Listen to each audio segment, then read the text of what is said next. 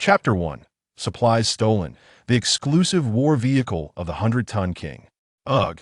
He hasn't even awakened the war vehicle, and he's already unconscious. Let's go. Let's hurry. We won't take him with us. What about his initial supplies? Hey, of course we take those. Without a convoy, even if he wakes up, he won't survive long in a place like this. Better for him to make a final contribution to us. Hey, are you even human?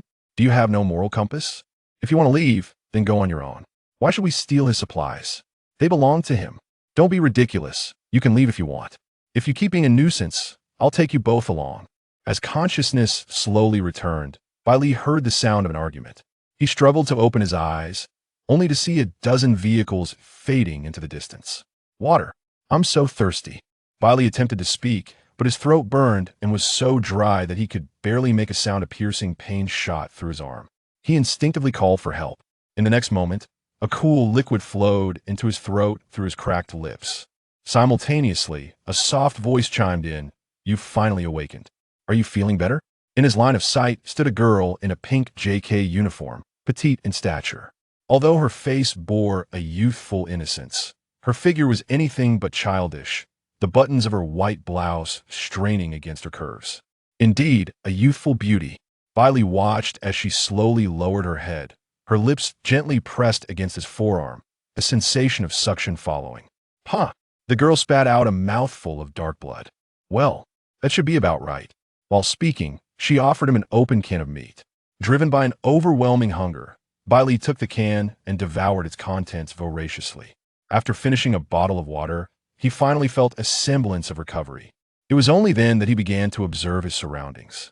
The area was a desolate wilderness, devoid of any signs of human habitation. Where is this? Moreover, why had he awakened to find a legal loli by his side?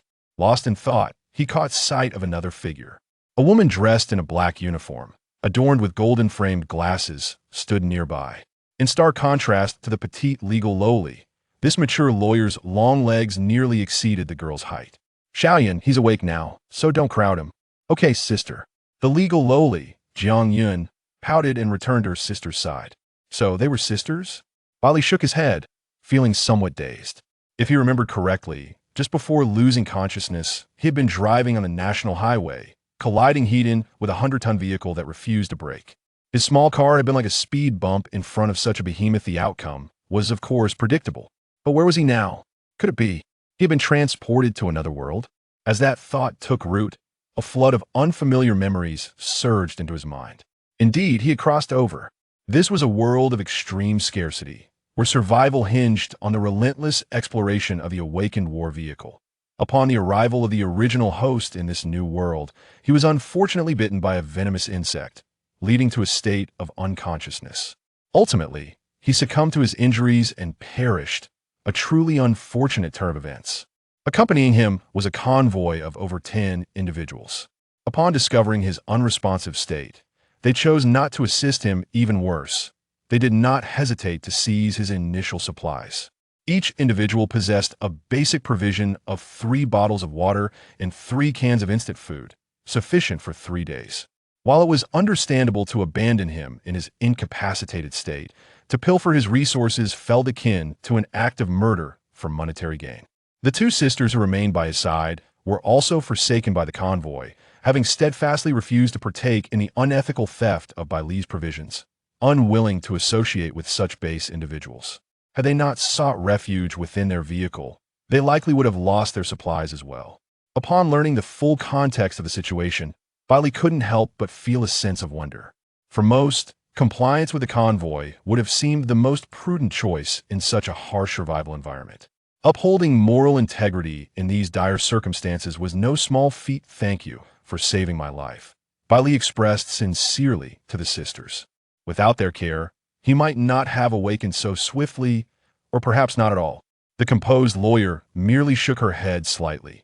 No need for such formality. We simply wish to distance ourselves from those lowly individuals. Allow me to introduce myself. I am Jiang Yun, and this is my sister, Jiang Yun. Jiang Yun, standing beside her, was less reserved and greeted Bai Li with a sweet smile. She harbored her own motives. This fellow was undeniably handsome, with an admirable physique and an impressive 8-pack. She had gleaned this information while examining him during his unconscious state. "I am Bai Li." After exchanging names, Bai Li summoned his waning strength to rise, his gaze falling upon the two vehicles behind the sisters.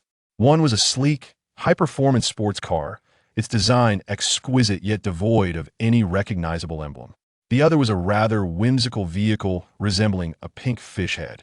These two war machines' ownership was immediately apparent. Jiang Yun blushed slightly, noticing Bai Li's gaze lingering on her peculiar vehicle. After all, in a survival world, a mini-car seemed rather out of place. "Bai Li, now that you're awake, you can claim your war machine. With a vehicle, we can form a small convoy and continue our journey." "All right, I shall give it a try." Upon hearing Jiang Yun's prompt, Bai Li was initially unsure of how to claim his vehicle. The next moment, a voice filled with a mechanical resonance echoed in his mind. "Detection of survivor consciousness has been completed, issuing exclusive war machine. Your exclusive war machine is the Titan." Thud. As the proclamation concluded, a heavy sound resonated behind them, as if a substantial object had been dropped. Bai Li was prepared, having been forewarned. The pair of sisters gazed in astonishment, their eyes wide with disbelief, fixated on the colossal vehicle that had materialized before them. Unlike the traditional behemoth they had envisioned, this 100-ton king exuded a more formidable aura, its headlights resembling the fierce eyes of a tiger, brimming with ferocity. Unable to contain her curiosity, Jiang Yun stepped forward, only to realize that the tires towered nearly as high as herself. She glanced back at her humble, spicy fish head, feeling akin to an inconspicuous ant in comparison. Before her stood the very source of her arrival in this world, transformed into her personal war chariot. Bai Li couldn't help but click his tongue in awe. What a marvel! Is this what fate has in store? Yet, the revelations did not cease there. The mechanical voice echoed once more. "Congratulations, survivor. You have awakened the unique talent, Infinite Upgrade. Your war chariot's upgrading method has changed, and each upgrade will enhance its attributes while granting a chance for a lottery draw." Bai Li was still reveling in the surprise of the 100-ton king when an even greater astonishment awaited him. The unique talent, as its name suggests, was singular in the world, a gift only he could awaken. The value of such a talent was self-evident. Soon after, as Bai Li focused his thoughts, a panel materialized before his eyes. War Chariot, 100-ton king. Experience, 0.10000. Gain, 1 experience point for every meter traveled. Level, Lv.0. Modifications, unlocked. Speed, 70 km/h. Durability, 100, 001, 0000. Skills, none. While he barely glanced at the other data of the 100-ton king, his attention was drawn to the experience section. Gaining 1 experience point for every meter traveled meant that as long as he kept driving, he could continuously level up. So this was the essence of infinite upgrades. "Wow, Bai Li, brother, come quickly." Just then, Jiang Yun's voice, filled with excitement, rang out. Following the sound, he saw Jiang Yun joyfully standing beside the 100-ton king's trailer. Standing on a stone and tiptoeing, she could barely glimpse the treasures within. Her expression was one of sheer exhilaration, as if she had stumbled upon something extraordinary. Bai Li's curiosity piqued, and he approached, with Jiang Yun trailing behind. What came into view were boxes of bottled water, canned goods, and an assortment of instant meals. "Is this the supply carried by your war chariot?" Jiang Yun covered her mouth in disbelief, her words faltering in her astonishment. The shock these provisions brought her was even greater than that of the war chariot itself. Bai Li raised an eyebrow, relieved to find a solution to their food and water shortage, courtesy of the 100-ton king. The two sisters regained their composure and assisted Bai Li in tallying the supplies. These provisions would sufficiently sustain the 3 of them for a month. However, Jiang Yun soon steadied herself, for she understood that these items belonged to Bai Li, not to herself or her sister. "Bai Li," she began, but he anticipated her words and waved his hand dismissively. "You both were willing to share your meager food and water to save my life. Thus, these supplies are undoubtedly for our collective use." Bai Li harbored a long memory, and he would not forget the group that had robbed him of his initial provisions. None of them would escape his reckoning. Similarly, he would not hesitate to share a modicum of food and water with the sisters who had saved his life. Upon hearing this, Jiang Yan's previous worries dissipated entirely. It seems that good deeds are indeed rewarded, she mused quietly to herself. At that moment, Bai Li had already nestled into the driver's seat of the massive truck. Although he had never driven such a large vehicle, the instant he settled into the driver's position, he swiftly mastered all the operational intricacies of the truck. In an instant, he transformed from a novice to an experienced driver. After all, it was his designated war vehicle. How could he not know how to operate it? This was also a final gesture of benevolence from the world's will towards those who lacked even a driver's license. I just wonder if there are any hidden rules in this world, he pondered. This colossal war truck had undergone significant modifications. Bai Li leaned back in his seat, feeling quite comfortable. Just then, an announcement echoed within the cabin. Welcome to the Universal War Vehicle Survival World. Survivors, you may explore this unknown realm with your energy-efficient war vehicles to your heart's content. The speed and durability of all vehicles have been balanced. However, please be aware that food and fresh water resources in this world are extremely scarce apart from service areas. You must venture into the territories of monsters to obtain these supplies. You are currently in the novice phase. Please keep moving. After 24 hours, the black fog will begin to spread. Those consumed by the black fog shall perish. The black fog travels at a speed of 50 km/h. In 14 days, survivors who have not entered the novice service area shall also perish. Upgrading your war vehicle requires materials such as wood and metal. The novice service area does not accept vehicles below level 8. The novice area map has been distributed and can be viewed at your discretion. After attentively listening to the broadcast, Bai Li furrowed his brow. A considerable amount of time had elapsed since their arrival in this world, and the original convoy had already set off. Meanwhile, they remained stagnant.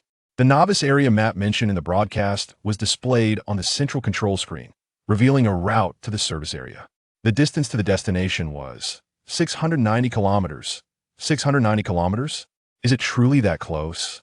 Bai Li's brow furrowed slightly, sensing that this journey would not be so straightforward.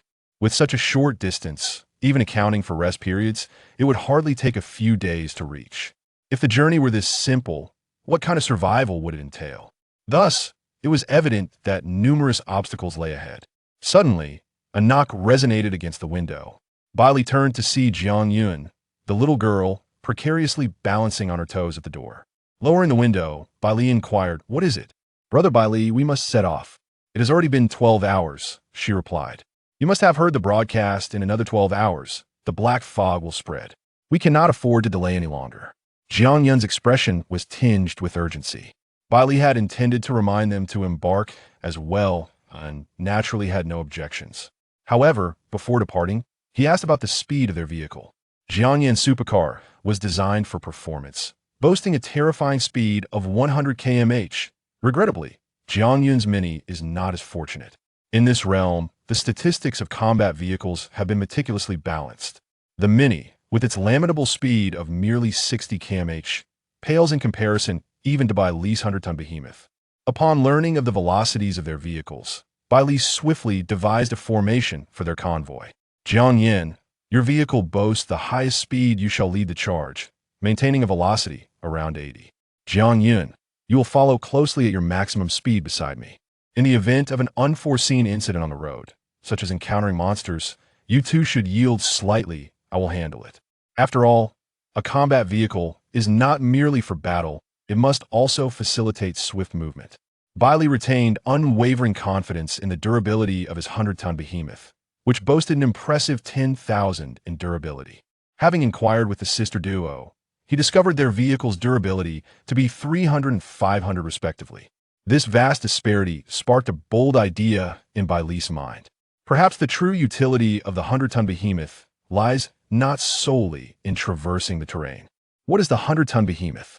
It embodies super durability, a Chinese-style katana, a barbaric charge. All obstacles are mere speed bumps.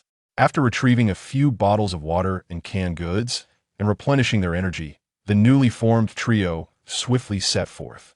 Survivor detection. Bai Li, Jiang Yun, and Jiang Yun have formed a convoy and vehicle communication function activated just a couple of minutes into their journey. An announcement echoed within the vehicle. Soon after, both sisters initiated their microphone tests. "Hello, can you hear me? Bai Li brother, sister, this is Jiang Yun. The mature voice of Jiang Yin mingled with the sweet tones of Jiang Yun, creating a harmonious atmosphere. Bai Li smiled faintly and responded, "I can hear you clearly. We may accelerate now." With that, he pressed down on the accelerator and the speedometer climbed to 60. The in-vehicle communication feature proved advantageous, allowing Jiang Yin to relay information promptly while also providing a sense of companionship during their journey. While driving, Bai Li remained attentive to his vehicle's dashboard.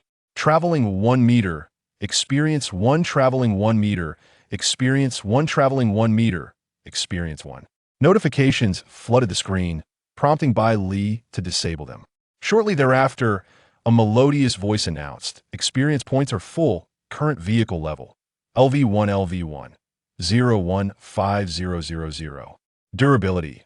1100011000 level up achieved. 1 lottery opportunity granted." Bai Li noted that with the upgrade, not only had the experience required for the next level increased, but the durability of the 100-ton behemoth had also risen by 1,000. The increase in durability from a single upgrade surpassed the combined durability of the sisters' vehicles. "This upgrade speed brings me great satisfaction," Bai Li declared without hesitation, opting to utilize his lottery opportunity immediately. A spinning wheel materialized, accompanied by the sound of the pointer whirling, ultimately halting in a purple sector. "Congratulations, reward obtained. Modification front spikes, purple modification front spikes. Adds a row of 3 spikes to the front of the vehicle. Durability 500. Can be concealed at will. Would you like to use it immediately? Use it." As the words fell, Bai Li heard a cacophony of mechanical sounds that soon faded away. He sat in the vehicle, unable to discern the changes occurring around him. However, beside him, Jiang Yun sat in her charming Mini, her mouth agape in astonishment. "Zzz." The car's radio crackled with static, followed by Jiang Yun's voice filled with terror. "Bai Li Gidge, that thing of yours. It's so enormous. It's utterly terrifying." Chapter 3, Intercepting Me. Let my car's sharp spikes speak for themselves. In the lead vehicle, Jiang Yin was startled as she heard her sister's fierce words broadcasted inside the car. Instantly, her gaze shifted to the rearview mirror, and her eyes widened at the sight of the prominent 3 spikes adorning the front of Bai Li's formidable truck. "This is..." Jiang Yan's beautiful eyes gradually widened as she comprehended her sister's meaning. Indeed, how grand and terrifying! Those 3 spikes occupied 1/3 of the vehicle's front, each extending an impressive length akin to an arm, their metallic surfaces gleaming ominously with a chilling sense of danger. "What on earth? From where did you acquire such an outrageous modification for your war machine? Bai Li, are those spikes?" Jiang Yin could not help but inquire. "Oh, these come standard with a heavyweight king. They should be quite formidable," Bai Li replied in a nonchalant tone. Upon hearing his calm explanation, Jiang Yin could no longer contain herself. "Brother, be more confident." "What do you mean should be? With those things mounted on the front, who could possibly withstand them? Moreover, how come such extraordinary modifications are standard on your war truck? We are all novices. Why are you the exception?" "Brother Bai Li, I feel like those spikes could pierce right through me. I'm so scared. You must keep an eye on them." Jiang Yun's voice was laden with concern. However, Bai Li understood that she was indeed referring to the war machine. Yet, somehow, the way those words came from the mouth of such a young girl felt utterly askew. Despite his sense of helplessness, he still offered some words of comfort. "Little Yun, you need not fear. They won't harm you, and in fact, it is they who should be afraid." "They?" Jiang Yun echoed in confusion, utterly baffled. Jiang Yin, however, grasped what Bai Li was alluding to. She was studying the map of the novice zone and noticed they were drawing closer to an area marked prominently in red. In just 5 kilometers, they would be entering a territory inhabited by monsters, specifically goblin territory. As Jiang Yan's words fell, Bai Li felt a stirring within him. In 2 lifetimes, he had never encountered a monster. Now, he lacked an experimental subject to gauge the true combat capability of his heavyweight king. Among the myriad of creatures depicted in various anime and novels, goblins were the most rudimentary of monsters, making them the perfect candidates for testing the prowess of the heavyweight king. In stark contrast to Bai Li's eager anticipation, the 2 sisters felt an immediate tension in their chests upon learning they were to traverse a monster territory. according to the route outlined on the map. If they wished to circumvent this goblin domain and avoid danger, they would need to detour an additional 100 kilometers. Moreover, the encroaching black mist would grant them no time to take the longer route. After all, they had no idea what other time-consuming areas lay ahead. Thus, they had but one option: to enter the goblin territory. Jiang Yun, feeling quite apprehensive about the prospect of encountering monsters, lamented, "Brother Bai Li, you will protect me and sister, won't you? You would not want exquisite maidens like us to meet a tragic demise at the hands of those grotesque goblins, would you? Bai Li, your foremost task is to rid yourself of those peculiar novels and comics." As they conversed, the convoy swiftly entered the goblin territory. It was a reasonably broad dirt road, flanked by an endless expanse of forest. Although it was still daytime, a peculiar sense of foreboding emanated from the depths of the woods. With a broadcast announcing a prolonged alarm, the map on the vehicle transformed into a vivid crimson hue. Warning: entered goblin territory, goblin forest. Danger level: 2 stars, potential drops in this territory. Ham, white. Freshwater, white. Timber, green. Essence, purple. Monsters appearing in this territory: common goblin, LV0, ordinary goblin, LV 1 to 2, elite goblin, LV 3, goblin chief, LV 5. With our war vehicle, dealing with common and ordinary goblins should pose no challenge. As long as we do not encounter the goblin chief, we shall remain safe. After assessing their combat capabilities, Bai Li communicated with the twin sisters through the vehicle's intercom. Just as he finished speaking, he heard Jiang Yin exclaim in alarm, "Bai Li, they're coming." Jiang Yin's supercar was at the forefront. She had already spotted several shadowy figures suddenly darting out from the woods on either side of the road. Warning: encountered 3 common goblins. As the distance closed, Jiang Yin discerned the appearance of the 3 goblins. Their skin was a ghastly green, covered in warts, and their faces were a ghastly amalgamation of flaws. The 3 goblins brandished wooden sticks, shouting loudly as they faced the speeding supercar. "Jiang Yin, make way." Upon hearing Bai Li's voice, Jiang Yin, who had initially been flustered by the encounter, suddenly felt a surge of confidence. She quickly swerved the steering wheel to evade the goblin's obstruction. Moments later, a loud crash echoed from behind. Defeated common goblin 3 dropped 10 pieces of timber. Front spikes, durability, -9. The Titan slowly came to a halt, as if nothing had transpired. Seeing that Bai Li and his sister had stopped, Jiang Yin also stepped out of her car, her long legs adorned in black stockings, striding confidently. Behind them lay a road strewn with crimson and chunks of flesh, alongside 10 scattered pieces of timber. Yet, the Titan bore no signs of damage. The shocking red hue only added an air of menace to its front spikes. Indeed, they were mere fodder. It felt as if she had collided with a mere puff of air. Bai Li exited the vehicle, shaking his head in disappointment. He felt he had overestimated the combat prowess of these creatures. Even against the elite goblins, his Titan would likely face no difficulty. "Brother Bai Li, here is your timber." As Bai Li continued to calculate the Titan's combat capabilities, Jiang Yun and Jiang Yin, the inseparable sisters, advanced with determination, enduring the acrid scent of blood as they gathered the 10 fallen wooden planks. The creature had been vanquished by Bai Li, and they had contributed little to the effort. Thus, the task of clearing the battlefield was naturally not to be left to him. The sisters were quite self-aware in this regard. "Bai Li, your war chariot is truly formidable." At that moment, admiration gleamed in Jiang Yun's sparkling eyes. Had it been her spicy fish head dish that had collided with the foe, it would likely have spiraled into chaos. Yet Bai Li, he navigated the encounter as effortlessly as if traversing over a speed bump. He was quite pleased with the sisters' initiative. However, he possessed an infinitely upgradable talent, rendering the collection of wooden materials unnecessary for enhancing his chariot. He decided to place the planks directly onto Jiang Yun's vehicle, intending to distribute them later once they had departed from the monster's territory. Fortunately, the wooden planks were not overly large, and her petite chariot could accommodate them. Subsequently, the trio resumed their journey, though the formation of the convoy had shifted. Bai Li now took the lead. Within the monster's domain, they could be ambushed at any moment. Much like before, Jiang Yan's quick reflexes had saved them this time. But next time, fortune might not favor them. Bai Li, however, felt no trepidation. Dare to intercept me? Let them speak to the sharp point of my chariot. Chapter 4. The Golden Legend, Surge Assault. The convoy continued its advance. Before long, without the appearance of new goblins, the requirement of 15,000 experience points for the upgrade of the Titan had been fulfilled. Experience points are full. Current vehicle level, Lv.2. Lv.2, 0, 20,000.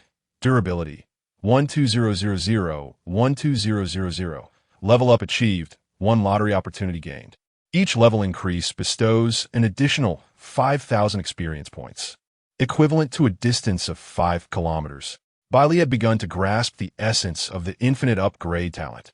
Following this pattern, by the time he reached the novice service area, his level should not fall below 15, which is considerably higher than the entry threshold of level 8. However, these matters lay in the future. At present, he was far more concerned about the potential rewards from his second lottery draw. Lottery. The thought was conveyed. The lottery will promptly materialize before him. As the pointer spun rapidly, emitting a crisp sound, Bai Li fixed his gaze intently on the prize sections above. It was only during this lottery that he noticed the entirety of the prize pool, where purple had become the lowest tier of rewards and also the most abundant. The gold, red, and multicolored rewards were progressively lesser in quantity.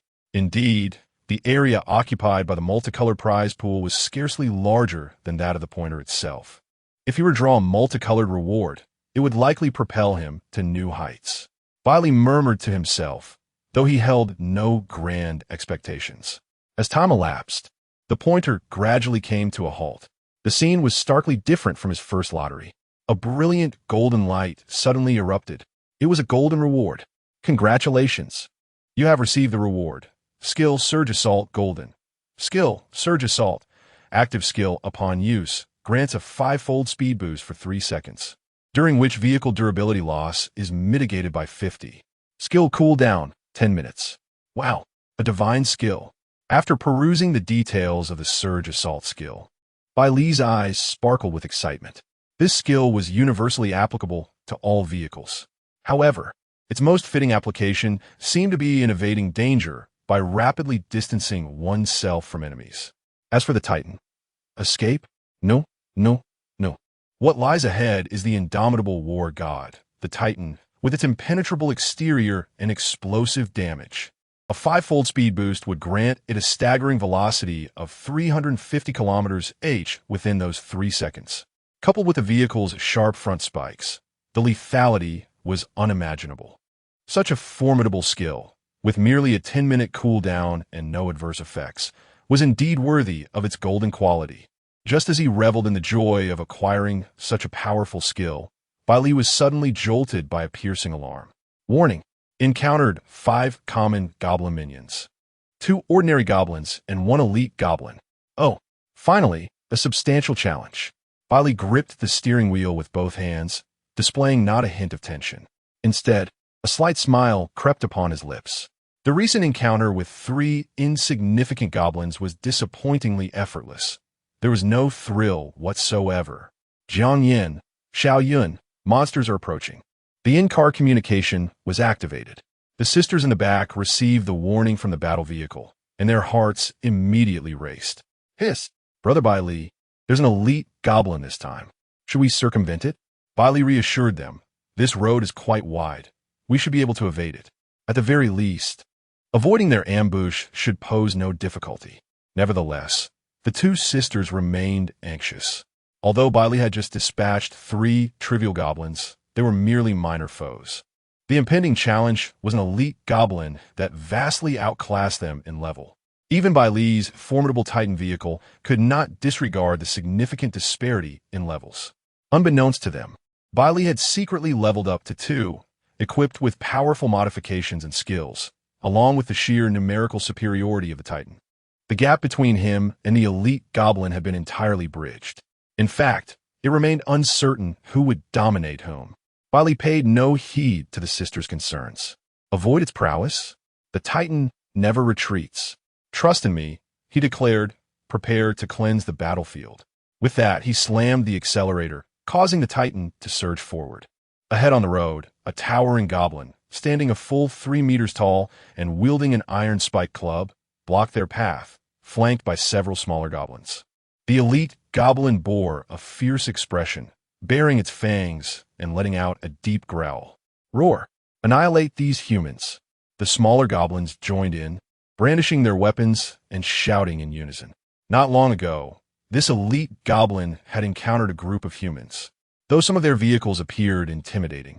And one foolish individual had even attempted to ram it. The outcome was that the hapless human, along with the vehicle, had been left behind. These humans in this vehicle are equally foolish. Suddenly, a jarring horn interrupted the elite goblin's thoughts. Its gaze sharpened, and it witnessed the massive vehicle accelerate at an alarming rate, resembling an arrow released from a bow, hurtling towards it. The elite goblin felt an ominous premonition rising within, but it was too late. Bang! Bai Li unleashed a burst of acceleration. The Titan, propelled to its utmost speed within 3 seconds, crashed into the obstructing goblins with its front spikes, leaving no trace of them behind. A mist of blood erupted, splattering against the windshield.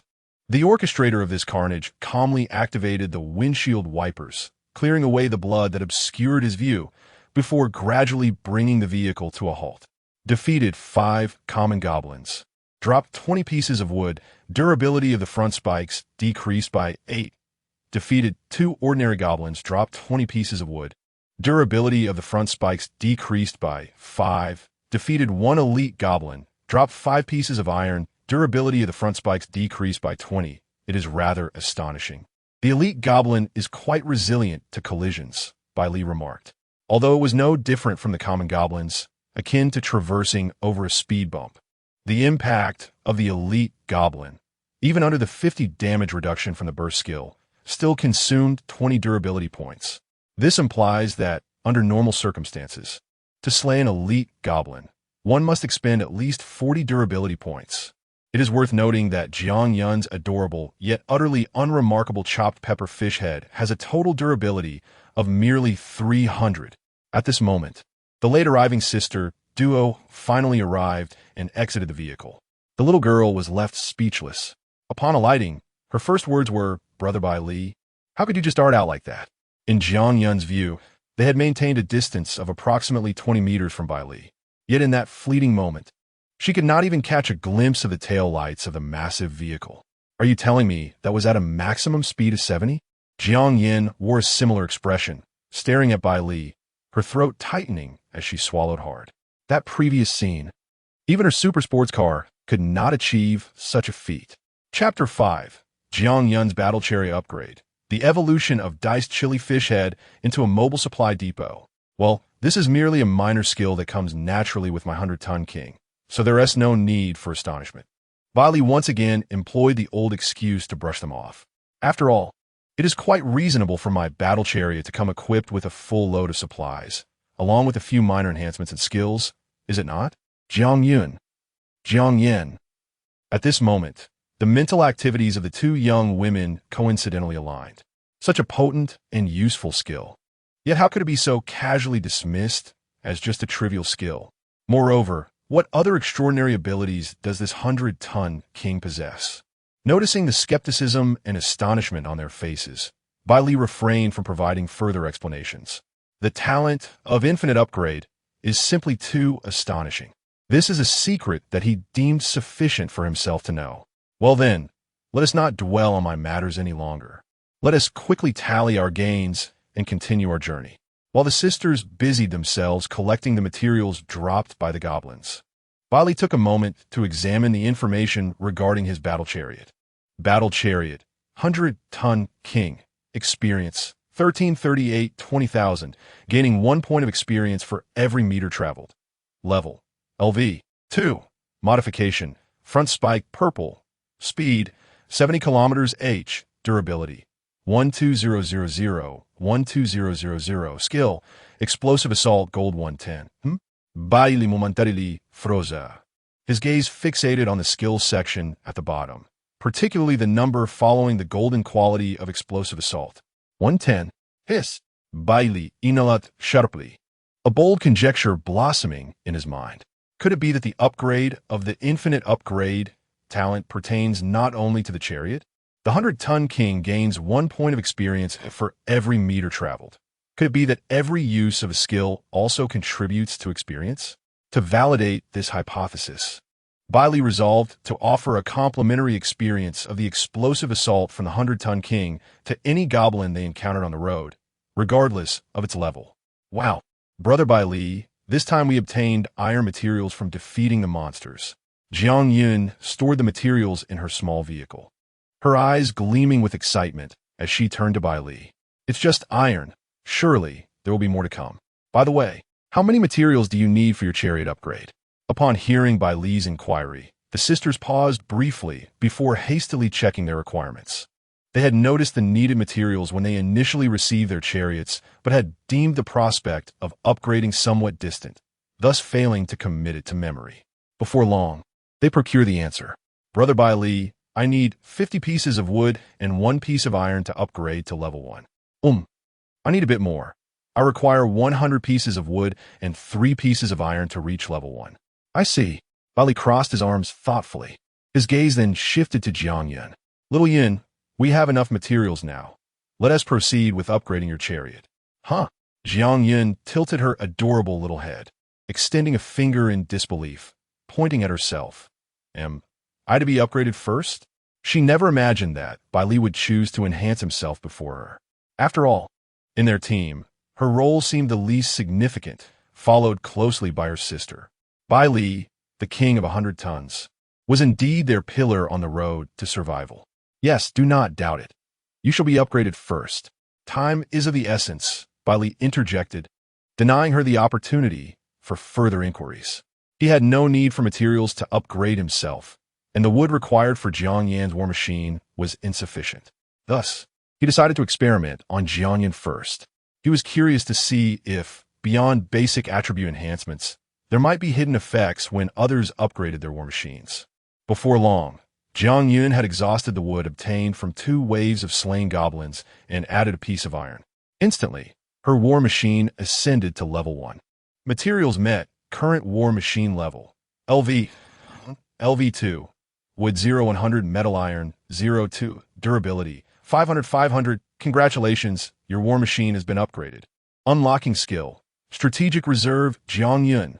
As the upgrade notification vanished from her mind, she joyfully bounced in place, overwhelmed with excitement. Brother Bai Li, Eva unlocked a skill. A fragrant breeze swept by, and Bai Li felt a soft body collide against his chest. This little girl. The corners of Bai Li's mouth twitched slightly. Your sister is watching. Is it appropriate for you to hug a grown man like me? However, appropriateness aside, it was undeniably comfortable. Jiang Yun's physique was genuinely remarkable. Xiao Yun, come down. Jiang Yan observed her younger sister snuggling into a man's embrace and couldn't help but facepalm in exasperation. Yet, she cast a glance of envy toward her. Just like that, she had upgraded. Of course, it was merely envy. Jealousy was out of the question. This was her beloved sister. What was there to be jealous of? She was just happy for her. Bai Li, please don't mind. Xiao Yin tends to hug me when she's excited. But this is her first time being so affectionate with a male, Jiang Yan attempted to clarify. To this, Bai Li merely shook his head and smiled. It's fine. I quite enjoy Xiao Yan's demeanor. Mind? Who could possibly mind a well-endowed legal loli showing affection? Yet time was pressing, so Bai Li gently extricated Jiang Yun from his embrace. Calm down now. Tell me what skill you've unlocked. Jiang Yun's little face flushed. Hey, I haven't looked yet. Skill, strategic reserve. Blue the war machine gains an independent space of 30 cubic meters, suitable for storing all non-living items. She hurriedly conveyed the effects of the skill. Bai Li was quite pleased with her skill. Although its quality was somewhat lacking, being only blue, its utility was certainly commendable. 30 cubic meters of space could easily accommodate her chopped pepper fish head. Not bad. Any materials obtained in the future could be stored with you. Jiang Yan finally felt that she could be of assistance, breaking into a mischievous smile. Brother Bai Li, I can help you store food and water as well, she offered. Her smile bore no trace of ulterior motives, only pure benevolence. Yet, Bai Li declined her offer, suggesting they first exit the goblin territory. He could confidently entrust materials such as timber and metal to Jiang Yun, as they were of no use to him. However, he preferred to retain control over the food supplies. "Let us proceed," he urged, and the caravan resumed its journey. According to the map, they still had 50 kilometers to traverse to escape the Goblin realm. They had yet to reach the central area. Perhaps, before their departure, he could consider confronting the Goblin chieftain. Mumbled Bai Li under his breath as he pressed down on the accelerator, causing the engine to roar to life. Thus, the Goblin territory was about to encounter its most formidable adversary. Bai Li's colossal vehicle traversed the area as if it were a deserted wasteland. Regardless of the number of goblins that appeared, they were swiftly reduced to mere fragments.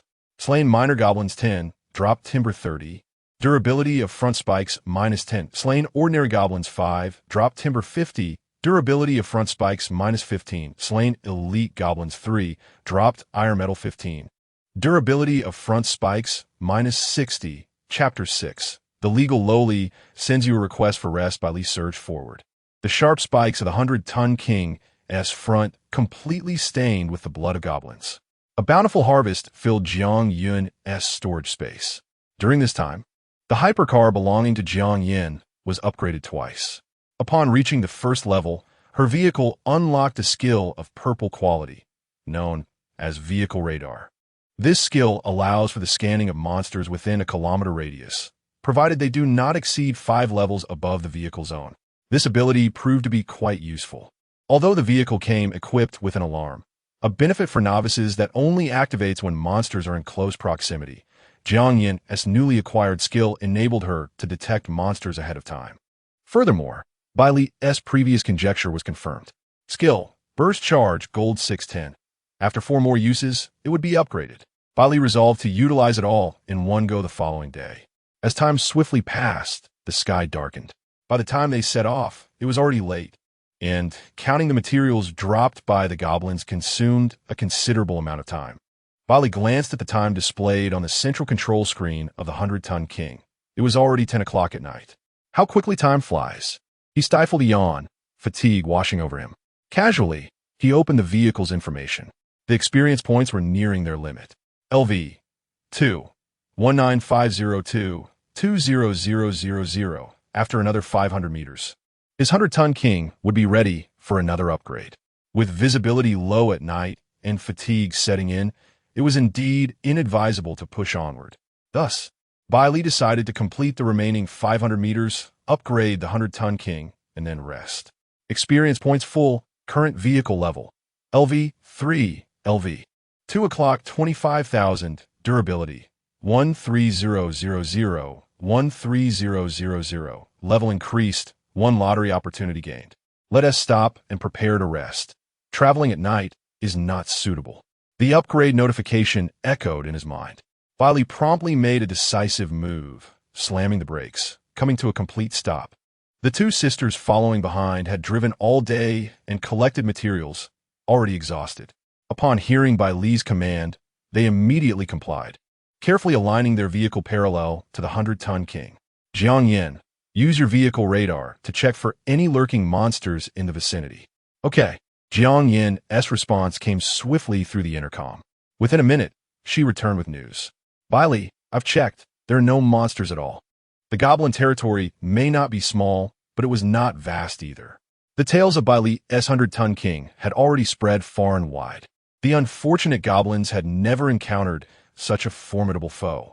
None of the warriors sent to intercept him returned alive. They had all become mere fragments of goblins. Who would dare to provoke him? It was akin to an old man hanging himself, living life without patience. Upon receiving a definitive answer, Bai Li gradually lowered his guard and disembarked from the vehicle. Jiang Yan's war chariot was now at level 2, while the highest-ranking goblin leader within their territory was a mere level 5.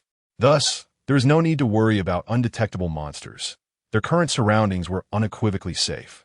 Brother Bai Li, you are truly remarkable, Jiang Yun exclaimed as she leaped from the vehicle, circling around him in admiration, her eyes sparkling with uncontainable reverence. Indeed, it was only the first day of following Bai Li, and she had already leveled up, while her sister had ascended 2 levels. Such a pace was nothing short of astonishing. The sisters were self-aware enough to recognize that, were they on their own, they would lack the confidence to reach level 8 before arriving at the service area. Yet, under Bai Li's guidance, all they needed to do was lend a helping hand and manage logistics, allowing their levels to soar effortlessly. As of now, her storage space still contained 270 pieces of wood and 10 blocks of iron. By the way, Brother Bai Li, aren't you going to upgrade the war chariot? Both my sister and I have unlocked skills after leveling up. If your Titan could unlock a skill as well, its combat prowess would surely double. Bai Li affectionately ruffled her hair, bemused by the innocence of the little girl, who remained oblivious to the fact that his level was already at its pinnacle. On the first day of survival, he had reached level 3, an acceleration that no other survivor could hope to match. Take Jiang Yun and Jiang Yin, for instance. Without his assistance, their war chariot's upgrade would take at least 2 to 3 days. No need to worry about me. The upgrade for my Titan requires considerable resources. It is prudent to prioritize upgrades for you two in the early stages. Bai Li fabricated a comforting lie. Jiang Yun, believing him, gazed up with misty eyes, moved by his kindness. Brother Bai Li, you are so good to my sister and me. In contrast to her naive gratitude, Jiang Yan's expression suggested contemplation. She regarded Bai Li with a scrutinizing gaze, clearly skeptical of his response. There was undoubtedly a secret lurking beneath the surface. Crouching slightly, with one hand propping up her chin, her focus was intently fixed on him. She was not particularly interested in discovering what that secret was, as she understood, well, that sometimes ignorance is bliss. Let's eat something and prepare to rest for the night. Conveniently, Bai Li retrieved water and canned food from the vehicle and distributed them to the sisters. The typically chatty Jiang Yun finally fell silent for a moment. Seizing the opportunity during their meal, Bai Li returned to the vehicle to utilize the lottery chances he had just acquired. He watched nervously as the pointer on the spinning wheel raced by, perhaps the only moment of tension he would experience in this survival world. Click! A familiar golden light burst forth. Congratulations! You have received a reward. Modification: rear hook, gold. Modification: rear hook, gold adds an invisible hook at the rear of the vehicle with a durability of 10,000. When rear-ended, inflicts 500 durability damage to the pursuing vehicle, increases with the vehicle's level. Would you like to use it immediately? A golden modification. After reading about the function of the rear hook, Bai Li exclaimed in astonishment. This is truly a remarkable device. Should someone with nefarious intentions attempt to ram him from behind, they would undoubtedly experience the devastating consequences of their actions. With a durability of 2005, it is likely in peak condition for many mid-sized vehicles in the early stages. It's akin to Jiang Yun's charming chopped pepper fish head. A single collision could render 5 vehicles inoperable. Even for those larger vehicles with high durability, the damage would be significant. The critical aspect is that this device is also invisible. How delightful it would be if someone were to crash into me, Bai Li thought with a slight smile. He eagerly anticipated such a moment. As he made his choice, the 100-ton king began to automatically install the modifications. Being invisible, it emitted no sound, and Bai Li paid it little mind. After he exited the vehicle, the sister duo had finished their canned food. Bai Li, I'm off to rest. Let us set out at dawn, said Xiao Yun. Do you want to come sleep with me? Jiang Yun shook her head vigorously. No, sister, my car is quite comfortable. I'll sleep just fine on my own. Jiang Yin, utterly fatigued, chose to ignore her and nestled comfortably into her supercar. Just as Bai Li was about to return to his rest, he felt Jiang Yun tugging at his sleeve. She looked up at the much taller man with a pitiable expression and timidly requested, Bai Li Gidge, there's a monster. I'm scared. May I rest in your car? Bai Li was taken aback. Just moments ago, she had turned down her sister's invitation. Nevertheless, how could he refuse a request from an adorable girl? Of course, the passenger seat is empty. With a thud, the door of the 100-ton king closed, and the 3 vehicles stood somewhat solitary in the eerily quiet night. Yet, as the trio settled back into their cars for the night, a shadowy figure stealthily emerged from nearby. Chapter 7. The futile suicide attack. Are you certain? I am indeed. I observed with clarity. It was undeniably them. In the thicket, 2 individuals huddled together, deliberating over the intelligence they had just procured. If Jiang Yin and her sister were present, They would undoubtedly recognize them, the very remnants of the original convoy that had abandoned them and Bai Li. However, the original group consisted of over 10 members, and now merely 2 remained. The male figure was exceptionally fortunate. Not only had he survived, but he had also awakened to a formidable battle vehicle. A short man, with shifty eyes and a furtive demeanor, brimmed with jealousy towards Bai Li. He had been lurking in the shadows moments ago, witnessing the imposing visage of the 100-ton king, then glancing at his own mundane car concealed among the trees. The stark contrast filled him with envy. Zhou Ping, cease your envy. We can ambush him and render his battle vehicle inoperative. The materials we salvage will elevate our levels significantly, proposed the other, Wang Haishan. In contrast to Zhou Ping's evident jealousy, he maintained a calm demeanor, already plotting their assault on Bai Li's vehicle. But our vehicles are only level 0. Can we truly match that behemoth? Zhou Ping pondered, yet he was intrigued by the notion. However, he was not foolish. Both of their vehicles were mere compact cars, and even with sheer determination, they were clearly no match for the 100-ton king. Aren't they resting now? We can launch a direct ambush. We'll trade blows initially, exhausting some of his vehicle's durability. Remember, once a vehicle's durability diminishes, its performance wanes. When it drops below 50%, its speed will drastically decline. Even if he reacts and attempts to flee, he won't get far. We can stealthily follow. He will undoubtedly disembark to inspect, and that's when we strike. He is frail.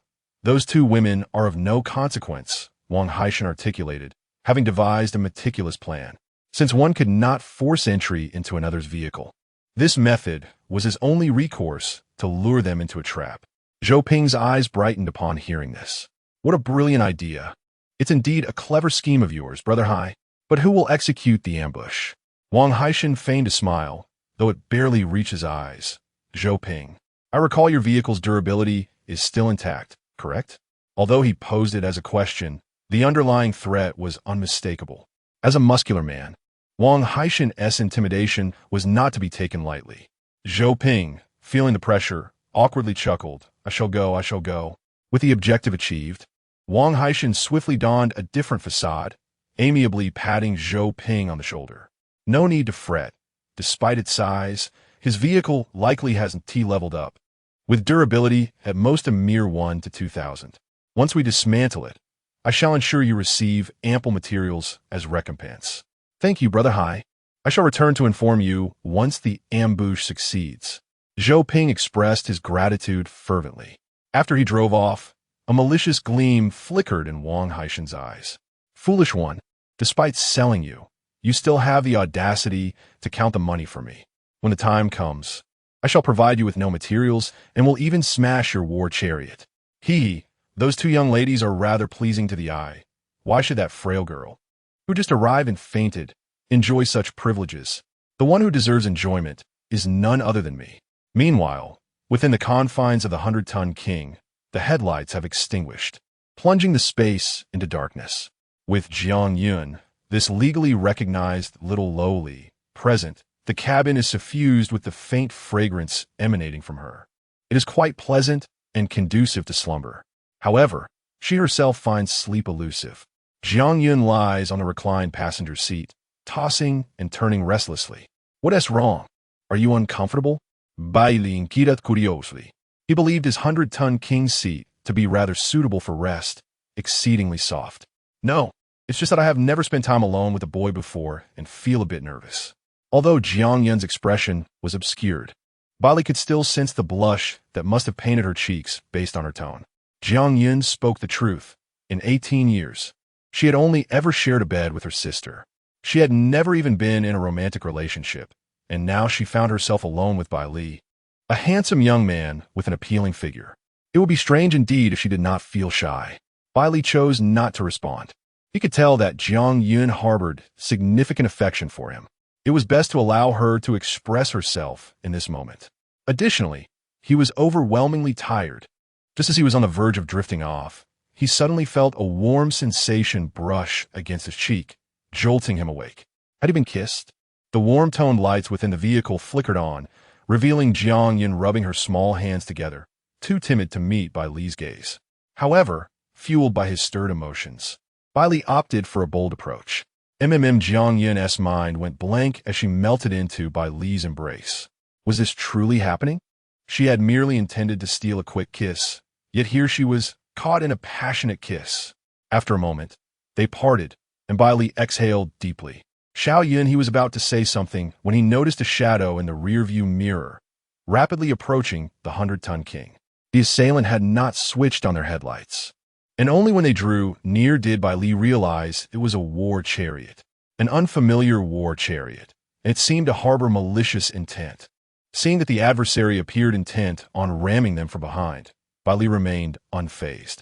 Jiang Yun followed his gaze and spotted the impending danger in the rearview mirror. Bai Li, Gidge, it's going to collide with us. Hurry, start the vehicle. Her previously rosy cheeks turned pale in an instant, for the speed of the oncoming vehicle was alarming. It could only be described as a suicidal attack. The consequences of a collision would be dire. Unbeknownst to her, Bai Li's 100-ton king was equipped with extraordinary capabilities. Yet, while she was fraught with anxiety, Bai Li exhibited no signs of concern, his expression betraying not a single wave of emotion, as if he regarded the assailant with utter indifference. Bai Li gently rubbed her small head and extended 3 fingers. 3. Jiang Yun. 2. Jiang Yun, we're going to crash. As Bai Li's final finger descended, a resounding bang echoed from the rear of the vehicle. Impact sustained. Rear tow hook durability -100. Battle vehicle durability -2,500. A tremendous noise erupted from behind the car. Yet, immediately after, nothing transpired. Even the formidable 100-ton king displayed no reaction whatsoever. Jiang Yun was left in a state of bewilderment. Bai Li, Gidge, what is happening? Observing her face filled with questions and confusion, Bai Li found her both adorable and amusing. Let me show you the prowess of the rear tow hook. Wouldn't want to scare you to death immediately, would I? You'll understand once you step out. With that, he drew a wrench from beneath the seat. Indeed, this was a tool that accompanied the 100-ton king. As the two disembarked from the colossal vehicle, Jiang Yun, who had just awoken from her slumber due to the earlier commotion, happened to open the door of her supercar. At that moment, her gaze met that of Jiang Yun, who was stepping down from the passenger seat. Jiang Yun? Huh? Could it be that she is mistaken? How is it possible that my adorable little sister has emerged from Bai Li's car?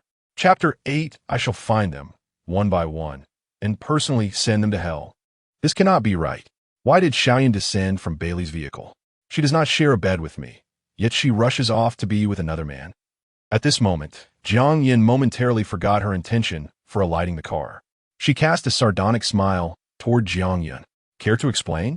Jiang Yun, under the weight of her sister's piercing gaze, felt a twinge of guilt. After a couple of awkward chuckles, she hastily pointed toward the rear of the vehicle. Sister, Brother Bai Li's war chariot has been ambushed from behind. We must hurry and take a look. Her attempt to divert the topic was rather clumsy, yet it proved effective. Upon hearing of the ambush during their respite, Jiang Yun's heart skipped a beat. Bai Li's mighty vehicle was indeed their lifeline, and they were all comrades now. She genuinely wished for no harm to come to the war chariot. Without hesitation, she sprinted forward, followed closely by Jiang Yun. When the sisters arrived at the scene, Bai Li was already present. Behind the mighty vehicle sat a scruffy-looking man, surrounded by a heap of materials, wood, metal, but conspicuously devoid of the war chariot. Zhou Ping was in a state of shock. Just moments ago, he had pushed the vehicle to its maximum speed, intending to deliver a crushing blow. Yet, to his astonishment, he received a notification declaring his chariot irreparably damaged. Durability -2,500. Your war chariot has been scrapped, automatically decomposed into upgrade materials. What has happened? How could it lose 2,005 in durability? Is this truck some sort of hedgehog? Regrettably, he would never find the answer. Bai Li approached without uttering a word and delivered a powerful kick to Zhou Ping's chest. Since his arrival in this world, his body had fully restored, and this kick carried substantial force, sending Zhou Ping sprawling to the ground, clutching his chest and howling in pain. Murder! Murder! Silence! If you continue to shout, I will send you to your grave this instant. Bai Li's icy threat pierced through the air. Zhou Ping immediately ceased his cries. He could tell that this individual was not merely bluffing. He was genuinely capable of taking his life. At that moment, Jiang Yun drove up in her spicy fish head dish, the glaring headlights illuminating Zhou Ping's face, causing him to squint. Jiang Yun regarded his features, feeling a sense of familiarity. 2 seconds later, it struck her. Brother Bai Li. He is one of those ruffians from the convoy. They not only abandoned us, but also stole your initial supplies. He was among those who proposed the theft. The little girl pointed at Zhou Ping, her beautiful eyes wide with fury. Upon learning that he was one of the original convoy members, Bai Li stepped forward and seized Zhou Ping by his hair, causing him to yelp in pain. No, please. Big brother, don't hit me. I was abandoned by them too. Upon hearing this, Bai Li raised an eyebrow. Elaborate, including your reasons for the ambush. Upon observing that the man had no intention of striking again, Zhou Ping promptly divulged everything he knew. It turned out that he and Wang Haishan were likewise discarded pawns of the original team.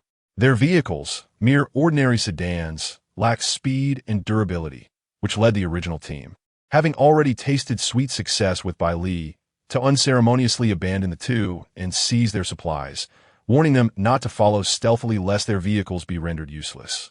Weak and vulnerable, they dared not defy such orders and remained in place until they caught sight of the massive figure of the 100-ton king, sparking in them a desire for the abundant materials it could yield. Upon hearing Zhou Ping's tale, Bai Li scoffed derisively, remarking on the swift retribution he faced. Zhou Ping eagerly agreed, exclaiming, "Indeed, brother, I am but a pitiable soul, merely following Wang Haishan's orders. Please spare me. If you show mercy, I shall serve you faithfully." He wept profusely, his sincerity palpable. "Nay, you are not deserving of pity. Your fate is of your own making," Bai Li retorted. Zhou Ping felt a chill at these words, sensing impending doom. "Brother, spare me, and I will lead you to Wang Haishan," he pleaded, but before he could finish, Bai Li's wrench swung down upon him. The sisters instinctively stepped back. "I despise traitors. If you can betray him, you can just as easily betray me."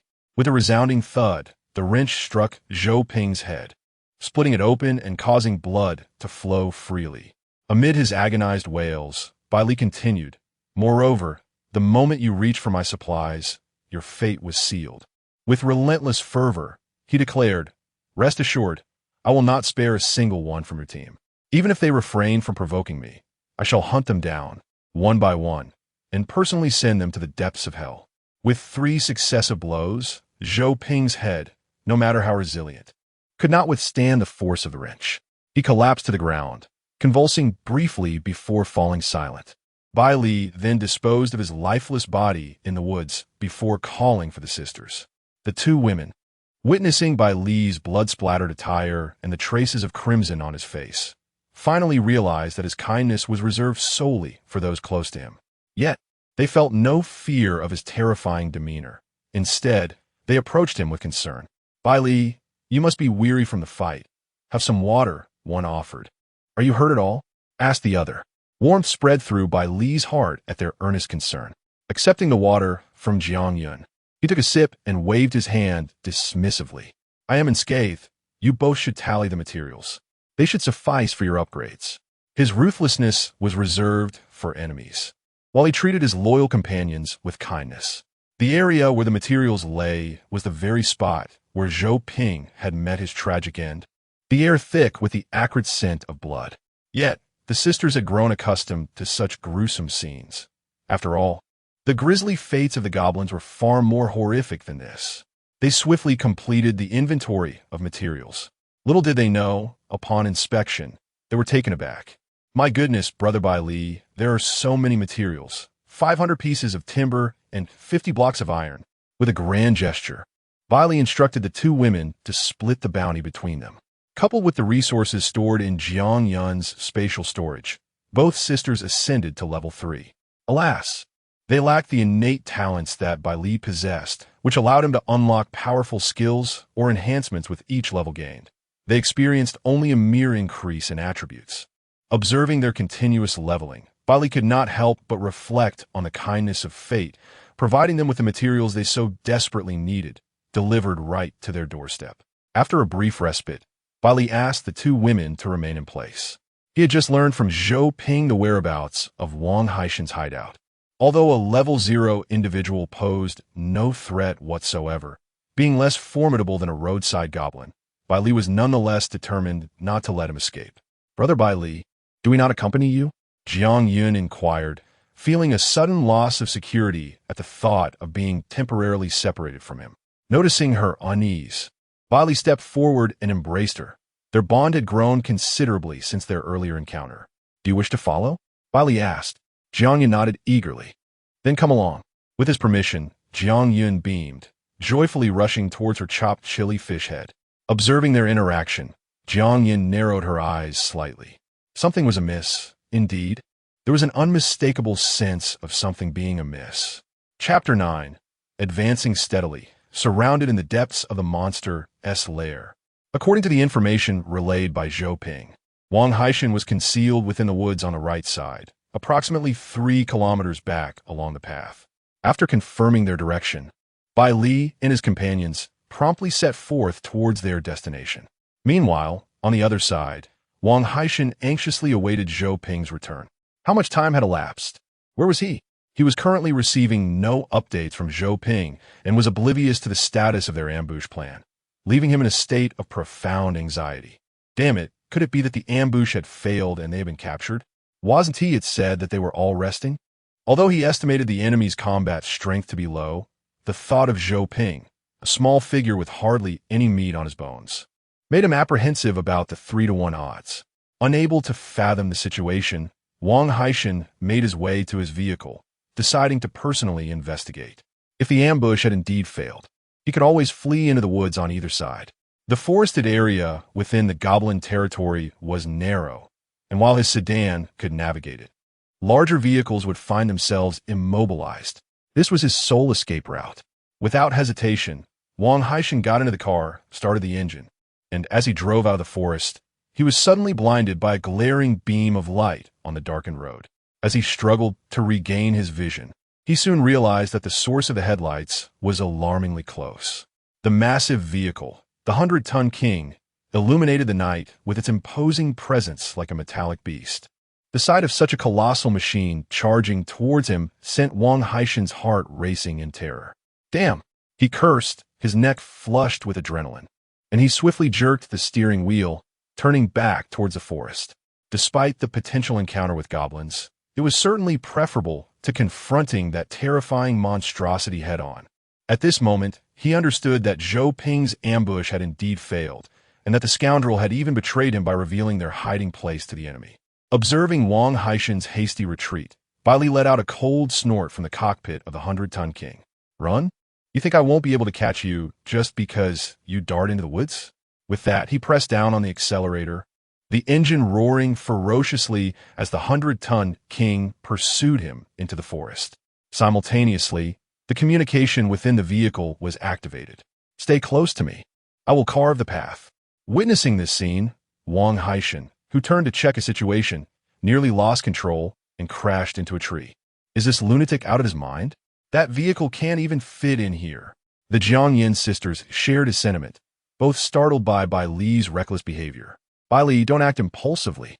Impulsiveness is the devil." As Jiang Yun's warning barely left her lips, Bai Li drove the 100-ton King straight into a slender tree trunk. However, the frail tree was abruptly severed at its base by the vehicle's sharp front, uprooting the remaining part with the sheer force of impact. The relentless advance of the iron beast could not be hindered in the slightest. Bang! Bang! Bang! Wang Haishan's small sedan navigated through the intricate terrain with remarkable ease. His sole requirement was to keep a vigilant eye on the road ahead and weave deftly between the trees, avoiding collisions at all costs. In contrast, Bai Li had much more to contemplate.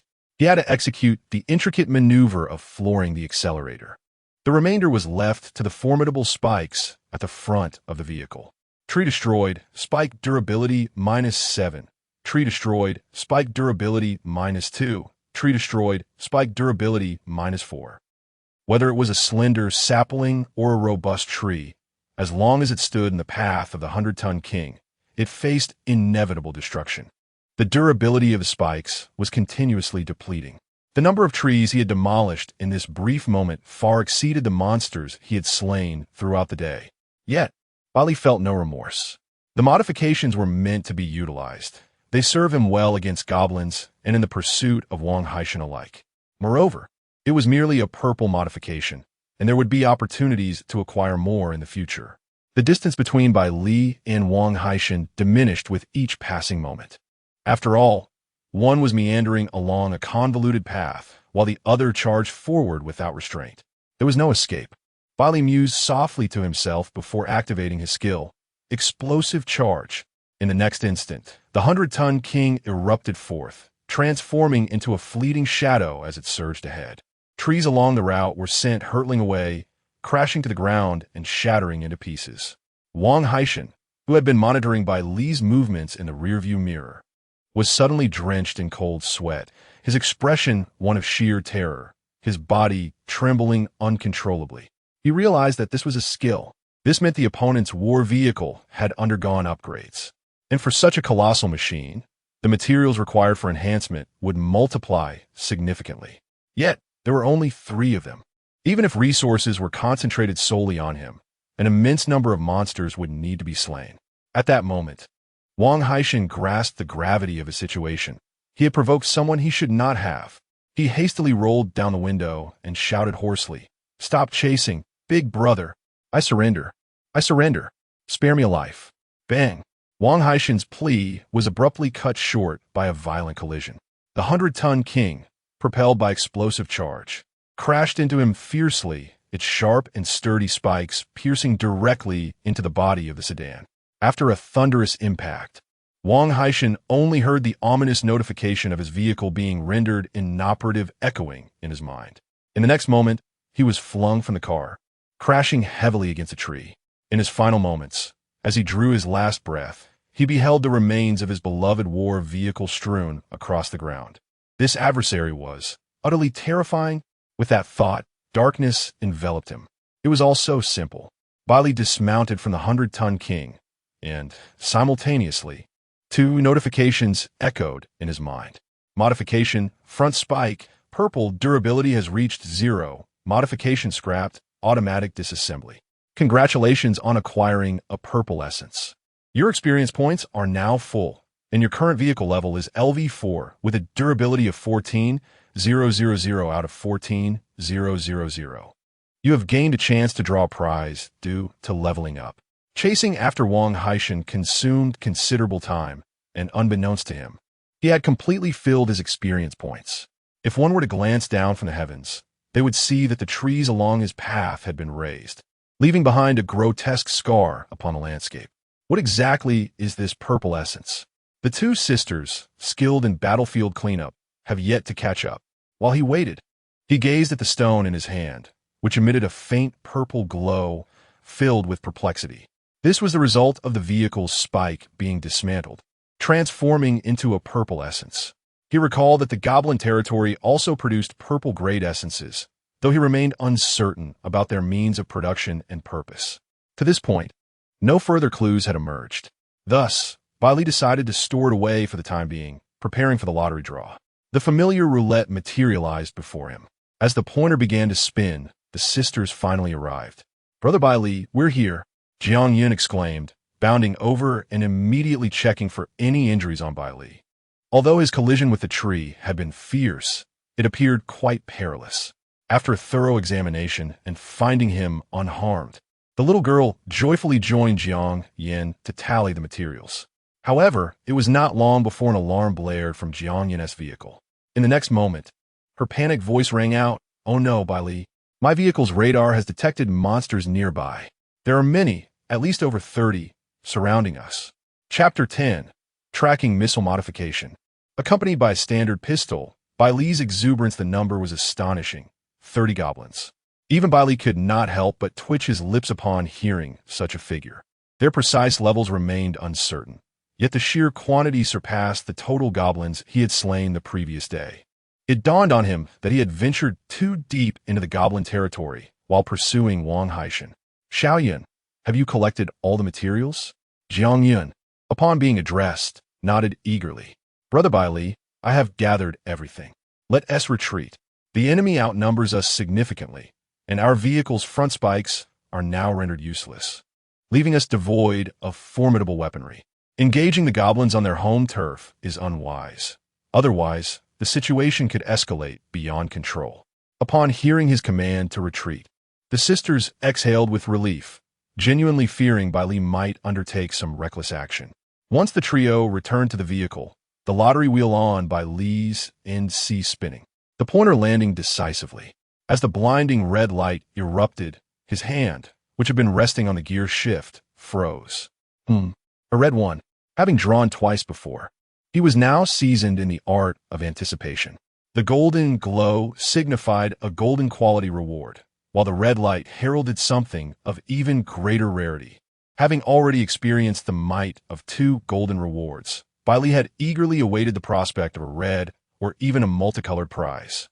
To his astonishment, he had drawn one so swiftly. Congratulations! You have received a reward. Modification, tracking missile, red, modification, tracking missile. Upon locking onto a target, it launches a powerful missile that automatically tracks its foe, inflicting localized explosive damage, with unlimited ammunition and an automatic reload of 1 missile every hour. Maximum missile capacity 2-2. Exclusive effect of red quality modification. Grants a standard pistol. Would you like to use it immediately? Tracking missile. Standard pistol. The mere sight of these 2 keywords ignited excitement within Bai Li. In truth, while the red quality tracking missile thrilled him, it was the standard pistol that brought him greater joy. His titan of a vehicle could undeniably overpower other survivors in the early stages, earning a reputation as an invincible force. However, without it, his personal combat prowess was relatively modest. After all, he could not remain within his vehicle at all times.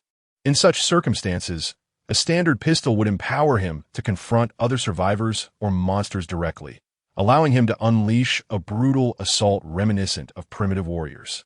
Use it. Despite being ensnared in the goblin's encirclement, Bai Li felt no urgency. As he spoke, a cacophony of mechanical sounds erupted from the Titan's chassis. Soon, atop the vehicle, a sleek silvery cannon emerged, pulsating with an aura of danger. A red button appeared on the control panel, and simultaneously, a meticulously crafted pistol materialized at his side. Bai Li grasped it, feeling its weight, a reassuring heft that instilled an unprecedented sense of security. As a thought crossed his mind, information about the pistol instantly emerged. Standard pistol, experience, 0-100, gains 1 experience point for each shot fired.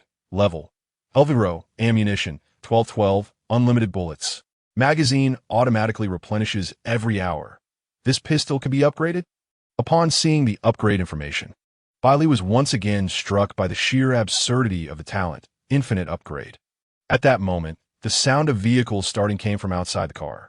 Jiang Yun and Jiang Yan's war chariots were poised for immediate departure, both waiting for Bai Li, unwilling to leave first. However, as they noticed he had yet to start the vehicle after a prolonged silence, an ominous premonition began to arise in their hearts. ZZZ. The static crackle of the intercom signaled that communication within the vehicle was active. Shortly thereafter, Jiang Yin anxiously inquired, Bai Li, aren't we retreating?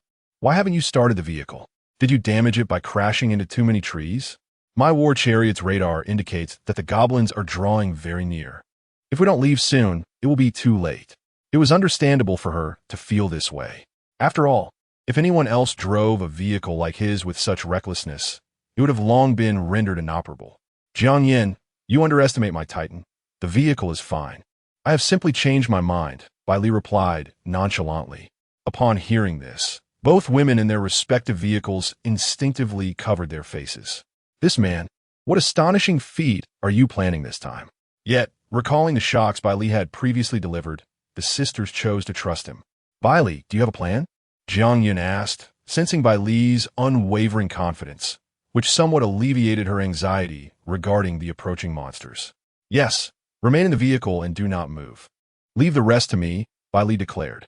No sooner had his words fallen than all 3 war chariots erupted with piercing alarms. Warning, encounter with 29 elite goblins. Upon hearing this terrifying news, the sisters' previously eased hearts tightened with dread.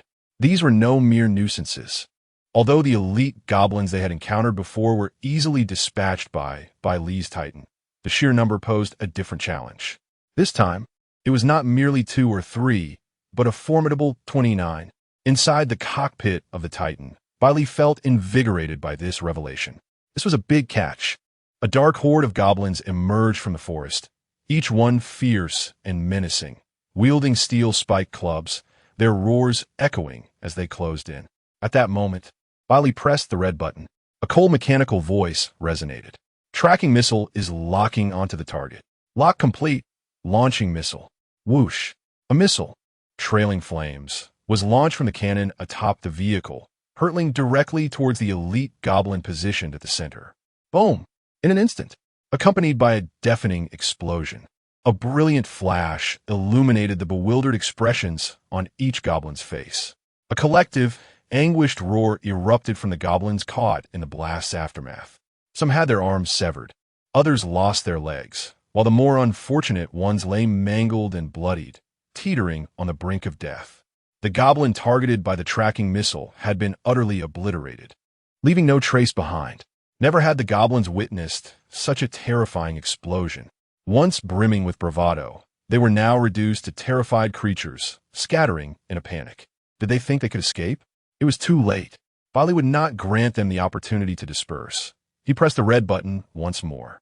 The harbinger of death, the tracking missile, was launched again. Boom! The consecutive explosions left 28 elite goblins in a state of utter confusion. The casualties were severe, with many rendered immobile. Seizing the moment, Bai Li exited the vehicle, brandishing his standard-issue handgun to pursue the remaining foes. Eliminated elite goblin. Dropped Iron Metal 5. Sausage 10 eliminated elite goblin. Dropped Iron Metal 5. Bottled water 10 eliminated. The two sisters, obediently remaining in the vehicle, covered their mouths in sheer shock. Isn't that a missile that explodes? Why are you pulling out a handgun? Is our survival strategy somewhat divergent? Minutes passed. Under Bai Li's relentless onslaught, the fleeing elite goblins met their demise at the barrel of his gun. The magazine was now empty. He brushed the dust from his hands, indicating that the task had been rather effortless. At this point, the elite goblins no longer posed any challenge to him, having encountered goblins of all 3 tiers. Only the goblin leader remained. What might this leader be like? No sooner had the thought crossed his mind than Bai Li sensed an unsettling disturbance. The ground trembled slightly, as if some colossal entity was moving nearby. Chapter 11. On the ground? Triggering the Titan's combo, relentlessly crushing. At this moment, Bai Li suddenly recalled that the radar on Jiang Yan's battle vehicle had detected 30 monsters. Yet, only 29 elite goblins had appeared. So, where's the last one? Bai Li's heart already harbored an answer. Suddenly, the tremors of the ground ceased, and he sensed a presence looming behind him, followed by a howling wind. His instinct for danger prompted an immediate reaction from his body, and he deftly rolled aside. In the next instant, a tremendous axe struck the ground where he had just stood, causing the earth to fracture into a dense web of cracks. Without a backward glance, Bai Li sprinted towards the Titan parked not far away. He had already deduced what the creature behind him was. Truly, speak of the devil, and he shall appear. Upon entering the cockpit, he was confronted by a figure towering like a small mountain. It was the Goblin Chief, sporting the characteristic green skin and a physique brimming with explosive muscles, standing a full 5 meters tall. In its grasp was a heavy battle axe, stained with a mottled brownish blood. The disparity in appearance alone set the Goblin Chief apart from its kin. Jiang Yan, Xiao Yun, you two must leave at once. Get away from here, Bai Li urged, his adrenaline surging as he watched the Goblin Chief advance step by step towards him. Although it was merely 2 levels above the elite goblins, the combat prowess of the Goblin Chief far surpassed them. Hearing his command, the 2 women, despite their concern for Bai Li, understood that remaining would only hinder him. They promptly complied and made their escape. Bai Li did not linger either. He swiftly ignited the Titan. Pressing the accelerator, he charged forward. He understood that offense was the best defense. Given the Titan's size, maneuvering in such terrain would be cumbersome and could leave openings for the Goblin Chief. Thus, the only option left for Bai Li was a direct confrontation, and he had faith in the Titan's strength. To ensure an immediate launch, Bai Li activated the skill burst charge. The Titan transformed into a blur, crashing forcefully into the Goblin Chief's robust form. Roar! The Goblin Chief was caught off guard by the impact, emitting a deep growl as its axe slipped from its grip and clattered to the ground.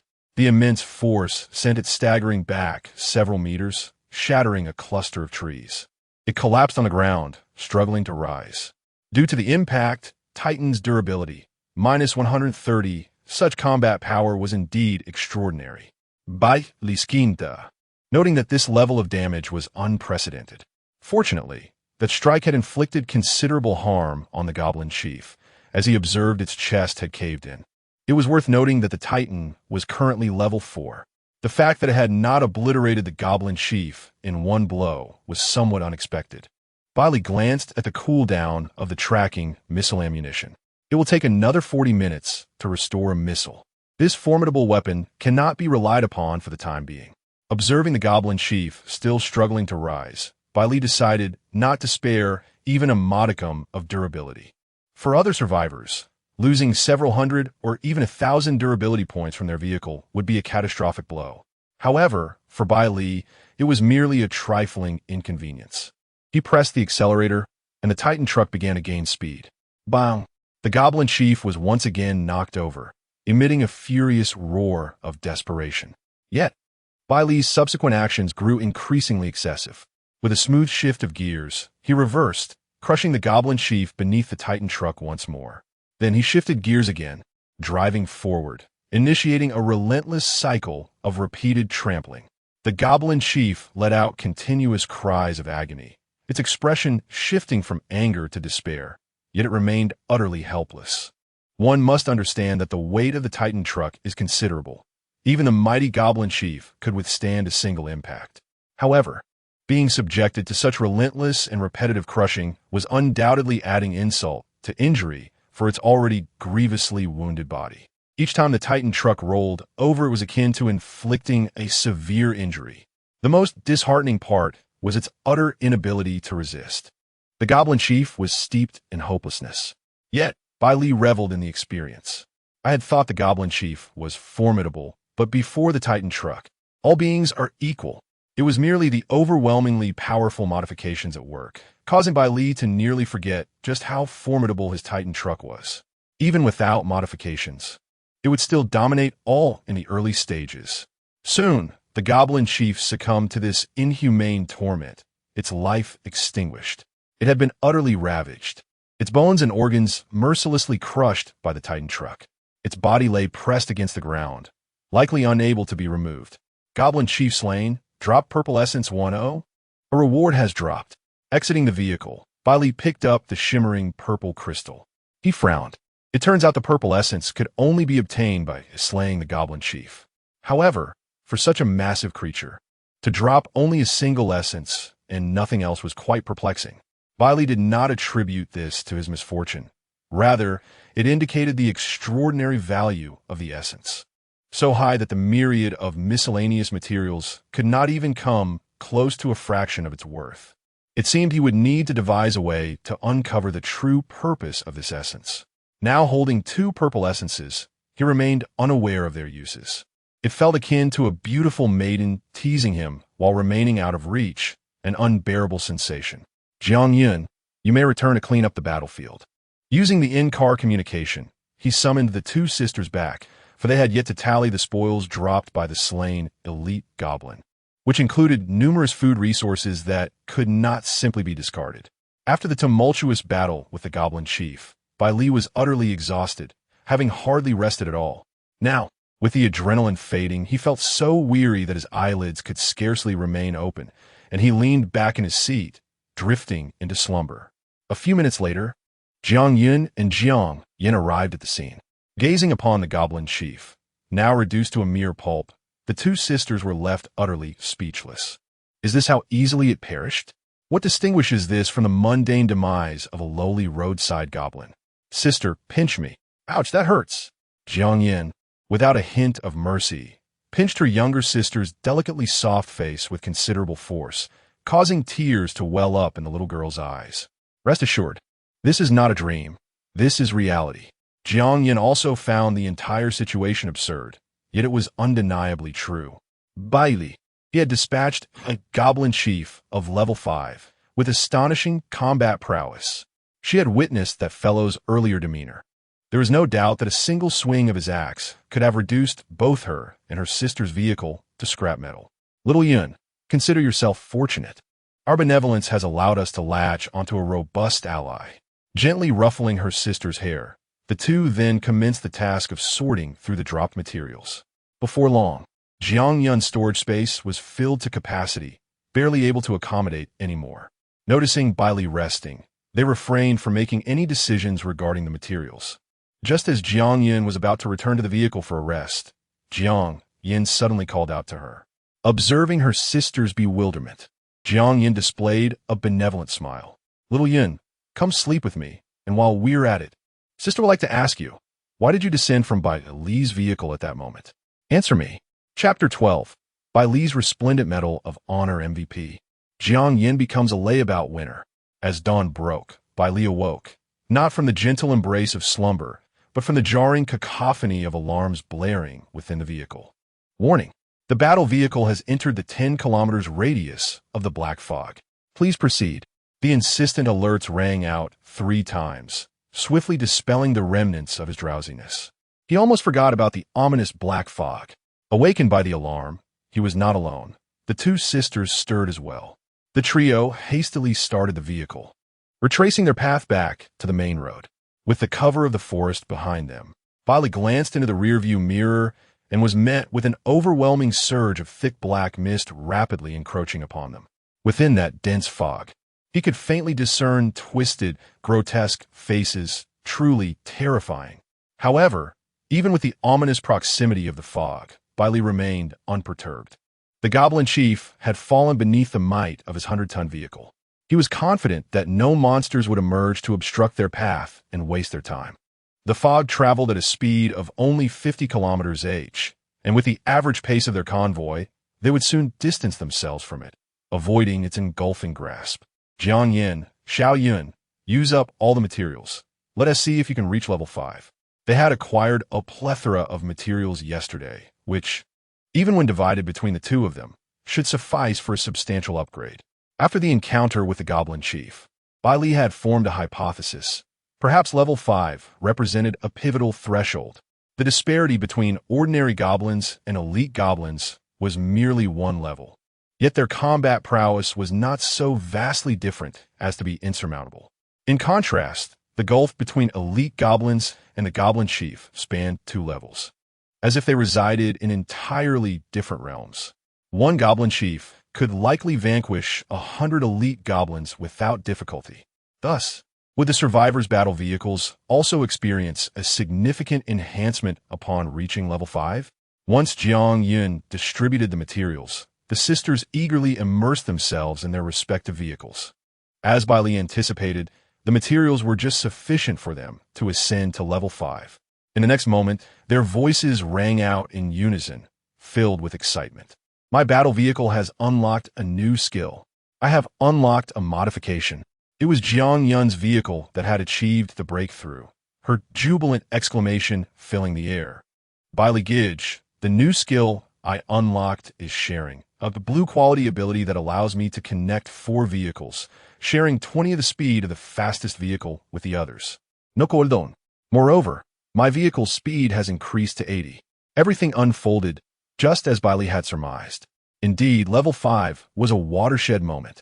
While normal upgrades merely enhanced durability, reaching level 5 conferred additional speed and unlocked skills or modifications. According to this pattern, could the next watershed be level 10? Your skills are quite impressive, Jiang Yin. Your battle vehicle speed must have increased as well. Inside the hypercar, even the usually composed Jiang Yin could not conceal her excitement at this moment. Indeed, my battle vehicle speed has surged to 120, and its durability has doubled. I have also unlocked a blue quality modification, automatic cruise, allowing me to bind a vehicle to follow me automatically, even when I am not aboard my own. It seems rather useless. Jiang Yin's tone was akin to being doused with a bucket of cold water. No, this modification is incredibly useful, Bai Li interjected suddenly. This statement left Jiang Yin momentarily stunned. She then forced a smile, saying, Bai Li, please don't comfort me. What use could this modification possibly have? Before Bai Li could respond, the little girl Jiang Yin interjected. Sister, you can bind the Tun King and then ride in Brother Bai Li's car. Sitting in Brother Bai Li's Tun King would provide such a sense of security. As she spoke, Jiang Yun's expression was filled with envy. Who understands? She too wished to sit in Brother Bai Li's Tun King. Unfortunately, she had not unlocked this modification. Inside the car, Jiang Yun's gaze was filled with skepticism. Last night, she had rationalized to herself that it was fear that drove her to desire to ride in Bai Li's vehicle for a greater sense of security. Although she felt she was not entirely truthful, Jiang Yin was indeed curious. Is it really that secure? Bai Li interrupted the sisters' conversation. Jiang Yin, would you like to come over and try? Indeed, what he said held merit. That was its true purpose. A thrilling ride is guaranteed when accompanied by a seductive lawyer clad in black in the passenger seat. Seeing Bai Li personally extend the invitation, Jiang Yin ceased her hesitation. Very well, I shall bind to your Tun King. After a series of operations, the hypercar automatically followed behind the Tun King, while its owner, Jiang Yin, Satlad Bazida Bai Li. Unlike her younger sister Jiang Yun's soft and affectionate demeanor, Jiang Yin exuded a cool fragrance that, while pleasant, also stirred desires deep within. Buckle up and secure your seatbelt. Bai Li pressed the accelerator, and the Tun King surged forth amidst the roar of the engine. Jiang Yin had already activated her shared skill. After distributing Jiang Yin's hypercar speed, all three vehicles maintained a velocity of around 100. Soon, they had left the black mist far behind. As Jiang Yin sat in the passenger seat, her delicate hand gripped the overhead handle tightly. At that moment, she realized Jiang Yin had not deceived her. It was indeed true. The sense of security was overwhelming. The elevated vantage point and the confined space felt akin to being ensconced within a mech, especially with the standard-issue handgun hanging from Bai Li's waist. Jiang Yin suddenly recalled and cautiously inquired, Bai Li, what about that handgun? And the missile you launched from your car last night? She had intended to ask at the time, but Bai Li had fallen asleep immediately. Now, upon seeing it, a thought just crossed my mind. These are all the belongings of the Titan King. Bai Li still chose to shift the responsibility onto the Titan King. Do not inquire further. The answer is simply the Titan King's possessions. Jiang Yin. A faint smile tugged at her lips, but she fell silent. In the past, she could still muster some belief when faced with such responses. But now? Bai Li, what colossal secrets are you harboring? Under the steady and swift motion, the convoy swiftly traversed the goblin territory. Just as anticipated, not a single goblin dared to emerge and seek its demise. After all, their leader remained firmly affixed to the ground, unable to rise. Exited goblin territory. Goblin forest, 72 lesser goblins slain, 63 ordinary goblins, 48 elite goblins, 1 goblin leader. Your Titan King War vehicle has become the MVP.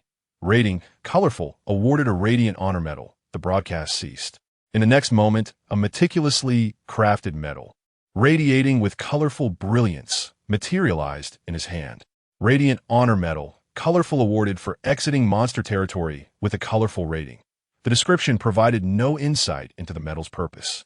Bai Li promptly assumed that it was merely an ornament for ostentation. Suddenly, he sensed an unusual atmosphere. Turning to glance at Jiang Yin, he beheld the strikingly alluring yet aloof lawyer, her complexion flushed, quietly holding a white medal. Exited goblin territory, goblin forest, 0 monsters slain. Your supercar war vehicle has been rated as Lying Wind Dog. Rating, white. Awarded a White Honor Medal, Chapter 13. I still prefer the sensation of bare metal, having obtained the white medal and the accolades of the laying down to Wind Dog. Along with Jiang Yun, the two sisters had merely played a supporting role throughout the endeavor, primarily engaged in tidying up the battlefield. However, despite this, they were quite content. After all, thanks to Bai Li, their war chariot had been upgraded to level 5. Had it been left to their own devices, merely surviving the goblin forest would have been a formidable challenge. Thus, apart from a fleeting moment of envy, they bore no grievances. Jiang Yin, Please check the route and ascertain the distance to the next monster territory, Bai Li instructed, delegating the task of navigating the map to Jiang Yan. The advantages of having a beautiful companion were indeed numerous. All right, Jiang Yan replied with a slight nod, manipulating the central control screen to quickly locate the next monster territory. The next monster territory is, zombies, Jiang Yan exclaimed, her eyes wide with astonishment. Bai Li was equally taken aback. Zombies? They had anticipated encountering creatures akin to goblins, yet now even zombies had emerged. Nevertheless, it was not inaccurate to classify these beings as monsters. How far away are we? 70 kilometers to the zombie territory. At our current speed, we should reach it in under an hour. The thought of facing zombies, creatures she had only ever witnessed in films and television, made Jiang Yan shudder involuntarily. Her mind was inundated with horrifying, grotesque images of the undead. Moreover, a mere bite or scratch from such a creature could lead to infection. She could not help but envision herself transformed into a zombie. If that were to occur, death would seem a preferable fate. Bai Li, what if we take a detour? Let's avoid this path. Our speed is sufficient to evade the black mist, Jiang Yan implored, genuine fear evident in her voice. The once aloof and composed woman now appeared as vulnerable as a frightened kitten. Bai Li did not respond immediately, but instead calculated in his mind. 70 kilometers, and upon reaching the zombie territory, a bit of additional movement would be ample to elevate them to level 7. Why level 7? Because his Titan King had reached maximum experience. Experience is full. Current War Chariot level, Lv.5, Lv.5, 35,000, durability, 28,000. Level up, granting 1 lottery chance. Level 5, Bai Li noted that the durability had doubled. Instead of opting for a lottery draw, he directly accessed the War Chariot information.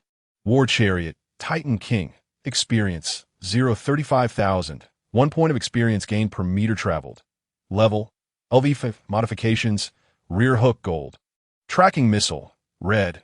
Speed, 100 kilometers h, durability, 28,000. Skill, explosive assault, gold 810. Indeed, the speed of the War Chariot had significantly increased, soaring from the original 70 to 100 kilometers h, given his current configuration. As for the impending zombie territory, Bai Li brimmed with confidence. He still had 3 lottery draws left, each guaranteeing at least a purple reward. With such prospects, would his formidable 100-ton king still fear mere zombies? After all, they were but decelerators destined for another world. Bai Li, Jiang Yan called again, noticing his silence. Returning to reality, Bai Li met her startled gaze and shook his head. No, we shall proceed into the zombie territory. Upon hearing this, Jiang Yan's complexion paled. Yet, this response was not entirely unexpected. Given her understanding of Bai Li, he thrived in perilous situations. Sighing, she resolved to follow him obediently. What choice did she have? If he wished to venture forth, so be it. At worst, they would perish together. Jiang Yan had no intention of abandoning Bai Li.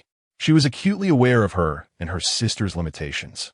Rather than face unknown dangers alone, she would accompany him on this reckless journey. Thus, Jiang Yan relayed their upcoming passage through the zombie territory to Jiang Yan. The little girl, timid even more than her sister, displayed a similar reaction. Observing their apprehension, Bai Li interjected reassuringly, "You needn't worry. As long as you remain inside the vehicle and do not wander, the zombies pose no threat." The sisters pondered this and realized the logic behind it. In a different vehicle, being surrounded by zombies would likely spell doom. However, Bai Li's war machine was none other than the 100-ton king. With its robust exterior, terrifying firepower, and area effect weaponry, no horde of zombies could withstand such might. With this thought, their worries dissipated, and they continued their journey. Bai Li's lottery results were soon revealed, again yielding a familiar golden reward. Congratulations! You have received a reward. Modification, alloy armor, gold. Modification, alloy armor. Equip the war vehicle with a layer of armor boasting a durability of 50,000. Until the durability reaches 0, no nature of attack will harm the vehicle itself. Would you like to use it immediately? Yes. There was no hesitation at all. In an instant, The 100-ton king was enveloped in a layer of silver-white armor, reflecting a dazzling light. Jiang Yun, following closely, was left speechless. Huh? Where did that 100-ton king go? Inside the cockpit, Bai Li held the steering wheel with one hand as the announcement of the armor installation echoed through the vehicle.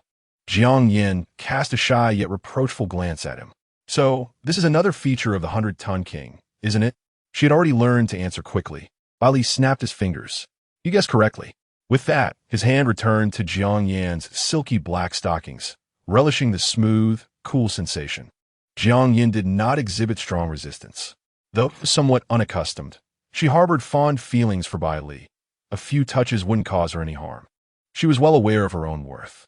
Bai Li kept the sisters close and provided them with materials for upgrades as an act of gratitude. However, she understood that such kindness would eventually be repaid. To firmly grasp this opportunity, one must be willing to make some sacrifices. This understanding, in truth, is mutual between both parties. Jiang Yin placed her icy, jade-like hand upon Bai Li's, feeling the warmth radiating from him. Is it pleasant to touch? Bai Li asked, glancing at her in surprise before responding. It's all right, but I must admit I prefer the feel of bare skin. At his words, a blush blossomed on Jiang Yan's delicate face. However, it was not long before she appeared to arrive at a significant decision, her eyes betraying a hint of shyness. Then don't look around, focus on driving, she instructed. A subtle smile curled at the corners of Bai Li's mouth as he anticipated her intentions. Moments later, the rustling sounds by her side ceased. Jiang Yin took the initiative to grasp his hand once more, guiding it forward. This time, Bai Li finally comprehended what it meant to encounter a rare beauty. Unable to restrain himself, he stole a glance. Before him lay a pair of flawless, voluptuous long legs, adorned in black stockings, which Jiang Yin held in a disheveled grip. She stared ahead, unable to meet Bai Li's gaze, her cheeks flushed with embarrassment. Don't look, she murmured softly, yet made no move to avert his gaze. With a playful smack on her thigh, Bai Li startled her into a gasp. However, when she turned to glare at him in indignation, she found him wearing a serious expression. Jiang Yin, don't you see a vehicle ahead? Following his line of sight, Jiang Yin squinted, realizing there was indeed something up ahead, albeit too distant to discern clearly. It was only as they drew closer that she recognized it. It was a battle vehicle. Moreover, it was a vehicle from the original convoy. She remembered it vividly and could not mistake it. Chapter 14. The former team captain. King Lv.1 before him stood three formidable vehicles. Two were mid-sized SUVs, while the other was an eye-catching racing motorcycle. At that moment, the motorcycle's owner perceived a disturbance behind him. Turning his head to glance, he was immediately startled by a piercing roar. A colossal machine, entirely enveloped in sleek silver armor, was barreling straight toward him. Initially, he presumed it to be some monstrous apparition, only to realize it was another survivor. What manner of war machine was this? Surely, such an entity should not appear during the novice phase.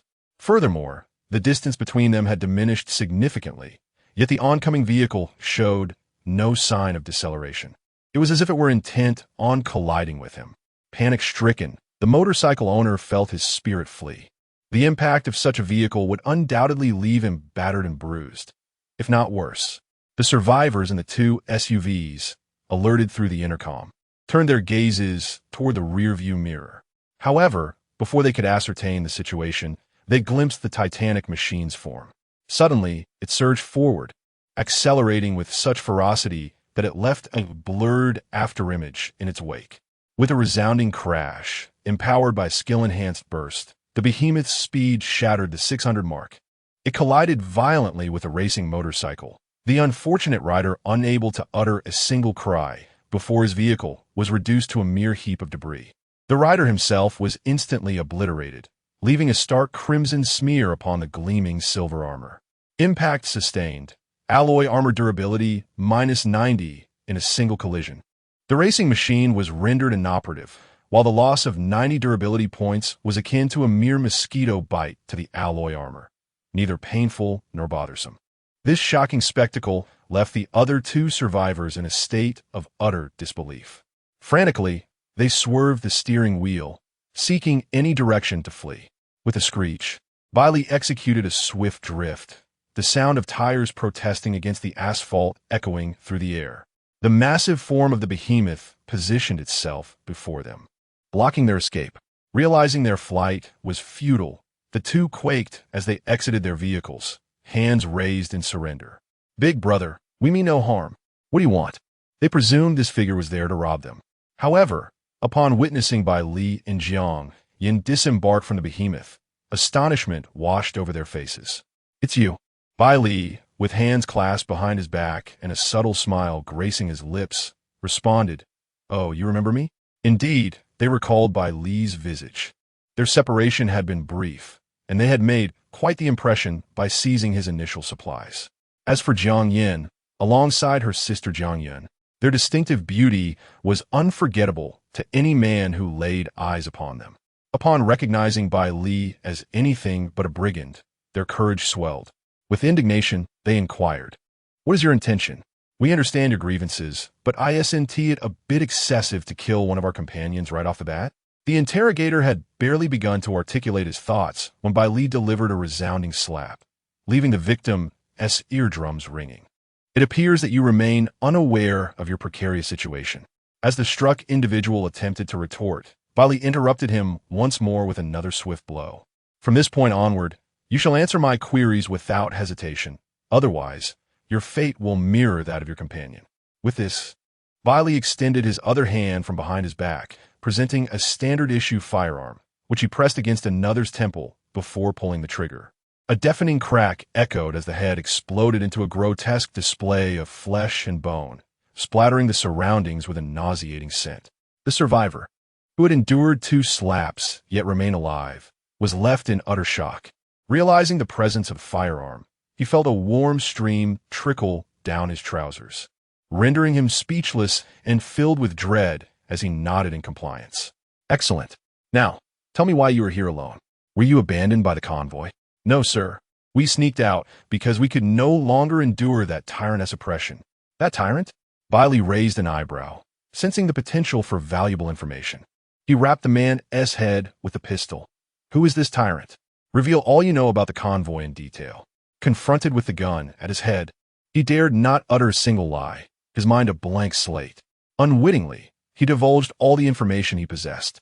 It turned out that a particularly capable survivor had risen to the position of leader within the original convoy, exerting control over all. Bai Li was not surprised by this revelation. Much like his own trio, where Jiang Yin and Jiang Yun obediently followed his lead, it was only natural for a larger group to require a figure to maintain order.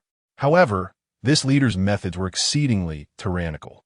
He had expelled Zhou Ping and Wang Haishan, 2 individuals with subpar vehicles, from the ranks and monopolized all resources for himself.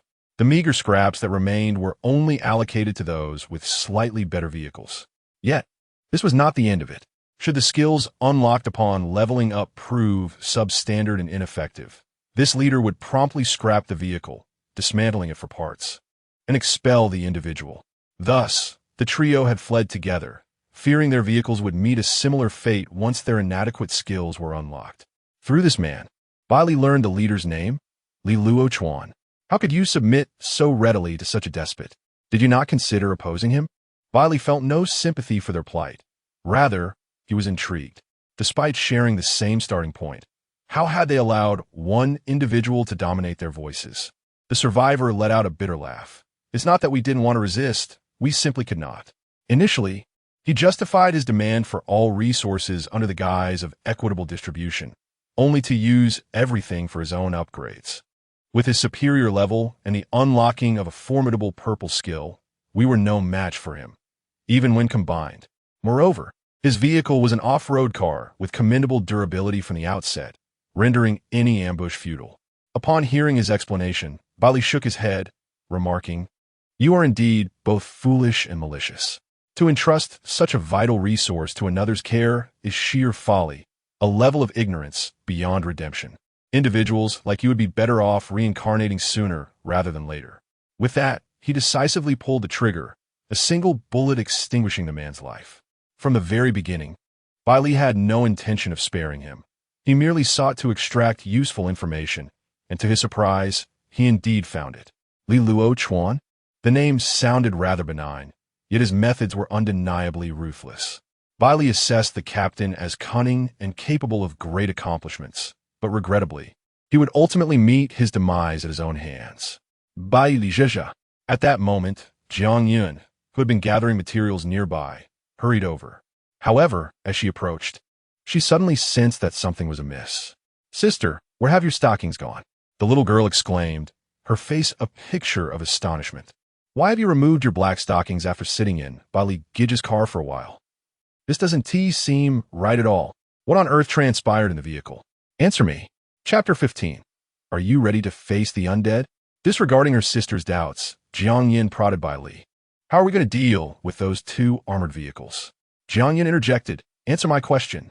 Jiang Yin replied, "The materials from this SUV model, once disassembled, should yield an even greater quantity." Jiang Yin insisted. "Sister," Jiang Yin continued, "moreover, I just observed that once we reach level 5, upgrading will require not only wood and iron, but also a type of energy material known as a star core." Jiang Yin exclaimed, "I'm truly getting angry." Bai Li, overwhelmed by the noise, pinched her round face and forcibly silenced her. "Let us search for materials once we reach the zombie territory. The drop conditions for novice-level materials shouldn't be too stringent. As for those two vehicles, it's manageable." Jiang Yun whimpered. Bai Li instructed the sisters to wait in place while he entered the driver's cabin of the Titan. Skillfully shifting gears, he reversed and created some distance. Then, he unleashed a burst attack. Bang! The two armored vehicles of decent quality were instantly reduced to heaps of materials, scattering across the ground. In destroying the vehicles, he also managed to level up his burst attack skill. Experience points full, current skill, burst attack level, Lv.1. Burst time increased to 5 seconds. Burst speed enhanced to 6 times. Damage reduction during burst improved to 55. Bai Li was relatively satisfied with the effects of the skill upgrade, though he did not allow himself to become overly excited. For the Titan, this enhancement was merely an embellishment. "Xiao Yun, gather the materials. We shall continue our journey."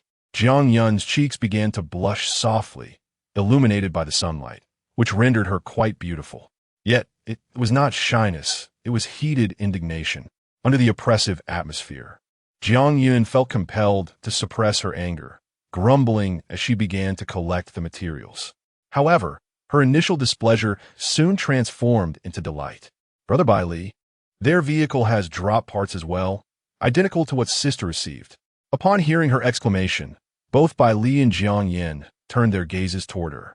"Identical parts? Does that mean it's the automatic cruise control?" At that moment, Jiang Yun, filled with energy, swiftly gathered all the materials into her storage space. She then directly installed the modification onto her small vehicle adorned with spicy fish head. Now I can join you both. I shall see what mischief you two are up to in the vehicle." The mere thought of her sister and Bai Li engaging in secretive activities while she remained oblivious ignited a spark of indignation within Jiang Yun. Determined to witness it firsthand, she resolved that nothing would deter her, not even the heavens themselves. Observing Jiang Yun's resolute expression, which conveyed that she would cause a scene if not allowed to join, Bai Li and Jiang Yin felt a wave of exasperation. What a coincidence that she too had acquired this modification. Well then, let her come. There's no stopping her if she wishes to join. Just so, the 100-ton king belonging to Bai Li has been modified.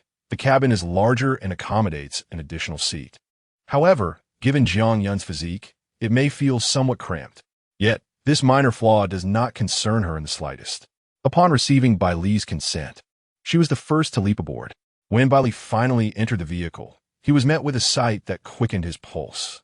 Jiang Yun occupied the rear seat, her ample figure pressing against the front seat, creating a strikingly deep chasm.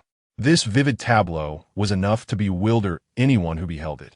As Bai Li settled into his seat, he could detect the delicate fragrance emanating from the girl behind him. Jiang Yan's cheeks flushed with embarrassment, while Jiang Yun remained blissfully unaware. How is it that this girl has developed so splendidly? Jiang Yin mused, glancing at herself. Though she could not be deemed small, the comparison to her sister felt like that of a basketball to an egg. Fortunately, She had long legs, her greatest asset.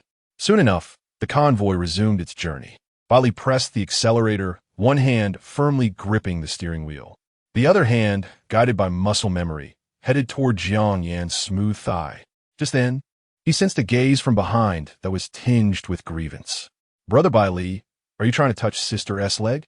Jiang Yan gasped at such words escaping her sister's lips, her embarrassment and anger surging within her. "Xiaoyan, what nonsense are you spouting?"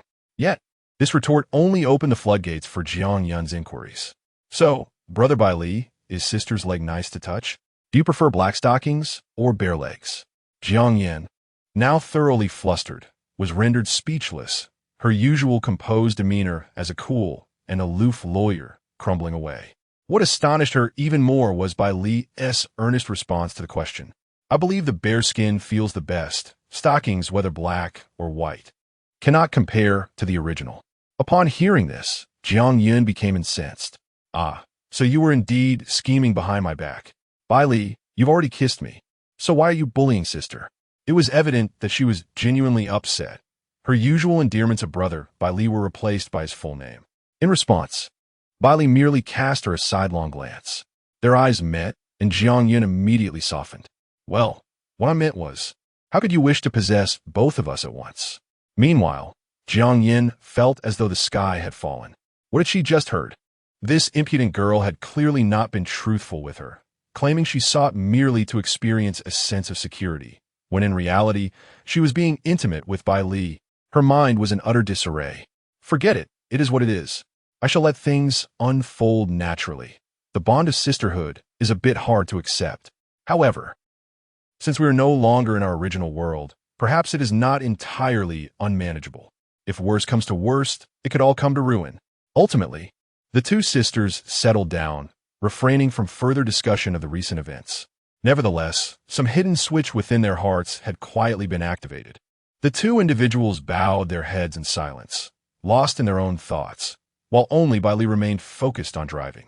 After nearly an hour at full speed, they entered the territory of the undead. During this time, the Titan truck successfully leveled up to 6 and received a golden reward.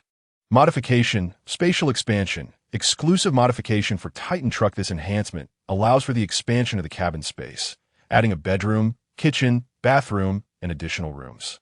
This modification is unique in its growth potential. For every 5 levels the Titan truck ascends, 1 additional space is unlocked. Current space limit, 0-1. This marked Bai Li's first draw of an exclusive modification, akin to the singular nature of his unique talent. This enhancement could only be utilized by the Titan truck. Most importantly, it possesses growth attributes.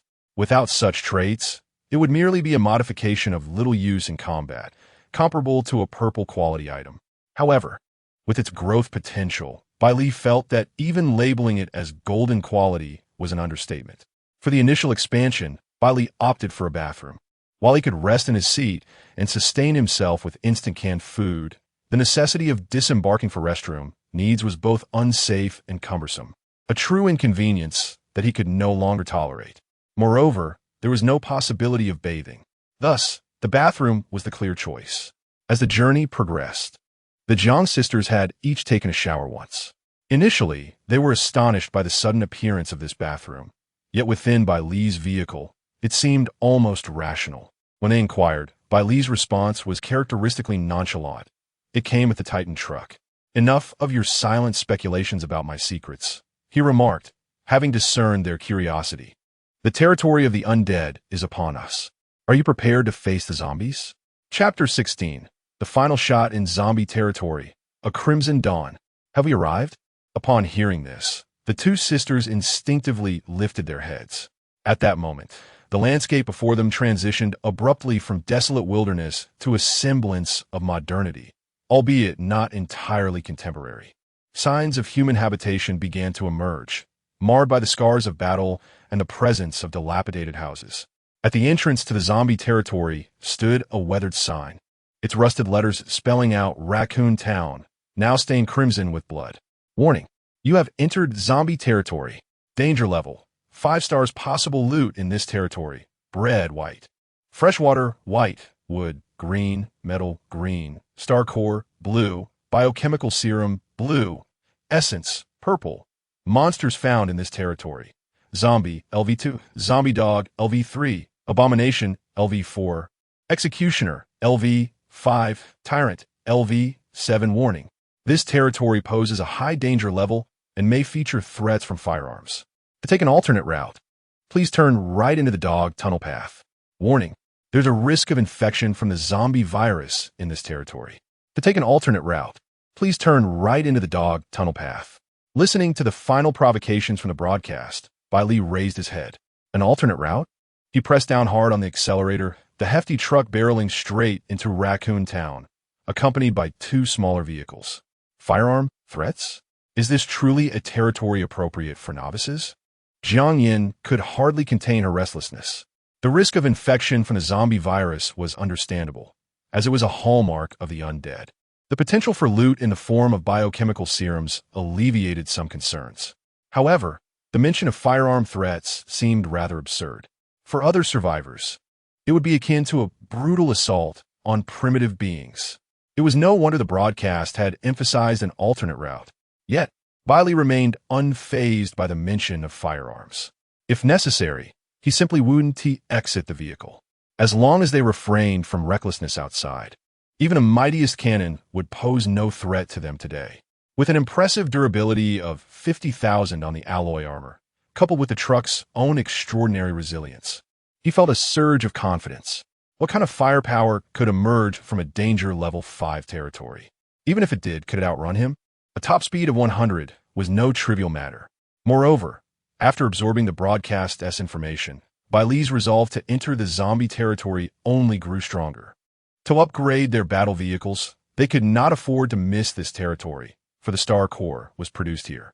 Furthermore, they might seize the opportunity to acquire additional firearms, significantly boosting their convoy's combat capabilities. While this zombie territory posed an exceptionally perilous obstacle, it simultaneously represented a tremendous opportunity. Steering with one hand, Bai Li elaborated his plan to the two women. Though he already possessed a standard handgun, the 12 rounds in the magazine were far from sufficient for effective fire coverage against adversaries. Confronted by other survivors, should he exhaust his ammunition, he would have no choice but to deploy the devastating tracking missiles, an unfair advantage against his adversaries. It was akin to using an anti-aircraft gun to swat a mosquito, excessively wasteful. Thus, it was essential to procure 2 additional firearms for self-defense, serving as his primary means of offense. Shortly after entering the territory of the undead, the resounding roar of the formidable titan attracted a multitude of nearby zombies. Warning: encountered 19 zombies.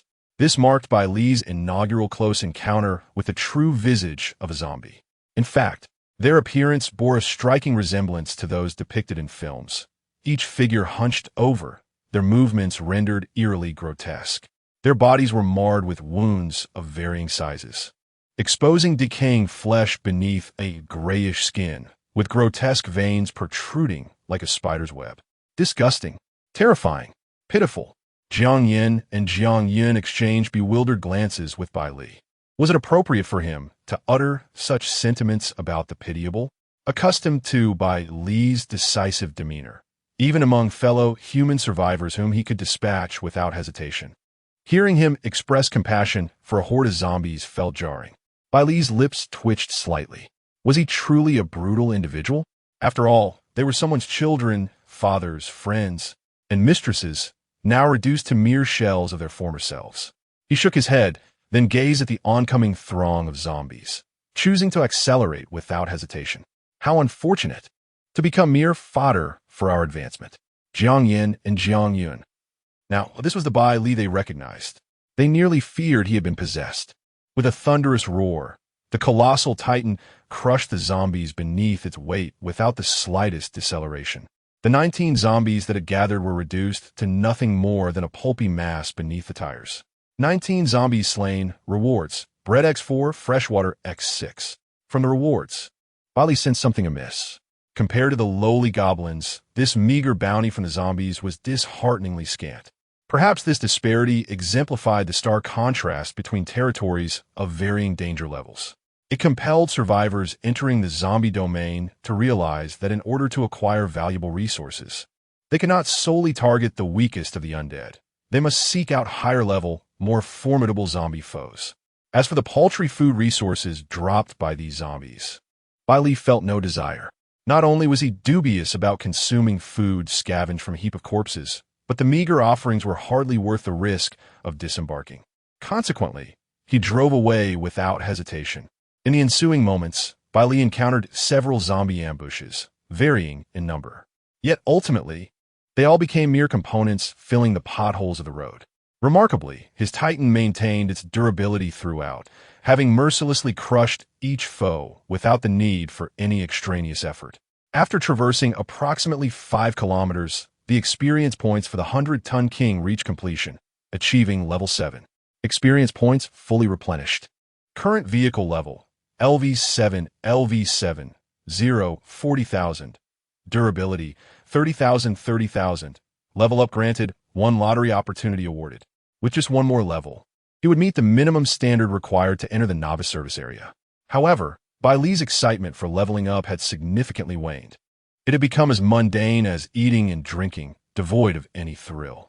If other survivors were privy to his sentiments, they would undoubtedly scorn him. What is wrong with you? We toil relentlessly to slay monsters, scavenge materials, and face the peril of counterattacks to painstakingly gain a single level. And you find it as effortless as a meal? It's infuriating. He contemplated the lottery. Bai Li Musha Silanli. The journey through the zombie territory spanned 38 kilometers, and he could no longer advance to the next level. Thus, this lottery would likely be his final reward within the confines of the undead domain. With a click, as the pointer came to a halt, Bai Li rubbed his eyes, and a burst of crimson light erupted before him. Chapter 17, Biochemical Serum. The emergence of a third party. Congratulations on receiving a reward. Skill, Advancing Behemoth. Red, Skill, Advancing Behemoth. A passive growth skill, increasing the vehicle's size and durability limit. Each breakthrough of a level cap will further augment the vehicle's dimensions, without any upper limit. As the description of the skill gradually faded from view, Bai Li felt a sudden tremor from the behemoth. Following this, the simultaneous exclamations of the Jiang sisters echoed in his ears. Bai Li, what just happened? Why do I feel like my field of vision has elevated significantly? Could it be an earthquake? The abrupt transformation of the behemoth startled them. This visibly noticeable change was sufficient proof that the behemoth's size had indeed increased considerably. Do not worry. My vehicle is leveled up, Bai Li calmly explained. Despite his composed demeanor, a tempest of emotions swirled within him. Impressive. He hastily opened the vehicle panel to delve deeper. Vehicle, Behemoth, Experience, 389,45,000. 1 point of experience gained for every meter traveled. Level, Lv.7 modifications, Rear Hook Gold, Tracking Missile Red, Alloy Armor Gold, Space Expansion Gold, Speed, 100 kilometers H Durability, 35,000. Skills, Explosive Assault Gold 015. Advancing Behemoth Red, Perfect. The current behemoth was now a statistical monstrosity. There was no need for any elaborate maneuvers. It possessed exceedingly overwhelming attributes. Any technique before was merely a display of frivolous theatrics. Level cap. Once he regained his composure, Bai Li recalled the term he had encountered in the skill description. He fell into contemplation. His right hand unconsciously rested on Jiang Yan's smooth thigh, caressing it gently. Jiang Yan. What is it about this guy? Everything is fine, except for his peculiar habit of touching people's legs while deep in thought. Observing Bai Li's serious expression, she opted not to interrupt. Yet, being taken advantage of in front of her younger sister was rather embarrassing. After a prolonged period of reflection, Bai Li arrived at a conclusion. Could this so-called level cap at level 5 represent a pivotal threshold? If that were the case, it would not pose much of a challenge. However, judging by the name, it seemed that advancing the vehicle to higher levels might become increasingly arduous. After all, the term lock was included. It was possible that further restrictions would emerge. As he pondered, the vehicle's intercom crackled to life once more. Warning. Encounter with 13 zombies. Warning. Encounter with 8 zombie dogs. Meanwhile, At another entrance of Raccoon Town, a deep blue, imposing off-road pickup truck came to a slow halt. The door on the driver's side opened gradually, revealing a leg clad in long boots, pristine and straight. Fang Xian, wearing oversized sunglasses that covered nearly half her face, donned a leather jacket and a leather skirt. As she caught a whiff of the faint, putrid odor wafting from ahead, her brows furrowed in displeasure. How could one think of coming to such a place? This generation of newcomers truly has no standards. It is utterly exasperating, forcing me into this repugnant territory. With a sigh of discontent, she retrieved a piece of bubblegum from her pocket. In no time, a pink bubble emerged from her lips. I am curious to see what kind of newcomer necessitated my personal inspection. Should they prove inadequate, I shall render their wretched vehicle to ruins upon arrival at the service area. Filled with resentment, Fang Xian strode into Raccoon Town. Before her, a grotesque zombie stumbled forward, lurching in her direction. "Filthy creature, get away from me," she snapped. Infuriated by the sight of the zombie attempting to gnaw at her, she drew a grenade without hesitation, swiftly maneuvered toward the creature, and forcefully shoved it into its mouth, pulling the pin. With a powerful kick, she sent the unfortunate zombie soaring into the air. Boom! The deafening explosion reverberated through the air, and the shattered remains, mingled with smoke, descended like a macabre display of fireworks, lacking in beauty. Meanwhile, on a different front, Bai Li lifted his gaze to the road ahead, where a throng of zombies rushed forward. Nearby, the skeletal remains of a car housed several decomposed zombie dogs, incessantly barking at his vehicle, the Titan King. Yes, just like that. Observing their clustered formation, a slight smile crept across Bai Li's face. He pressed down on the accelerator, and the Titan King barreled through, obliterating both the car frame and the zombies in a gruesome display. 13 zombies killed, dropped. Bred 3, wood 10, 8 zombie dogs killed, dropped. Biochemical serum 1. Biochemical serum? Bai Li pressed the brakes, halting the Titan King. He had little interest in the other loot, but the serum was worth retrieving. After all, Raccoon Town was teeming with zombies. Better safe than sorry. Good fortune has emerged.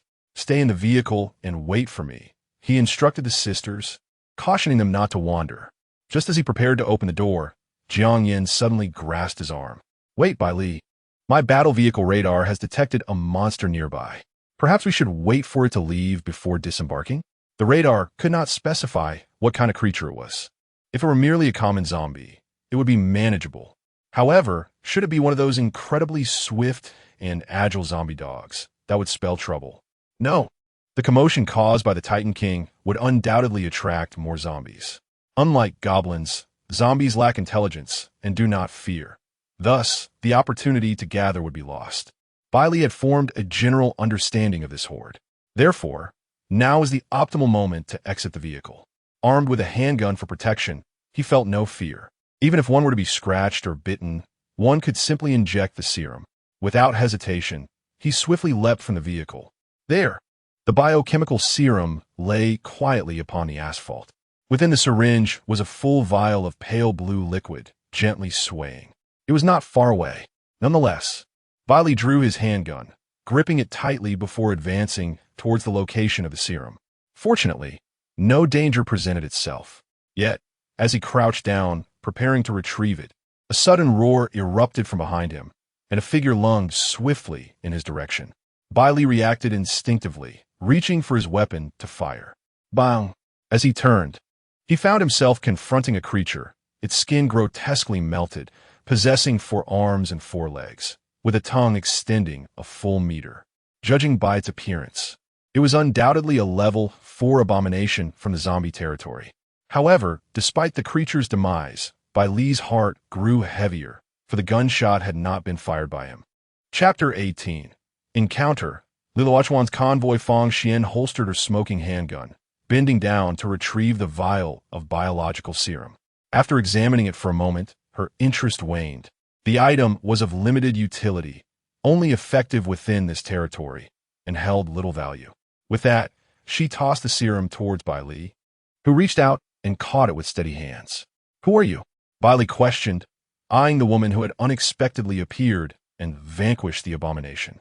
A sense of wariness crept into his mind. She wielded a firearm and seemed quite knowledgeable about these matters, clearly not an ordinary individual. Oh, come now, handsome. Don't be so aloof.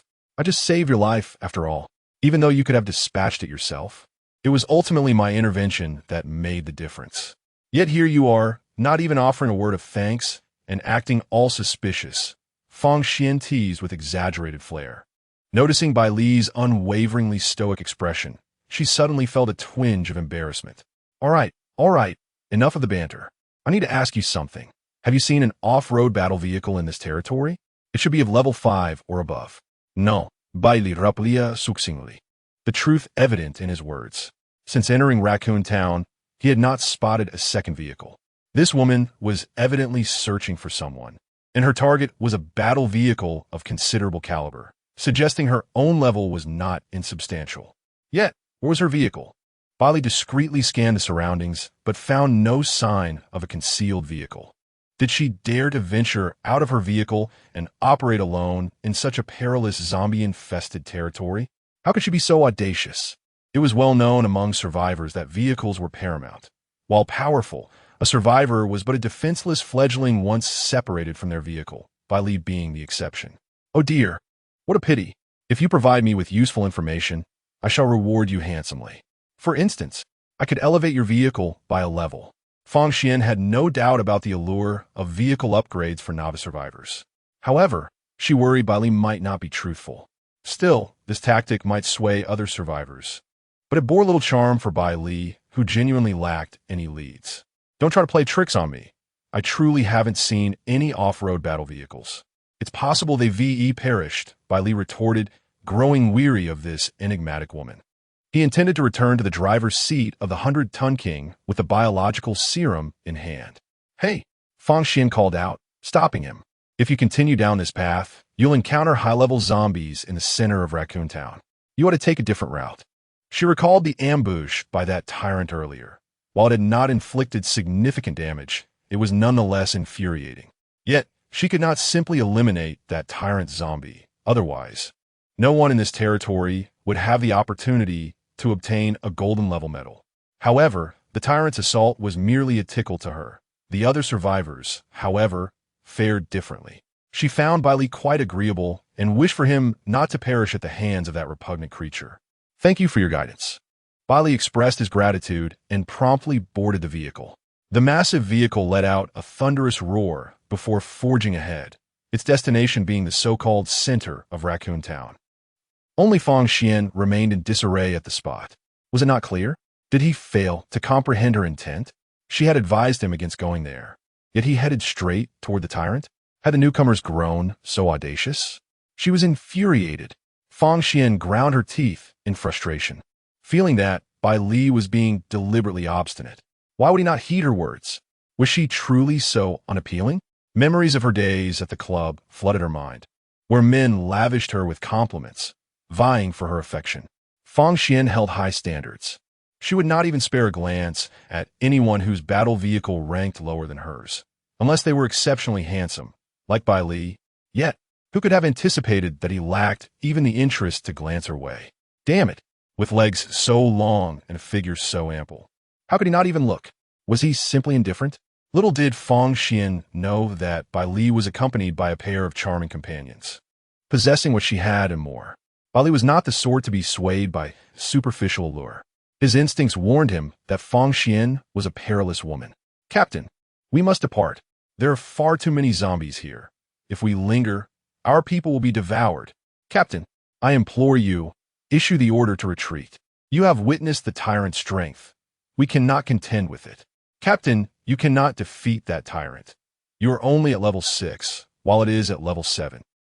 Zhang Xiaohu's plea was abruptly interrupted by Bai Li. Summoned, Zhang Xiaohu bewilderedly descended from the vehicle.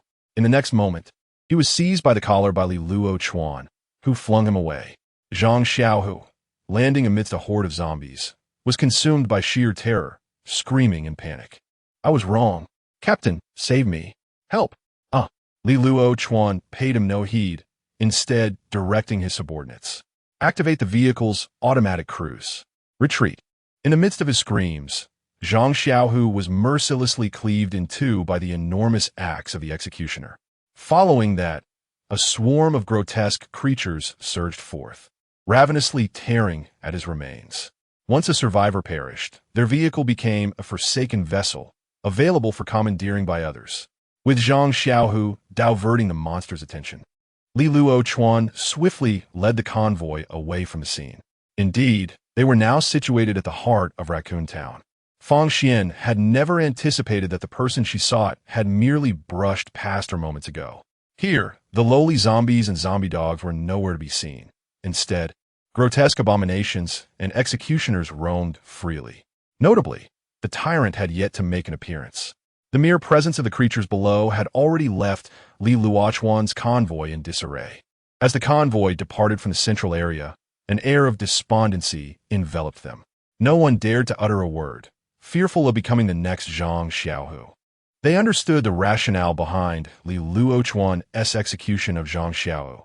Firstly, the convoy required a sacrificial lamb to draw the monster's attention, and secondly, Zhang had dared to utter words insinuating that Lv.1 was inferior to the tyrant, a fact that, despite its truth, would not be tolerated by this brutal man. Since taking command of the convoy, Lv.1 had ceased to feign civility. Those who defied his will faced but one fate, death. "Scrap my battle vehicle and deliver the materials to me," he commanded before returning to his own vehicle. With a resounding thud, he slammed his fist against the steering wheel. If it weren't for this useless bunch dragging him down, he thought, how could he possibly be in such a precarious state? His frustration grew, and a daring thought began to blossom in his mind. Soon after the team members delivered the materials to Lv.1, he swiftly immersed himself in his vehicle. He then addressed everyone with a tone laced with menace. "I will venture out alone. You all stay here obediently. Should anyone dare to flee, do not blame my subordinates for their ruthlessness." At his words, the group shuddered. 3 individuals had previously fled, infuriating Lv.1. However, in an unexpected twist of fate, he had managed to unlock a formidable skill. With this ability, he could monitor the movements of the convoy members at any given moment, leading to the apprehension of another would-be deserter. The consequence was dire, a life lost and a vehicle wrecked. From that point onward, no one dared to attempt an escape again. Once Lv.1 had driven off, the others finally felt emboldened to speak. How infuriating! Are we merely to be treated as lambs led to slaughter? What can we do? Even if we band together, we stand no chance against him. Indeed, unless he were to act recklessly, he is undoubtedly the strongest among the novice survivors. Who could possibly save us? But if this continues, we will never reach level 8. If we cannot enter the service area, we will still meet our demise. The fate of the convoy's members had already been sealed. It was merely a matter of whether they would perish sooner or later. At that moment, someone's ears perked up. "Hey, did you hear that sound?" As the heavy noise grew closer, the group rose to their feet. A colossal battle vehicle, clad in gleaming silver armor and towering 3 stories high, slowly entered their field of vision, leaving them utterly astonished. Chapter 19. This is a massacre. What on earth is this? A gasp escaped someone's lips, a clear indication of their shock. It must be a war chariot, right? Another person hesitantly ventured a response. Despite its tires and ability to move, there was no doubt it was indeed a vehicle, conforming to the survivor's envisioned image of a war chariot. However, were they not still in the novice phase? This certainly was not the kind of war chariot one would expect to encounter during the novice period. The members of Lv.1's convoy stood frozen in disbelief. They had assumed their current leader, Lv.1, was among the elite of novice survivors.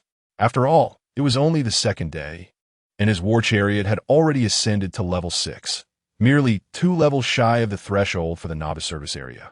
His entry into the novice service area seemed a foregone conclusion, albeit achieved through ruthless exploitation of others. Yet, while Lv.1 had already exhibited extraordinary prowess, comparing his war chariot to the one before them was akin to contrasting an ant with an elephant. Just how many lives had the survivor within that war chariot extinguished? Accustomed to Lv.1's oppression, this group had developed a fixed mindset. To rapidly enhance their strength, they believed they must trample over other survivors, obliterate their war chariots, and fervently invest materials. Hey, with Li Luo-chuan absent, should we not seek his assistance? One suggested. That war chariot looks incredibly formidable. Li Luo-chuan would surely be no match for it. Yes, yes. Let us find a new leader to shield us. What could Li Luo-chuan possibly do to us with his higher level? A notion was proposed, quickly igniting the desire among all to pledge their allegiance. However, some harbor concerns. Have you considered that the owner of this war chariot might be just as formidable as Li Luo-chuan? Fear not. If it comes to it, we'll perish together. We might as well gamble on this. Soon, consensus emerged to pursue the proposal of allegiance. Thus, two individuals promptly drove their war chariots to greet the approaching behemoth. Inside the cockpit of the behemoth, Bai Li rested one hand on the steering wheel, his other hand resting on Jiang Yan's leg, savoring its delicate, silky texture. Despite his outwardly relaxed demeanor, the pressure weighing on him was substantial. At that moment, Jiang Yan, the petite girl, was nestled against his neck, her weight pressing heavily upon him. Fortunately, he had managed a good night's rest, escaping a stiff neck. Otherwise, his fragile neck would not have withstood such strain. With great effort, Bai Li bore the pressure and inquired, "Are those individuals ahead the original members of the convoy?" Jiang Yan squinted her eyes. There remained a distance between the two parties, and given Bai Li's considerable stature, referring to the behemoth, it was difficult for her to discern the figures ahead, resembling a swarm of tiny insects. Although the figures were somewhat indistinct, the two approaching vehicles were vividly etched in Jiang Yan's memory. Why weren't they applying the brakes? As the two small cars drew nearer, her confusion deepened. It was evident that the occupants had no intention of slowing down. Just as the distance closed, one of the vehicles rolled down its window, leaning out to shout, "Big brother, we've come to seek refuge with you. Please stop." However, the plea was abruptly cut short. Both car and its passengers were swiftly engulfed beneath the massive tires of the colossal truck. With a slight jolt, everything settled into an eerie calm. It felt as though something had been crushed, perhaps a speed bump, she thought. Bai Li, expressionless, continued to accelerate. They hadn't even grazed the truck's body, and there was no indication of damage to its durability. Jiang Yan and Jiang Yan exchanged glances, an unspoken agreement passing between them. This was intentional, wasn't it? You truly meant to do that. Two such conspicuous vehicles. And you expect us to believe it was merely a speed bump? What nonsense! Nevertheless, they refrained from reproaching Bai Li. After all, there was a long-standing enmity between the parties, and if they were to be crushed, so be it, as mere accessories to Bai Li's formidable presence. They wholeheartedly supported his every action. Yet, in stark contrast to the calm within the cab, the original convoy bore witness to the horrific scene of their comrades being reduced to mere pulp. Their vehicle, now a mere collection of debris. Panic erupted among them. Why wasn't he stopping? Could it be that he had seen them? I've heard these large vehicles often possess blind spots. Nonsense. They were coming straight toward him. How could not have seen them? Perhaps their attempt to intercept him had been perceived as an affront. If they could just yield and apologize upon his arrival, they might salvage the situation. They were desperate to escape the oppressive shadow of Li Luo-chuan, clinging to any rationalization for Bai Li's actions. However, their dreams of a brighter future were utterly shattered when the behemoth truck came to a halt before them. As they beheld Bai Li stepping out of the vehicle, their eyes widened in disbelief. "Why, it's you!" A collective gasp echoed through the group. They had envisioned the owner of this war machine as a ruthless killer, or perhaps a benevolent protector, or even a strikingly beautiful woman. Yet, they had never anticipated that it would be Bai Li, the very individual from whom they had pilfered supplies just a day prior and then abandoned without a second thought. Regret, resentment, and envy surged through them, a silent tide of emotions. Surely, it was just a minor theft. He would surely forgive such a trivial matter, wouldn't he? Some still clung to a thread of hope. But that hope was shattered with the resounding crack of a gunshot, obliterating their last vestiges of optimism. Bang! While he had heard the phrase, "Why is it you?" far too many times in recent days, and he grew increasingly impatient as he rubbed his ear. Then, he drew his pistol and shot the man who had just voiced his doubts. Blood splattered. and the victim's eyes widened in disbelief before he succumbed to his fate. This single gunshot silenced the remaining members of the original convoy. Enough with the idle chatter. Who is Li 1? The crowd exchanged glances, hesitant to respond. Bang! Bai Li pulled the trigger once more, claiming another life. He then aimed the gun at the next individual, who trembled in fear and hastily pleaded for mercy. I'll tell you, Li 1 mentioned he would step out for a moment and instructed us to wait for him here.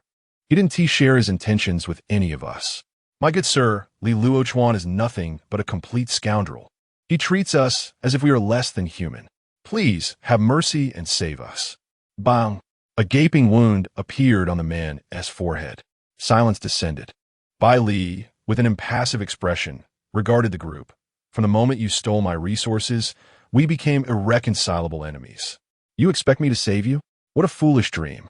Rest assured, once you perish, Li 1 will soon follow in your wake. With the realization that Li 1 was not present, the last shred of their worth dissipated. The crowd then comprehended their imminent doom, descending into chaos. Beasts, you're no different from Li 1. Both of you are brutes. May you meet a wretched end. Some cursed, others fled, while many begged for mercy. Awaiting them were the cold bullets of fate. This was a massacre emblematic of vengeance. Well, it is nearly time to return. On the other side of Raccoon Town, Li 1 surveyed the scene before him, a slight smile curling at the corners of his mouth, his eyes glinting with a fierce determination. Chapter 20. The tide of corpses approaches. Li 1's malicious intent. Am I of a lower level? Am I inferior to the tyrant? Very well, a bunch of worthless hindrances. You have no reason to continue existing. Let your war machines become the nourishment for my ascension. Li 1's expression was somewhat deranged. He had always been this way, intolerant of any doubts cast upon his abilities, even if they were grounded in reality. Previously, he had dispatched them to slay zombies. Collecting 10 star cores, and with the materials from the dismantled war machines, it was sufficient to elevate me to level 8, or perhaps even level 9 was within the realm of possibility. I possess a unique talent that others lack. Defeating a level 7 tyrant should be a trivial matter. Talent is not something every survivor possesses. Those who awaken such a gift are undeniably the fortunate few. For instance, Bai Li, and then there's Li 1. His talent, named War Machine Enhancement, significantly increases the probability of unlocking high-quality skills and modifications. Moreover, with each skill or modification he unlocks, it greatly enhances the attributes of his war machine, a rather formidable and extraordinary talent indeed. However, it still pales in comparison to Bai Li's unparalleled talent, Infinite Upgrade. When I was in the Goblin territory, though I did not confront the Goblin Chief, I still obtained a golden medal. What kind of medal might I earn for directly slaying a tyrant? Golden? Red? Li 1 was unaware of the existence of colored medals, for in the information available to other survivors, the highest quality was merely red. Observing the multitude of monsters gathering before him, the dark horde of zombies surged like a tidal wave, accompanied by zombie dogs and abominations. Even 2 terrifying executioners had arrived. Li 1 was thoroughly pleased. The sheer number of creatures was more than sufficient to annihilate his former team. Although he possessed the strength to confront them all, engaging them directly would prove somewhat taxing. Moreover, it could adversely affect his subsequent battle with the tyrant. Thus, it was better to leave such dirty work to this mindless horde. Li 1 returned to his war machine and activated the skill he had unlocked upon leveling up, Taunt. One must first attack the war machine bearing the taunt. Once the skill is initiated, all monsters within range will regard his war machine as their target. Yet that is not the most terrifying aspect of the taunt skill. It is a purple skill. Li 1 can transfer the taunt effect to other war machines that do not exceed his war machine's level by more than 3. He can bestow it upon up to 2 targets, and he himself remains unaffected by the taunt. Once the taunt was unleashed, the zombie horde erupted into chaos. The cacophony of their roars echoed continuously as they rushed towards his war machine with frenzied intensity, as if Li 1 were their sworn enemy. Ah, yes, just like that. Soon you shall obliterate that worthless lot. Li 1 laughed heartily within his vehicle. With a firm press on the accelerator, The off-road vehicle left the zombies far behind, heading back in the direction they had come from. Now, with these materials, if we hunt a few more zombies and extract some star cores, it should elevate both of you to level 7, Bai Li remarked, clapping his hands in satisfaction as he surveyed the scattered materials. Little did anyone know, the exhilaration he felt while driving his heavy vehicle over the abandoned war machines was unparalleled. "Thank you, Brother Bai Li," Jiang Yin exclaimed, her eyes squinting into crescent shapes with joy. She was utterly enamored with Bai Li. Meanwhile, Jiang Yin, understanding and thoughtful, expressed her gratitude through action rather than words. With a soft peck, she conveyed her appreciation. Bai Li savored the warmth of the moment, finding it quite delightful. Jiang Yin blushed, withdrawing her head shyly. Not one to be outdone, Jiang Yin quickly followed suit, prompting genuine amusement from Bai Li. The benefits of having two lovely companions during their struggle for survival were becoming evident. Who was truly exploiting team members for advancement? Perhaps he was simply destined to never enjoy the comforts of life. All right, let's save the sentimental gestures for later. First, gather all the materials. Xiaoyan, is your storage capacity sufficient? Bai Li inquired. Despite Jiang Yun's 30 cubic meters of storage, it still might not be enough. Bai Li had roughly tallied the drop notifications from the wrecked vehicles, and there was already a substantial amount of wood, 5,000 units, to be precise. It seemed that they were indeed falling short. Jiang Yun's expression turned anxious. Initially, she believed her storage space would be adequate. But who could have anticipated such a thrilling journey alongside Bai Li? Now, they had collected more materials than she could accommodate. Hearing this, Bai Li pondered while feeling the purple essence in his pocket. This substance was not solely obtained from defeating the goblin leader. His first prize draw had yielded a purple modification spike, which had transformed into essence upon being scrapped. Could there be a connection between this essence and the modifications or skills? Xiaoyan, take a look at this stone and see if it holds any value for you, Bai Li said, producing a piece of essence and tossing it to Jiang Yin. His attire was now adorned in gold and crimson hues. Although he was still uncertain of the essence's purpose, its quality was distinctly purple, making it seem of little use to him. Jiang Yin caught the flying essence in both hands. The exquisite little stone, radiating a purple glow, immediately triggered a notification in her mind. Acquired essence, purple. Please select an advancement target. Current available advancement options. Skill, strategic reserve, blue. Skill, sharing, blue. The success rate for advancing blue skills to purple is 92. Please choose wisely. Bai Li, brother, this can enhance the quality of my skills. Jiang Yin promptly shared the revelation with Bai Li. This confirmation aligned perfectly with Bai Li's earlier speculation. He nodded. Go ahead and use it. Elevate your reserve skill and see if it can free up some additional space. Otherwise, the materials we gather will only continue to accumulate, and we cannot afford to squander them. Given their purpose, there is no need for restraint. After all, the purple quality holds no value for him. We certainly cannot expect it to enhance him in any way. Only when the opportunity arises to acquire a red quality essence will it prove beneficial to him. Anything below red? He dismisses it with disdain. Jiang Yin received her approval and promptly utilized the essence. Soon, a lovely purple glow illuminated her charming little mini, which lasted for 2 seconds before fading. Success! A look of astonishment graced Jiang Yun's face. Not only had her space expanded to 100 cubic units, but she had also activated the automatic collection feature, allowing all items dropped by her battle vehicle to be effortlessly gathered into her space. However, this function seemed rather inconsequential. She shyly rubbed her nose. Bai Li and his vehicle could easily handle any monster or enemy. There was no need for her assistance. Moreover, her little car was meant for cuteness, and in a real battle, it might not suffice. Nevertheless, the expansion of space alone was already quite invaluable. While the automatic collection feature was indeed useful, it was Jiang Yun's skill. Unless she was the one to deliver the final blow, or this skill could be transferred to Bai Wang, it held no utility for Bai Li. After Jiang Yun stored all the materials in her reserve space, the three prepared to return to Bai Wang. Just then, a cacophony of sounds suddenly erupted from the distance. Following that, they all beheld a terrifying sight. A vast tide of black was surging towards them. Chapter 21. Two tracking missiles teach him a lesson. At the forefront of the horde, Lv.1 sat inside his vehicle, an amused smile creeping onto his face as he contemplated the imminent collection of materials to fill his pockets. Your greatest purpose is to serve as nourishment for the upgrade of my battle vehicle, he chuckled to himself, his excitement mounting. With a firm press of the accelerator, the speed of his war machine surged once more, and he glanced back to ensure none of them were straying.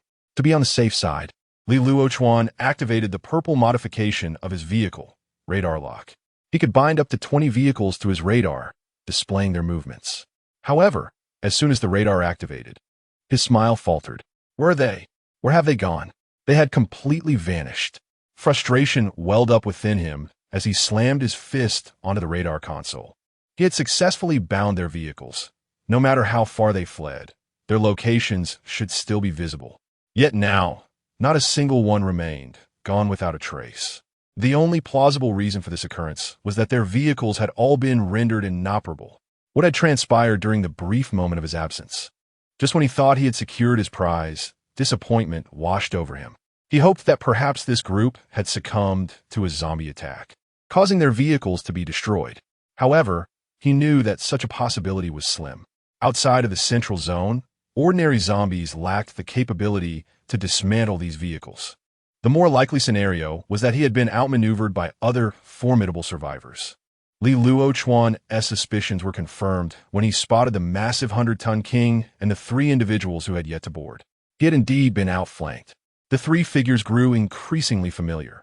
Were they not the same trio he had abandoned days prior?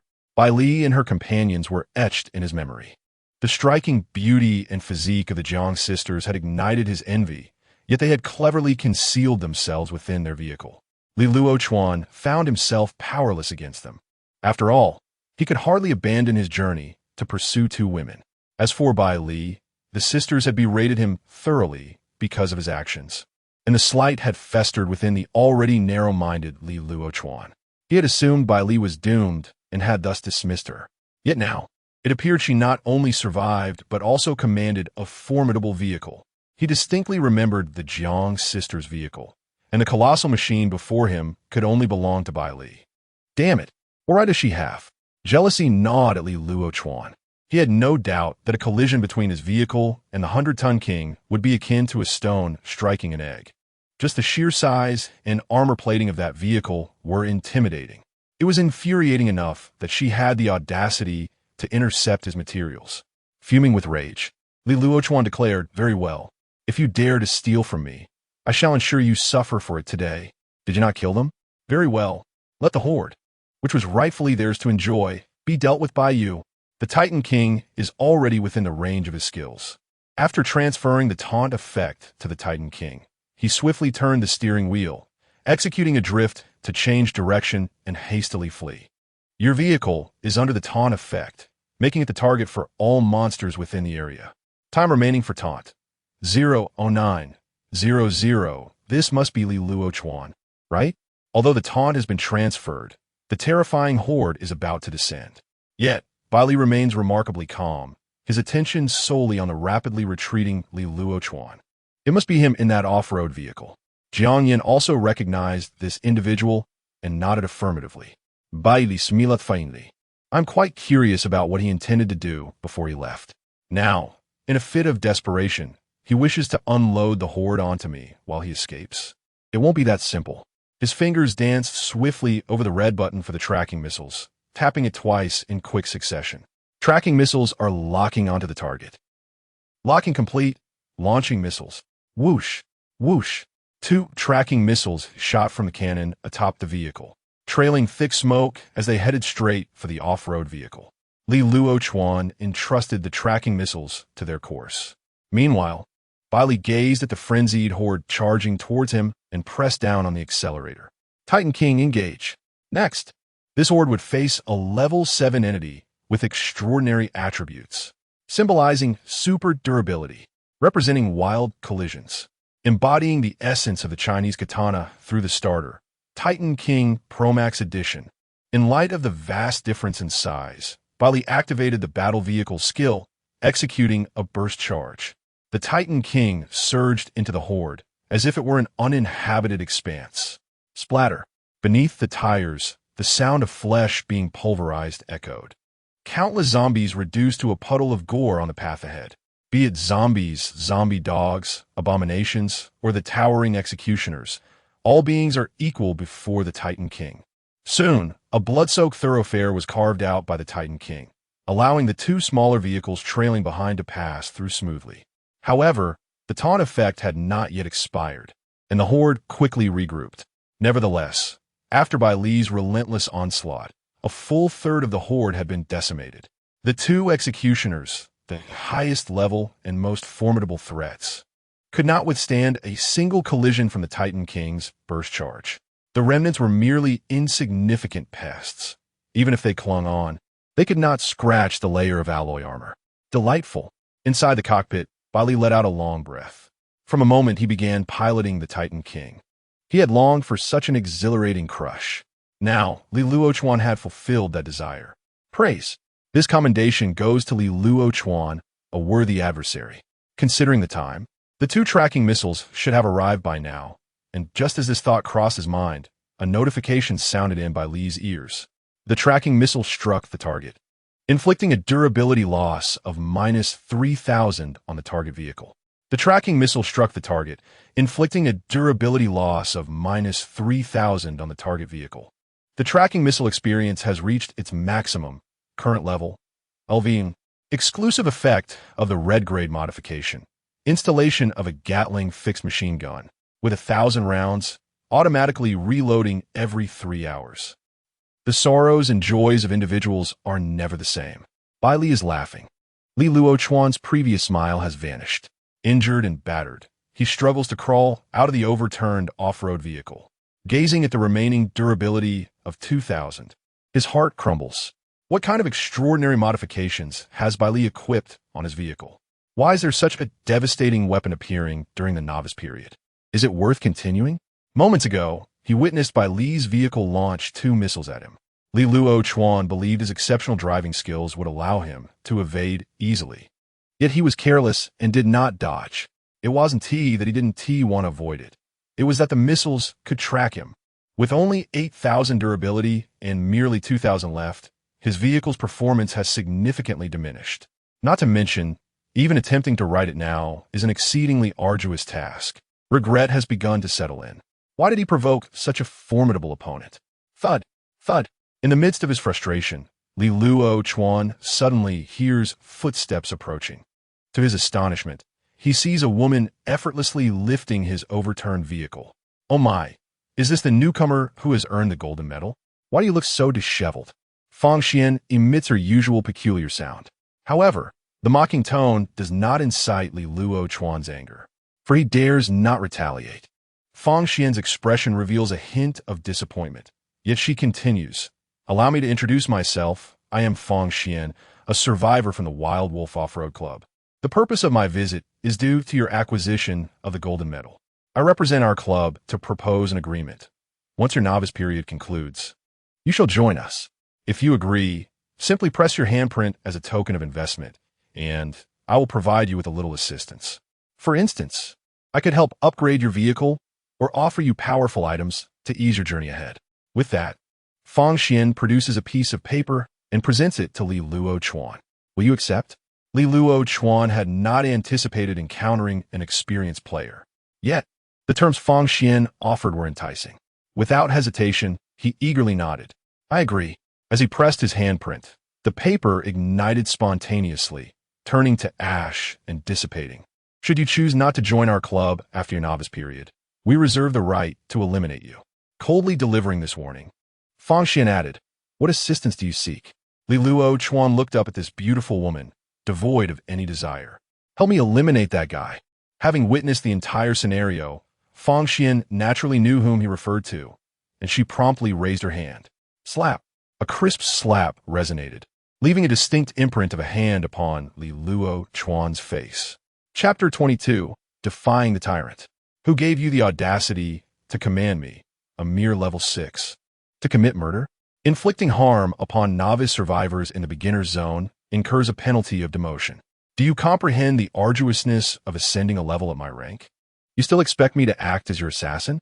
Slaying newcomers entails dire consequences. Fang Xian, already brimming with resentment, now found her patience with Li 1 utterly exhausted. The image of Bai Li's handsome visage flashed through her mind.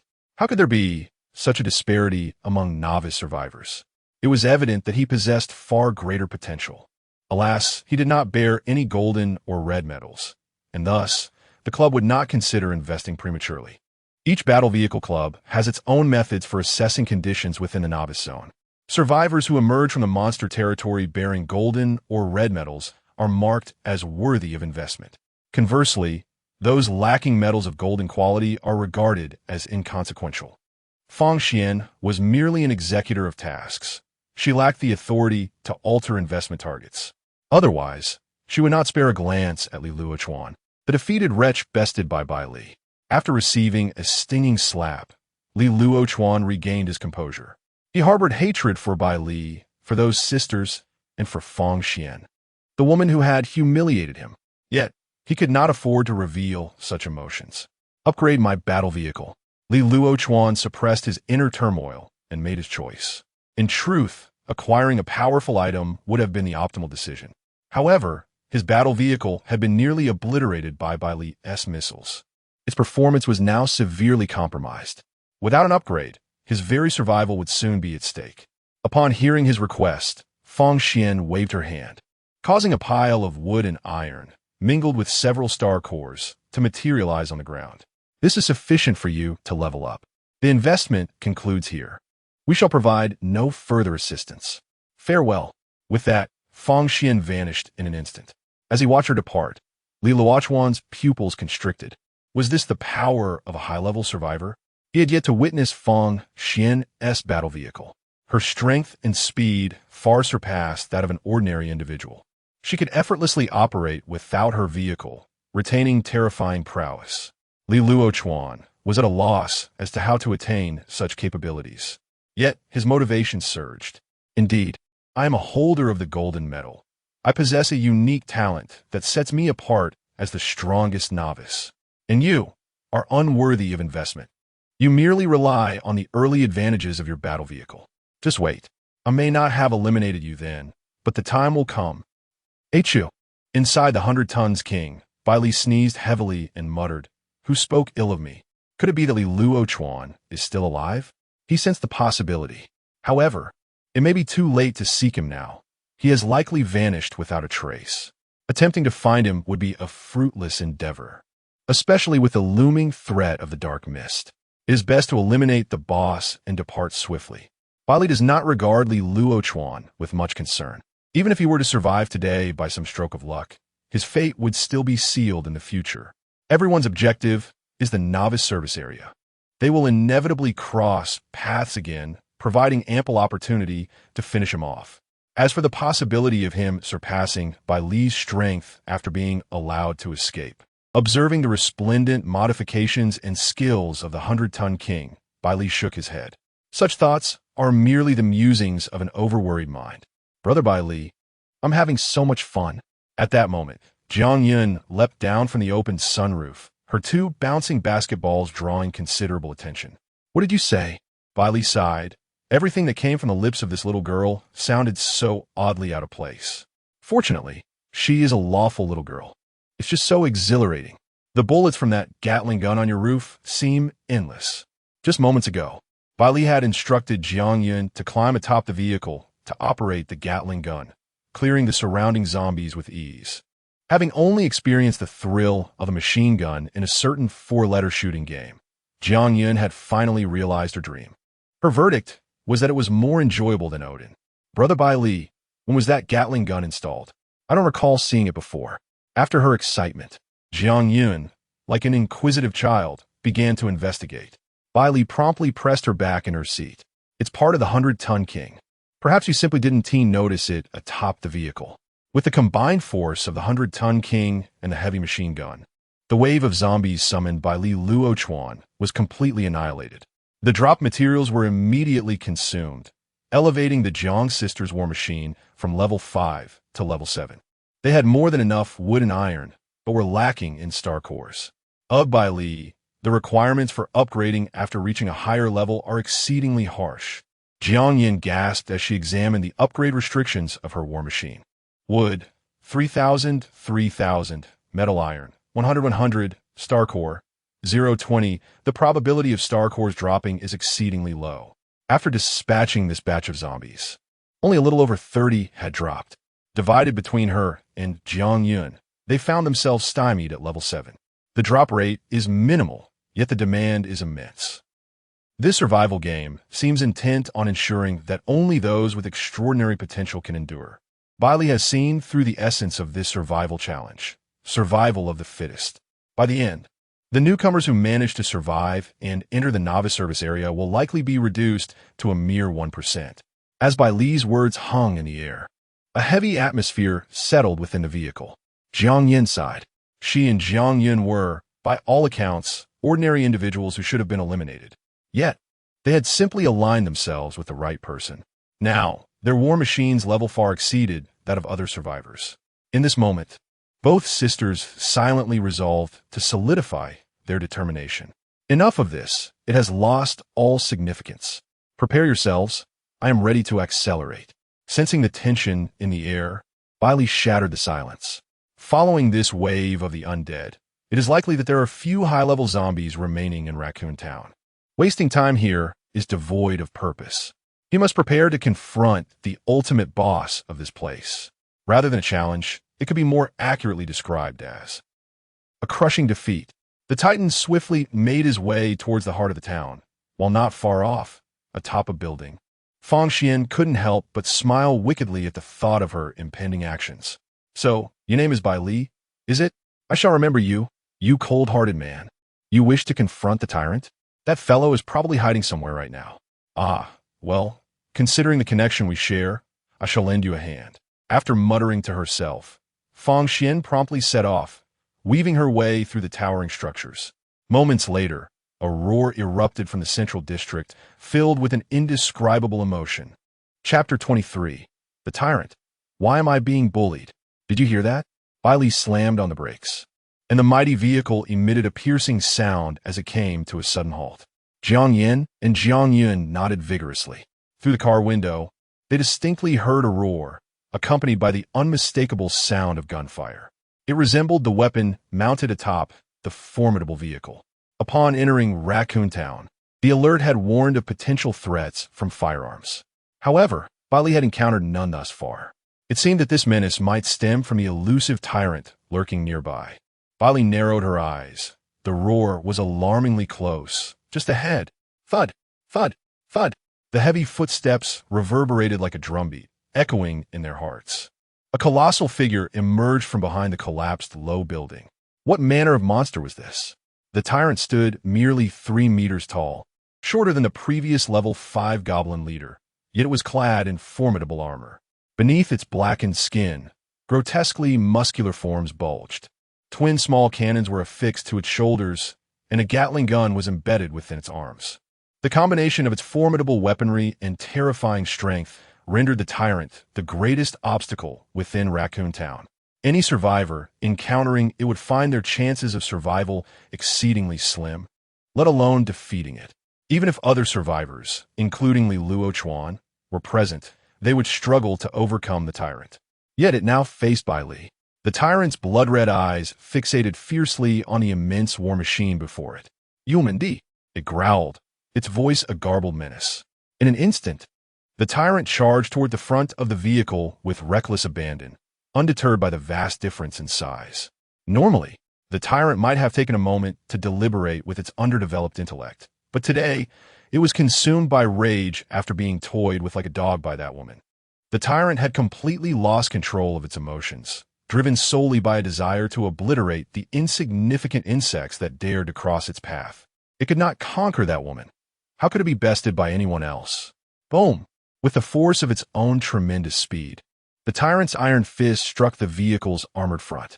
The once flawless silver armor now bore a subtle indentation, a testament to the tremendous force behind the blow, which had pushed the vehicle back half a meter. Severe damage sustained. Alloy armor durability -500, inside the cockpit, Bai Li scoffed at the feedback resonating in her mind. Is that all? For a mere reduction of 500 durability from the alloy armor, the tyrant's strength was indeed formidable, yet still insufficient. Such an attack could be endured by the vehicle and its armor for another 170 strikes. I could stand still and let you hit me. But what about you? Roar. The excruciating pain elicited a furious roar from the tyrant as it gazed upon its bloodied fists, consumed by rage. In the next moment, it suddenly noticed the King of Tons stir. Then, a surge of assault erupted. Bang! A terrifying force slammed into the tyrant's body, sending it hurtling backward until it crashed through 2 buildings before coming to a halt. Amidst the billowing dust, the tyrant lay motionless. Could it truly be so fragile? Bai Li raised an eyebrow. While he knew the tyrant would undoubtedly be no match for his King of Tons, this seemed excessively weak. Are you truly a level 7 boss? Nevertheless, you have fallen. Haven to you? Combo activated. Observing the downed tyrant, Bai Li decisively pressed the accelerator. The engine of the King of Tons roared with a might that rivaled the tyrant's own. The massive tires churned up clouds of smoke as they sped over the tyrant's form. Roar! The tyrant could no longer maintain its facade. One collision, one crushing pass, and its armor was utterly obliterated. It had hoped to feign death to escape, but little did it know that Bai Li was relentless. The tyrant's sharp head could not fathom that Bai Li was all too aware of whether it was alive or dead.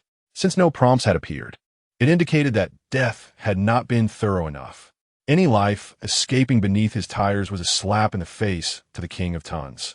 A blow to the King of Tons was a blow to Bai Li himself. Could he tolerate that? Absolutely not. Huh, no more pretending. Bai Li let out a cold laugh, then abruptly turned the steering wheel. Under his exceptional driving skill, the King of Tons swiftly changed direction without toppling over. Just as he had maneuvered, 2 shells came hurtling toward him. Boom! The 2 shells detonated upon impact, inflicting a staggering 1,000 points of durability damage to the alloy armor. Artillery. Jiang Yun, who had been sitting calmly, was startled by the sudden blasts. However, she quickly regained her composure.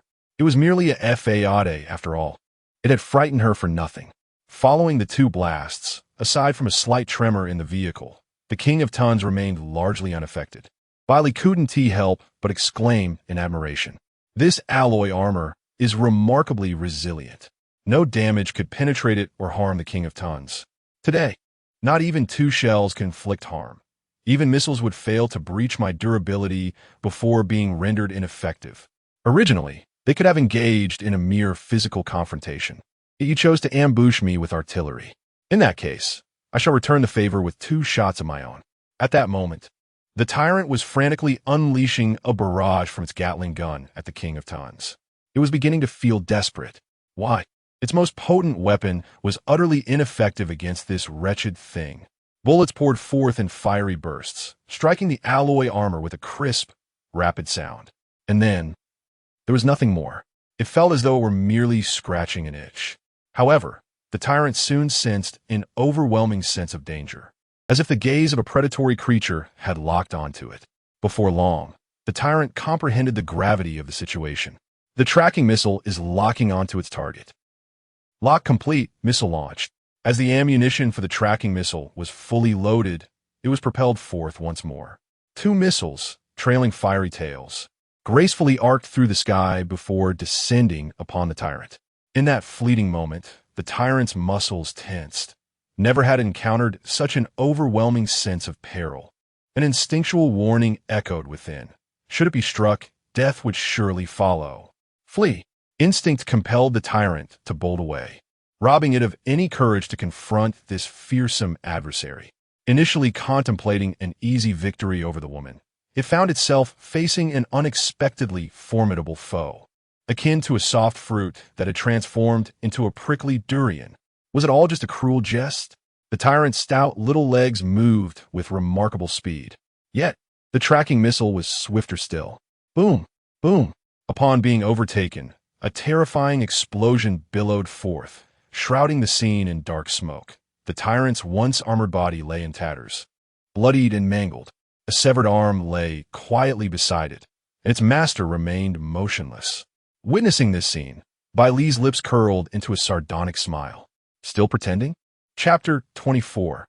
Administering biochemical serum to the zombie hound? It is not merely the tyrant feigning death. It is genuinely incapacitated. First, it was subjected to a fierce collision with the Titan at 5 times the speed, followed by being crushed again, and now it must endure 2 more tracking missiles. The tyrant is grievously wounded, its state perilously precarious. Even if left unattended, it would not be long before it succumbs to its injuries. However, Bai Li remains too benevolent. Thus, let us carry out this act of kindness to the end. Onward, to traverse the other world. Bai Li pressed the accelerator. The ponderous body of the Titan relentlessly rolled over the tyrant. Relishing the moment, Jiang Yun. The 2 sisters in the vehicle were utterly astonished, gaining a renewed understanding of Bai Li. Not a good man. Look at you. Do you still possess any semblance of virtue? In response, Bai Li had no desire to offer explanations. He was simply aware of his own exhilaration. Kill the tyrant. Loot purple essence 3, Gatling gun, gold, 1, shoulder cannon, purple, 2. Through the unwavering efforts of Bai Li and the Titan, the tyrant was utterly and irrevocably vanquished. Even divine intervention could not resurrect it today. Exiting the vehicle, Bai Li collected the 3 purple essences and casually tossed them into the car, allowing the sisters to divide them amongst themselves. Ever since he learned of the essence's function, his interest in it had waned. His current fascination lay with the weapons dropped upon slaying the tyrant. Much like the unfortunate goblin chief, the tyrant was firmly embedded in the ground. Its 2 unique weapons now lay beside its carcass. Bai Li attempted to lift the weapons, but found them unexpectedly heavy. With his commendable physical condition, he could barely manage to move the Gatling gun, while the 2 shoulder cannons proved utterly immovable, regardless of his efforts. It was evident that anyone capable of effortlessly wielding these weapons while remaining agile could only be described as possessing terrifying power. Alas, regardless of how strong one may be, I have a Titan. Ding! Suddenly, Bai Li heard an electronic prompt resonating in his mind. Triggered hidden effect of the tracking missile. Fusion. Detected items available for fusion. Gatling gun. Fixed Gatling gun. Shoulder cannon. Tracking missile. Would you like to fuse immediately? Another expert? Bai Li was momentarily taken aback. He had not anticipated that the tracking missile possessed a hidden effect. It was only triggered at this moment. Fusion? Upon seeing the items available for fusion, he did not hesitate and promptly chose to proceed. After all, he had no use for these weapons, and enhancing the Titan's firepower through fusion seemed a worthy fate. Soon, Bai Li witnessed the 2 shoulder cannons on the ground and the Gatling gun in his arms gradually dissolving. They transformed into a cascade of intertwining purple and gold light. Flying towards the Titan, Bai Li glanced down at the tyrant's corpse, an inexplicable sense of intrigue blossoming within him. Is it currently a crime to indulge in such thoughts? Quite interesting. That is incorrect. This tyrant has perished beyond any possibility of revival. I have ensured a proper resting place for its weapons, which could be considered a commendable act. Fusion successful. Gatling gun. Ammunition capacity increased to 1,500 rounds. Tracking missile. Storage capacity increased to 4 missiles. With a significant enhancement in power, quite satisfactory. Bai Li was immensely pleased with this outcome, even beyond his expectations. After all, to have a purple and a gold piece of equipment fuse into something that offers such a substantial boost to the red quality tracking missile is truly a remarkable value. He turned to gaze upon the corpse of the tyrant. Rest in peace. If it comes to pass, seek vengeance from King Lv.1, for he is inept. After muttering this, Bai Li prepared to return to the cockpit of the Titan. A low, ominous growl caused Bai Li to halt in his tracks. Bai Li. The 2 women in the vehicle immediately noticed his predicament, their expressions shifting to alarm. Jiang Yun quickly reacted, attempting to climb out of the sunroof to take aim. 4. Before Bai Li stood a blood-soaked zombie dog, blocking his path. Do not panic, Bai Li called to the vehicle. Hold your fire for the moment. As he beheld the fearsome creature, an idea struck him. Just as he was about to leave Raccoon Town, he still possessed a vial of biochemical serum. Come here, little dog, he beckoned, slowly crouching down and waving his hand. To the zombie dog, This gesture appeared as a significant provocation. After barking ferociously a few times, it charged at him with remarkable speed. Bai Li awaited its approach with bated breath. "Come to me." Seizing the moment, he grasped the creature by its neck. The zombie dog howled and struggled to escape, but Bai Li swiftly injected the biochemical serum into it.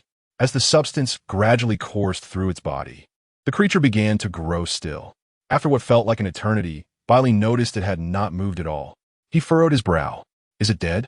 Killed zombie dog dropped bread X2 with a thud as he confirmed that the zombie dog had indeed perished at his hands. Bai Li clicked his tongue in disappointment and discarded its body onto the ground. Initially, he had wished to experiment by injecting a zombie dog with the serum to see if it could revert to a normal dog. It appeared that such a hope was in vain. He then proceeded back to the vehicle, returning to the cockpit. Just as he was about to close the door, a bark resonated through the gap. "Oh!" Bai Li's sister Jiang Yin exclaimed. "It seems it is not dead yet." With her keen observation, both Bai Li and Jiang Yin turned to see. The zombie dog was struggling to rise from the ground. Oh no, it was no longer a zombie dog. Shaking off the foul blood, it was unmistakably a quintessential native dog of the countryside, a true representation of a rural canine from the land of Xia. The biochemical serum indeed eradicated the zombie dogs, and upon the cessation of the virus, they were reborn. "Good boy, come here." Bai Li gently pushed open the car door again. Hearing the call, the local dog, panting with its tongue out, scampered over obediently. "Xiao Yun, give it a bath. It has quite a strong odor." Bai Li wrinkled his nose at the scent of blood emanating from the dog. It was hardly surprising given how long it must have mingled among the zombies. While Jiang Yun bathed the dog, Bai Li activated the war vehicle. "Jiang Yin." "Yes." "Consult the map. How far is the next monster territory?" "Understood." In the absence of her sister, Jiang Yin rarely indulged in playful antics, her forced serious demeanor eliciting a chuckle from Bai Li. Now, her aloof, cool demeanor seemed to have dissipated entirely. Yet, this version of Jiang Yin endeared her to Bai Li even more. Suddenly, as she scrutinized the map, Jiang Yin gasped. "What is it?" Bai Li inquired with curiosity. Jiang Yin zoomed in on the map, pointing out to him. "Look, here we reach a fork in the road with 3 paths. Taking the middle one allows us to bypass the monster territory. However, the paths to the left and right should lead us into monster territories, but..." Jiang Yan's pupils dilated. "I can't see any information about these 2 monster territories." Chapter 25. The unconscious maiden and the benevolent caravan. The territory of the unseen monsters loomed ahead, shrouded in an ominous veil. Upon hearing her recount, Bai Li instinctively leaned closer. According to the displayed route, they would soon reach a fork in the road after traveling 100 kilometers. The territories of monsters to the left and right were enshrouded in a thick darkness, evoking a palpable sense of peril despite the absence of any discernible information. What should they do? Should they traverse the middle path to bypass this peculiar situation? Jiang Yin, with her inherently cautious nature, preferred to tread carefully.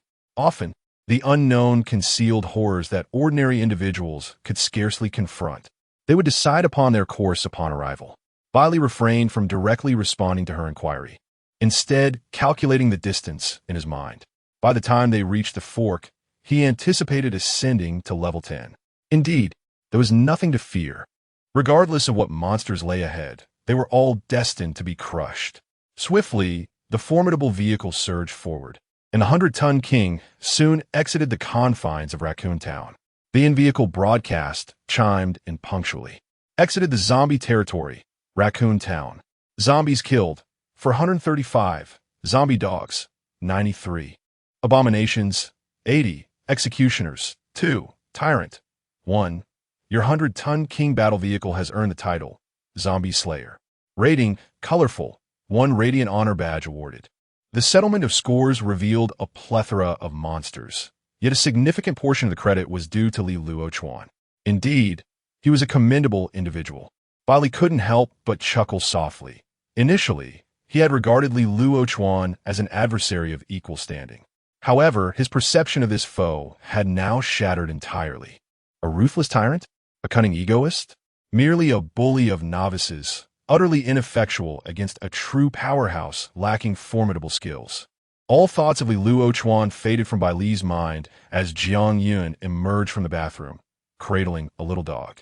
Hey, Bai Li Zhezhe. It's so smart and obedient, Jiang Yun exclaimed as she set the dog down, chattering on about its remarkable qualities. Bai Li grew increasingly astonished. The creature genuinely understood human speech, comprehending every word. Bai Li Gij, let's name it. How about Xiao Wang? Jiang Yun suggested, only to be promptly dismissed by Jiang Yan. What a terrible name. So plain. Look at how thin it is. It must have gone hungry while fighting zombies. Let us call it Baozi instead, so it can grow into a chubby little bun, adorable and easy to pronounce. After critiquing Jiang Yun's uninspired suggestion, Jiang Yan offered a name that was hardly an improvement. Observing her smug expression and Jiang Yun's pout of discontent, Bai Li felt a headache coming on and instinctively rubbed his temples. He then glanced at the little dog, whose fur resembled fine yellow sand, and a name suddenly sprang to mind. Enough of the debate. We shall call it Huangsha. I have made the decision. Upon his declaration, an immediate silence enveloped the two girls. Very well, the dog you rescued is under your command. However, is it truly appropriate to bestow such a formidable name upon a mere canine? Meanwhile, in Raccoon Town, Fang Xian unexpectedly produced a device resembling a mobile phone. Upon activation, it directly displayed the map of the novice area. Let me take a look. Oh. Upon encountering the forthcoming fork in the road, Fang Xian's brow furrowed. Has the realm of the black mist monsters already appeared in this iteration of the novice zone? Is this difficulty not a tad excessive? Nevertheless, it matters not. Any sane individual would instinctively choose the middle path, while only the deranged would venture into such bizarre monster territories. Although this fellow may seem somewhat aloof, his faculties should remain intact. Fang Xian swiftly dismissed the earlier concern from her mind. Her investment in Li had been finalized. She ought to seek out her next investment target. Yet, she remained rooted in place. Instead, she conjured 2 rifles from thin air and unleashed a barrage of firepower upon a nearby zombie. Amidst such a scale of slaughter, it was not long before she procured several vials of biochemical serum. It seems I forgot to mention that upon utilizing the biochemical serum to restore normalcy, the intelligence of beings within such zombie territories significantly increases, and the likelihood of evolution drastically rises. But it matters little. He is yet to even enter the novice service area, so what purpose would it serve to inform him? I shall hasten to capture a couple of dogs to ensnare those intellectually challenged yet affluent individuals' resources. Half an hour later, the heavily laden vehicle suddenly began to decelerate. Observing the convoy obstructing the road ahead, Bai Li furrowed his brow. He had long anticipated that this survival game would not solely involve Li-Luochuan's convoy and his own. Moreover, having traversed 2 monster territories, they had already covered 1/3 of their journey. Thus, encountering other survivors did not come as a surprise to him. Uncertain of the intentions of this group, Bai Li was no merciless butcher. Hence he opted to slow down. Soon, as the armored vehicle came to a halt, an individual approached from the front convoy, drawing closer to the colossal machinery. The nearer he drew, the more overwhelmed Chun Jiang felt. Standing beneath the wheels of this behemoth, he perceived himself as a mere ant beneath the foot of a giant. Insignificant. Hiss! What exactly has this fellow accomplished? Is this truly the battle vehicle of a novice survivor? Chen Jiang found himself momentarily dazed, his tone tinged with envy. At that moment, he heard the sound of the window descending from above. He quickly donned the expression he had long prepared. As Bai Li lowered the window, he immediately heard the pleading voice of the other party. Brother, please, we have a team member who has been bitten by a poisonous insect and lies in unconsciousness. We simply cannot abandon her, yet we feel utterly powerless. Would you be so kind as to extend your assistance and take her to the novice service area? A bite from a poisonous insect, leading to unconsciousness? Upon hearing this, Bai Li's interest was piqued, for this mirrored his own experience remarkably. Yet this individual's fortune seemed to far surpass his own. He had yet to encounter a beast as ravenous as Li-Luochuan, yet Bai Li did not acquiesce. Instead, he retorted, what difference would it make if I were to escort her to the novice service area? Without reaching level 8, she cannot gain entry. Upon hearing Bai Li's partial concession, Chen Jiang felt a glimmer of hope and hastily elaborated, "My dear brother, to be candid, our team captain is a remarkably capable survivor. He possesses a golden medal and has attained level 8, which allowed him to be directly taken to the novice service area after being invested in by a club there. The investor informed us that outside the novice service area, injured survivors can receive treatment. Furthermore, should we arrive early, there are alternative means for entry, even if our vehicle has not yet reached level 8. Alas, had the captain not departed prematurely, we would not have troubled you." With that, without waiting for Bai Li's response, Chen Jiang gestured towards the team. Soon, 2 women approached, carrying a stretcher. Upon it lay a young girl with braided hair, her complexion pale and lips tinged with a faint shade of purple. Her dire physical condition did not mar her beauty. Rather, it imparted an eerie allure. However, Bai Li narrowed his eyes slightly, for beneath the girl's collar, he discerned a troubling mark, a telltale sign of restraint. Chapter 26. Have a look behind you indeed. It appears you have been bitten by a venomous insect, mirroring my previous predicament. After a brief glance, Bai Li responded with a smile that did not reach his eyes. At this moment, he had already surmised the general situation, but chose not to confront the other party directly. Chen Jiang's heart sank. This formidable figure had also fallen victim to a venomous creature. Fortunately, he had not discerned any unusual behavior. "Well then, big brother, please follow me. Our team members need to retrieve some personal belongings. Moreover, we cannot let you assist us without offering something in return. We have some food and supplies in our convoy, though not in abundance. Hopefully you won't mind." Chen Jiang flashed a sycophantic grin, eager to persuade Bai Li to disembark swiftly. As the car window rolled up, Bai Li exchanged a few words with the 2 women inside before stepping out of the vehicle. "Wait, come with me. I have something intriguing to show you." With that, he strode toward the rear of the heavy-duty truck. At that moment, Bai Li had his back to Chen Jiang, appearing completely unguarded. A spark of inspiration ignited within the latter. This was an ideal opportunity for a stealthy attack. However, he quickly suppressed the thought. Bai Li's words had awakened a sense of greed within him. Perhaps there would be valuable treasures to seize, and then he could eliminate this individual. Chen Jiang understood well that, aside from seasoned investors, novice survivors were merely ordinary people once they departed from their armored vehicles. Thus, he felt a sense of security following Bai Li.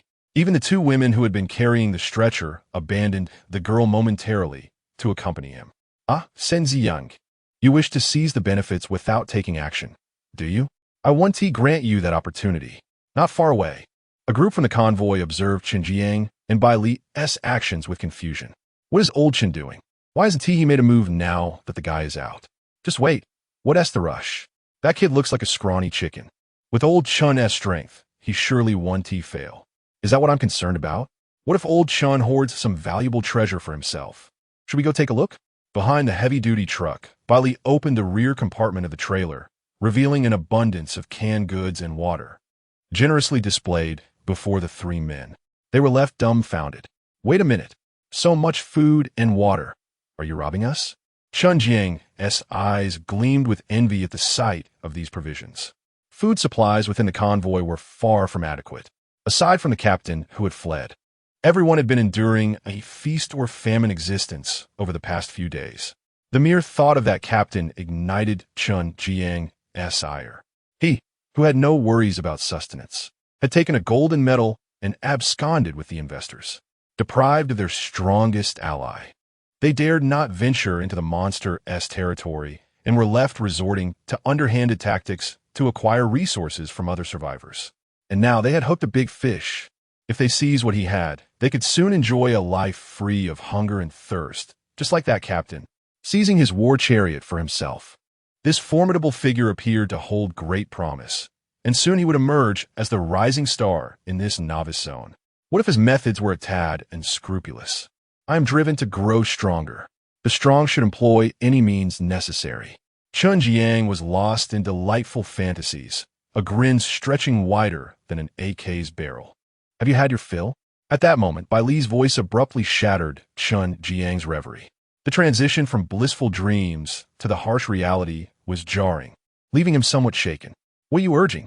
Wasn't it meant for me? Determined to act immediately, Chen Jiang abandoned all pretense, his demeanor turning hostile. For me? Bai Li chuckled at his fanciful notions. What makes you think I would assist you without reason? Do you even deserve it? Having seen enough, she added now, how about turning your gaze behind you? Her smirked voice sent a wave of unease through Chen Jiang. Turning around, he was met with the ominous sight of a dark barrel aimed directly at him. Click! The safety was disengaged, and the metallic gleam of the handgun exuded a palpable aura of danger. Meanwhile, his two female companions were huddled on the ground, terror etched on their faces. Hands clasped atop their heads, trembling uncontrollably. When did this happen? Chen Jiang gasped in horror. The women dared not utter a sound, having been caught off guard by the gun's threat, nearly losing control of themselves in sheer fright. A bunch of fools. Do they really think everyone can be deceived like that foolish woman? Bai Li Muka. If I am not mistaken, she is one of the victims you tricked, isn't she? Chen Jiang, now paralyzed with fear under the gun's menace, could only think of how this individual came to possess a firearm. This was utterly unfair. Bang! With a resounding gunshot, a crimson hole appeared on Chen Jiang's forehead, the cold bullet snuffing out his life in an instant. Silence is preferable. I detest the mute. Bai Li muttered under her breath, then turned her attention to the two women. They were relatively young, their looks not unattractive. Yet they paled in comparison to the women Bai Li had encountered, such as the Jiang sisters or Fang Xian. Brother, I will talk. Please don't kill me. I promise to answer properly. One of the women pleaded desperately. The other, emboldened, scrambled forward, aiming for Bai Li's belt. Bang! A second gunshot rang out. Another lifeless body crumpled to the ground, eyes wide open, growing cold, charging in like a rabid dog. Utterly oblivious to her predicament, Bai Li had never before encountered such a peculiar individual. Of course, he understood her intentions, yet he was genuinely disinterested. After savoring the finest wines and delicacies, who would settle for a diluted, inferior product? Now, only one remained. Is your captain here? Brother, she truly left with the investor. I swear it's not a lie. When? Just half an hour ago. Very well. Bang! After committing the act, Bai Li closed the door and swaggered out from behind the car, gun in hand. It appeared that the captain had indeed reached level 8. The following day, level 8. His progression was even more rapid than that of the insatiable King Lv.1. Clearly, he possessed a remarkable talent. However, he still fell short of Bai Li, who had already attained level 8 shortly after departing from Raccoon Town. Although the gap between him and the captain was minor, Bai Li felt no pressure. He understood that the true strength of his talent lay not in the speed of early advancements, but in the later stages. Other survivors would find their required materials and constraints for leveling up increasing exponentially. Yet for him, all that was needed was distance traveled. As Bai Li returned to the car door, he noticed that the group from the convoy had gathered around. Yet they stood a cautious 5 meters away from the towering figure of the truck, frozen in place. At that moment, Jiang Yun's voice echoed from the roof of the vehicle. The lawful loli was aiming a Gatling gun, her fierce gaze fixed upon them. Brother Bai Li, these villains have surely approached with ill intentions. Should we eliminate them? Chapter 27. Jiang Yun has her own way of repaying. Bai Li flashed her an okay gesture. In the next moment, the Gatling gun began to spin rapidly, unleashing a torrential barrage of bullets, catching everyone off guard. Instantly, cries, shouts, and screams merged into a cacophony. Some attempted to flee, but under the terrifying firepower of the Gatling gun, any notion of escape was utterly futile. Woohoo! Jiang Yun grew increasingly exhilarated. Having spent 2 days by Bai Li's side, she had become accustomed to the specter of death. Now, eliminating a group of nefarious individuals who sought to harm her brother was devoid of any psychological burden. In less than a minute, the entire group lay lifeless in a pool of blood, their bodies riddled with countless bullet holes, resembling a hive of hornets. Something has gone terribly awry. We are in deep trouble. This convoy was larger than King Lv.1's. What had just passed was merely the majority. Several individuals had yet to engage. Witnessing their comrades perish under the onslaught of the Gatling gun, the few survivors could not muster even a semblance of a desire for revenge. What a joke! Let alone their fragile bodies. Even their armored vehicles would be transformed into sieves. Thus they fled in haste. As for the corpses strewn about, Bai Li couldn't even be bothered to glance at them. He simply grabbed the collar of the girl on the ground, hauling her into the vehicle. The cabin had only 3 seats, so he unceremoniously tossed her onto the empty space in the back. A few stragglers remained who had yet to join the fray, adhering to the philosophy of attacking whenever possible. Bai Li had no intention of letting them escape. Once Jiang Yun descended from the roof of the vehicle, he immediately pressed the accelerator, activating his skills simultaneously. The massive Titan truck surged forward like a phantom. The few remaining individuals had not yet comprehended what was happening when they were obliterated along with their vehicle. Eliminating an entire convoy was a mere trifle. Damage from collision. Alloy armor durability -15. Inside the cabin, Bai Li glanced at the feedback and nearly burst into laughter. Perhaps having grown accustomed to battling bosses, he felt as though he hadn't witnessed such minimal losses in quite some time. Titan, you rascal. It's only the 2nd day, and yet you've created such a staggering gap compared to other survivors' vehicles. Gurgles suddenly, Bai Li heard the sound of someone's stomach growling. He looked at Jiang Yan, who shook her head. Not me. He then turned to Jiang Yun, who also shook her head. Bai Li, it's not me, but I am hungry. Neither of them? Could it be? Bai Li glanced at the girl they had neglected in the back. Gurgled just then. Her stomach growled again, though she remained unconscious. Forget it. Let us stop. Bai Li realized he too was a bit famished. He had been embroiled in battle incessantly in Raccoon Town, forgetting to eat. Yen Yen, you two go collect the materials from these scrap vehicles. Xiaoyan, take out the ham from your storage space. He only needed to focus on the battle, leaving the other tasks entirely to the Jiang sisters. Soon, the 2 women completed their respective assignments, gathering ham, canned meat, bread, and fresh water. Jiang Yun brought a substantial amount over, and the trio began to dine in the vehicle. Bai Li initially wished to hasten the meal, yet it soon became evident that the Jiang sisters had other intentions.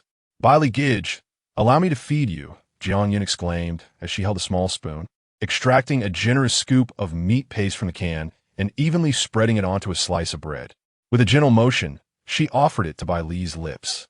His reaction was a mixture of embarrassment and resignation.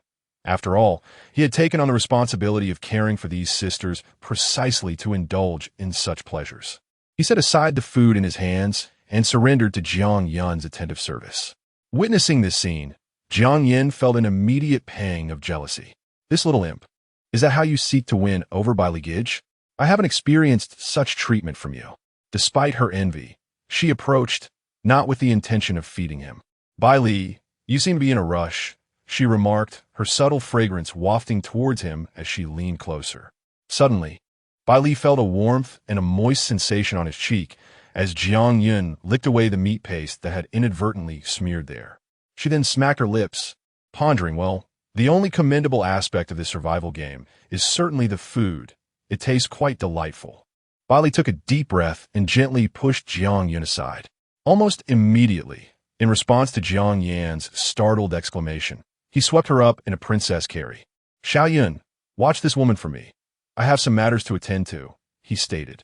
Jiang Yun's large eyes blinked in surprise, her expression gradually shifting to one of distress as she seemed to grasp the nature of their impending activities.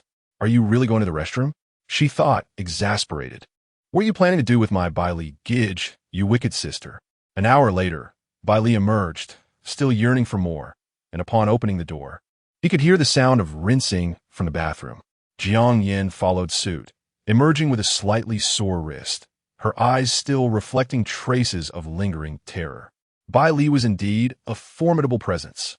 However, Jiang Yin had not fully grasped his might, as the thought of her sister waiting outside left her feeling bashful and hesitant. Nevertheless, having reached this point, she chose to reciprocate Bai Li's kindness, albeit in a manner she had only witnessed in videos. After such an encounter, when Jiang Yin next regarded Bai Li, her gaze had transformed into one of warmth and affection. Their relationship now felt genuinely intimate. Sister, at that moment, a somewhat mournful voice from Jiang Yun broke the silence, causing Jiang Yan's expression to freeze, morphing into one of guilt. Ha!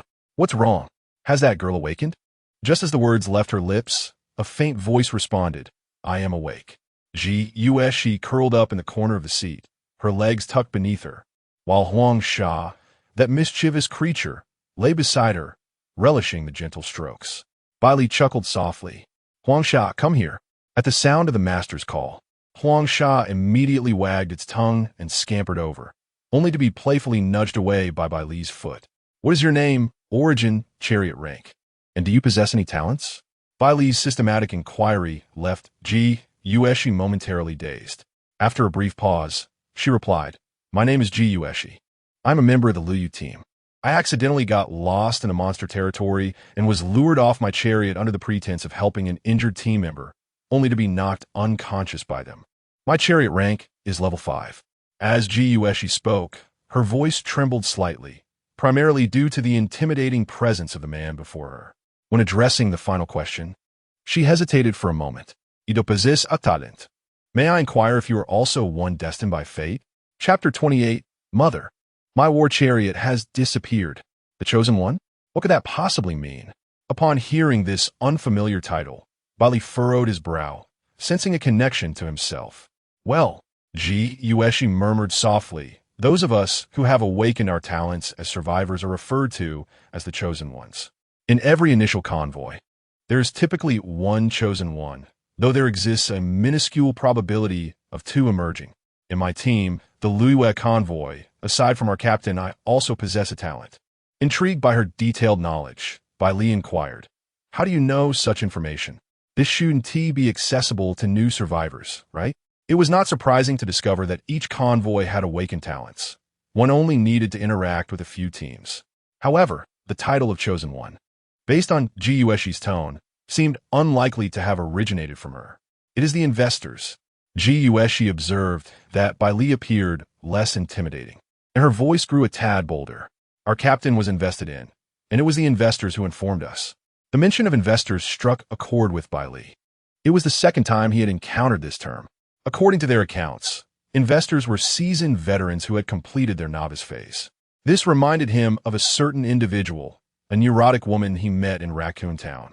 She was likely an investor as well, albeit one who had chosen to invest in Lv.1. Why then had she not invested in him? Bai Li pondered, feeling puzzled. Those who had received investments were the newcomers adorned with golden medals. Yet he himself bore a colorful medal. Surely these investors could not be oblivious to the existence of the colorful medal.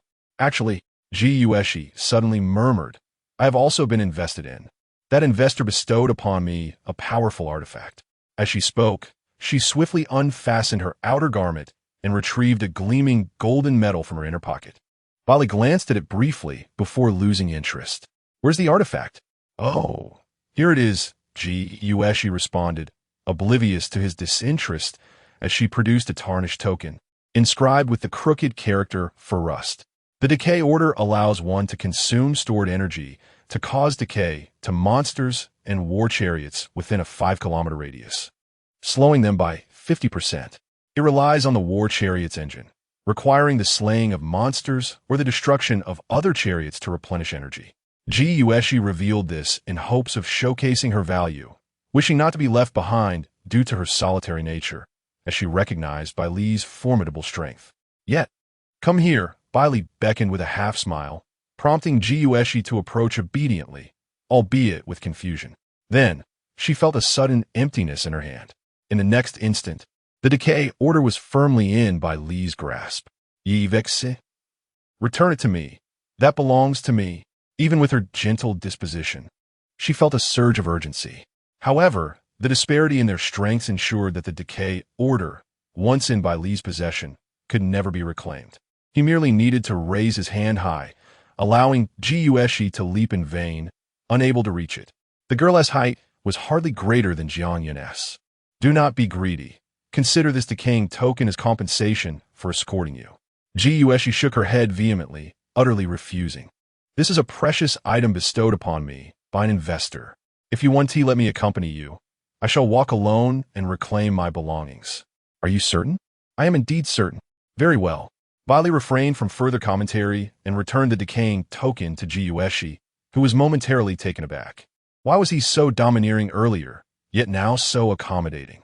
It wasn't until the car, Door swung open, and she was unceremoniously kicked out, that she grasped a dreadful truth. Huh? Where has my battle vehicle gone? No traces of any battle vehicle were visible in her surroundings. Yujie momentarily forgot the pain in her rear as a chill ran through her heart.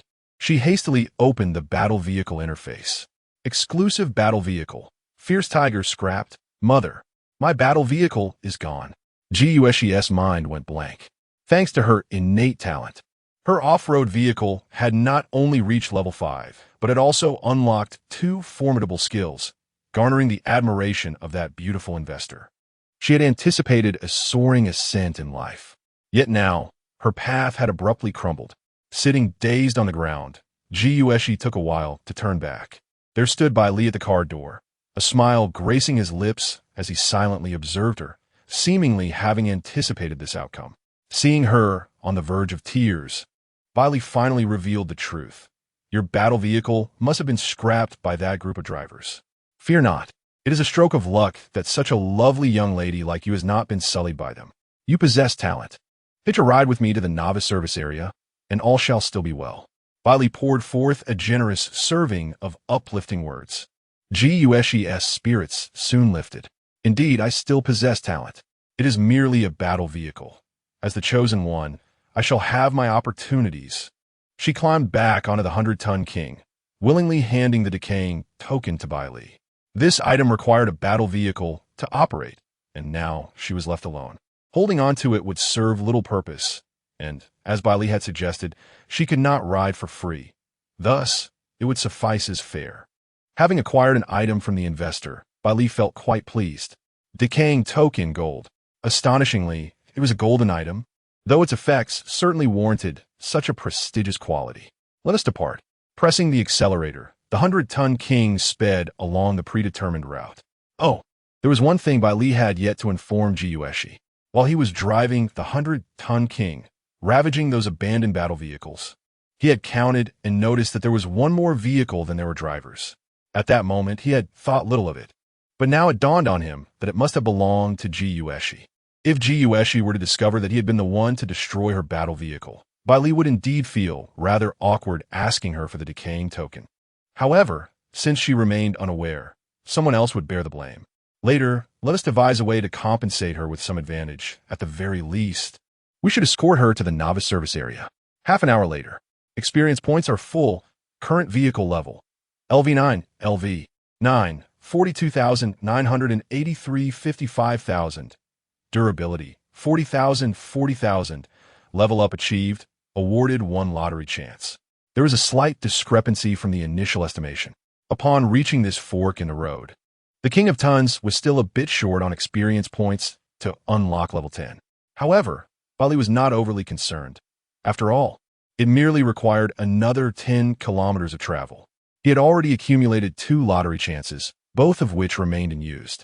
Bai Li felt that with the resources currently at the King of Tons' disposal, he was well equipped to venture into any monster territory. Thus, he planned to save up for either a 3 or 5 consecutive draws, as the mechanics in those games suggested that the probability of obtaining high-quality rewards would be significantly enhanced with such consecutive attempts.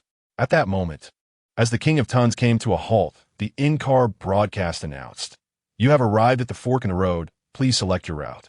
Straight, both sides' monster territories are cleared. Proceed along the original route. Left, enter the ancient gate ruins. Danger level, 1 star. With a small chance of acquiring rare materials, items, etc., and access to a new route.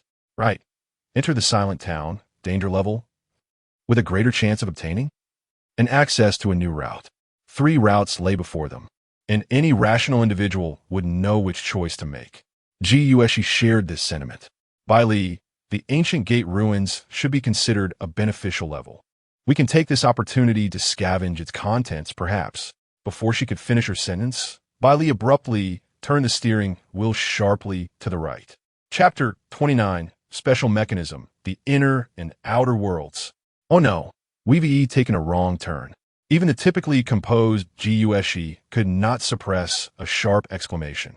The Jiang sisters, accustomed to Bai Li's mannerisms, remained relatively unfazed. Oh dear, Look at you, making such a fuss, utterly lacking in poise. You might disturb Brother Bai Li. Jiang Yun leaned back in her chair, adopting an air of exaggerated maturity. Yet, her words dripped with a distinct undertone of jealousy regarding any woman, aside from her sister, who appeared by Bai Li's side. Jiang Yin, being the more mature one, refrained from belittling Gao. Rest assured, Bai Li, well, he is invincible. If he dislikes someone, he will simply crush them. A monstrous creature, unfazed by anything. After pondering for quite some time, Jiang Yin could not conjure an appropriate description, so she opted to abandon the pretense entirely. Gao's mouth fell agape, utterly petrified. Is everyone in this vehicle completely deranged? She suddenly regretted joining this convoy. However, now that she was aboard this treacherous ship, retreat was not an option. Bai Li remained silent, his mind consumed with thoughts of acceleration, speed, and even more speed. Following the road to the right, they soon encountered a mountain blocking their path. The dark tunnel loomed like an abyss ready to consume souls. Without a moment's hesitation, Bai Li surged forward, not even applying the brakes as he plunged into the darkness. The next instant, the vehicle's speakers crackled to life. Unlike the previous cold, mechanical tone, this time the voice was distinctly feminine and imbued with emotion. Warning: you have entered the domain of the black fog monsters, Silent Town. Danger level: 6 to 8 stars. Possible drops in this area: wood, green; metal iron, green; star core, blue; iron thorn fruit, blue; essence, purple; iron thorn modification fragments, purple; essence, gold. Warning: special mechanism of the black fog domain. This area will randomly shift into other forms at irregular intervals, encompassing 3 distinct forms: reality, outer world, inner world. Certain monsters will not manifest in the reality realm. Please seek refuge within the limited safe time. A special mechanism? Upon hearing this, Bai Li lifted his gaze slightly, his eyes sparkling with intense curiosity. No wonder there were so many question marks. Black fog monsters, multiple forms? How intriguing. Could this be the hidden jackpot I've stumbled upon? Listening to his musings, Gao felt a wave of darkness wash over her. A hidden jackpot? I'd say it's more like a hidden challenge. The once straightforward monster territory was already difficult enough. Why would he deliberately choose one with a special mechanism? The black fog monsters sound exceedingly perilous. Bai Li, you must reverse the vehicle. You've heard the danger. Let us retreat from this perilous situation, shall we? It's not too late to turn back now. Gao could not help but urge him. After all, she had been rescued from peril and had no desire to meet an untimely demise in such a wretched place. Although Bai Li seemed a bit unhinged in her eyes, he was still her only hope. However, for this life-saving benefactor, Gao did not wish for him to encounter any misfortune. Reversing now, at worst, she would lose a piece of high-quality insignia. At least her life would be preserved. As the saying goes, while the green mountains remain, one need not fear the absence of firewood. A brief silence enveloped the cab. Jiang Yun, no longer playing the part of the green tea, found herself in agreement with Gao's perspective. Retreat? Bai Li skufa. Am I to temporarily evade its brilliance? Upon uttering these words, the Jiang sisters knew that redemption was unattainable. The last time he had spoken such words, the King of Tons had not paused since. Just then, the vehicle's intercom announced the presence of monstrous entities. Monsters appearing in this territory: Faceless Man, LV-456, Firechild, LV-67, Human-Faced Motherworm, LV-78, Curse Man, LV-89, Saintus, LV-11-13-15. Oh, the unfortunate souls who enter the territory of the Black Mist. May you not find eternal slumber here, huh? At last, the female voice seemed to chuckle, as if mocking Bai Li's audacity in venturing here. With a roar, Bai Li pressed down hard on the accelerator, the engine growling in response. The expressions of Gao and the other 2 girls turned utterly despondent. What had they just heard? Level 11 monsters.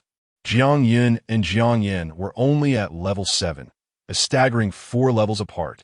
Yet, witnessing Bai Li's unwavering demeanor, they had no choice but to place their trust in him. In the blink of an eye, a glimmer of light appeared ahead of the King of Tons. Bursting forth from the tunnel, A tranquil and serene small town came into view, devoid of any visible danger. Surely, this must be the real world? Upon decelerating, Bai Li surveyed his surroundings. Just as he had surmised, this was indeed the safest moment within the silent little town. Reality. The King of Tons rolled into the town, its massive size attracting the attention of the residents. Bai Li slightly lowered the window, listening to the surrounding chatter, but he noticed nothing amiss. "Excuse me, do you know what a shelter is?" He inquired of an older man among the crowd. Such individuals often possessed knowledge surpassing that of the youth. "Shelter?" The middle-aged man mumbled with a heavy accent before pointing ahead. "Young man, if you're referring to that abandoned shelter, just keep driving straight for about 40 to 50 kilometers and you'll see it. You're from outside, aren't you? What do you intend to do there?" In the eyes of the middle-aged man, Bai Li was an outsider. Yet, to Bai Li, he was merely an NPC. Thus, he offered a simple thank you and departed. Was it truly that straightforward? Bai Li frowned, initially believing the shelter would be elusive. Instead, he had casually asked a passerby and received an answer. This felt somewhat amiss. Nevertheless, relying on the formidable strength of the King of Tons, he decided to venture to the location indicated by the man. After all, this is the only clue available. Yet, before he could drive far, he caught sight of a figure suddenly leaping up in the rearview mirror. Bang! In the next moment, something heavy crashed onto the hood of his vehicle. It was a faceless creature. However, upon closer inspection, Bai Li noticed that the creature was clad in garments identical to those worn by the uncle he had just asked for directions. "What? Want you answer me? What do you seek in that sanctuary?" The mouth of the faceless being exaggeratedly writhed, emitting a muffled sound. It was not truly devoid of a face. Rather, it appeared as though its features were ensconced within a cocoon. Not only this uncle, but Bai Li also observed that other residents nearby were similarly drawn in. As they approached, their faces gradually began to melt, sinking into their skin. Subsequently, this throng of faceless beings writhed grotesquely, rushing forward in a frenzy. As they seemed poised to encircle him, Bai Li remained remarkably composed. He calmly extended his hand out of the window and shot, shattering the skull of the faceless creature on the hood. He fired several more shots, emptying the magazine and dispatching the nearest faceless beings. Then, Bai Li opened the sunroof. Xiao Yun. He merely called her name. Jiang Yun instantly understood what was required of her. "Brother Bai Li, leave it to me." The exhilarating gunplay segment was upon them once more. Under the terrifying firepower of the Gatling gun, the surrounding faceless beings were swiftly eliminated. Ji Yueshi was left astonished. "Why does your war vehicle possess modifications for firearms?" Bai Li drawing out a pistol had not surprised her much, as certain monster territories occasionally featured firearms. However, to directly install a Gatling gun onto the vehicle was rather excessive. "Don't be so astonished. There's much more you're unaware of." Bai Li relished the girl's wide-eyed wonder. Just imagine if she were to discover that the vehicle was also equipped with tracking missiles. It would surely terrify her. Just then, a sudden flurry of alarms erupted, causing all three occupants of the cabin to freeze in surprise. The source of the alarm was not the war vehicle, but rather the small town itself. Chapter 30. The Arrival of the Outer World. Breaking through the level lock. As time passed, the sound of alarms grew increasingly piercing. The skies suddenly turned a dismal gray, with ash-like snowflakes cascading downwards. These gray flakes intensified in their descent, blanketing the ground. Just then, a startled exclamation from Jiang Yun echoed overhead. Upon leaping from the vehicle's roof into the driver's cabin, she urgently urged Bai Li to close the sunroof. With a tone laced with despair, she exclaimed, "I thought this was snow. I even wiped my face before realizing it's not snow at all. It's ash falling from the sky." A significant patch of ash smeared across Jiang Yun's lovely visage rendered her face a picture of dishevelment, leaving her in a state of utter frustration. Bai Li stifled a laugh and waved his hand dismissively. "I apologize for your plight. Do wash your face. You look like a calico cat." Jiang Yun retreated to freshen up. Meanwhile, Bai Li continued navigating the colossal vehicle, though the pace was necessarily reduced. Within a mere 10 minutes, the entire quiet town was enveloped in a thick shroud of flying ash. A thin fog began to rise from the ground, mingling with the falling debris from the heavens. The world seemed to have transformed, imbued with an eerie sensation. Under such conditions, discerning the road ahead became a formidable challenge. Due to the elevated vantage point, Bai Li failed to notice that the giant vehicle was passing a school. Small figures emerged from the entrance and scaled the walls, contorting into grotesque postures as they pursued the massive truck.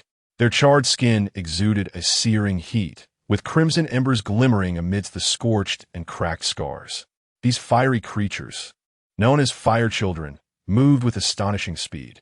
Though their gait resembled mere walking, they surpassed the swiftness of a typical human runner. In no time, they had closed the gap. Compared to the imposing bulk of the truck, the swarm of fire children appeared insignificant, akin to a cluster of tiny insects.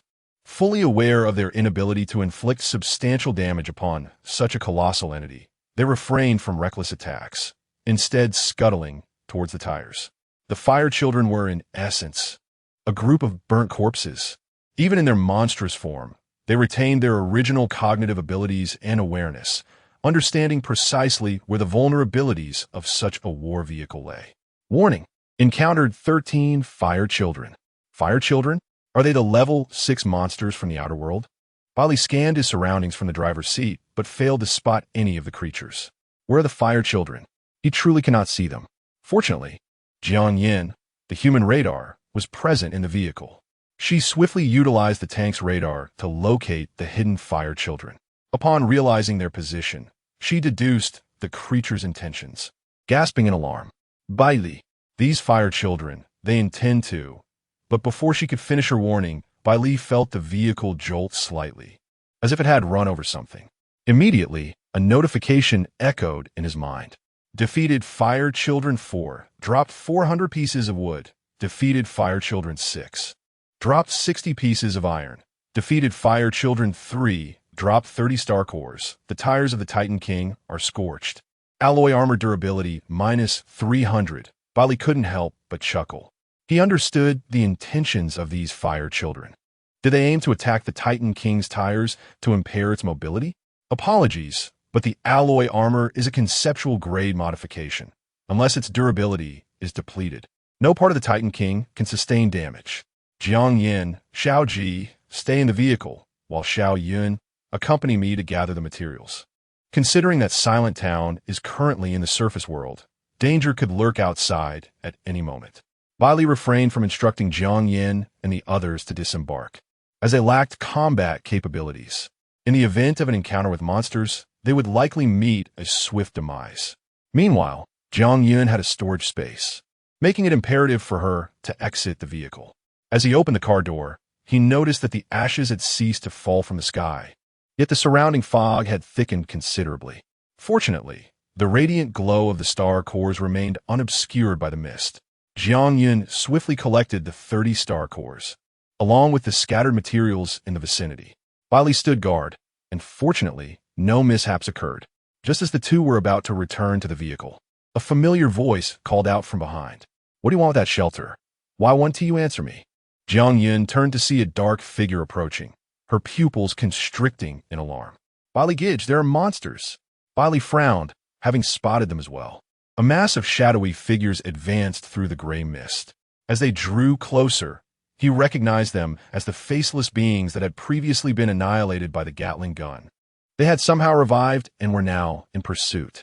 The man who had transformed into a faceless one was at the forefront, his presence lingering ominously. Bai Li's gaze turned steely, yet he had no intention of engaging them in combat. His madness was founded on a bedrock of formidable strength. With his pistol's magazine still unrefilled, attempting to confront the monsters barehanded would not be confidence, but rather a death wish. Just then, a faceless one's chest suddenly burst open, and a torrent of black viscous liquid was hurled from a distance. However, it posed no threat to Bai Li, landing instead at his feet. The ground emitted a hissing sound, signifying corrosion. If a normal person were to come into contact with this substance, they would either perish or suffer grievous injuries. Had the monsters in the surface world unlocked new abilities upon reaching level 5? At that moment, Bai Li had gained a clear understanding of the mechanisms within Silent Town. It seemed that faceless beings that perished in the real world would revive upon entering the surface world. It was highly likely that monsters that died in the surface world would resurrect in the inner world as well. Each monster seemingly possessed at least 3 lives. Xiao Yun, get in the car. Bai Li urged Jiang Yun to hasten into the vehicle, taking the driver's seat and swiftly shifting gears as he pressed down on the accelerator. I can shield you from the spotlight while we are on the ground. Yet, when I return to the vehicle, what shall you call me? The massive vehicle, the Titan, reversed at an astonishing speed, soon crushing a group of faceless creatures once again. Even after the world of the living had descended, they had revived and ascended to level 5. However, they paled in comparison to the grotesque entities that had already reached level 9. The sounds of flesh being pulverized echoed outside, a cacophony of destruction. Faceless creatures killed, 39. Dropped materials, 280 wood, 12 iron.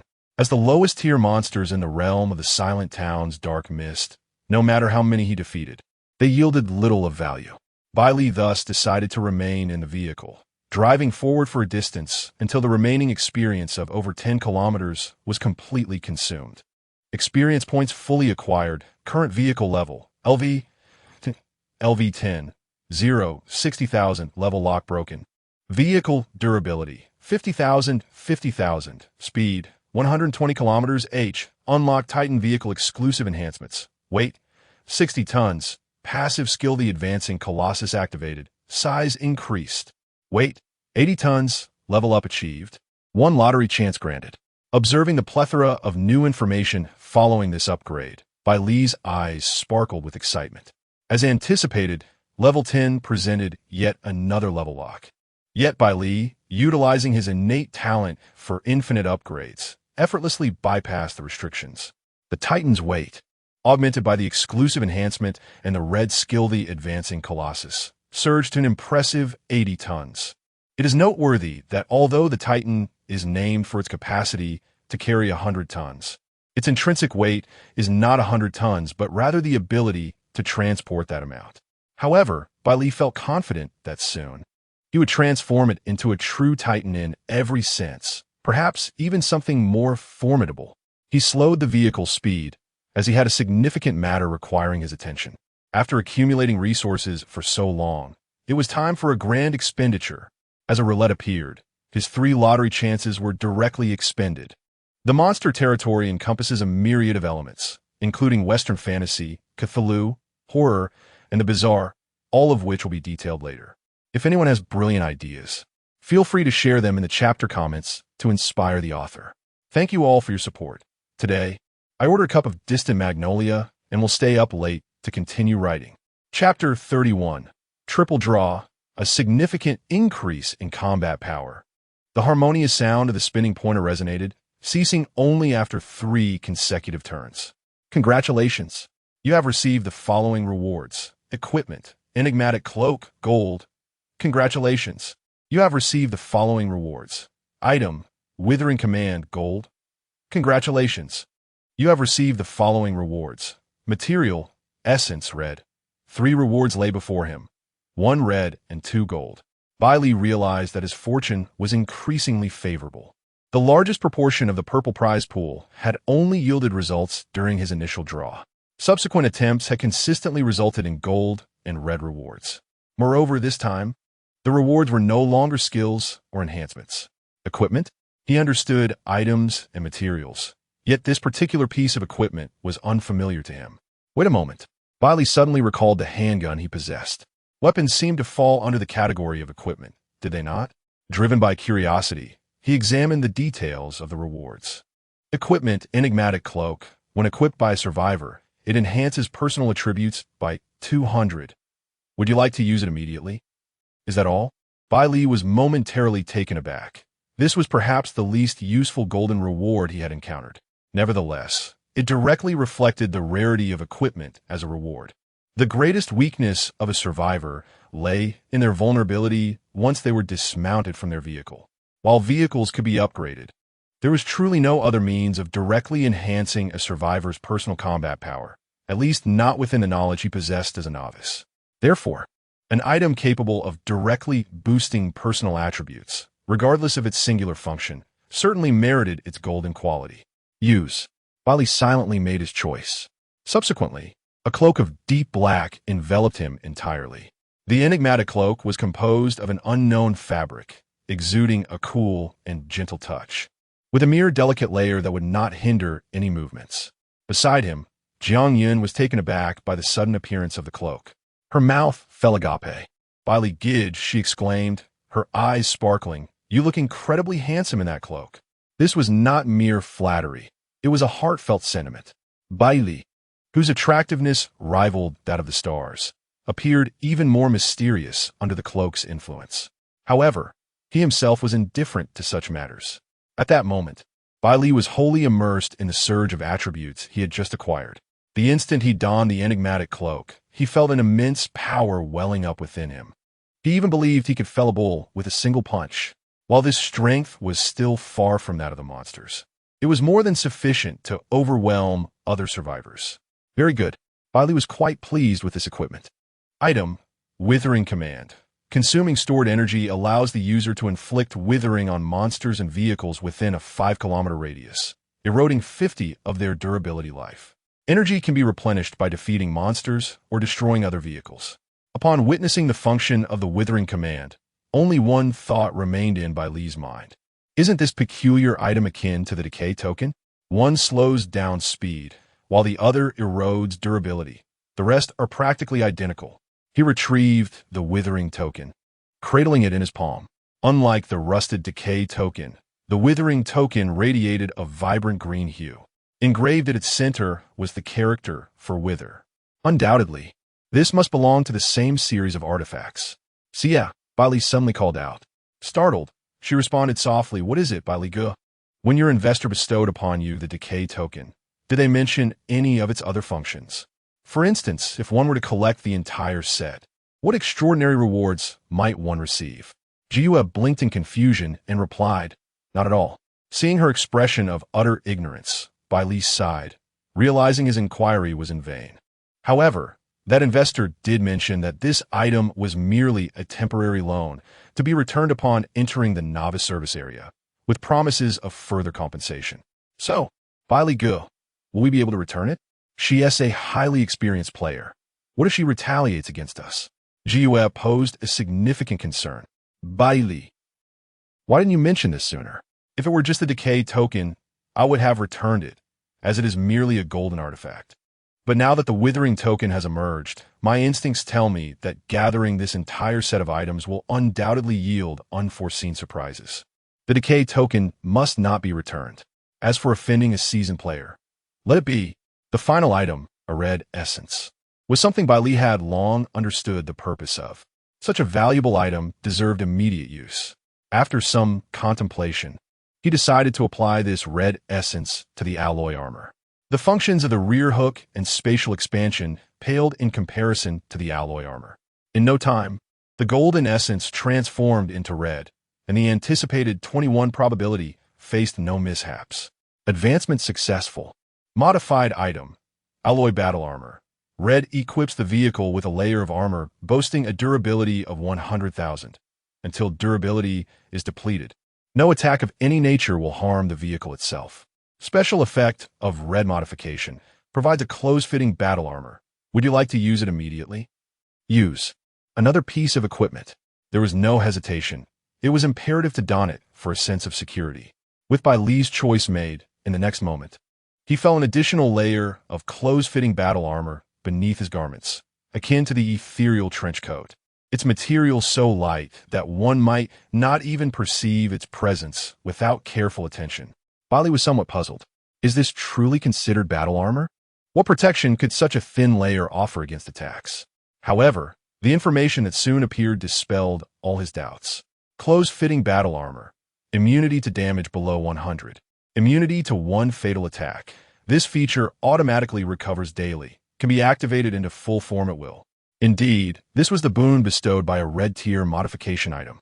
Even as a gift, it surpassed the golden, ethereal trench coat in power. Bai Li, suddenly enamored with novelty, found the newly acquired enchanting trench coat rather unappealing.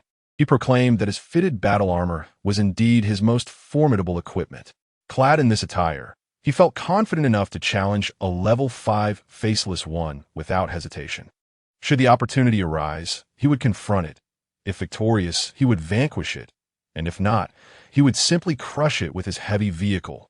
In a buoyant mood, Bai Li intended to glance at the map, only to discover that upon entering the silent town, it had been shrouded in a veil of darkness, rendering it unreadable. With no other option, he pressed on with determination. Jiang Yin, keep your battle vehicle radar continuously scanning. If any monsters appear, inform me at once, Bai Li declared earnestly, accelerating as he spoke. All right, Jiang Yin replied cheerfully, believing that Bai Li had finally gained some wisdom and ceased his reckless ways. Yet, to her dismay, his next utterance caused her smile to freeze. I shall simply run them over. In the silent town within the church, the saintly Afra sat upon a chair woven from iron barbs. The sharp spikes occasionally inflicted deep wounds upon her, yet she remained indifferent to the pain. After all these years, finally, I have visitors again, Afra mused as she rose, the devoted followers below lifting their heads in reverence. Tell me, in which world should I allow them to remain? Should it be with my feeble sister, or my deranged sister? Or perhaps, I shall keep them for myself. Chapter 32. The Church of Salvation, is this truly the place you spoke of? A resounding slap echoed, leaving Li 1's face swollen and crimson. The scene was one of utter devastation, strewn with the lifeless bodies of the fallen. Some survivors bore grotesque wounds, their skin oozing with foul substances, while others lay mangled, reduced to mere remnants of their former selves. This was the second time. Li 1's anger simmered dangerously close to the surface. It was the second time he had been slapped. The first was by an investor. Aware of the vast disparity in their strengths, he had endured it. This time, however, facing the imposing figure of a burly man, Li 1 chose to endure once more. There was no choice. This man was already at level 8, and Li was no match for him. Damn it, you've caused the deaths of so many of my brothers. You truly deserve to die. We fought the monsters while you cower in the back. The burly man, Su Chun, was the captain of the convoy. Witnessing his men fall and the war vehicle sustain severe damage, Su's eyes blazed with fury as he seized Li 1 by the collar, nearly driven to murder him. Boss, 3 of our brothers are dead. I want to kill him. One of the team members could no longer contain his rage. Under his lead, the other survivors surged forward, unleashing a flurry of punches and kicks upon Li 1. As the pain coursed through his body, Li 1's eyes burned with fury. He loathed this situation. If it weren't for Su Chun, his team would have all been below level 5, mere refuse before him. Yet now, these wretches dared to humiliate him at will. Everything was due to that man. The visage of Bai Li flashed through Li's mind. Were it not for him, he would have surely ascended to level 8 by now. After departing from Raccoon Town, Li 1 encountered Su Chen's convoy. This group exhibited remarkable unity, yet they were intolerant toward him, the outsider. Only because Su Chan recognized his higher level did he seek to exploit him. Upon reaching a crossroads, Li 1 realized he seemed to be on the same path as Bai Li. To avoid crossing paths with Bai, he desperately persuaded Su Chan to take the right route toward the silent town. To him, the left route was clearly the one where the welfare bureau lay. Any sane person would choose that path. However, he never anticipated the silent town would be fraught with such peril. Return my girlfriend. Suddenly, a team member roared, delivering a vicious kick that struck Li 1 in his most vulnerable area. He let out a wail, curling up like a shrimp. Stop. Please stop. I understand my mistakes. Spare me, and I shall serve as your cannon fodder. Overwhelmed by excruciating pain, Li 1 nearly lost consciousness, hastily begging for mercy. If he did not plead soon, he feared he would be beaten to death. Enough, this one still has his uses. Cease your assault. Su Chen, though tempted to eliminate him, recognized that keeping Li 1 alive would benefit the convoy far more than killing him. A level 7 cannon fodder was undoubtedly valuable. Su Chen did not even consider retreating along the original path. As he entered the tunnel, having listened to the creature's message, he had attempted to return, but to no avail.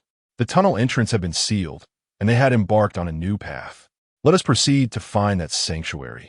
As the creature suggested, we shall continue straight ahead, he commanded. Li, you will lead the way. Do not even think of trying to escape, or you know well the consequences that await you. Su Chan threatened with a chilling tone. Lv.1, feeling humiliated, nodded reluctantly. He then clutched his injured companion and limped back to the armored vehicle, vowing to exact vengeance on those who dared to insult him. Meanwhile, on the same route, Bai Li had driven the massive vehicle to its end. Although lacking a map, he estimated they had traveled approximately 50 kilometers. Have you seen the sanctuary? Bai Li inquired of the three women beside him while scanning the surroundings. The area was shrouded in a dreary haze, and visibility had diminished to less than 3 meters ahead. In such an environment, even the keenest eyesight was rendered futile. Jiang Yun and Jiang Yin replied in unison, "We have not seen it." Ji Yueshi remained silent, but cautiously stepped forward. "Bai Li, may I take control of your vehicle? I wish to try activating a skill." She possessed a skill that could be beneficial in this environment, but it was a vehicle skill, and her own rugged off-road vehicle was beyond repair, leaving her reliant on another's. After a moment's contemplation, Bai Li did not refuse her request, but also did not grant it outright. "I will take you to Jiang Yan's vehicle," he decided. The sisters' vehicle had been following them on autopilot. Bai Li was hesitant to allow anyone else to drive his massive machine, but Jiang Yan's sports car was of no concern. Jiang Yin understood this unspoken agreement and remained silent, as she and Bai Li were now considered allies. Ji Yueshi expressed her gratitude. "Thank you, Bai Li, thank you, Jiang Yin." She held no ill feelings towards Bai Li's cautiousness. Had she been in his position, she would have felt the same. Once Ji Yueshi was aboard Jiang Yan's sports car, Bai Li learned the nature of the skill she intended to activate. "God, as perspective. Bai Li, this is my first skill, of purple quality, which grants an omniscient view and should aid us in locating the sanctuary." As Ji Yueshi activated the skill, the central display of the sports car illuminated with a clear image. Her delicate fingers glided across the screen, revealing the names of nearby structures despite the haze. Soon, she identified their target. "Bai Li, look," Ji Yueshi exclaimed, pointing excitedly at a dark edifice. "This church of relief must be the sanctuary we seek." It was the only nearby location that bore any semblance of a refuge. Although the name was peculiar, this quiet little town held nothing ordinary. "Excellent. Let us proceed." Bai Li returned to the 100-ton king with Ji Yueshi, immediately pressing the accelerator and steering in accordance with the noted directions. "Have you found it?" Jiang Yun inquired with curiosity from a vehicle. "Indeed," Bai Li nodded, generously praising. "This time, little Ji has made a significant contribution. Without her skills, it would have been quite challenging for us to locate a refuge." Upon hearing this, Jiang Yun cast a lingering glance at the beautiful younger sister who had joined them. She was reluctant to see more females in Bai Li's vicinity, yet she could accept those who possessed abilities that could assist him. Jiang Yun simply could not tolerate a pretty face devoid of substance, for it would pose a serious threat to her position as a mere ornament. "Sister, you are truly impressive," Jiang Yun remarked, giving Ji Yueshi a thumbs up. Ji Yueshi felt somewhat disconcerted by being addressed as sister by a little girl. "Well, I'm already 19. "Oh." Jiang Yun tilted her head. "And I am 20. Ji Yueshi, is this what they call a legal loli? How terrifying." A few minutes later, having navigated through the gray mist, a dilapidated church came into view. The churchyard still had parking spaces available, and upon a cursory glance, there were 15 in total. Bai Li did not consider this mere coincidence. It seemed more like an arrangement specifically for survivors. 2 small cars were already parked, and with his exceptional driving skills, Bai Li brazenly occupied 8 of the parking spaces. The 3 women exchanged glances, uncertain. "Is this really all right?" Bai Li looked at them in surprise. "What is wrong with it? After all, it's just us here. Besides, my 100-ton king is quite large. What is the harm in taking up a few more spaces? Anyone who objects can just get out of my way, as long as they can manage to do so." As he spoke, he exited the vehicle. Bai Li intended to observe the vicinity of the armored vehicle before taking action. However, at that moment, the church's grand door suddenly creaked open. With a harsh sound, a stooped figure emerged. Chapter 33. His chariot is so grand, I shall devour it. Emerging from the church was an elderly man clad in a gray robe, his murky eyes suddenly ablaze with fervor as he beheld Bai Li and his companions. "The destroyers! At last, you have arrived." Bai Li and his companions were taken aback by the old man's unexpected proclamation. Destroyers? That term hardly conveys anything positive. Come, follow me quickly. Remaining in the outside world risks detection by the Saints. If our plan is exposed, it would spell disaster. The old man offered no explanation regarding the title of destroyers. Instead, he gestured fervently for them to follow. Without much hesitation, Bai Li chose to advance, prompting the three women and Huang Sha to join him. Bai Li, are you not concerned that there may be a trap within? Could it be dangerous? Ji Yueshi expressed her apprehension. With their departure from Bai Li's formidable chariot, they had effectively relinquished their strongest means of defense. Yet, Bai Li had already discerned the truth, since the church had provided a parking space. Compelling them to enter on foot, it was likely devoid of danger. It was merely a sequence of events akin to a video game.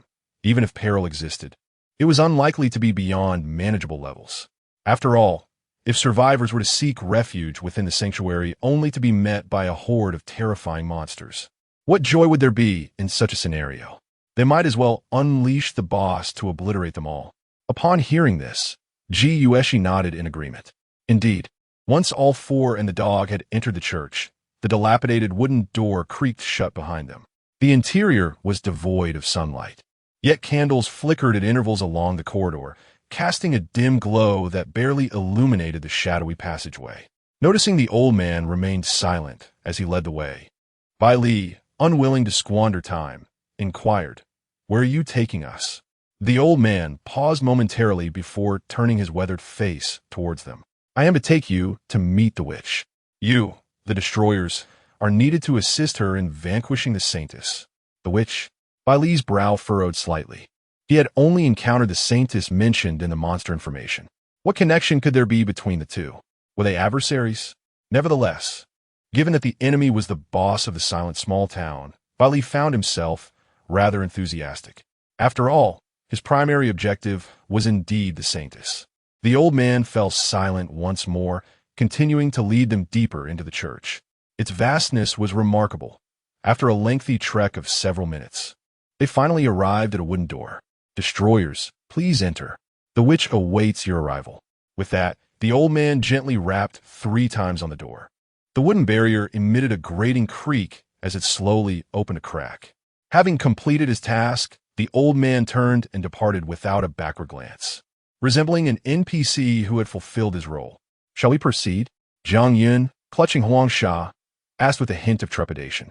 Among them, Ji Yueshi was the most timid, with Jiang Yun following closely behind.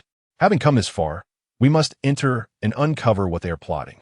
Bai Li remained remarkably composed, harboring not a trace of fear as he pushed the door open and entered. Meanwhile, outside the church, Su Chen's convoy had reached its destination. Where on earth is this sanctuary? Su Chen gazed around at the thick, enveloping fog, feeling a profound headache. Were it not for their vehicles nearly in tandem, he would have lost track of them long ago. Li Luochuan. A sudden disquiet washed over Su Chen. Li Luochuan had been silent for an extended period during his phone call. Observing the increasingly dense mist surrounding him, he quickly deduced Li Luochuan's intentions. This scoundrel intended to slip away amidst the fog, exploiting the confusion to escape. Just as Su Chen suspected, Li Luochuan observed through the rearview mirror as the convoy gradually vanished from sight, letting out a cold smirk and raising his middle finger. "A bunch of fools. Let them wallow in their ignorance while I make my escape. Dream on if you think a level 7 powerhouse like me will serve as your cannon fodder." No sooner had he spoken than a blaring alarm shattered the silence of the small town. The surrounding fog dissipated at a visible pace. In the blink of an eye, the once muted town regained its previous charm and tranquility, no longer appearing sinister. However, Li Luochuan's heart was anything but tranquil. At that moment, as the mist cleared, Su Chen's convoy surged forward, encircling his armored vehicle. Su Chen activated the in-car communication, maintaining the connection between the two parties. "Li Luochuan, I offer you an opportunity. Either dismount your vehicle willingly, or I shall render it inoperable and drag you out myself." Li Luochuan's face drained of color. Though it appeared he had 2 choices, in reality he had but one. Naturally, with his prowess, he could forcefully break through, potentially taking a few enemies with him. Yet, That would ensure Su Chen would never let him off the hook. It was a dead end. Lv.1, get down. Su Chen's voice rang out. Our convoy took you in with goodwill, and despite your actions leading to the demise of our comrades, we spared your life. How dare you attempt to flee? The venomous curses from the convoy members caused Lv.1's face to flush with rage. He longed to retaliate, to show these arrogant fools his true strength. However, he decided against it. Better to endure than to perish. With resignation, Lv.1 disembarked. In the next moment, a size 44 boot connected forcefully with his abdomen, eliciting a pained cry from him. If I don't teach you a lesson today, you will never learn. Su Chen's eyes glimmered dangerously, his massive fist poised to strike Lv.1. Yet, someone was faster. You killed my girlfriend, and you think you can escape? A familiar figure charged forward, delivering a swift kick that struck true. Lv.1 screamed, his eyes nearly bulging from their sockets. The scene caused Su Chen to tense, already experiencing phantom pains. Fortunately, a team member who had ventured out for reconnaissance returned just in time to momentarily rescue Lv.1. Boss, I found it. There stands a church named the Church of Salvation, which may very well be the refuge we seek. However, seeing his hesitation, Su Chen furrowed his brow and urged, speak your mind. Boss, I spotted the war chariots of other survivors in the courtyard of that church. It's quite terrifying. That war chariot is so towering, so massive. The team member exaggeratedly gestured, his movements appearing somewhat comical. Su Chen, of course, was skeptical. My own war chariot isn't even that formidable. Do you truly believe anyone could surpass me? If it were that large, I would simply devour. 2 minutes later, Su Chen dragged the limp Lv.1, akin to a lifeless dog, and gazed upon the colossal behemoth in the parking lot. His jaw nearly dropped to the ground. Boss, are you still going to eat? The team member wore a look of grievance, insisting that he hadn't exaggerated at all, yet he was met with disbelief. I would eat your head. Su Chen snapped irritably and then commanded, go, and summoned the brothers. Let us together dismantle this war chariot. Chapter 34. The Unwary Foe. Annihilation of Su Chen's convoy upon encountering the battle vehicle that would be etched in his memory for eternity. Lv.1's mind momentarily blanked. Why? Why is he here as well? Is this fellow lacking in sanity, choosing to abandon the Welfare Bureau for such a place?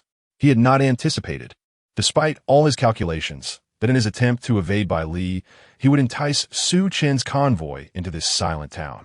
For this, he had nearly met his demise. And now, you tell me Bai Li is here too? While Lv.1 remained in a daze, members of the convoy were already driving their war machines into the churchyard. Fortunately, the yard was spacious enough to accommodate them with ease. Come, let's wreck that vehicle.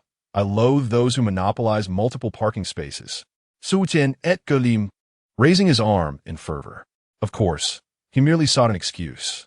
Such a large war machine, once rendered inoperative, should yield a considerable amount of materials, he mused excitedly. He could almost envision reaching level 9, or even 10, beckoning him. Yet, just as the team was poised to act, the church door swung open.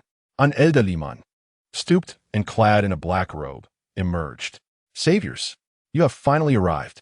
So, our task is to assist you in dismantling the barrier established by the saint within this town. Inside the church, Bai Li sat across from Afullah. Indeed, that is the mission of you destroyers. If you can obliterate her barrier, she will no longer vie for control of my body. Seated upon a chair of iron thorns, Afullah, who had been speaking normally, suddenly faltered, her voice trembling as if fighting against some unseen force. One of her eyes gleamed with golden light, her tone shifting from seductive to dignified and authoritative. Sister, it is my time now.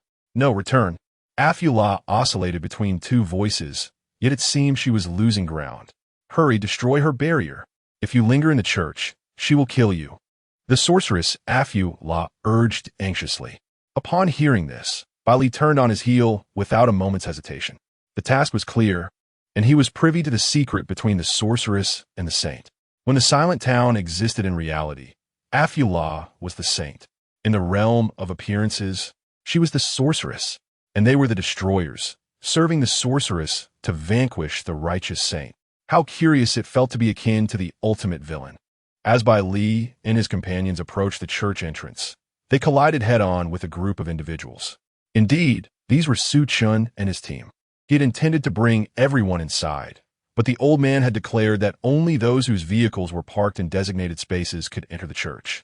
Originally, the 15 parking spots were ample. However, that infernal behemoth had occupied 8 of them. Thus, Su Chun was left with no choice but to select the 4 strongest team members to accompany him inside. He did not bring King Lv.1. While danger could allow him to take the lead, any benefits would certainly not be his. In any case, he lacked the courage to flee now. Bai Li noticed other survivors entering, his expression tinged with surprise, yet he did not dwell on it. The most pressing matter was to swiftly exit the church and return to the utmost safety of the Titan. Just as the 2 parties were about to pass each other, a team member, prompted by Su Chen's gaze, suddenly reached out to stop him. "Brother, that large truck outside is yours, isn't it?" Bai Li cast him a sidelong glance. Offering no reply, "Step aside." Upon hearing this, Su Chun and his companions' faces immediately darkened. "Brother, we're trying to have a civil conversation. Why the hostility?" Just as the atmosphere turned tense, Huang Sha abruptly leaped from Jiang Yun's arms, emitting a low growl from its throat. This sudden turn of events startled several of them. Where did that mad dog come from? One team member cursed, but in the next moment, he saw a yellow figure lunging towards him. Huang Sha moved swiftly, tackling the man and swiftly crushing his windpipe with a single bite. "Huang Sha, let's go."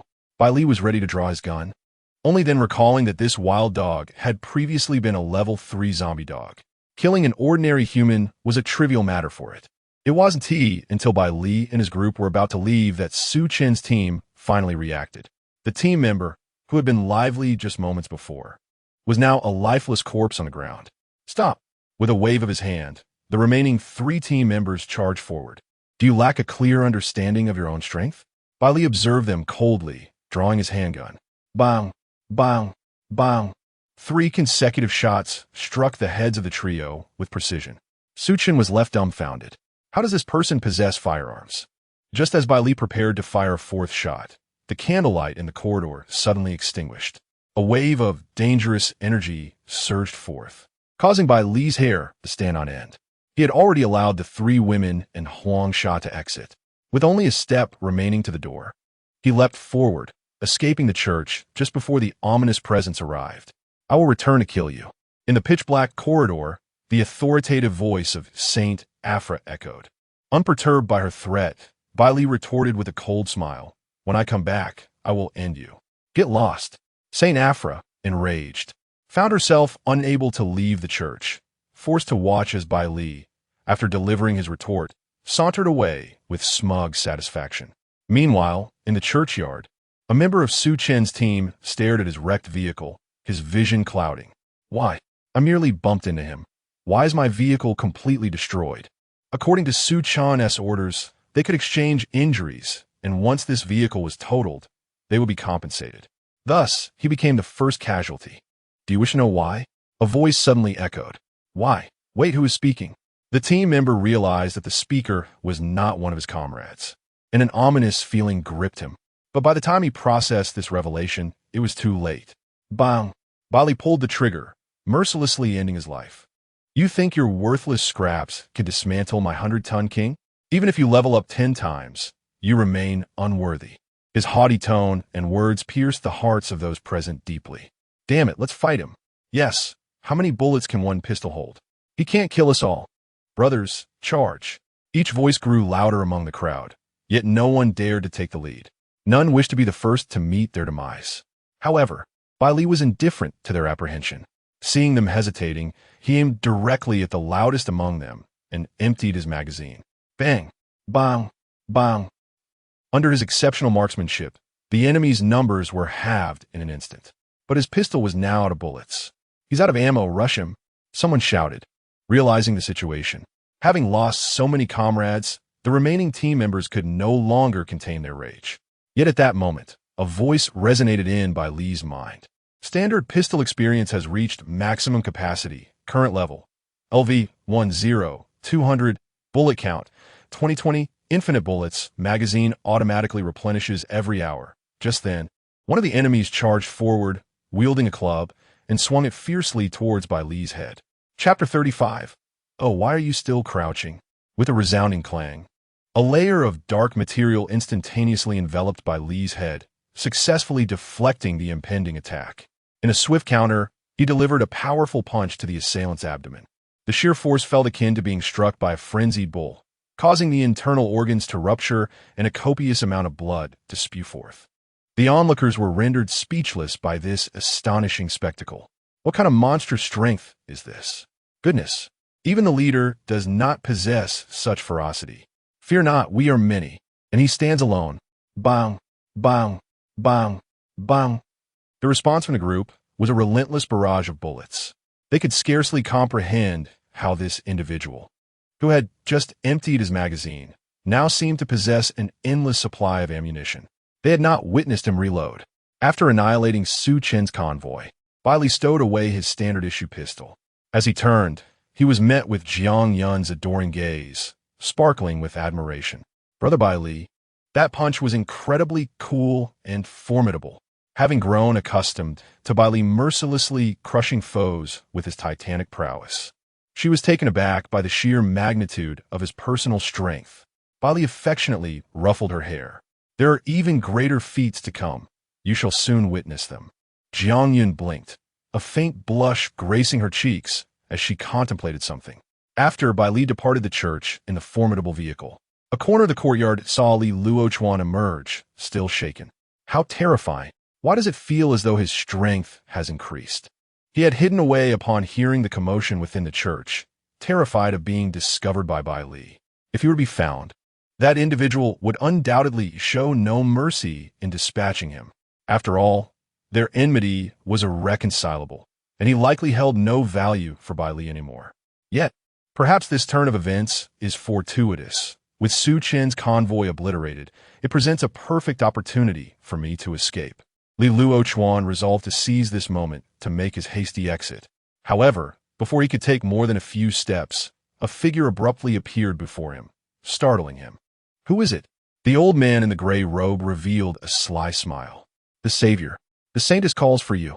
Meanwhile, within the cockpit of the colossal vehicle, the resourceful Jiang Yin held an unfurled map, which depicted the entirety of the silent town. This was the very map bestowed upon them by the witch moments ago. The 4 black dots on the map represented the locations of the barrier supports. Additionally, inscribed at the bottom of the map was a crucial instruction. Please destroy the barriers upon the arrival of the world. Bai Li, which barrier shall we target first? Jiang Yin inquired, seeking Bai Li's guidance while holding the map. We shall not be going anywhere. Huh? Bai Li's response left the 3 women bewildered. Had they not already accepted the witch's task? How would they proceed if they did not go? No. Bai Li shook his head. What we have learned is merely from the witch's lips. The true objective within this realm of monsters is solely to locate the sanctuary. Even the identity of the destroyer was bestowed upon him by another. If we were to truly believe her words, we would merely be pawns in her game. The 3 women were utterly befuddled, having never anticipated such a multitude of questions. In truth, Bai Li had not pondered this deeply either. He simply wished to refrain from acting on behalf of others. He intended to orchestrate something grand. The behemoth had not ventured far, remaining stationed outside the church. Observing Bai Li's calm demeanor, the 3 women began to surmise his intentions. Bai Li, do you plan to intercept the so-called savior? Bai Li snapped his fingers. They had guessed correctly. He was not in a hurry, merely waiting for time to pass, second by second. Finally, after half an hour had elapsed, a supercar emerged from the church courtyard. Su Chen had not noticed the behemoth lurking nearby. His mind was far too preoccupied to pay attention. The sight of his fallen comrades' bodies in the courtyard continued to gnaw at his nerves. They were dead, all of them. The entire team under his command had been slaughtered by that individual. Damn it, how did he possess a firearm? How could he be so formidable in combat? Even that dog was no ordinary creature. Su Chen was confounded. He had advanced to level 8 by the 2nd day of survival. Logically, he should be the strongest survivor among this cohort. Even the investors regarded him with newfound respect, claiming he was the fastest rising rookie they had ever encountered. Yet, this rising star felt utterly insignificant before that man. Was he truly a newcomer? He needed to destroy the witch's barrier and escape this cursed place as soon as possible. Su Chun gritted his teeth, wishing never to lay eyes on that man again. Yet, fate had a way of bringing about what one least desired. As he hastened toward his destination on the map, a fleeting glance in his rearview mirror caught his attention. There, he beheld a very familiar war vehicle. It was the behemoth.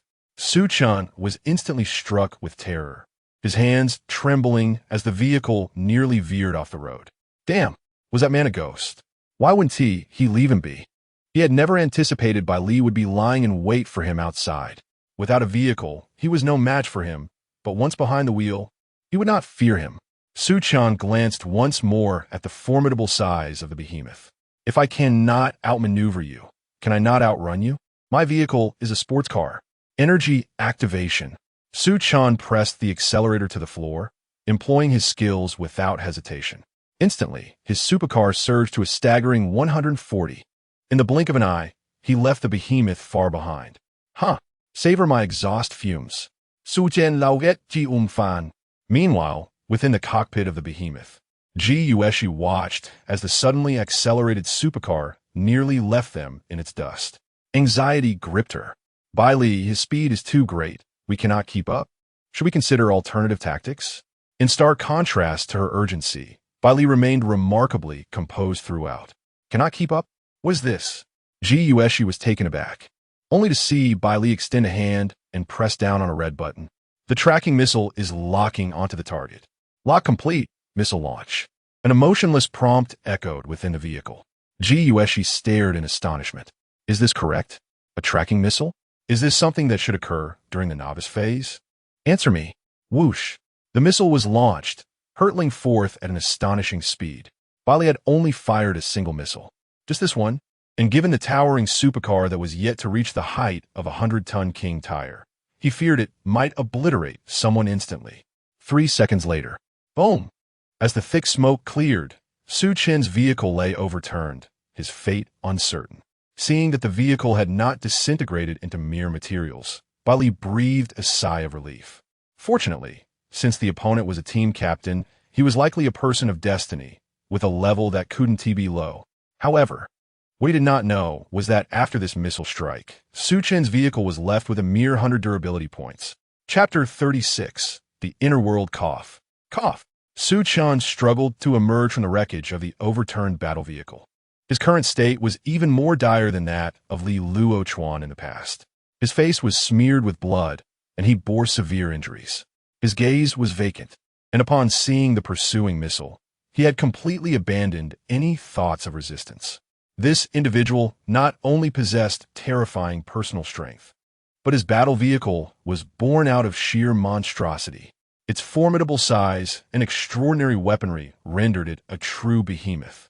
No, even a monster would appear more endearing in comparison.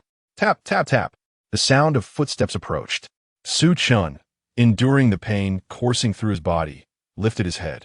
Upon recognizing the newcomer, a relieved smile broke across his face. It was indeed him. Hand over the map. Bai Li extended his hand. Su Chun attempted to resist once more.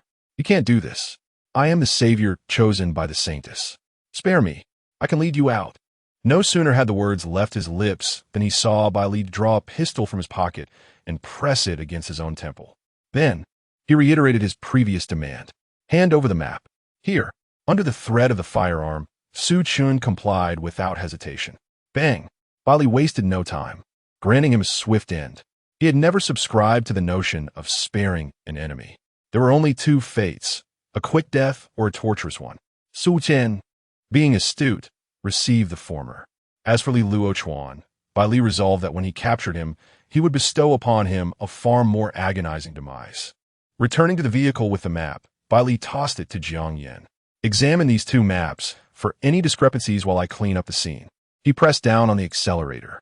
The 100-ton King crushed the remnants of the supercar beneath it.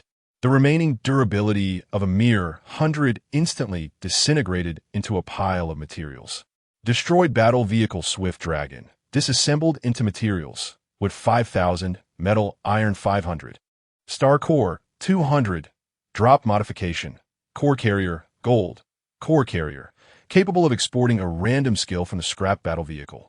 Export limit, 2-3, Upon discovering that Su Chen's vehicle still harbored a golden modification, Bai Li's eyes lit up. The modification's function was quite promising. However, when he exited the vehicle to retrieve the modification and install it on the 100-ton king, his expression soured upon seeing the 2 skills it contained. 2 blue skills? Not worth a dog's attention. Jiang Yun, Jiang Yan, Yi Vikin. A large silence enveloped the scene. Bai Li's utterance instantly shattered the composure of the 3 women. Blue skills not worth a dog's attention? What did that make them? Mere grains of sand. Grains of sand, woof. It was baffling where Su Chan had procured such useless skills. The energy boost effect was somewhat acceptable, enhancing speed. Yet, the effect was far too feeble. Bai Li, dismissive, decided to format the memory of the core carrier modification. What kind of trash skills were worthy of being installed on the 100-ton king? At the very least, they should be of golden quality. After Bai Li installed the modified components, Jiang Yan had finished comparing the 2 maps. Bai Li, the support point for the barriers on these 2 maps are completely identical. The only difference lies in the annotation. The map of the Saintis states, please destroy the barrier in the real world, the same support points. Yet the barriers must be destroyed in different realms. Bai Li skufa shufli. Both of these individuals have ulterior motives, whether they are the destroyers or the saviors. They are merely pawns in their game. I fear that if we follow the instructions on the map to destroy the barrier, the outcome will be far from what they have claimed. Jiang Yin felt her head spinning. I detest these scheming individuals. I simply cannot outwit them. What should we do? Acting contrary to the witch equates to aiding the Saintis, while opposing the Saintis still means we are serving the witch. Bai Li pondered for a moment, lightly tapping her fingers on the steering wheel. Let us not forget, there exists not only the real world and the surface world, but also a subterranean world that has yet to manifest. Since one demands the barrier be destroyed in the real world and the other in the surface world, then we shall simply destroy it in the subterranean world. The worst consequence would merely be unleashing that level 15 supreme boss. Bai Li spoke with a nonchalant demeanor, yet her words genuinely startled the 3 women. If a level 15 boss were truly unleashed, it would be wiser to heed the Saintis' advice. After all, she was only level 11. However, Bai Li abhorred being used as a pawn. Thus, she resolved not to assist either the Saintis or the witch, and as for the level 15 supreme boss, she was eager to see whether the opponent's body was more resilient or if her own titan, the 100-ton king, was superior. Once the plan was set, Bai Li drove the 100-ton king to the first barrier support point. The 4 support points were positioned at the corners of the silent town. Upon arriving at the destination, a school, the experience of the 100-ton king was also perfectly filled. Experience points are full. Current vehicle level, LV. 11, LV11, 065,000. Durability, 52,000. Speed, 120 kilometers. Weight, 80 tons. Level up, earned 1 lottery chance. Lottery, Bai Li silandi musha. Since she was prepared to challenge the strongest boss, she did not intend to save the draws. She would use it right away. The pointer on the wheel spun, emitting a crisp sound. Simultaneously, a sharp alarm blared outside the vehicle. Bai Li had initially thought the arrival would be in the surface world, but unexpectedly, the sky darkened abruptly. The surrounding buildings began to show severe decay, rust, and bloodstains gradually permeated the entire world, while the air became thick with a putrid stench. The entire silent town seemed to shed its skin, revealing its true nature. Bai Li quickly realized that this arrival was not in the surface world, but in the subterranean world. Just then, a burst of golden light erupted from the wheel. Congratulations on receiving the reward. Skill, Flame of War, Gold. Skill, Flame of War, a sustained burning duration, enveloping the vehicle in a fiery armor. Anything ignited by flames will suffer immense damage. At last, a skill has emerged. Bai Li exhaled, feeling that this newly acquired skill was indeed extraordinary. If the explosive assault was determined by exceptional values to set the limits, then the Flame of War required finesse and skill to reach its full potential. However, Bai Li suddenly realized that these 2 skills were surprisingly compatible. It seemed no intricate maneuvers were necessary. Bai Li cast a glance towards the school ahead, where, beneath the night sky, a pillar shimmering with faint light stood resolutely. This was one of the points supporting the barrier. Warning: encounter with 31 fire children. As if sensing something amiss, this swarm of fire children rushed out in a frenzy, eager to prevent Bai Li's behemoth from entering the school. A thunderous roar erupted behind the fire children. Bai Li squinted, fixating on the colossal figure that twisted and scraped its way along the ground. Chapter 37. The chariot is not driven in such a manner. The man's legs were bound tightly together, his body ensnared by a multitude of iron barbs, their sharp points deeply embedded in his flesh. His eyes had been gouged out, leaving only hollow sockets. Yet he could still discern the position of the Titan with uncanny precision, a sight both eerie and terrifying. He gaped, emitting a series of deep, guttural roars. His 6-meter frame crawling slowly upon the ground. Like the fire child, this creature seemed intent on thwarting Bai Li's efforts to dismantle the barrier. The faceless man, fire children, and the holy maiden had all made their appearances. The mother of man-faced worms seemed entirely dissimilar to this beast. Thus, he must indeed be the 9th-level curse man. After contemplating for a mere moment, the fire children surged forth, launching a frenzied assault on the Titan's tires. Burning damage, alloy armor durability, -20. Burning damage, alloy armor durability, -20. Burning damage, alloy armor durability, -20. Attack received. Alloy armor durability, -2,300. The cursed man crawled before the Titan and raised a hand, striking heavily against its front. Bai Li merely felt the entire vehicle shudder slightly, yet it was devoid of pain or discomfort. Your attack has concluded. Now it is my turn. Bai Li yawned, then pressed the accelerator while activating a burst charge. The fire children, who were still scratching at the tires, were instantaneously crushed. The cursed man, standing before the vehicle's front, let out an enraged roar, his massive arms gripping the Titan's front in a desperate attempt to halt its advance.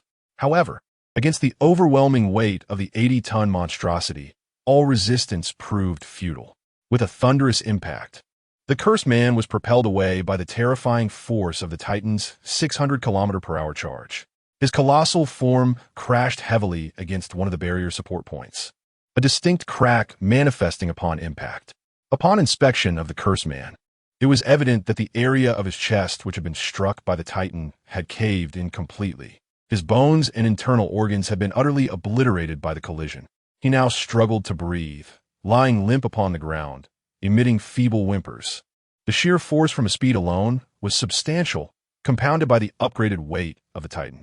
On this day, not even a flesh-and-blood cursed man stood a chance against it. Even a concrete structure would be reduced to rubble. Remarkable.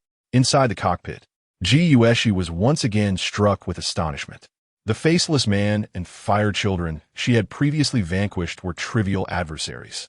Yet, in the face of the cursed man, whose size nearly rivaled that of the Titan, she still dispatched him effortlessly. This was not right. A chariot should not be driven in such a manner. It was meant for retreating, evading monsters, and scavenging resources. The overwhelming visual spectacle left Yujie in a state of numbness, as she realized the words leaving her lips. Her cheeks flushed with embarrassment. What use is a battle vehicle if it is not meant for combat? A fain smilagresa Bai Li's leaves. The familiar sensation returned. The primal thrill of physical collision. The essence of battle was exhilarating. Observing the cursed man sprawled on the ground, his hand instinctively grasped the gear lever. With practiced ease, he executed a smooth series of maneuvers, shifting gears, reversing, and crushing, repeatedly crushing. The brutal scene was too much for the 3 women to bear. Even they felt a twinge of pity for the creature. Why choose to confront this particular entity? Soon, the cursed man, teetering on the brink of collapse, became a mere sticker on the ground. The protective barrier he desperately shielded shattered, erupting into a crimson beam that shot straight into the sky. In an instant, the heavens above the tranquil little town school appeared as if drenched in dye, enveloped in a layer of scarlet that exuded an aura of malevolence. Kill the monster. The cursed man. Dropped. Iron Thorn Fragment X1, Iron Thorn Fruit X10, Purple Essence X1. This cursed man could indeed be considered the most formidable creature in the tranquil little town, second only to the Saintess, deserving of the title of an elite monster. The rewards for his defeat were quite generous. Bai Li, accompanied by Jiang Yun, hastily exited the vehicle, dispatching 3 fire children along the way before claiming the rewards. Mission accomplished. What's next? Jiang Yun. Lead the way. Back in the vehicle, Bai Li was far from hesitant. He navigated according to Jiang Yun's directions while perusing the reward information. Iron Thorn Fragment. Collect 4 fragments to assemble a complete modification. A cursory glance sufficed to skim through the fragment's details. What truly piqued Bai Li's curiosity was the iron thorn fruit. He understood what a thorn was. But how could an iron thorn bear fruit? Iron thorn fruit, a special variety cultivated by the scientists. Consuming it increases all physical attributes by 1. Oh, the effects of the iron thorn fruit made Bai Li's eyes widen with interest. It was indeed a boon for survivors. Although the enhancement was modest, the quality was undeniable. Moreover, such rewards, no matter how small, were still worthwhile. The iron thorn fruit was not particularly large, roughly the size of a Saintis fruit. Bai Li swiftly grabbed a handful and tossed them into his mouth, casually chewing a couple of times before swallowing. Within moments, a warm sensation flowed from his stomach throughout his body. Amid the warmth, he distinctly felt his strength augmenting. Not by much, but it was progress. What do you think? Chew. Chew, chew. Bai Li popped another fruit into his mouth and inquired of the 3 women, "Is the saintess who cultivated this iron thorn a bit deranged?" The 3 women replied, "Well, it's possible she has some psychological issues, but it seems you're not in a much better position, are you?" Bai Li felt uncomfortable under their peculiar gazes. "Why are you all staring at me? If you keep it up, I might just have to teach you a lesson." In response to the same statement, the 3 women exhibited distinct reactions. Jiang Yun appeared audacious on the surface, yet her cheeks flushed crimson in an instant, revealing her underlying shyness. Meanwhile, Jiang Yun seemed to reminisce about a cherished memory, her eyes subtly betraying a hint of anticipation. Only Ji Yueshi, the innocent maiden, wore an expression of utter bewilderment.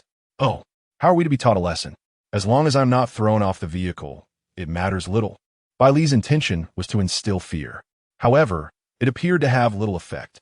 He caressed Jiang Yan's smooth thigh, enhancing the tactile sensation, as he maneuvered the heavy vehicle through the tranquil streets of the small town. After several minutes, Bai Li remarked, "Ahead lies the square, which serves as the second support point for the barrier." Jiang Yan once again consulted the map, ensuring that she had not misdirected them. As they drew closer, Bai Li also spotted the support column, standing resolutely in the center of the square. The church loomed nearby. Afula stood by the window, gazing at the sky, which was tinged with a reddish hue. For the first time, a flicker of fear emerged in their contrasting eyes, one dark and the other golden. Chapter 38. Am I to be punished as well? What folly are they engaging in? 2 contrasting voices, one of authority and the other of allure, emanated from Afra's lips. Within the confines of the inner world, the saint and the witch would jointly command this vessel. Their utterances pertained to Su Chun, the embodiment of the Savior, and Bai Li, the harbinger of destruction. Despite having meticulously marked their course of action on the map, according to their expectations, the 2 opposing identities of Savior and Destroyer would undoubtedly obstruct one another while striving to fulfill their respective missions. However, the saint and the witch had not foreseen that the Savior, Su Chun, would meet his untimely demise at the hands of a nefarious individual before he could commence his sacred task. This turn of events would typically favor the witch. Yet, Bai Li, in a display of contrariness, opted to unleash the mightiest of foes rather than assist the witch in her endeavors. Consequently, they found themselves rendered as jesters. En alliance, the witch Afra seethed. The Saint Afra relinquished her hostility. Very well. Subsequently, the Saint Afra clapped her hands, and an elderly man clad in gray promptly appeared. "Esteemed ones, what is your command? Release that individual and inform him that I shall bestow upon him formidable power to thwart at any cost." Their continued destruction of the barrier support. In the midst of Afra's mounting desperation, Bai Li had already driven the 100-ton king into the square. Along the way, various fitness apparatus and benches had been ruthlessly demolished. Initially, all seemed to proceed smoothly. However, just as they were nearing the barrier support point, Bai Li suddenly caught a fleeting glimpse of a face ahead. What was that? He furrowed his brow, the speed of that apparition too swift to discern. All he could make out was a vague semblance of a human visage. The moment he thought of the face, a name sprang to mind. The faced worm mother. This was the sole creature he had yet to encounter within the tranquil town. Before long, Bai Li's suspicions were confirmed. Surrounding the barrier's support point, a dense swarm of black surged forth. No, that was not a tide. It was a multitude of black insects, too numerous to count, akin to a plague of locusts. Upon their appearance, the swarm seemed to possess a singular purpose, rushing towards the 100-ton king. In that moment, Bai Li comprehended why this creature was dubbed the Worm Mother. Warning: encounter with the faced worm. The vehicle's speakers crackled ominously, as if strained beyond capacity, before finally stabilizing. Warning: encounter with 13,000 faced worms. Excessive monster count detected. Immediate evacuation advised. Excessive monster count detected. Immediate evacuation advised. Excessive monster count detected. Immediate evacuation advised. The repeated alerts underscored the perilous nature of this confrontation with the faced worm mother. By the time the warnings ceased, it was already too late. The horrifying multitude of faced worms had already begun to swarm over the 100-ton king's chassis, enveloping it as though draped in a shroud of darkness. How repulsive these insects are. Inside the cab, the three women harbored an innate fear of these creatures, an unsettling chill coursing through their bodies as goosebumps erupted upon their skin. The grotesque faces of the human-faced insects had enveloped the car's windows, revealing their abdomens adorned with distorted expressions. Elders, youths, and maidens alike, each visage twisted in horror. The swarm incessantly sought a weakness, yearning to penetrate the confines of the mighty vehicle, yet the impenetrable alloy armor left no crevice for them to exploit. Thus, the horde could only cling to the vehicle's exterior in anxious frustration. Brother Bai Li, what should we do? Jiang Yin understood the unparalleled strength of the behemoth. Yet even the smallest ants could bring down an elephant. The behemoth excelled in dealing with other monsters, but here they faced a staggering 13,000 human-faced insects. Relying solely on the behemoth's overwhelming might would prove futile, and conventional weaponry would be of little use against them. Furthermore, the behemoth had already been overwhelmed by the swarm. Although they could inflict no harm upon the behemoth, if they could not shake them off, the group would remain trapped inside. Prolonging the standoff would surely lead to their demise. The three women grasped this reality, and soon, the dread of death began to seep into their hearts. Particularly for the sisters Jiang Yin and Jiang Yan. This was the first time they felt cornered since they had latched on a brother Bai Li's support. The atmosphere plummeted to an icy silence. Only Bai Li remained unfazed. Sensing the shift in mood, he offered a bemused smile. Why so pessimistic? Have I ever claimed there is no solution? Huh? Ji Yueshi's mind momentarily faltered. Brother Bai Li, do you have a way to deal with these insects? Of course. From the very beginning, Bai Li had never regarded the human-faced insects as a serious challenge. In fact, had any other armored vehicle been here, it might have been a stalemate. However, he had just unlocked a new skill that remained untested. Bai Li promptly activated the skill, Inferno's Embrace. In an instant, brilliant orange flames erupted from the behemoth's exterior. The human-faced insects, desperately seeking an entry point, were the first to suffer. The searing heat ignited a cacophony of crackling sounds as they were incinerated. The acrid scent of charred remains melded with the nauseating stench of the dying insects, permeating the air. Soon, as charred corpses tumbled from the vehicle, the windows and glass were finally restored to clarity. The three women, who witnessed this spectacle, covered their mouths in astonishment. What has happened? Jiang Yin swallowed hard, her wide eyes reflecting lingering shock. What's going on? Why did the behemoth suddenly burst into flames? This isn't a winning streak in a game. Their reactions filled Bai Li with satisfaction, yet he chose to withhold an explanation of the Inferno's Embrace skill. Instead, he feigned disappointment with a sigh. I am truly disheartened. You seem to lack faith in me. With those words, Ji Yueshi found herself at a loss. The Jiang sisters, fully aware of the situation, eagerly rushed forward, each taking a bite. They then began to act coyly. Do not be angry, Bai Li. I was indeed startled by what just transpired, and they were unaware that you had a backup plan. Zhang Yan, Accompanying essentielle femme fatale, clung to his arm and swayed back and forth. Who could possibly withstand such charm? Not to mention the legally adorable little girl gazing at him with pleading eyes. Bai Li cleared his throat. Even if you two play cute, it will not work. Just wait until we leave this wretched place, and you shall see how I will discipline you both. Upon hearing this, the two women only became more spirited.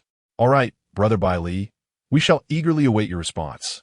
Jiang Yun provocatively puffed out her chest, nearly pressing it against Bai Li's face. Ji Yueshi stood there in a daze, feeling somewhat out of place. It was not until Bai Li turned to her as well and said, "And you, did you hear me? Huh?" Yi Vixi pointed to herself, incredulous. Am I to be punished too? Chapter 39. The Ruthless Whip of the Dead. Avenged Jiang Yun.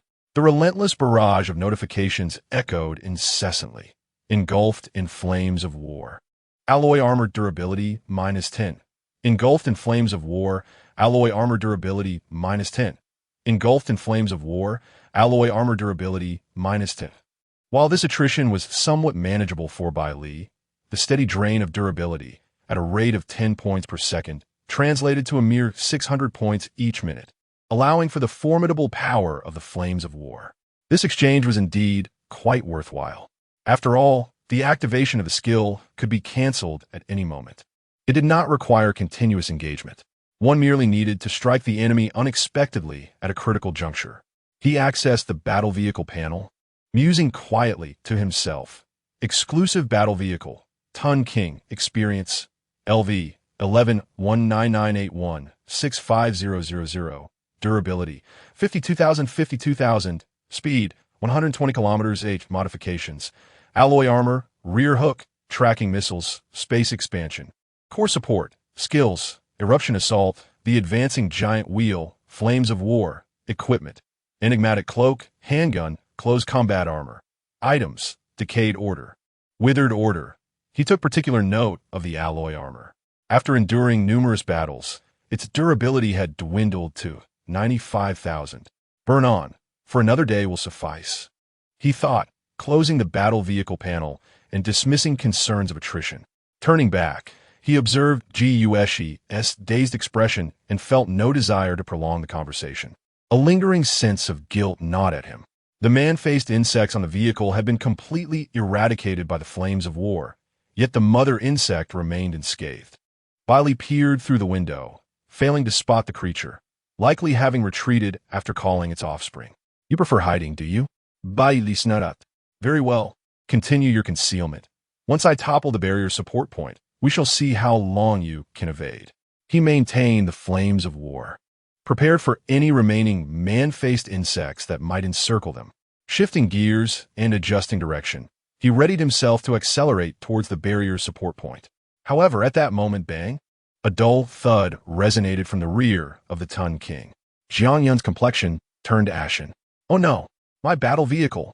She had scarcely uttered these words when a series of thunderous impacts erupted from behind. It was as though some entity was relentlessly battering down upon them. Through the rearview mirror, they glimpsed the unfolding scene. There, atop Jiang Yun's petite, upgraded battle vehicle, stood a towering figure, its fists bound by iron barbs, striking down repeatedly like an enraged baboon. With each blow that landed, Jiang Yun's face grew paler. Everything transpired too swiftly. Her battle vehicle, with a durability barely exceeding 2,000 after its enhancement, was reduced to a heap of debris in mere seconds. My war chariot has been rendered inoperative. Witnessing the pitiful fate of the chopped pepper fish head, Jiang Yun's eyes immediately brimmed with tears. This was her cherished chariot, a treasure she had only recently acquired. Yet its level had been painstakingly elevated by her own hands. Much like nurturing a pet, one inevitably forms an emotional bond as they grow. And now, it had been destroyed by that colossal baboon. The sole silver lining was that the materials stored in the reserve space had not been lost with the chariot's destruction. However, having lost her chariot, this skill was temporarily sealed. She could no longer store or retrieve resources. After obliterating Jiang Yun's chariot, the creature prepared to assault Jiang Yun's supercar.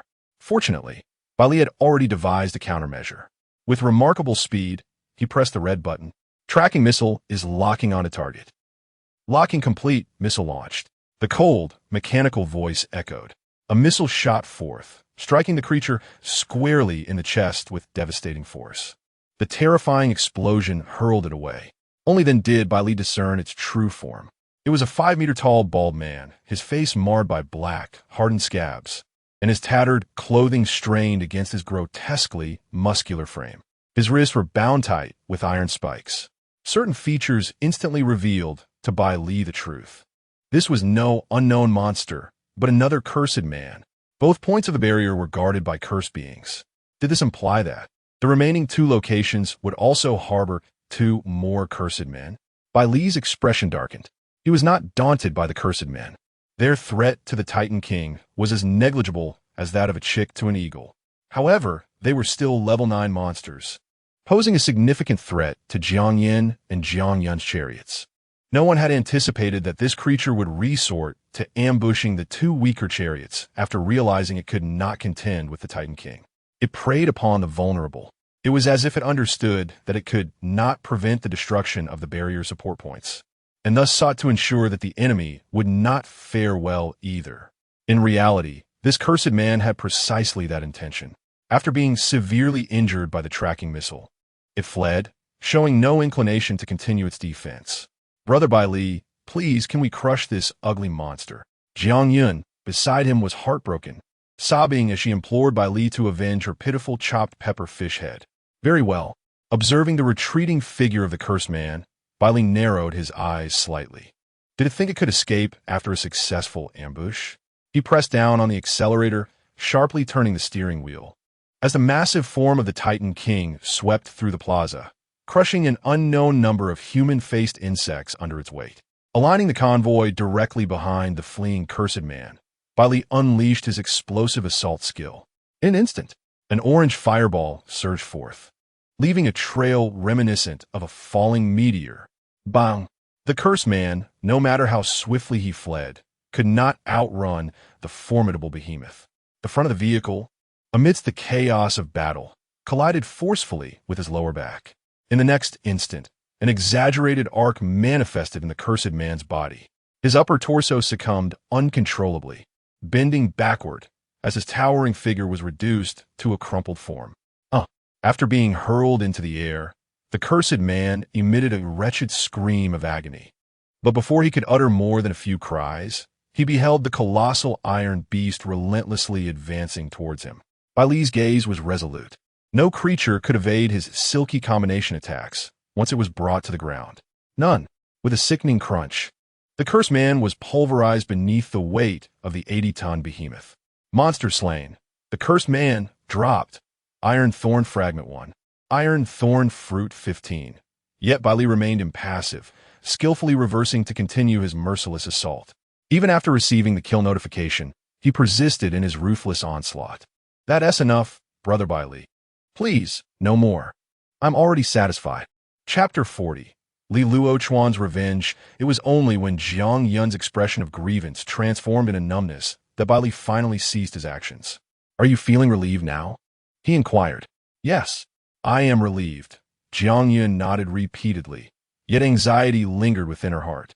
But, Brother Bai Li, without a battle vehicle, how am I to enter the novice service area? The beginner's guide has clearly stated that those who fail to enter the novice service area within 14 days shall perish. Without a battle vehicle, she would have no right to survive.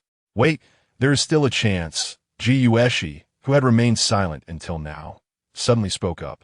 Initially, she had feared that her words might disrupt the atmosphere, but now the moment had arrived for her to contribute. Are you suggesting that there are alternative ways to enter after reaching the service area? Bai Li recalled the information he had overheard from a member of the convoy while rescuing Ji Yueshi. No, what I meant was finding Jiang Yun another battle vehicle. Ji Yueshi clarified, shaking her head. She was unaware of the specifics regarding the service area, but the investor had shared insights about battle vehicles with her. According to this investor, a survivor's battle vehicle only remains exclusive as long as the owner is alive. Once the owner perishes, it becomes a possession without a master. Most people would contemplate scrapping the vehicle to acquire resources for upgrades. However, if one were to drive the vehicle to the novice service area, it could be bound as an exclusive vehicle with the assistance of the club, albeit at a minor cost. Upon hearing this revelation, Jiang Yun's eyes brightened. Are you saying I still have a chance to exchange for another battle vehicle? Instantly, the sorrow of her previous vehicle, the spicy fish head, was cast aside. If she could indeed change vehicles, she had little desire for the spicy fish head, which lacked speed, durability, and combat strength, and was utterly incapable of assisting Bai Li. If possible, she did not wish to merely be a decorative trophy meant for collecting spoils. At that moment, Bai Li's eyes suddenly sparkled, and he raised a finger. I just thought of a vehicle I can offer you. Do you remember Lv.1? In a tranquil small town, an off-road vehicle sped along the road towards the second barrier support point. Inside the vehicle, Lv.1 suddenly sneezed. Why do I have this ominous premonition? He glanced around suspiciously, feeling as though he was being watched. However, he quickly dismissed the feeling. Bai Li, you found it quite enjoyable to beat me before, didn't you? Today shall be your demise. A smirk involuntarily crept upon his lips. The mere thought of their next encounter filled him with excitement, causing his hands to tremble. Recalling his earlier experience in the church, he had intended to take advantage of the situation to flee and distance himself from Bai Li, only to be captured by that eccentric old man. Subsequently, he was imprisoned by the saintess within the church until he received the mission to prevent the destruction of the barrier support point. Though the saintess did not disclose the identity of the person he was to thwart, Lv.1 was certain that the only individual capable of such a reckless act was none other than Bai Li. Moreover, based on his understanding of Bai Li, Su Chun, who had already provoked him, was most likely dead. That fellow avenged himself without delay. Had it not been for the urgency during their time in Raccoon Town, he might have thoroughly scoured the entire territory to track him down. However, now, having acquired the formidable power bestowed upon him by the saintess Bai Li, the tides have turned. It is my turn to seek vengeance. As Lv.1 reveled in fantasies of retribution against Bai Li, he suddenly spotted a blood-red beam of light shooting straight up into the sky from the position of the second barrier support point. In the blink of an eye, half of the sky above the tranquil town transformed into a crimson hue. How could they act so swiftly? It had barely been half an hour since the last support point was destroyed. The smile on Lv.1's face froze. He hadn't even seen anyone, and yet the progress of the task had already surpassed the halfway mark. Glancing at the map to identify the nearest support point, he hastily maneuvered the steering wheel, drifting in place to change direction towards the third barrier support point. The support point, once a shimmering column, had now reduced to scattered rubble on the ground. The only vexation was that the human-faced worm mother had gone berserk, relentlessly attempting to assault the Titan. Its swift speed and diminutive size rendered it untouchable. Being persistently harassed was quite irritating. Reluctantly, Bai Li resorted to utilizing two items for the first time, the Decay Order and the Wither Order. Immediately, signs of rust and decay appeared on the human-faced worm mother, reducing its speed and vitality by 50%. Bai Li promptly drew his pistol and emptied the magazine into it. Upon the death of the human-faced worm mother, the smaller worms instantly lost their vigor, as their lives were bound to that of their mother. Monster human-faced worm mother slain. Drop star core 300, purple essence 1, due to a temporary freeze on storage capacity. The three women in the vehicle became mere tools for collecting materials. Meanwhile, Bai Li approached the remnants of the discarded spicy fish head and found a core amidst the materials. Subsequently, he returned to the vehicle and inserted the core into the core holder slot. Reading. Available skills. Strategic reserve, purple. Sharing, blue. Bai Li integrated the strategic reserve into the Titan, leaving the sharing skill within the core as it bore no significance for him. Jiang Yunjiao, still collecting materials, paused in surprise upon discovering her reserve space had vanished. However, upon realizing the cause lay with Bai Li, she remained composed. Approaching the three women, Bai Li tested the waters and successfully absorbed the 300 star cores they had neatly stacked into his reserve space. Successful acquisition. Remaining space. 11 cubic meters, little yun. I shall hold on to this skill for now. The shared vehicle remains in your possession. When you change to a new battle car, it can be reinstalled. Jiang Yin showed no dissent. Brother Bai Li, are you suggesting that we seize Lv.1's off-road battle car for me? she inquired tentatively. Upon receiving a nod and affirmation, she excitedly embraced Bai Li's face and planted a fervent kiss upon it. Bai Li quietly wiped his dampened cheek with her garment before speaking. Lv.1's battle car boasts a high level and commendable skills. That taunt ability is particularly impressive, and its attributes are formidable enough to withstand 2 of my tracking missiles. Such a remarkable vehicle is being wasted on him, as he lacks the understanding to utilize it properly. However, you may need to wait a while longer. That fellow is as timid as a mouse and is likely hidden away. Nevertheless, given his capabilities, reaching the novice service area should pose no challenge. We merely need to remain vigilant and wait for our opportunity. After outlining the advantages and disadvantages to Jiang Yun, she nodded earnestly. It's all right, Brother Bai Li. I can wait as long as necessary. After all, he will be staying in your vehicle. Gushi, observing the affectionate exchange, couldn't resist asking, Brother Bai Li, could you also procure a battle car for me? I will compensate you once I join the club. The alluring investor had conveyed to her that resources obtained after joining the club would surpass those available to ordinary survivors by tenfold. If she could ascend to the title of Rookie King, her rewards would be even greater. It would then be her turn to repay Bai Li. However, one must assume that this year's Rookie King would undoubtedly be Bai Li, wouldn't it? That sounds feasible. Bai Li nodded in agreement, readily acquiescing, considering that he had effectively rendered her previous vehicle obsolete. But why didn't you mention this sooner? Had I known earlier, I wouldn't have destroyed that supercar. Gushi's cheeks flushed with embarrassment as she replied, I just recalled it. My mind was blank before, and I completely forgot about it. Bai Li bore her no ill will. Ultimately, it mattered little. Acquiring anyone's battle car was merely a matter of launching a missile. If one was insufficient, 2 would suffice. The survivors in the novice area were all competitors, and he was skeptical that no one would target his coveted prize in the future. However, those who dared to covet what was as would meet their demise.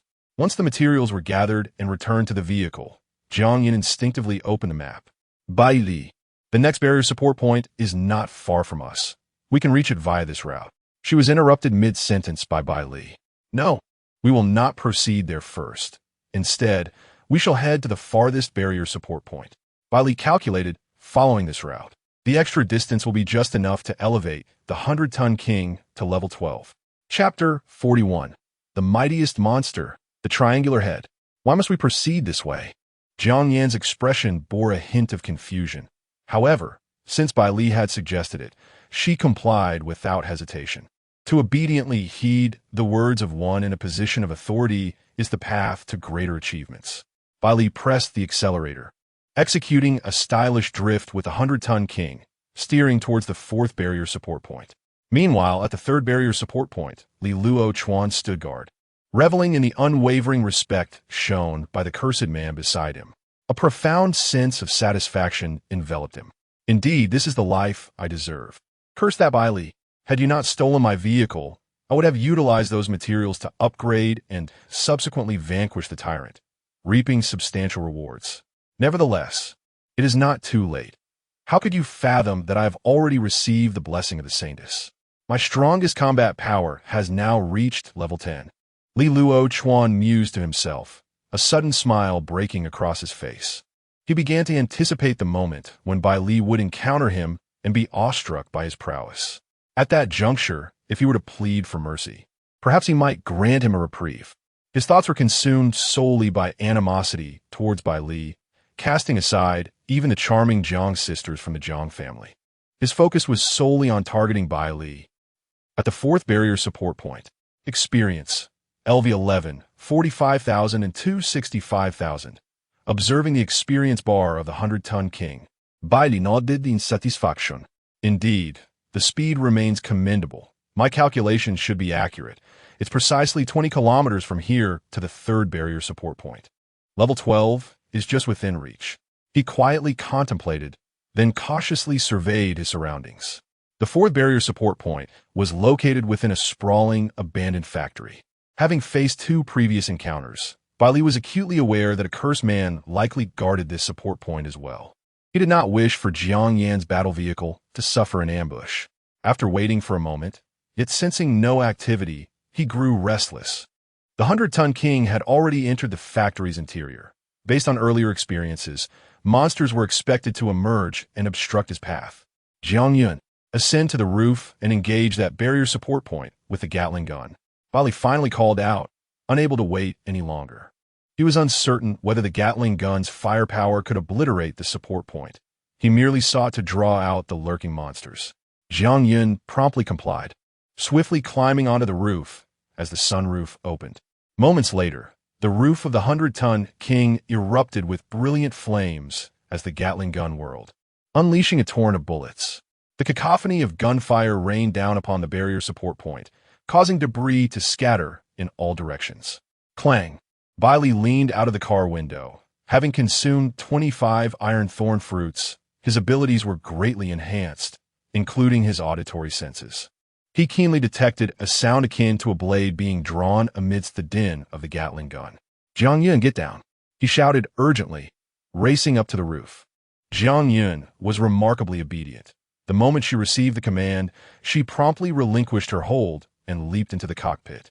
Just as she vacated the area, a dark figure surged forth from the factory, moving with astonishing speed, reaching the Titan King in mere seconds. A 5-meter-long blade struck the alloy armor with tremendous force, igniting sparks and leaving a ghastly gash. Under attack, alloy armor durability minus 4,000, this single blow inflicted a terrifying amount of damage, sufficient to render Jiang Yun's spicy fish head dish obsolete twice over. However, while this was devastating for other armored vehicles, it was of little consequence to the Titan King. Can't sit still, can you? Bai Li sneered, for he had awaited this very moment. Without hesitation, he activated the explosive assault skill. The creature, intent on continuing its assault, was suddenly met with a violent collision, sent reeling several meters away. Yet, unlike the previous cursed men who had been incapacitated by a single impact, this monster astonishingly rolled a few times before managing to rise, still gripping its blade. It was essential to note that this was a creature struck by the Titan King at a velocity of 600 kilometers per hour and a weight of 80 tons. One would expect that mere flesh and blood could not withstand such a force. Even steel and iron would struggle to regain their composure. Bai Li could not help but gaze more intently, suddenly realizing that this creature bore a significant distinction from the earlier cursed foes. Its head was adorned with a massive iron triangle, darkened blood perpetually oozing down its neck. The upper body was devoid of clothing, with iron thorns embedded in its flesh, forming a spiked armor. The blade it wielded was even taller than itself, clearly indicating that its combat prowess far surpassed that of the prior cursed men. At that moment, Bai Li observed a depression in the chest of the triangular-headed creature, which began to swell gradually. Before long, it restored itself to its original state. Intriguing. Bai Li narrowed his eyes. The Titan King had now reached level 11, even though the monsters generally possessed greater strength than armored vehicles. Withstanding a blow from him suggested that this triangular-headed creature's power was not to be underestimated. At the very least, it was the strongest adversary he had encountered thus far. A formidable opponent indeed deserves my respect. Sensing the intensity rising slightly, Bai Li resolved to approach the encounter with earnestness. Subsequently, he rapidly tapped the red button for the tracking missiles 3 times. Tracking missiles are locking onto the target. Locking complete, launching missiles. Tracking missiles are locking onto the target. Locking complete, launching missiles. The cold mechanical voice echoed thrice within the cockpit. Immediately, the remaining 3 tracking missiles were launched toward the motionless triangular head. Come, embrace my highest caliber assault against you. Triangular head. As a creature, its instincts alerted it to the impending threat of the 3 approaching missiles, warning that if it engaged them directly, it would likely sustain grave injuries. What is wrong with this human, launching an all-out attack right off the bat? In truth, the 3 tracking missiles were far from Bai Li's most potent means of infliction. However, it was the most convenient option. Roaring, the triangular-headed figure attempted to evade, but soon realized that no matter where it fled, the 3 missiles would instantly change direction to pursue it. Consequently, it had no choice but to retreat from the barrier support point to avoid collateral damage.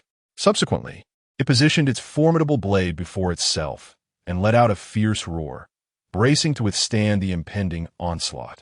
3, 2, 1. Bai Li sat in the vehicle, his legs crossed nonchalantly. Jiang Yin stood behind him, her delicate hands applying just the right amount of pressure on his shoulders. While savoring the massage, he lowered his 3 fingers in sync with the countdown. Boom, boom, boom. Ahead, following 3 consecutive explosions. A thick cloud of smoke billowed into the air, enveloping the triangular-headed figure completely. Silence. In the aftermath of the deafening explosions, the factory was shrouded in an eerie stillness. The kill notification never materialized. Chapter 42. Is it open? No, you have never truly closed it. The dense smoke gradually dissipated, revealing the figure of the triangular-headed creature, half kneeling on the ground, propping itself up with a colossal blade. The moment its silhouette was fully unveiled, Bai Li noticed that the great sword was riddled with cracks resembling a spider's web. Crack, crack, as the triangular-headed being attempted to rise. The sound of shattering echoed around it. It watched in disbelief as its weapon fractured into a multitude of iron shards, frozen in shock. After a brief moment, its body began to tremble slightly. You, damn creature! A deep, thunderous roar emanated from within the iron triangle. Almost immediately, Bai Li observed something writhing beneath the creature's skin. Soon, its flesh began to fissure, blood gushing forth as if its body were about to rupture under some unseen force. In the blink of an eye, it expanded to a staggering height of 10 meters, towering even over the behemoth. Like a sturdy hill, it loomed before them. A second form? Bai Li's gaze toward the creature deepened with intrigue. Having lost its blade, the triangular-headed being seemed to have entered a frenzied state, charging wildly toward the behemoth. Bai Li, however, showed no inclination to retreat, merely advising the 3 women to brace themselves. Without a seat, Gushi, in the next moment, the behemoth charged headlong into the oncoming giant triangle. A colossal flesh-and-blood giant collided with a steel behemoth, producing a resounding thud. Boom! In a pure contest of strength, the triangular-headed creature appeared to be at a slight disadvantage. Just then, it pushed off the ground, firmly anchoring itself in place, and proceeded to grasp the front of the behemoth. The blood-red eyes of the iron triangle locked onto Bai Li's through the glass of the behemoth. It was this diminutive being that had destroyed its weapon, which had accompanied it for many years. Anger surged within the triangular-headed creature as the muscles in its arms bulged. It attempted to overturn the behemoth. Yet, in the face of such a situation, Bai Li remained unfazed, exuding calmness. Enjoying close quarters?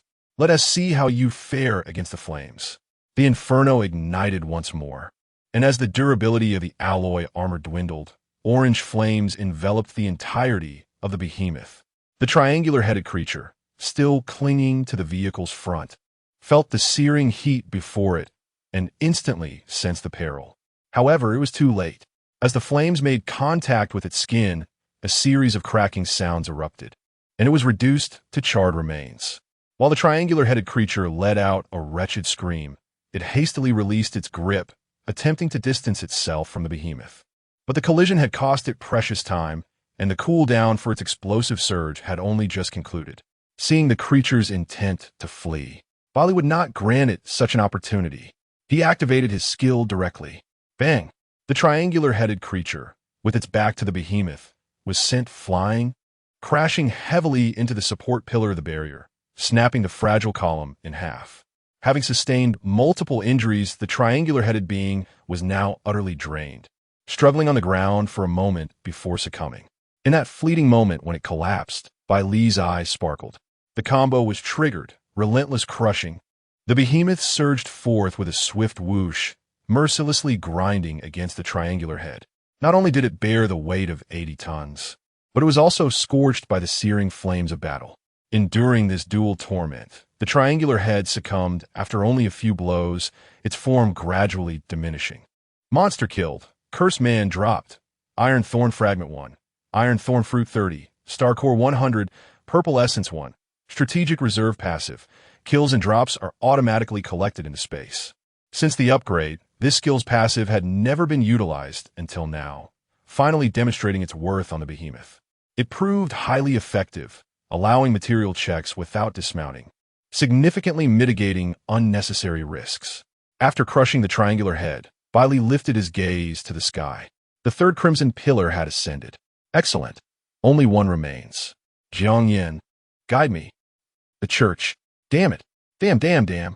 The poised and graceful saintess was now utterly enraged, hurling incessant curses. What on earth was that fool doing with the power I bestowed upon him? Why did he let him destroy a support point of the barrier? Well, cursing him now is futile. Her power had begun to influence this place. The witch remained somewhat composed. She noticed the peculiar silence enveloping the small town. The underworld had descended for quite some time, and under normal circumstances, it should have transitioned to her surface world or the saintess's reality by now. Yet, the underworld remained steadily intact. Only that sister, sealed away by them, could achieve such a feat. She managed to escape? Absolutely not. Upon mentioning that sister, the saintess's beautiful golden eyes suddenly constricted, as if recalling something terrifying. I must go out and eliminate them myself. Even if I fall into slumber, you must accompany me. The saintess murmured to herself, essentially conversing with the witch sharing her being. Very well. Forcing their exit from the church would lead them into slumber, a limitation of their immense power. However, under the current circumstances, even slumber could no longer allow them to continue. Just as Afra prepared to leave the church, their bodies suddenly lost control, their gazes gradually dimming. This is bad. It's her. The saintess's words were abruptly interrupted. A pair of pitch-black eyes, devoid of any whites, appeared. Dear sisters, remain quietly here and await the ensuing spectacle. After the third barrier support point was destroyed by Bai Li, her power had awakened. No. Lv.1 gazed at the sky, now stained crimson, and shouted in disbelief. At this moment, he felt a slight redness in his nose. Has Bai Li activated full map visibility? He had stationed himself at the third barrier support point, yet Bai Li bypassed it entirely and proceeded to the fourth? It must be. No, that cannot be right. You have never truly turned off, have you? After a moment, Lv.1 finally regained his composure. No, this is not yet concluded.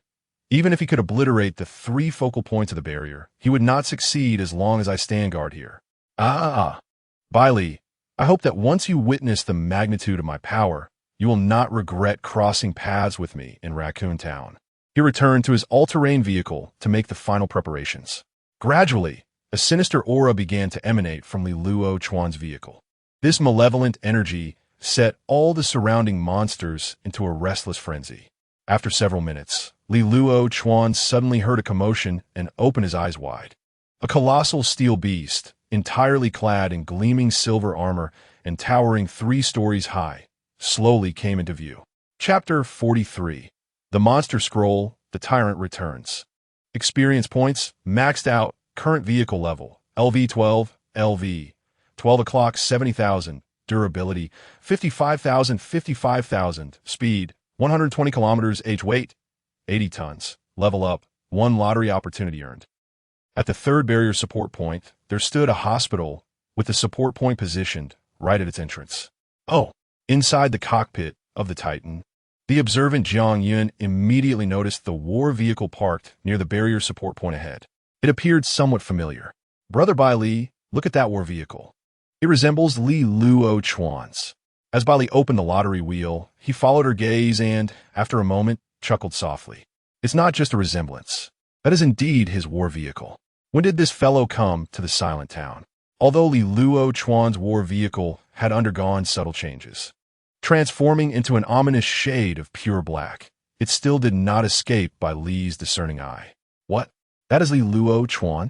Jiang Yun paused for a moment. Then her eyes sparkled with uncontrollable excitement. Having just mentioned him, encountering him now must surely be fate. His war vehicle is destined to be mine. Brother Bai Li. Jiang Yun giggled, hugging Bai Li's arm and playfully shaking it. Can I have his war vehicle? Feeling her arm deeply entwined within his, Bai Li experienced an inexplicable stir within. Rest assured, I promised you. I initially thought this guy would play it safe, but who knew he would seek his own demise by abandoning his welfare territory to come here? If he wishes for an early end, I shall oblige.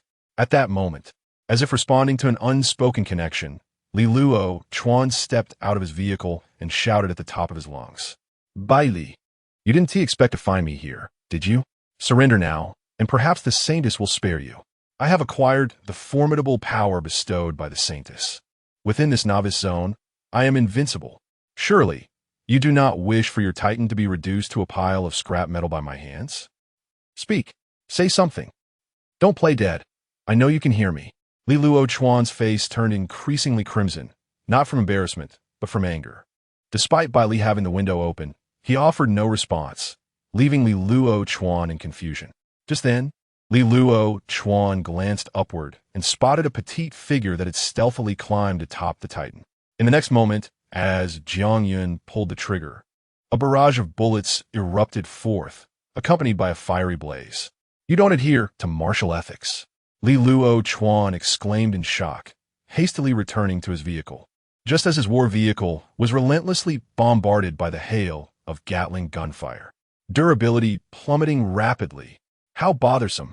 If it weren't for the cooldown on my tracking missiles, I would have obliterated him immediately. Bai Li rubbed his ears. Lv.1 had clearly heard every word spoken moments ago. He simply chose not to respond, as his attention was entirely consumed by matters of greater significance. Before him, the roulette exuded a golden radiance. Congratulations. Reward received. Item, Monster Scroll Gold. Monster Scroll. Summon a monster that you have previously defeated to aid in battle once daily, lasting for 10 minutes. The monster's level will synchronize with that of the War Chariot. Monster Scroll Experience, 0-3. This item can level up as well. Observing the potential of the Monster Scroll, Bai Li pondered. As long as it was a creature he had vanquished, summoning it would allow it to match the level of his War Chariot? If that were the case, Bai Li unfurled the Monster Scroll, and a multitude of monstrous visages immediately materialized in his mind. Goblin Chief, Executioner, Tyrant, Man-Faced Insect Mother, Pyramid Head. Shamalas, Bai Li. The gunfire ceased, and Lv.1's taunts promptly followed. This time, Bai Li finally had a response. Xiaoyan, tell Lv.1 that I am giving him a chance.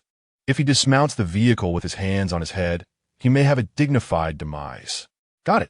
Jiang Yun atop the vehicle immediately relayed the message, shouting towards Lv.1, my brother Bai Li says you're nothing but a roadside dog, so hurry up and get down to obediently meet your end. Bai Li. That doesn't seem to be his exact words, but it conveys the same essence. Regardless, Jiang Yun, this lawful loli, though usually demure, possessed quite a loud voice at this moment. After delivering the message, she leapt back into the driver's seat. Meanwhile, within the off-road vehicle, Lv.1's complexion had turned a deep crimson, resembling a monkey's rear. Very well, you leave me no choice. His eyes hardened, and in the next instant, a sharp iron thorn protruded from the steering wheel, piercing into his flesh. Almost immediately, his hair began to turn white at an observable rate, and wrinkles appeared on his face. This was the power bestowed upon him by the Saintess, drawing upon his life force as nourishment, temporarily elevating the War Chariot's level to 10. Had he not wished to leave himself a path of retreat, he could have ascended to level 11.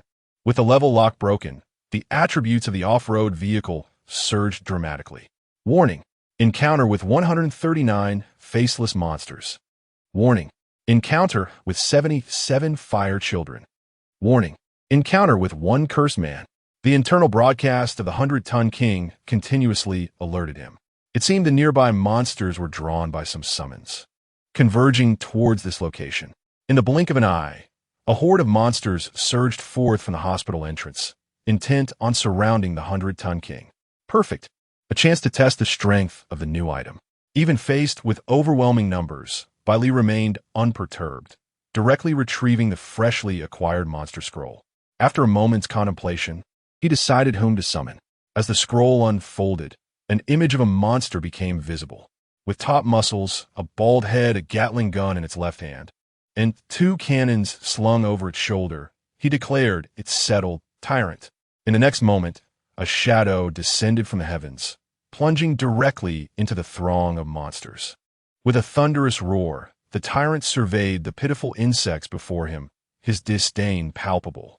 The Gatling gun unleashed a relentless barrage, sweeping through the faceless ones and the fire children. The twin shoulder-mounted cannons discharged twice, swiftly dispatching the cursed man. At level 12, the tyrant exuded an aura of formidable power. Meanwhile, Lv.1, who had been hiding behind the monsters, was rendered speechless.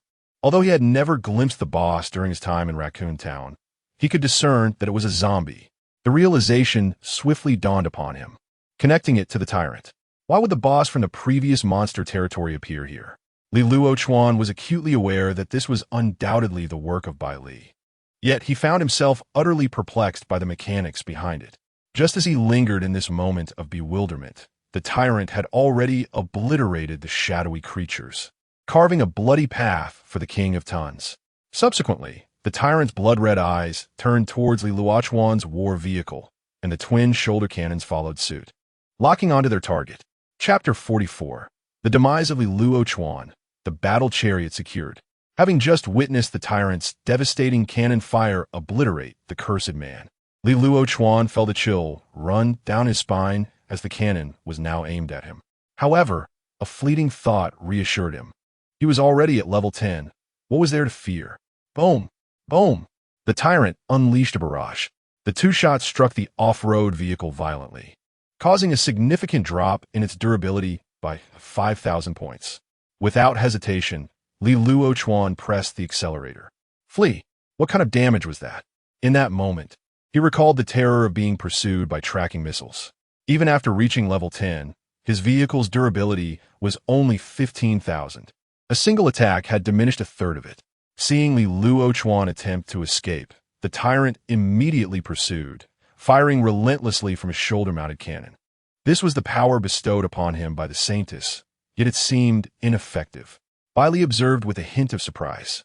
Initially, Lv.1's confidence led him to believe he had grown significantly stronger.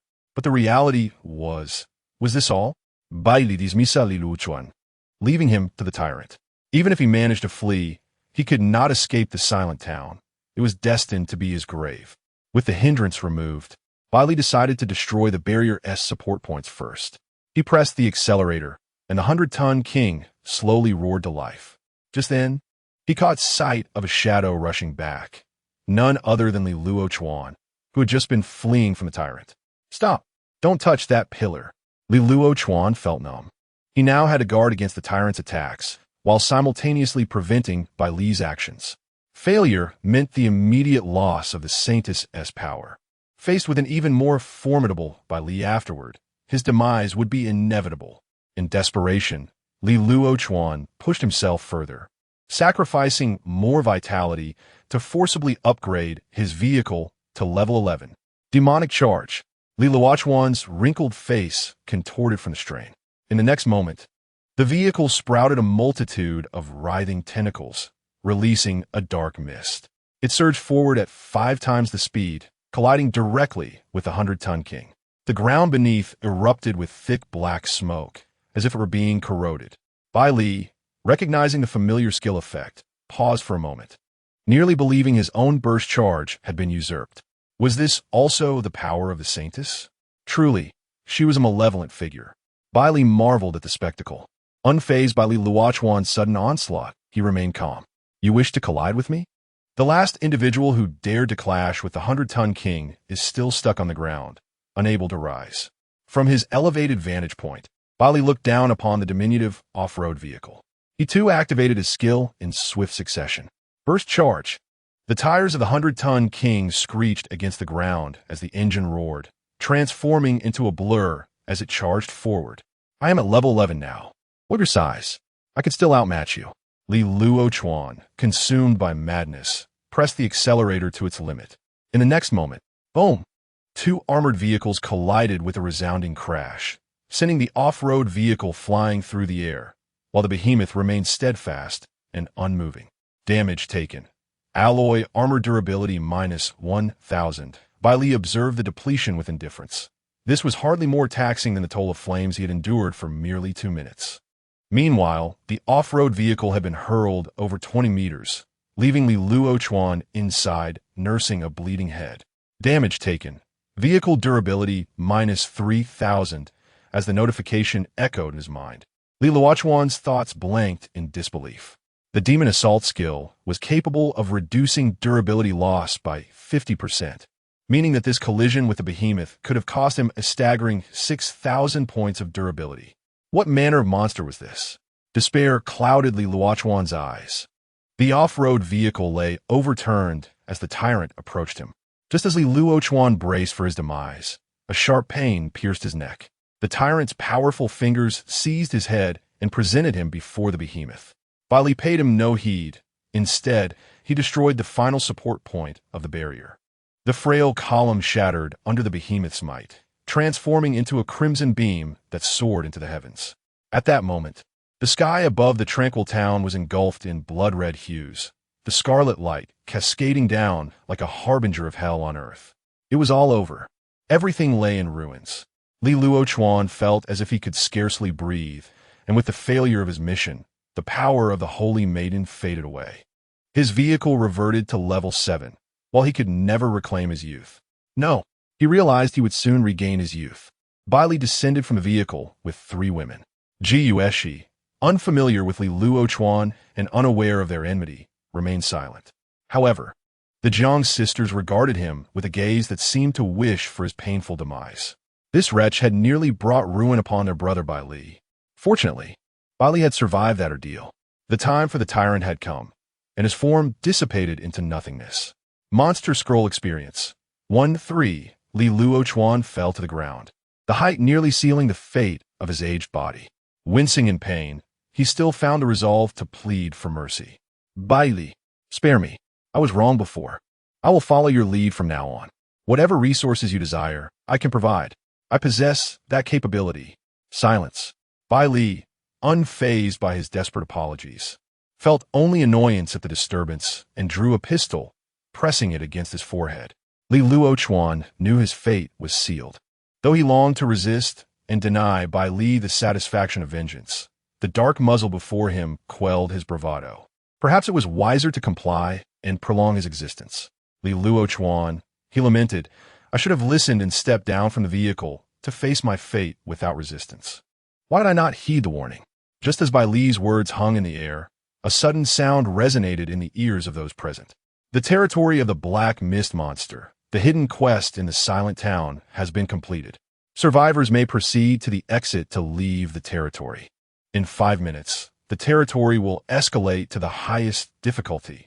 A black vortex appeared at the point of the barrier, emanating an unsettling aura.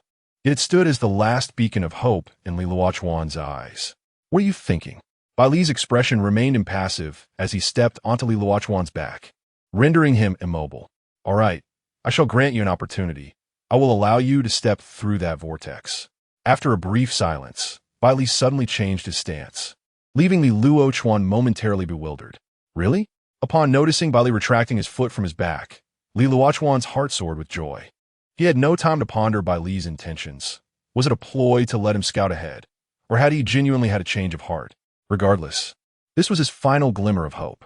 However, just as Li Luochuan managed to rise, a resounding gunshot echoed from behind him, ringing painfully in his ears. He felt a searing pain in his leg, and his body instinctively crumpled to the ground.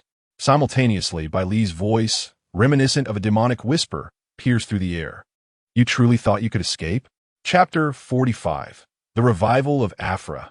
An effortless boss battle. Agony. Such excruciating pain coursed through Li Luochuan, twisting his expression into a contorted grimace, muffled groans escaping his throat. Yet, he did not dare to glance back. He limped forward, determined to keep running. Bang!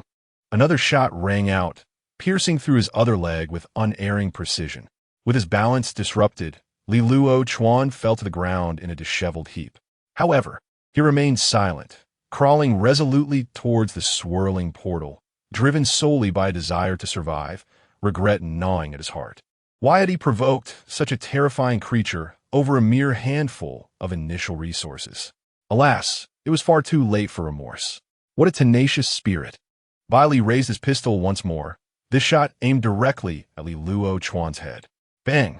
The resilient Lv.1, having clung to life for several more hours, ultimately succumbed to Bai Li's bullet. Bang! Bang! Bang!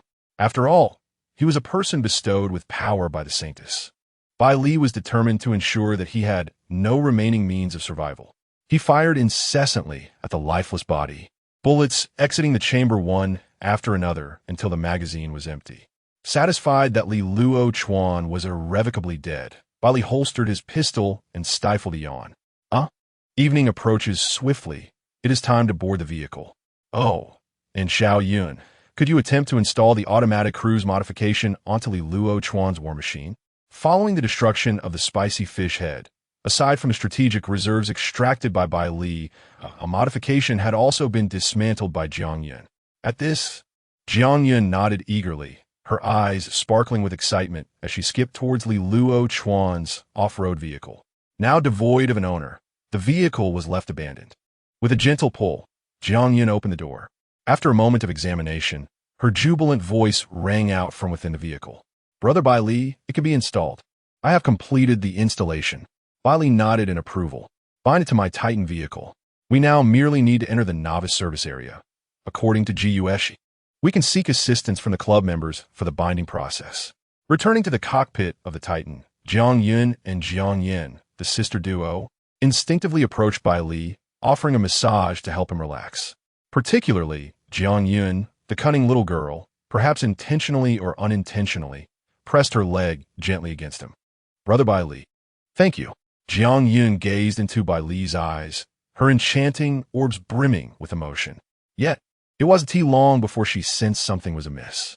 Suddenly, she heard Bai Li lower his voice. "So, you dare to tease me, do you?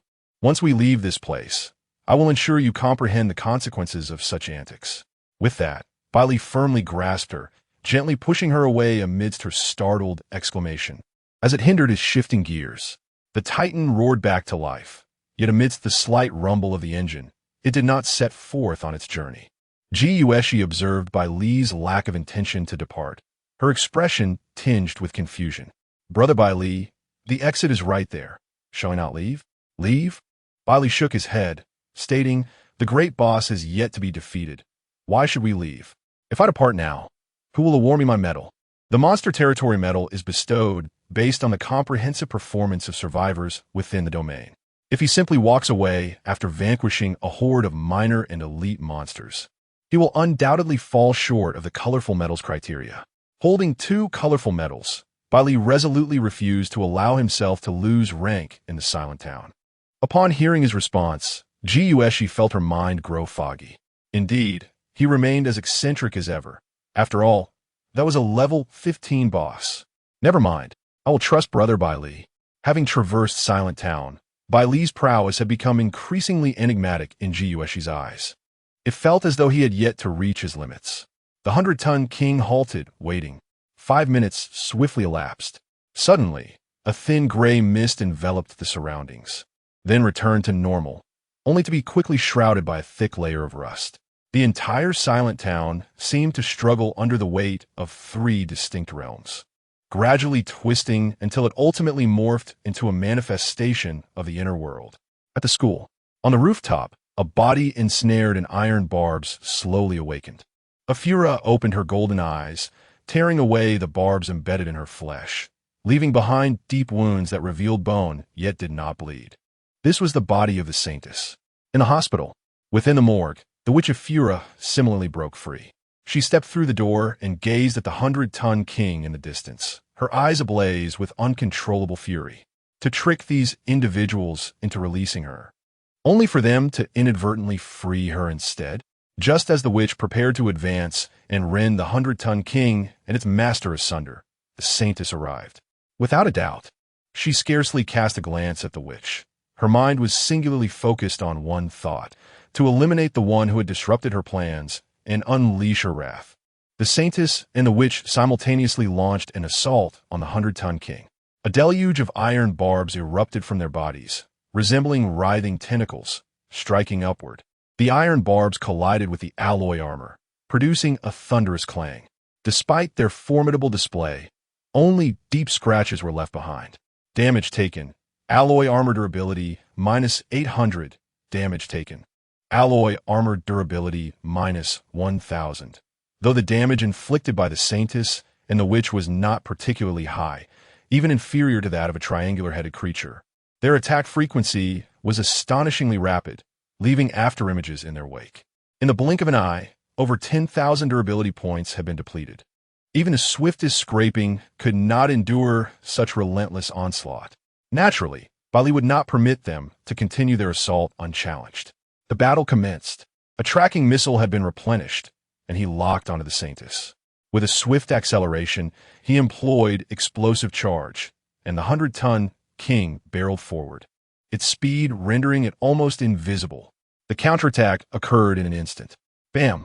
The Witch, caught off guard and unable to halt her assault, was sent flying. The tremendous force shattered all the iron barbs adorning her body. Even the once plump fruit had become sunken. The Witch let out a mournful cry. Although she stood a level above the king of 100 tons, her own defensive capabilities were rather feeble. That collision brought her crashing to the ground, wailing in agony and unable to rise. Seizing the advantage, Bai Li relentlessly pressed forward, crushing down upon her. The massive tires rolled over the Witch's body, causing her to heave forth a mouthful of bloodied entrails. Her once enchanting visage was now grotesquely contorted, utterly disheveled. Meanwhile, the saint fared little better. Being a level lower than the king of 100 tons, she was inferior in every aspect. Sensing the overwhelming threat posed by the homing missile, she had been desperately evading its path. Little did she know, this infernal contraption could indeed track her. Boom! No one could escape the retribution of a pursuing missile. Not even the saint. A violent explosion erupted around her, the searing heat and blast inflicting a shrill scream from her. This was all too effortless. Bai Li furrowed his brow, finding this boss battle unreasonably easy. He had not considered his own circumstances. After all, neither homing missiles nor excess attributes were possessions of ordinary survivors. Had it been anyone else, their armor vehicle would have been reduced to a spinning top by those two forces. Yet, there was no recourse. They were not contending with an ordinary survivor, but rather a formidable opponent. Just as Bai Li prepared to crush the Witch anew, a sultry voice suddenly resonated in his mind, oddly familiar. Enough! Cease your assault. Chapter 46. Sigma men never succumb to the coercion or temptation of women. The voice was. Bai Li furrowed his brow, pondering, yet his hands remained unceasing in their task. The Titan mercilessly rolled over the Witch once more, delivering a critical blow to her already grievously injured form. Spare me, the Witch cried, spewing blood, realizing her miscalculation. She had presumed she could effortlessly eliminate this survivor. But the grim reality was that she was about to be crushed with alarming ease. Desperate pleas for mercy escaped her lips. But Bai Li had already sealed the car window, rendering her cries inaudible. At that moment, the voice grew increasingly irate. I said enough. Cease this at once. The next instant, Bai Li beheld a figure darting forth, a pair of snow-white feet poised upon the hood of the Titan. Looking upward, he was taken aback. Beneath the black lace skirt it was. No, he had misjudged. The familiar visage before him was none other than Afra. However, her pitch-black eyes attested that she was neither a saintess nor a witch. This could only mean she was the long-anticipated boss of the underworld. Level 15 Afra stood upon the vehicle's front, but Bai Li remained unfazed, continuing his relentless assault. After 3 passes, even the 13th level, which could no longer withstand the onslaught. Monster Witch Afra has been slain, dropping Golden Essence X1, Iron Thorn Fruit X100, Strategic Reserve Passive. Drops from kills have been automatically collected into storage. Having successfully crushed his former employer, Bai Li swiftly turned the vehicle around, preparing to claim the Saintess. I command you to stop. Afra's gaze was far from benevolent as she lifted one leg high and brought it down with force. With a dull thud, the alloy armor was indented beneath her might. Damage received, alloy armor durability, minus 10,000, Bai Li. Very well, the disparity between the Titan and a level 15 boss is indeed considerable. To seize the opportunity to eliminate the Saintess, he decided to halt the vehicle. Otherwise, merely attempting to flee was still quite feasible. At that moment, Afra's voice resonated once more in his mind. Why did you not heed my command to cease? Why must you kill her? Bai Li's eyes darted, and he parted his lips, poised to concoct some excuse, yet she interrupted him. Forget it. A kill is a kill. Given that you have freed me, I shall not hold it against you. Afra continued, her tone shifting as she glared. Drive your dilapidated vehicle out of my territory. You must not lay a finger on her again. Otherwise, I shall have no choice but to end you. Bai Li covertly glanced at the countdown for the tracking missile. 1 minute. Not only that, the experience bar for the tracking missile displayed a conspicuous 910. Very well, I shall take my leave. Bai Li nudda rapatavli. And upon witnessing Afra descend from the vehicle to approach the Saintess, he immediately redirected his course towards the vortex gate. As he arrived before the vortex gate, Afra's voice echoed once more. Such a good boy. When we meet again, I shall reward you handsomely. Bai Li, He decelerated, waiting for the cool down of the tracking missile to finish before decisively pressing the crimson button. Tracking missile is locking onto the target. Locking complete, missile launch. The missile's fiery trail carved a graceful arc against the night sky. It successfully detonated on Afra just before she could approach the Saintess. Killed the monster Saintess Afra. Dropped Golden Essence 1. Iron Thorn Fruit 80. You seek your own demise. Afra's piercing scream echoed painfully in Bai Li's mind. Though it caused him a headache, he remained unfazed.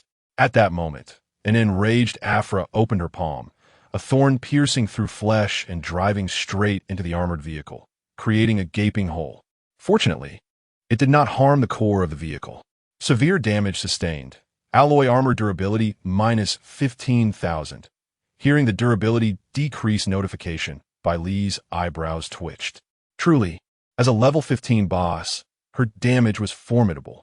Level 15 Afra was no ordinary foe, distinctly separated from the Saintess by a level lock. The disparity between them was as vast as the sky and the earth. The three women beside him were already terrified. Isn't he brave? Don't panic. Bai Li waved his hand. Although the situation was dire, he had not lost control. No one could snatch away the prey that rightfully belonged to him. Not even a level 15. Tracking missile experience fully accumulated, current level. LV. 2. Number of tracking missiles increased to 6. Upgraded effect of red item modification. Tracking missile explosion grants an additional 60 seconds of powerful burning effect. Excellent. Bai Li's eyes narrowed slightly as he regarded Afra. He had awaited this moment. Top, top, top, top, top, top. With remarkable speed, he pressed the small red button 6 times, followed by a series of locking notifications. 6 tracking missiles were launched in succession, pursuing Afra relentlessly. Simultaneously, Bai Li rolled down the car window and shouted, "You keep the rewards for yourself. Sigma men never yield to the threats and temptations of women." Observing this, Afra withdrew her assault on the armored vehicle, casting a fierce glare at the vehicle disappearing into the vortex gate. "Let me not see you again." She then raised her hands, summoning a dense array of iron thorns to shield herself. Aware that the missiles would track her, she braced herself for impact. Boom, boom, boom. The deafening explosions resounded continuously. Afra's lace gown was shredded along with the iron thorns, but before she could exhale in relief, the flames engulfing her caused a jolt of fear. Was it not over yet? Hiss. Afra inhaled sharply. Her defenses were not high. Even at level 15, she suffered immensely from the flames. Yet she did not scream or lose her composure. She stood silently, watching as her gown turned to ash in the fire. A glimmer of pleasure flickered in her gaze. Meanwhile, upon plunging through the vortex gate, Bai Li beheld a scene that continuously morphed and twisted before his eyes. Finally, as normalcy resumed, the towering figure of the 100-ton king materialized upon a road. Bai Li surveyed his surroundings, finding the road increasingly familiar. After a moment of contemplation, realization struck him with sudden clarity. Was this not the expressway? Considering the newly indicated route prior to entering the tranquil town, it seemed this was indeed the intended meaning of that new path. Jiang Yan, could you check the map to see how far we are from the novice service area? With a new route in play, the distance required recalibrating. Jiang Yan promptly activated the central control screen, and upon discerning the distance, Her eyes widened in disbelief. 100 kilometers. We are just 100 kilometers away. Wow. Is this our reward for conquering such a challenging territory? Jiang Yun, oblivious to Bai Li's increasingly grim expression, rejoiced at the revelation of having bypassed such considerable distance. The entire vehicle was filled with elation, save for Bai Li, who found no joy in the situation. A reward? For other survivors, perhaps, but for him, it felt more like a punishment. This dreadful survival game. Restore my mileage, restore my levels. His heart was heavy with dissatisfaction. At that moment, Jiang Yun, dressed in a JK uniform, continued to bounce about, her blue and white stripes subtly visible. He recalled that he possessed a skill for spatial expansion, and it seemed his level had met the necessary conditions. Bai Li swiftly opted to add an additional bedroom, subsequently slamming his foot down on the brake. Screeching to a halt, the 100-ton king came to a sudden stop. Turning off the engine, Bai Li scooped up Jiang Yun, who gasped in surprise, and made his way towards the newly acquired bedroom. Jiang Yun,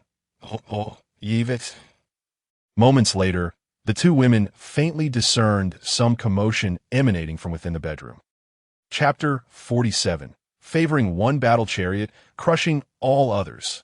Jiang Yun's waist-length twin ponytails were gathered into a single strand, as if a hand had grasped her very destiny. Yet, within her heart, there was an overwhelming sense of joy, for she had simultaneously seized hold of her future. An hour later, silence gradually enveloped the surroundings, and Bai Li finally exhaled deeply, taking a seat nearby. At that moment, a familiar prompt echoed in his mind. Exited the territory of the Black Mist monsters, Silent Town. Eliminated 310 faceless ones, 125 fire children, 1 human-faced mother bug, for cursed men, 1 saintess, 1 witch. Rating, colorful, awarded a radiant honor medal. Another radiant medal in hand. Bai Li rummaged through the clothing carelessly tossed aside and retrieved the previous 2 medals. Opening his palm, he observed 3 medals shimmering with dazzling colors. With a golden medal, one could attract investment. He pondered what significance this colorful medal held. Bai Li was perplexed, for thus far, no one had approached him. It was not that he coveted the benefits of investment. Rather, he was bewildered. Could it be that those in the club had never acquired a colorful medal, rendering them incapable of detection? Raising an eyebrow, he found this explanation somewhat plausible, especially since that eccentric woman in Raccoon Town appeared utterly uninformed when she encountered him. After securing the medals, he began to assess his bounties from Silent Town.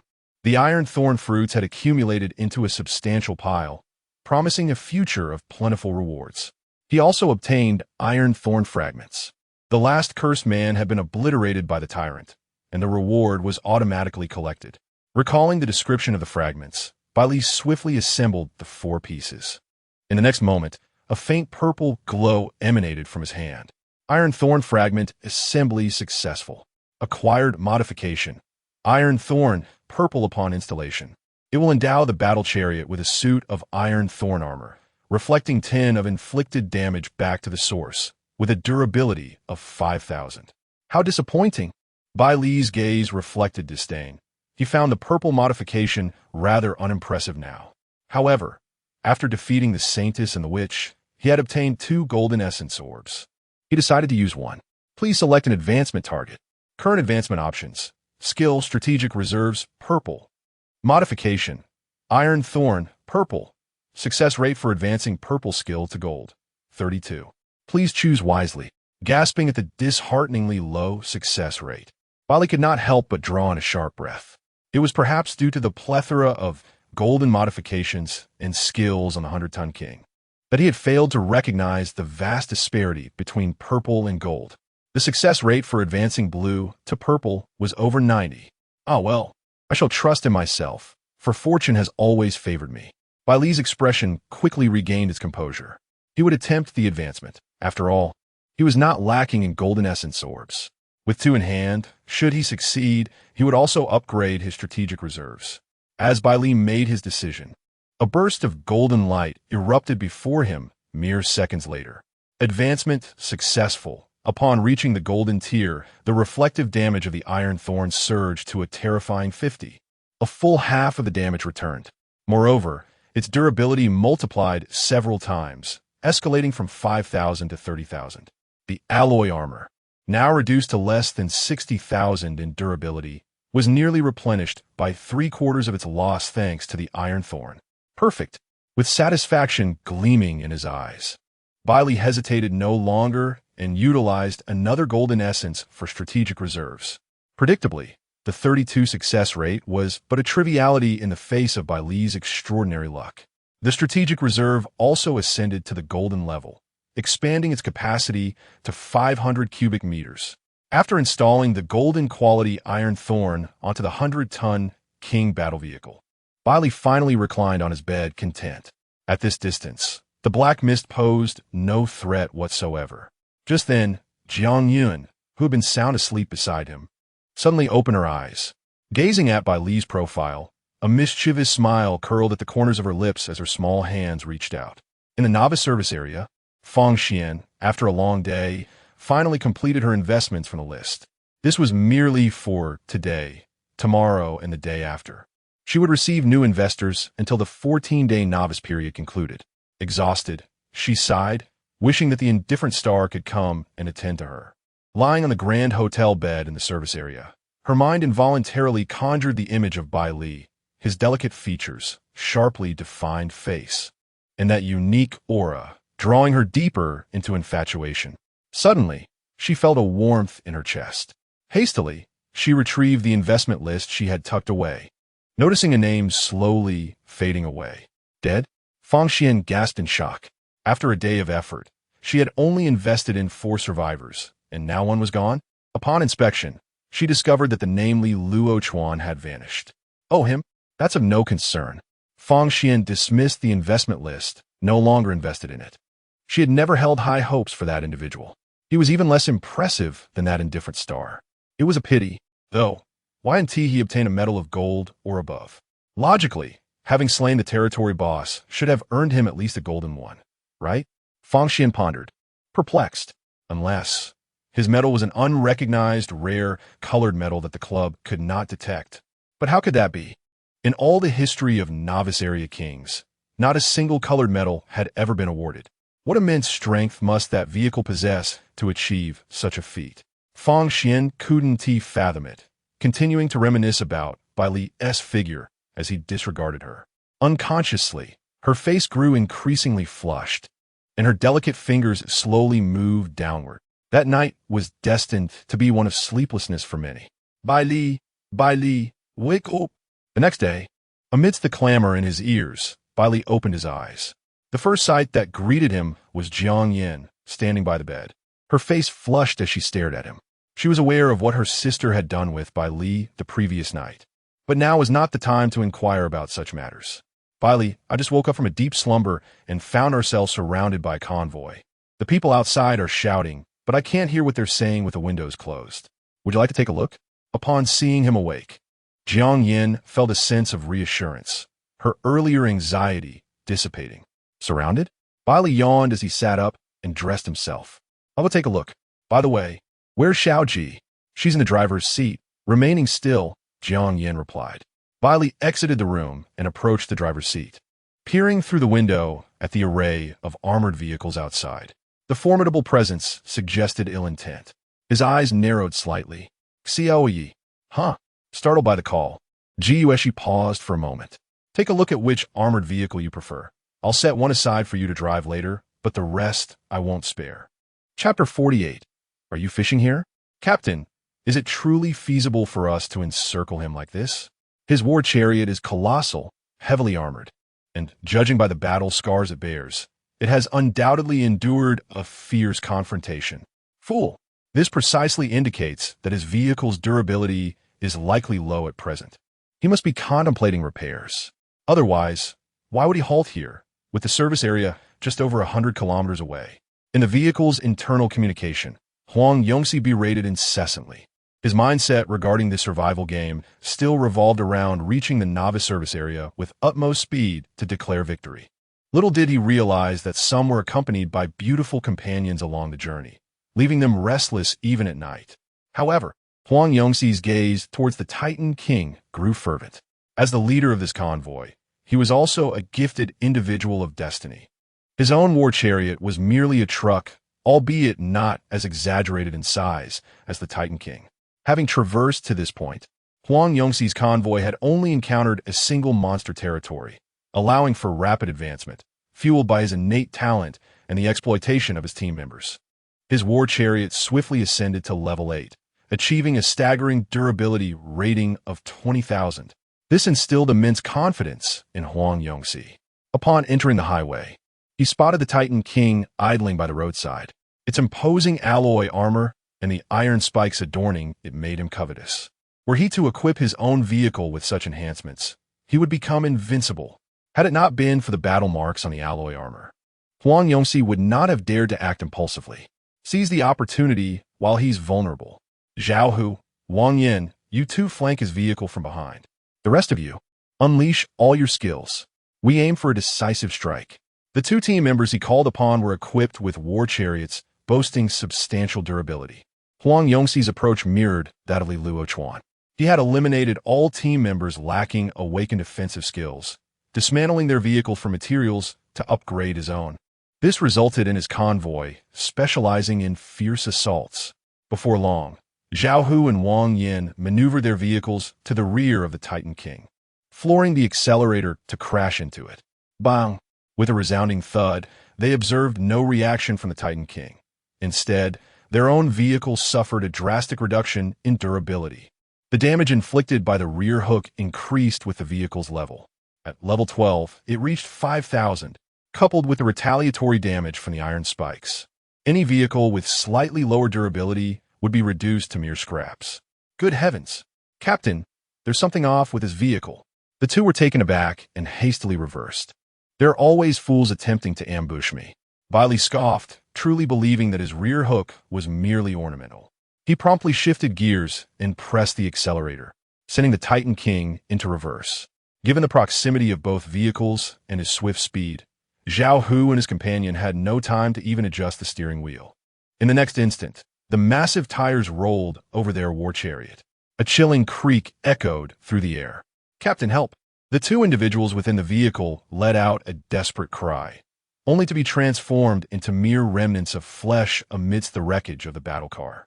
Huang Yongxi, still grappling with the unfolding chaos, caught sight of the towering vehicle, the 100-ton King, morphing into a fleeting shadow as it barreled towards him. Launch the assault, Bai Li commanded, gripping the steering wheel with one hand, as the 100-ton King tore through the nearest battle cars like a wolf among sheep, reducing them to scraps. Scrap battle car venom, disassembled into materials, with 2231, Iron 203, Star Core 20, scrap battle car lizard, disassembled into materials, with 1390, Iron 132, scrap battle car. Countless materials were automatically collected into the reserve space. Bai Li's gaze shifted to the unmoving cargo truck, as if its driver were paralyzed with fear. This battle vehicle appeared to possess considerable prowess. It could serve as an excellent acquisition for that decayed decree, he remarked to Ji Yueshi, who had previously shown interest in the very truck. Given that the opposing party did not seem feeble, Ji Yueshi had even paid a small price to secure it. Not only was the decayed decree now irrelevant to her, but she also, under the playful encouragement of her two sisters, had bestowed a kiss, leaving a lingering blush upon her cheeks. Yet, the battle concluded far too swiftly. Had it truly ended in an instant? What, then, was the significance of that kiss? Though it had merely brushed against his cheek, it was nonetheless her first kiss. Huang Yongxi sat in the driver's seat, rendered speechless, his mind a blank slate. What had transpired? Where were his teammates? After what felt like an eternity, he finally grasped his predicament. This had gone awry. Damn it. Was this guy merely lying in wait on the roadside? He was baffled. With such high stats, why was he loitering here instead of rushing to the novice service area? Was this a game to him? Realizing he was no match for his opponent, Huang Yongxi pressed the accelerator and fled. However, the cargo truck, being a modest vehicle, lacked the speed of the 100-ton King, which soon caught up to him. In truth, he was apprehensive of the 100-ton King's overwhelming strength. A moment's inattention could lead to his vehicle being destroyed or severely damaged, leaving him unable to upgrade his battle car until bound. He feared that a compromised performance might hinder his team. Otherwise, he would have unleashed a tracking missile to teach the opponent a lesson. Go ahead, crash into me. Wang Yongxi's eyes blazed with determination as he shouted, resolved that if his adversary did not relent, he would rather perish alongside them. His skills were not to be underestimated. Just then, he noticed the window of the 100-ton king gradually lowering, revealing a hand gripping a pistol, the dark muzzle aimed directly at him. He was met with Bai Li's indifferent gaze. Wang Yongxi. A pistol. Is this real? Bang! Suddenly, the sharp crack of a gunshot pierced the air, and a high-velocity bullet struck the right window of Wang Yongxi's armored vehicle. Fortunately, the vehicle's level 8 defense proved formidable, leaving only a spiderweb-like crack in the glass without shattering it completely. Nonetheless, Wang Yongxi was utterly terrified. This broken vehicle, you must accelerate. Bang! Bang! Bang! Another series of gunshots rang out, and the fragile glass could withstand no more, shattering into countless shards. The sharp fragments lacerated his skin, yet the slight sting was lost on him as he was consumed by panic. No matter how he pressed the accelerator to the floor, he could not shake off his pursuer. You leave me no choice. With the imminent threat of Bai Li firing again to end his life within the confines of the car, Wang Yongxi was driven to desperation. Even a cornered rabbit will bite.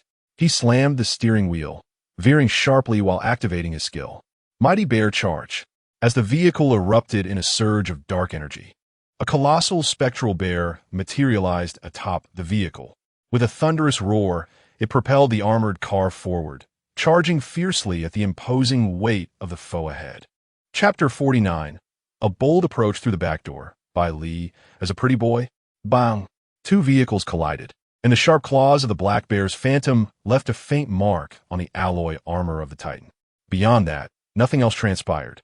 Wang Yongxi was left dumbfounded. This was the most formidable attack skill on his battle vehicle. What was the result? It failed to even shift the Titan's massive frame, and instead, he found himself colliding headfirst with the steering wheel, instantly leaving a wound on his forehead, blood gushing profusely. The battle vehicle nearly toppled over from the force of the recoil.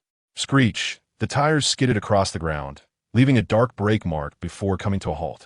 However, compared to the throbbing pain in his head, Wang Yongxi's gaze was fixed in terror upon Bai Li, who had raised his gun at him after bringing his vehicle to a stop. No! As the two words of pleading escaped his lips, Bai Li had already pulled the trigger. A bullet shot forth from the smoking barrel, shattering the glass of the window and striking Wang Yongxi squarely in the forehead. After a moment of waiting to ascertain his death, Bai Li stepped out of the vehicle with Ji Yueshi. Little Ji, this battle vehicle is now yours. It's a bit dirty, but don't mind that. Ji Yueshi shook her head repeatedly. How could that be, Brother Bai Li? My vehicle is totaled. I'll be content with any battle vehicle. Before entering this survival game, she had been a pampered young lady. However, after traversing the quiet town with Bai Li, she had grown indifferent to such concerns. Seeing her understanding, Bai Li opened the door of the now ownerless truck. Instantly, a strong stench of blood assaulted his senses. He had grown accustomed to such sights and smells, yet he had no intention of soiling his hands. He called out to the Titan's cabin, Huang Sha. Woof! Upon hearing his master's call, Huang Sha bounded down, tongue lolling, circling around Bai Li. Go and drag his body down. Understanding the command, Huang Sha barked excitedly twice and leaped onto the truck. With its sharp teeth, it grasped Wang Yongxi's collar and pulled him down to the ground, dragging the corpse to the roadside and flinging it aside with a forceful toss of its head. Good dog, Bai Li nodded in satisfaction, praising it before turning to Ji Yueshi. Stay close to me. All right. Without the automatic cruise control feature, Ji Yueshi had to take the wheel herself. The Titan resumed its journey, this time with an additional small tail trailing behind. The journey proceeded remarkably smoothly, without any further incidents. Over an hour later, when the convoy finally reached the novice service area, Bai Li's eyes widened in astonishment. Wait, why are there so many people? Before him, the road leading to the novice service area was congested with a long line of vehicles stretching out of sight. However, it was evident that each convoy was reduced to merely a handful of members. When the survivors in the battle vehicles at the back caught sight of this colossal presence approaching, Their eyes widened in disbelief. At the end of the line, a vehicle lowered its window, and a head protruded, addressing the heavyweight king with a shout. "Not to be rude, but you seem to be in the wrong place. This is where new survivors queue. Investors are over there." Upon hearing someone call out to him, Bai Li, not wishing to create animosity, responded, "I am indeed a new survivor." The driver appeared perplexed. "You're a new survivor? Then what are we? Isn't this only the third day? How have so many reached level 8 already?" Inside the cab, Bai Li furrowed his brow. Logically, it was improbable for there to be so many level 8 vehicles at this stage, unless they were all gifted individuals destined for greatness. That seemed excessively far-fetched. Moreover, given the number of people waiting, it would take several hours before it was their turn to enter the service area. Perhaps they could venture into a monster territory for some excitement. He was not one to tolerate inactivity, and the thought of lingering in line made his skin crawl. Instead of this, it would be far more enjoyable to hunt monsters. Coincidentally, the heavyweight king had just reached level 13, and there was no need to enter a monster territory again. He could save his lottery attempts, especially since his last 3 draws had yielded a red item. To reach level 14, he still needed 75 kilometers. A round trip to a nearby monster territory would suffice. "Xiaoyun, Jiangyan, let us go." Just as Bai Li was about to inform the 2 women, an exuberant voice called out from outside, "Bai Li?" Upon hearing his name, Bai Li was momentarily stunned. Was there someone here who recognized him? He turned to look outside the vehicle. A deep blue off-road pickup had parked beside them, and within sat a woman wearing sunglasses and a leather jacket.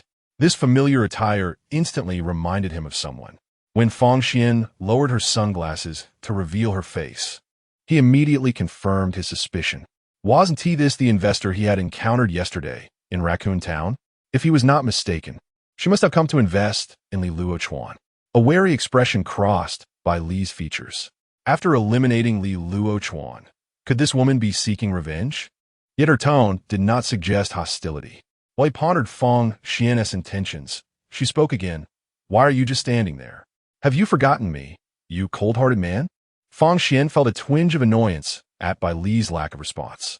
She still vividly recalled how he had disregarded her the previous day. However, he had arrived remarkably quickly. Just last night, she had been imagining him as her rival while practicing her water magic, and today, she merely wished to find new investors. Yet she stumbled upon him here. Thankfully, she had not risen too early due to fatigue. Otherwise, she might have missed this encounter. Bai Li was taken aback. "What are you rambling about?" Sensing the peculiar glances from the 2 women beside him, he felt bewildered. If his memory served correctly, he had not engaged in anything inappropriate with her the day before. Had he? Clearing his throat, he sought to regain composure. Fang Xian realized that she inadvertently revealed her true feelings and felt a twinge of embarrassment, quickly diverting the conversation. I meant to say that our meeting is fate. Allow me to take you inside directly, so you needn't wait in line here. Can you really take me in? Bai Li asked, somewhat surprised to see no malice in her demeanor. Did she not know that she had inadvertently caused the demise of Lv.1? That was fortuitous, as she had no desire to linger in the queue. After Fang Xian eagerly nodded in agreement, Bai Li turned the steering wheel to the left, following closely behind her. She was indeed not deceiving. The direction was indeed toward the newcomer service area. However, this brazen act of circumventing the line sparked a wave of discontent among the waiting survivors. Wait, why can he go indirectly? He just claimed to be a new survivor. Someone exclaimed, clearly agitated. Yes, I heard that too. We're all newcomers. Why does he get to bypass the queue? This is unjust. Huh, I suspect that fellow is merely a pretty boy having some undisclosed dealings with this woman. The murmurs of discontent abruptly ceased, as if cut short by the sudden, sharp turn of the massive vehicle that barreled forward. Chapter 50. The tricolor medal unveiled, dominating the charts.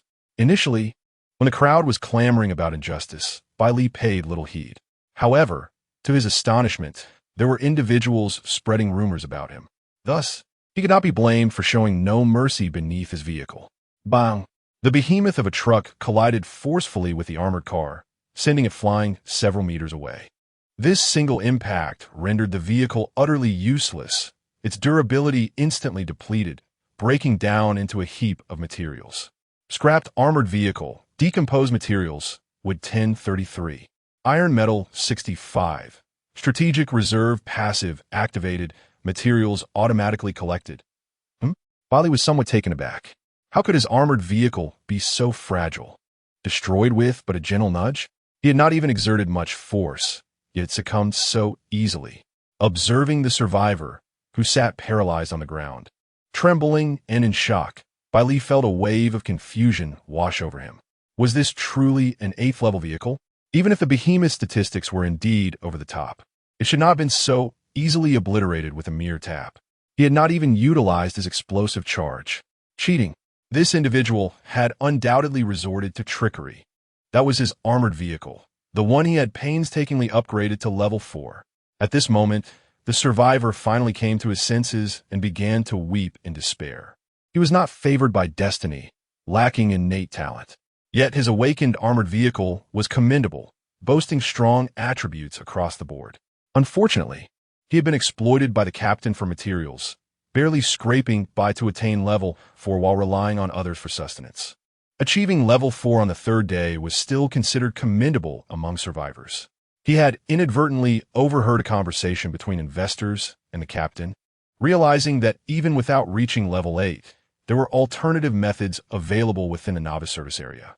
This knowledge had quelled his desire to flee, prompting him to follow the convoy into the novice service zone. Their convoy had only traversed 2 monster territories, hence aside from the captain. None of the other members had attained level 8. Otherwise, they would not have reached the novice service area on merely the 3rd day. I merely spoke a few careless words. Why do you feel justified in attacking my armored vehicle? If you do not compensate for my vehicle today, do not expect to leave. Our captain will not let you off lightly. In a state of extreme distress, he began to babble incoherently. Yet, just as he uttered his final words, he witnessed the massive vehicle before him open its door, revealing a tall, imposing figure descending from within. Bang! Bai Li remained silent, merely raising his pistol and pulling the trigger. He detested those who threatened him. Moreover, he had committed no wrongdoing. Adults must bear the consequences of their every word, particularly in this lawless world of survival. So, if one dared to threaten him, perhaps they would be better off dead. Blood splattered across the ground as Bai Li's calm gaze swept over the nearby armored vehicles. He did not speak. The surrounding survivors were acutely aware of his intentions. In that instant, a few onlookers, reveling in the chaos, began to shout, "Hey, did you see that blonde guy in the convertible sports car? He's their captain. I overheard it while I was waiting in line." Bai Li nodded in acknowledgement to the speaker. In the next moment, the blonde, singled out, turned pale as a ghost. "What the hell is wrong with you all? When did I ever say I would avenge you? And you, the one who reminded me, don't you dare leave. Bro, please, don't listen to this kid's nonsense. We're not even acquainted. In fact, our relationship is rather strained. He just holds a grudge against me for always stealing his materials and wants to pin the blame on me, despite being a person of destiny." The blonde had always been timid, only daring to bully the weak. Bai Li, clearly, was a formidable opponent he could never hope to confront, not to mention his terrifying battle vehicle. Even the mere sight of his handgun could easily claim the blonde's life. Throughout their journey, they had encountered instances of heavy weaponry, but fear had compelled him to avoid them, resulting in no gains. Thus, he was in no position to challenge Bai Li directly. After a panicked explanation, the blonde swiftly broke from the line, flooring the accelerator and speeding away in his vehicle. Whether it was due to his innate talent or some skill, the vehicle surged forward at an alarming pace, disappearing in the blink of an eye. He feared that lingering even a second longer would result in a bullet claiming his life. Seeing him retreat so decisively, Bai Li lost interest in pursuing him. It was evident from the blonde's reaction that he was indeed wronged. "Impressive," Fang Xian remarked, giving Bai Li a thumbs up after witnessing the entire spectacle. She was quite pleased with the slanderous remarks made by the accuser earlier. She wished to facilitate Bai Li's advancement, but lamented that this man lacked a sense of humor. "Do these people truly reach level 8? Bai Li inquired, voicing his doubts to Fang Xian. He had heard the accuser claim that his battle vehicle was merely level 4. Yet he had followed them to the novice service area. "Surely not. It can't be. Come on, it's only the 3rd day. Do you think everyone else is like you?" Fang Xian shot him a resigned glance, although she was uncertain of the exact level of his battle vehicle. The mere presence of such a behemoth was daunting enough to instill a sense of pressure even in her, an experienced player of her level. Its level likely surpassed that of this batch of survivors. Among them, those who possessed battle vehicles at level 8 were probably only 1 in 10, if not less. Most were merely those who had caught wind of rumors from some investors or sought to try their luck. Indeed, they had come to the right place. Even if they hadn't reached level 8, there were alternative paths available. However, Fang Xian's tone held a hint of disdain as she spoke. They're merely scraping by. Unlike the survivors who entered the service area through legitimate levels, this group would forever bear the label of stowaways. Stowaways? This was the first time Bai Li had heard such a term. Yet, in the presence of so many, Fang Xian had no intention of elaborating further. Upon hearing these words, some of the survivors did not feel disheartened. Rather, they became increasingly exhilarated. Surviving by any means necessary? So what? As long as one is alive. By the way, I heard that individuals from your club can assist in binding exclusive battle vehicles. I have 2 friends who require such binding. Could you let me know what would be necessary for this transaction? To learn that those taking shortcuts to access the service area would be branded as stowaways was not something Bai Li wished for the women around him to endure. In response, Fang Xian waved her hand dismissively. It's a trivial matter. I will summon someone to assist them with the binding. Come with me to the entrance first. As for what you might need to offer, we can discuss that later. With that, Fang Xian did not give Bai Li a chance to say more and pressed the accelerator, departing swiftly, fearful that he might refuse. Bai Li, feeling resigned, returned to the vehicle and followed her. With Fang Xian, an experienced player, guiding him, Bai Li successfully navigated through the investor's passage and joined the ranks of the novice survivors. Indeed, as a newcomer venturing into the service area for the first time, this was the only route available to him.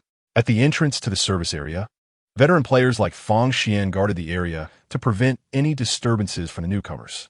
As Bai Li passed the device at the entrance, a cold mechanical voice suddenly resonated. Survivor Bai Li, battle vehicle, 100-ton king, level 13, gold medals, 0, red medals, 0, colorful medals, 3, recorded in the leaderboard. Currently ranked first in the novice medal leaderboard. Chapter 51. Tonight is my turn. As the sound of the instrument faded, the previously boisterous crowd fell into an immediate silence. Many were incredulous. Even the seasoned players at the gate and Fang Xian shared the same sentiment. What had they just heard? A colored medal? Moreover, your battle vehicle has reached level 13? This must be a joke. It surely must be. Among these novice survivors were some who had been identified as destined individuals. However, prior to arriving at the service area, they had never heard of such a thing as a colored medal. If it weren't for the exposure from this detection device, they would have assumed that the red medal was already the pinnacle of achievement. The red medal was indeed rare. But what could be said of the colored medals that surpassed it? The novice survivors, with their limited knowledge, reacted less fervently to the notion of a colored medal than they did to the revelation of the level 13 battle vehicle. This was a tangible disparity. However, the seasoned players like Fang Xian were entirely different. They were acutely aware that since the inception of this novice zone, no colored medals had ever been awarded. No one had ever attained one. They were even uncertain about the level of overall performance required to be granted a colored medal. Fang Xian, with disbelief in her eyes, gazed through the car window at the unresponsive Bai Li in the driver's seat. Come on, your battle vehicle reaching level 13 on the 3rd day is already impressive, and I regarded you as a rare genius. But how on earth do you possess a colored medal? She had always thought that the club had overlooked Bai Li's genius due to his lack of effort and poor performance. It turned out, the fool was me. The club simply could not detect his dazzling colored medal. As Bai Li's tricolored medal and battle vehicle level were all laid bare, he felt as if a long-hidden secret had been uncovered. However, upon reflection, he realized he had never deliberately concealed these achievements. It was merely that others lacked the capability to discern them. And now, am I allowed to enter? Bai Li inquired towards the window. Only upon hearing his voice did the old player guarding the entrance snap back to reality. Ah, yes. However, the 2 ladies in your vehicle must disembark and enter the service area in their own battle vehicles, or they will be obstructed. Unconsciously, they began to address Bai Li with a respectful you, for in all their years, they had never encountered a survivor with such extraordinary talent. Be it the level 13 battle vehicle on the third day or the possession of 3 dazzling medals, these were unprecedented accomplishments. Not directly calling him father was their last vestige of dignity as seasoned players. This was undoubtedly the emergence of a new king among novices. Even gaining some familiarity in advance had its advantages. Heeding the guard's reminder, Bai Li nodded and then turned to the twin sisters beside him. You two should get out of the car first. I will upgrade your battle vehicle shortly. Jiang Yin and Jiang Yun nodded blankly, their minds still in a haze. They were aware of Bai Li's colored medal, but, however, when did you secretly ascend to level 13 without our knowledge? How come we had no inkling of it? After the two women disembarked in confusion, the guards promptly cleared a path, allowing Bai Li to drive the 100-ton king into the novice service area. As soon as he crossed the entrance, an announcement echoed through the vehicle. Surbibo Bai Li. Welcome to the novice service area. There are 11 days remaining until the novice phase concludes. At the end of the novice period, the top 3 on the leaderboard will receive substantial rewards. We encourage novice survivors to actively participate in the leaderboard competition. In the novice service area, high-level survivors are prohibited from harming novice survivors. Violations will result in a demerit to the vehicle's level, and killing novice survivors will result in death. Substantial rewards? Bai Li's interest was piqued. He cared little for the superficial fame of being first on the leaderboard. However, who would ever scorn a reward? He parked the 100-ton king by the roadside and stepped out toward the entrance. In full view of the onlookers, he raised his hand and unleashed a cascade of materials from his strategic reserve. 1 minute, 2 minutes, an array of materials gradually formed a small mountain. Upgrade, let me upgrade fiercely.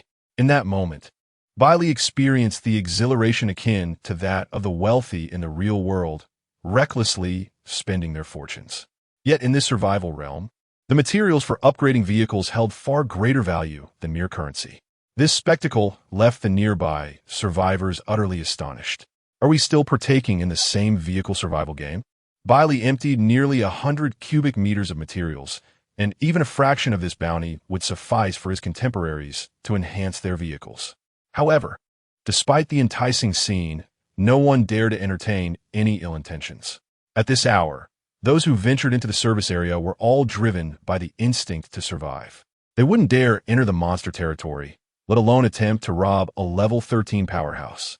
Moreover, this individual was armed, and it appeared that the investor had a favorable relationship with him. In such circumstances, who would dare to act recklessly? It would be akin to courting death. Bai Li, I adore you, Jiang Yin exclaimed, her eyes glistening with excitement as she gazed at the mountain of materials. She leaped forward and planted a fervent kiss on his cheek, whispering in his ear, "Don't think I'm unaware of the mischief you got up to with Xiaoyan last night. Tonight, it's my turn." As she spoke, the memory of what she had witnessed that day surged back, her tone a mix of exhilaration and trepidation. Bai Li felt a blush creeping upon him from her playful teasing. However, this was clearly not the time for frivolity. He gently pinched her cheek and, with a mischievous grin, replied, "All right, you're in charge." Jiang Yin, blushing, fetched her supercar and began to pour in materials for upgrades. Level 8, Level 9, Level 10. The materials dwindled rapidly as her vehicle's level soared. Soon, she broke through the second-level barrier. Just as Jiang Yin was inspecting the newly unlocked skills, Fang Xian summoned the club members responsible for binding the battle vehicles, who soon arrived. She was on the verge of abducting Bai Li to enlist his assistance for her endeavors, an event that should have filled her with joy. However, witnessing Jiang Yan's earlier antics extinguished any semblance of happiness within her. How infuriating! Was she merely indifferent towards me? A myriad of questions swirled in her mind.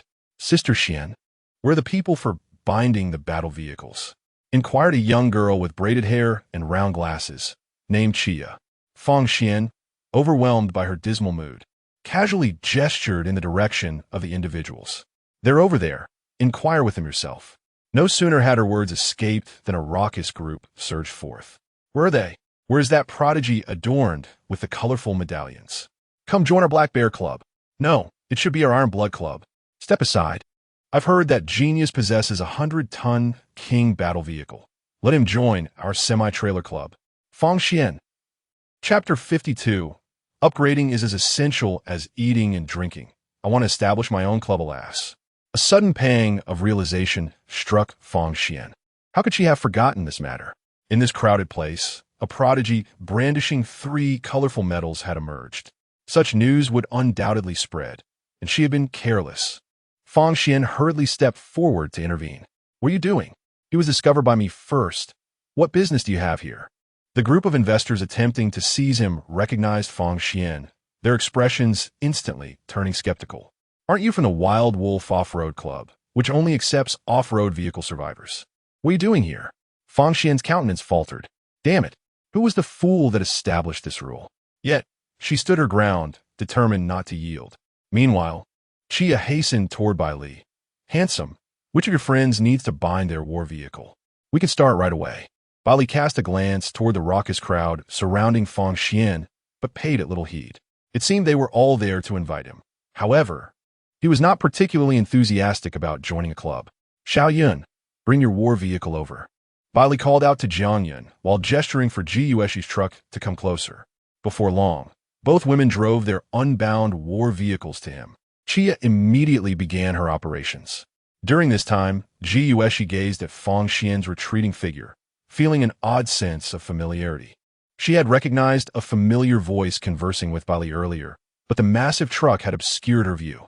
Now, upon closer inspection, Ji Yueshi whispered, tugging at Bai Li's sleeve, she seems to be my investor. Her? Bai Li's expression grew peculiar as he regarded Fang Xian. What a small world. To think they could be connected like this. So, the decayed order must also be her tool? This could complicate matters. The way that woman looked at him and the words she spoke constantly hinted at her ulterior motives. At that moment, Chia had completed binding both war vehicles. The weather was warm, and she wiped the sweat from her brow. Mr. Bai Li, I have done it. Bai Li, why must she always say things that could easily be misunderstood? Chia met Bai Li's gaze and suddenly became bashful. After a long pause, she finally spoke. Handsome, could you join our club? I heard you possess colorful medals. Our leader would surely make an exception to recruit you. Not interested. Bai Li's refusal was quite resolute. Handsome, are you worried about these female friends beside you? Don't worry. For a talent like you, our leader would definitely make an exception. It's not about that. I simply have no intention of joining any club at the moment. Bai Li deliberately raised his voice with this response, addressing not only Chiya's invitation, but also the noisy crowd nearby. He, Bai Li, had no plans to join any club at this time. Upon the utterance of these words, all the investors were left in a state of bewilderment.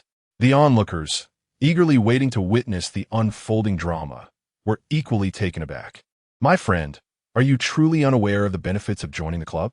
Moreover, these are seasoned players, and you show them no regard? Ah, dear sir, you may still be oblivious to the rewards that await those who join the club. Chia is still diligently recruiting.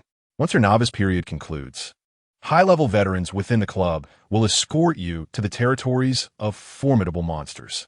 A talent like yours will surely prompt our leader to make exceptions, providing you with all necessary resources to expedite your leveling process and granting you access to the exclusive monster territories available only once a month. Without joining the club, it would be exceedingly difficult to find experienced players to guide you. The challenges of leveling will only grow more daunting, and relying solely on oneself could result in stagnation for a year or more. Upon hearing this, Bai Li raised an eyebrow and turned to Chia, chuckling lightly. What you perceive as a difficult ascent is, in fact, as effortless for me as drinking water or eating. He shrugged, exuding a sense of resignation. Thus, joining someone else's club seems less appealing than creating one of my own, which should be permissible, right? Chia momentarily froze, then nodded absent-mindedly. Yes, it is indeed possible. But, if it can be done, then thank you for aiding in the binding of the war vehicle. Jiang Yan has reached level 10. She divided the materials into 3 portions, reserving some for her sister and Ji Yueshi. The 2 women promptly engaged with the materials, and soon they all attained level 10. Bai Li beckoned the 3 women to operate the war vehicle into the novice service area, leaving the others with nothing but their silhouettes. Arrogance. This was the singular thought resonating within the minds of all the new survivors at that moment. Yet, he truly possessed the audacity to be so bold. This was the most infuriating aspect. Hey, Bai Li, wait a moment. Fang Xian, flustered, abandoned her companions and hastily pursued her own war vehicle. Do not forget, you still owe me a favor. You mentioned that as long as it isn't joining a club, anything goes. Bai Li felt equally exasperated, primarily because he had no desire to join a club filled with dubious characters. He did not require assistance to level up. Fine, I won't press you. Realizing his resolute stance, Fang Xian relinquished her pursuit. Then tell me, the establishment of a club must occur after the novice period concludes. If you truly intend to form a club, count me in. I wish to join you. As an experienced player who has lingered in this service area for an indeterminate duration, Fang Xian understood the value of opportunity. Bai Li, as a holder of a colorful medal, was undoubtedly worth her switch. Certainly, Bai Li readily agreed, recognizing their mutual needs, and he welcomed the prospect of having a formidable veteran join him. Then it is settled. Seeing him nod, Fang Xian sighed in relief and inquired, by the way, what are your plans moving forward? Within the service area, there exists a locale for repose, where one's desires for sustenance, entertainment, and leisure can all be fulfilled. Or perhaps, you could visit me tonight? Fang Xian cast a flirtatious glance, instantly attracting the envious gazes of 3 other women. She feigned ignorance, dismissing their stares. No, I intend to explore several monster territories. Remaining here would be far too tedious. Bai Li gently declined, steadfast in his original intention. Just as the King of 100 Tons cannot forego the speed bumps, so too must the West not forsake its god. Huh? This was the first time Fang Xian encountered a newcomer eager to venture into monster territories. Pondering for a moment, she tentatively extended an invitation. I'm heading out today to seek investors. Why not accompany me? We are bound to encounter monster territories along the way. Before fully committing to Bai Li's club, she needed to fulfill her own responsibilities. Certainly, Bai Li suddenly recalled something, a faint smile gracing his lips as he agreed. The unexpected delight brought a sparkle to Fang Xian's eyes. Yet, in the next breath, she added, however, I cannot accompany you without compensation. Chapter 53. Blood Clan and Werewolves, what does it mean? Fang Xian was utterly perplexed, a vague sense of foreboding rising within her. She felt as though she was about to lose something of great significance. You possess a decayed order, do you not? Oh, so that's it. No, wait. The decayed order is indeed an important item. She gasped, surprised. How do you know about this? A jolt of alarm surged through her as she turned her gaze suspiciously toward Bai Li. After a brief pause, she explained, I do have it, but I lent it to a newcomer, and that item is crucial. Can't we discuss alternatives? Perhaps I could assist as well. Upon hearing this, Bai Li promptly turned away and approached the 3 women. Will you remain here or accompany me? Without hesitation, the trio responded in unison. Bai Li, I wish to go with you. Me too, you promised just now. Bai Li, go. I want to ride in your vehicle. She playfully poked her fingers together, voicing her desire. Since they would be recorded upon entering the novice service area, why venture out in their own battle vehicles when they could hitch a ride in Bai Li's massive truck? It was not only safer, but also, come aboard. Bai Li replied, visibly pleased with their responses as he beckoned them to join him in the truck. He barely cast a glance at Fang Xian, who trailed behind. What a joke. Although Fang Xian was attractive and had a fine figure, did he lack beautiful women around him? The answer was a resounding no. Thus, in comparison, the decayed order was evidently of greater importance. Moreover, this woman harbored her own ulterior motives. He might as well use that to his advantage. Bai Li sought complete control rather than an equal partnership, and this required a gradual approach. Hey, don't be hasty. Let's discuss as we go. Fang Xian felt utterly numb. This insufferable man left no room for negotiation, devoid of any charm. Moreover, among those 3 charming women, how was there a newcomer she had invested in? The decayed order was right in her hands. She was completely bewildered. Seeing the massive truck had started moving slowly, Fang Xian quickly pressed the accelerator and followed suit. Join my convoy. Let's chat on the intercom. Noticing Bai Li still had his window open, she hurriedly shouted. In the next moment, Bai Li in the driver's seat heard the intercom crackle to life. Survivor Fang Xian has sent you a convoy invitation. Accepting it will enable convoy communication. Do you accept? Accept. A slight smile graced Bai Li's lips as he rolled up the window. The next moment, the intercom buzzed with Fang Xian's voice. I agree. If you desire it, I shall grant it to you. If I am not mistaken, the decayed order should now be in your possession. Fang Xian had uncovered the truth. This was a trap set for her. That scheming man. Had it been anyone else playing mind games with her, she would have run them down with her vehicle. Yet, Bai Li was different. Not only was he handsome, but he also possessed boundless potential. Perhaps it was best to endure this for now. Truly clever. Bai Li praised her briefly before inquiring. So where shall we go next? It's up to you to decide, as I am merely here to gain experience. And the destination matters little to me. Following this route, there lies a monster territory 73 kilometers ahead, where the survivor I intend to invest in is trapped. This location poses a certain degree of difficulty for newcomers. As she spoke, Fang Xian sent a coordinate to Bai Li's Titan vehicle, which promptly displayed it on the battle map. A territory of both Blood Clan and werewolves. Jiang Yin, the map assistant, revealed the information about the territory. Bai Li raised an eyebrow in surprise. Was it truly possible for two types of monsters to coexist in one territory?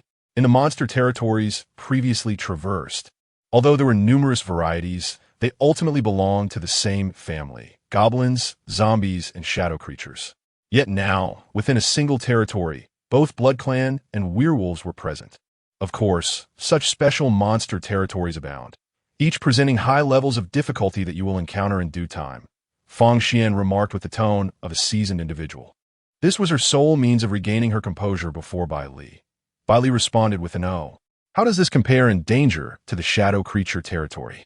Certainly, the shadow creatures are far more perilous. As she explained, Fang Xian suddenly realized, her eyes widening in disbelief. You haven't ventured into the shadow creature territory, have you? Of course, it felt quite straightforward, Bai Li replied candidly. Although he had encountered some trouble with Afra in the end, he still managed to eliminate two other bosses right under her nose and secured the colorful medal. Fang Xian leaned back in her vehicle seat, rendered speechless for a long time. This individual was simply extraordinary. To have cleared the shadow creature territory ahead of time and obtained a colorful medal. Was he even human? Reflecting on her own novice period, Fang Xian felt her heart shatter. Comparing oneself to others could be utterly infuriating. An hour later, Fang Xian took a bit more time to accommodate Bai Li's pace. It was not excessively slow. Before them, the scenery transformed dramatically, revealing a vast wilderness dominated by the ruins of a dilapidated town. Bai Li did not reduce his speed and swiftly drove into the heart of the ruins. In the next moment, the vehicle's radio crackled to life. Warning, entered the territory of Blood Clan and werewolves. Crescent Moon Wilderness. Danger level, 6 stars. Items that can be obtained in this territory: wood green, metal iron green, star core, blue, Blood Clan cross, purple, werewolf blood source, purple, essence gold. Special mechanism of the territory. On the night of the full moon, the danger level increases by 1 star. Monsters appearing in this territory: Blood Servant, LV5, Young Wolf, LV5, Vampire, LV8, Werewolf, LV8, Vampire Ancestor, LV11, Wolf King, LV11. Fang Xian also received the notification. However, given her level, she paid it little mind. Nevertheless, considering that Bai Li was still a newcomer, she felt compelled to provide an explanation. The territory of monsters rated at 6 stars poses a considerable challenge to newcomers. However, as long as one does not encounter a full moon night, it should still be rather manageable for you. Bai Li contemplated and nodded. Let us proceed. Even if we do face a full moon night, it is of little consequence. What is it but an elevation of danger to 7 stars? That is still less formidable than the Silent Town, where I managed to complete the challenge with a 12th level war chariot. Presently, the 100-ton king is on the verge of reaching level 14, so there will be no unforeseen complications. Meanwhile, in the moonlit wilderness, Captain Li Ying of the Lu Yu convoy sat within her war chariot, observing the surrounding werewolves that had encircled her convoy. A cold sweat broke out on her forehead. Damn it, how could there be so many level 8 werewolves here? Her war chariot was also at level 8. In a one-on-one or even one-on-two situation, she could manage. But the number of werewolves had escalated to over a dozen. It was simply impossible to overcome them. Chapter 54. It seems I accidentally collided with something. Liang was consumed by regret. Why had she pursued that individual all the way here? Reflecting on the events of the previous night, she recalled leading the Lv.1 team into a low-level monster territory, where they wreaked havoc. However, during the boss battle, someone had outmaneuvered her, seizing both the golden medal and the rewards dropped by the boss. Fueled by anger, she had chased that person alone to the Round Moon Wilderness, initially planning to retreat if necessary. Little did she expect to be surrounded by a pack of werewolves so soon. Trapped in a dire situation, she muttered in fear, her grip on the steering wheel trembling slightly. Howl! The moment had arrived. A werewolf raised its head to the sky and howled, its dark, dense fur billowing. In the next instant, they launched their assault. Bang! A werewolf's sharp claw struck the front of a teammate's vehicle with such force that it tore off a section of metal, exposing the intricate components beneath. Captain, help! The female teammate, paralyzed by terror, had forgotten to press the accelerator, screaming as she shut her eyes. But her captain could not save her. Roar! The werewolf's eyes glowed a menacing crimson as it charged forward, smashing the vehicle's window with a single swipe and dragging the girl from the car. With a vicious snap of its jaws, it severed her windpipe. Gasping, the girl trembled violently, and within mere seconds, her life had slipped away. In just 2 minutes, the first casualty had fallen. The remaining teammates, gripped by panic, frantically searched for an escape route, pressing the accelerator in desperation. Yet the werewolves were relentless in their pursuit, attacking with fervor. Liang's predicament was even more precarious, as 3 werewolves had set their sights on her. Their ravenous gazes sent shivers down her spine. Get away, all of you, she shrieked, her voice piercing the chaos. With fear overwhelming her, she operated the vehicle erratically, unleashing skills at random. Surprisingly, this reckless maneuvering allowed her to break free from the assault of the 3 werewolves. However, escaping did not equate to safety. Amid the cacophony of howls, all the werewolves zeroed in on her, perceiving her as an easy target. Indeed, she was a prime quarry. Through the rearview mirror, she caught sight of the relentless pursuers, realizing she had become prey to the hungry pack. Terrified, her 100-kilogram frame squeezed into the narrow driver's seat, her flesh jostling about. Yet in this life-and-death moment, as she turned past a collapsed building, she spotted a massive vehicle barreling toward her. With both parties moving at considerable speed and the encounter happening too abruptly, neither had time to evade. Liang screamed, desperately searching for a way out as she spun the steering wheel. Even though her reaction was swift, the armored vehicle was still struck on one side. Bang! With a thunderous sound, half of her vehicle was obliterated. Fortunately, it was the passenger side that bore the brunt. Nevertheless, Liang and the vehicle were hurled against the debris of a nearby building, sending her flying out.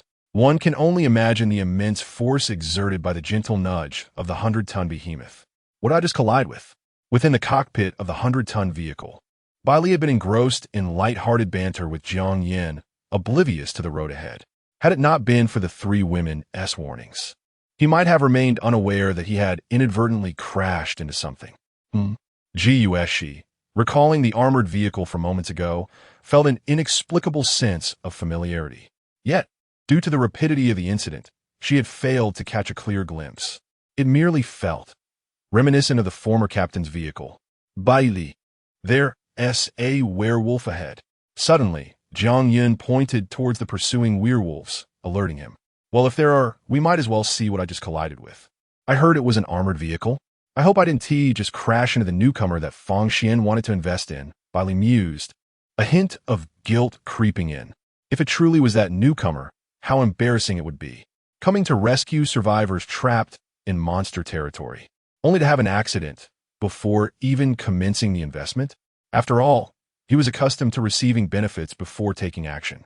Bai Li gently pressed the brake. But due to the sheer weight and inertia of the 100-ton vehicle, it continued to surge forward. Dozens of werewolves met a grim fate beneath the wheels, without even a chance to escape. 13 werewolves slain, reward, Star Core 300, automatically stored in reserve space. The 100-ton vehicle gradually came to a halt. As Bai Li opened the door and stepped out with the three women, several more armored vehicles began to approach from the front. The imposing figure of the 100-ton vehicle dominated the entire road. Upon sighting this colossal machine, the female members of the Lv.1 team were visibly flustered and quickly exited their vehicles. "Brother, help!" One female team member, though average in appearance, possessed an exceptional figure, suddenly knelt before Bai Li, crying for assistance. "We just encountered dozens of werewolves, and our captain led them away to save us." "Handsome sir, your vehicle is so formidable. Could you please assist us?" Dozens of werewolves. Bai Li's expression turned peculiar. He then gestured towards the rear. "Are you referring to them?" The team members were momentarily taken aback before moving in the direction he indicated. There, behind the 100-ton vehicle, lay the remnants of the werewolves. Reduced to mere stains on the ground, blood and entrails sprawled everywhere. One undeterred team member approached, trembling as she touched the corpse of a werewolf. It's rigid. Let me try again." She found it impossible to pry it up, as if it had melded with the earth itself. A collective gasp escaped the group as they turned to Bai Li and the 100-ton vehicle, their eyes reflecting a mix of terror and admiration. "Handsome, your vehicle is remarkably powerful. Could you possibly be an investor?" "Oh, are you here to support the captain again?" With the werewolves vanquished, it seems the captain is no longer in peril. The less experienced team members, relieved of their worries, began to speculate wildly. Just then, they heard a familiar voice. "Oh, it truly is you." With that, Yueshi leapt out from behind Bai Li. Encountering her former comrades brought her a sense of joy, as their bonds remained intact. "Yueshi, a reunion with an old friend." Yueshi, beaming, introduced Bai Li. "Brother Bai Li is not an investor. Like me, he is a newcomer survivor." "Newcomer survivor?" Upon hearing this, the previously chattering team members fell silent in disbelief. How could someone who had witnessed the demise of several 8th-level werewolves beneath his vehicle be considered novice? "Do you expect me to believe that?" Just as the women remained skeptical, a sudden commotion arose nearby, resembling the sound of a heavy object racing across the ground. Following that, a sharp, acerbic voice pierced the air.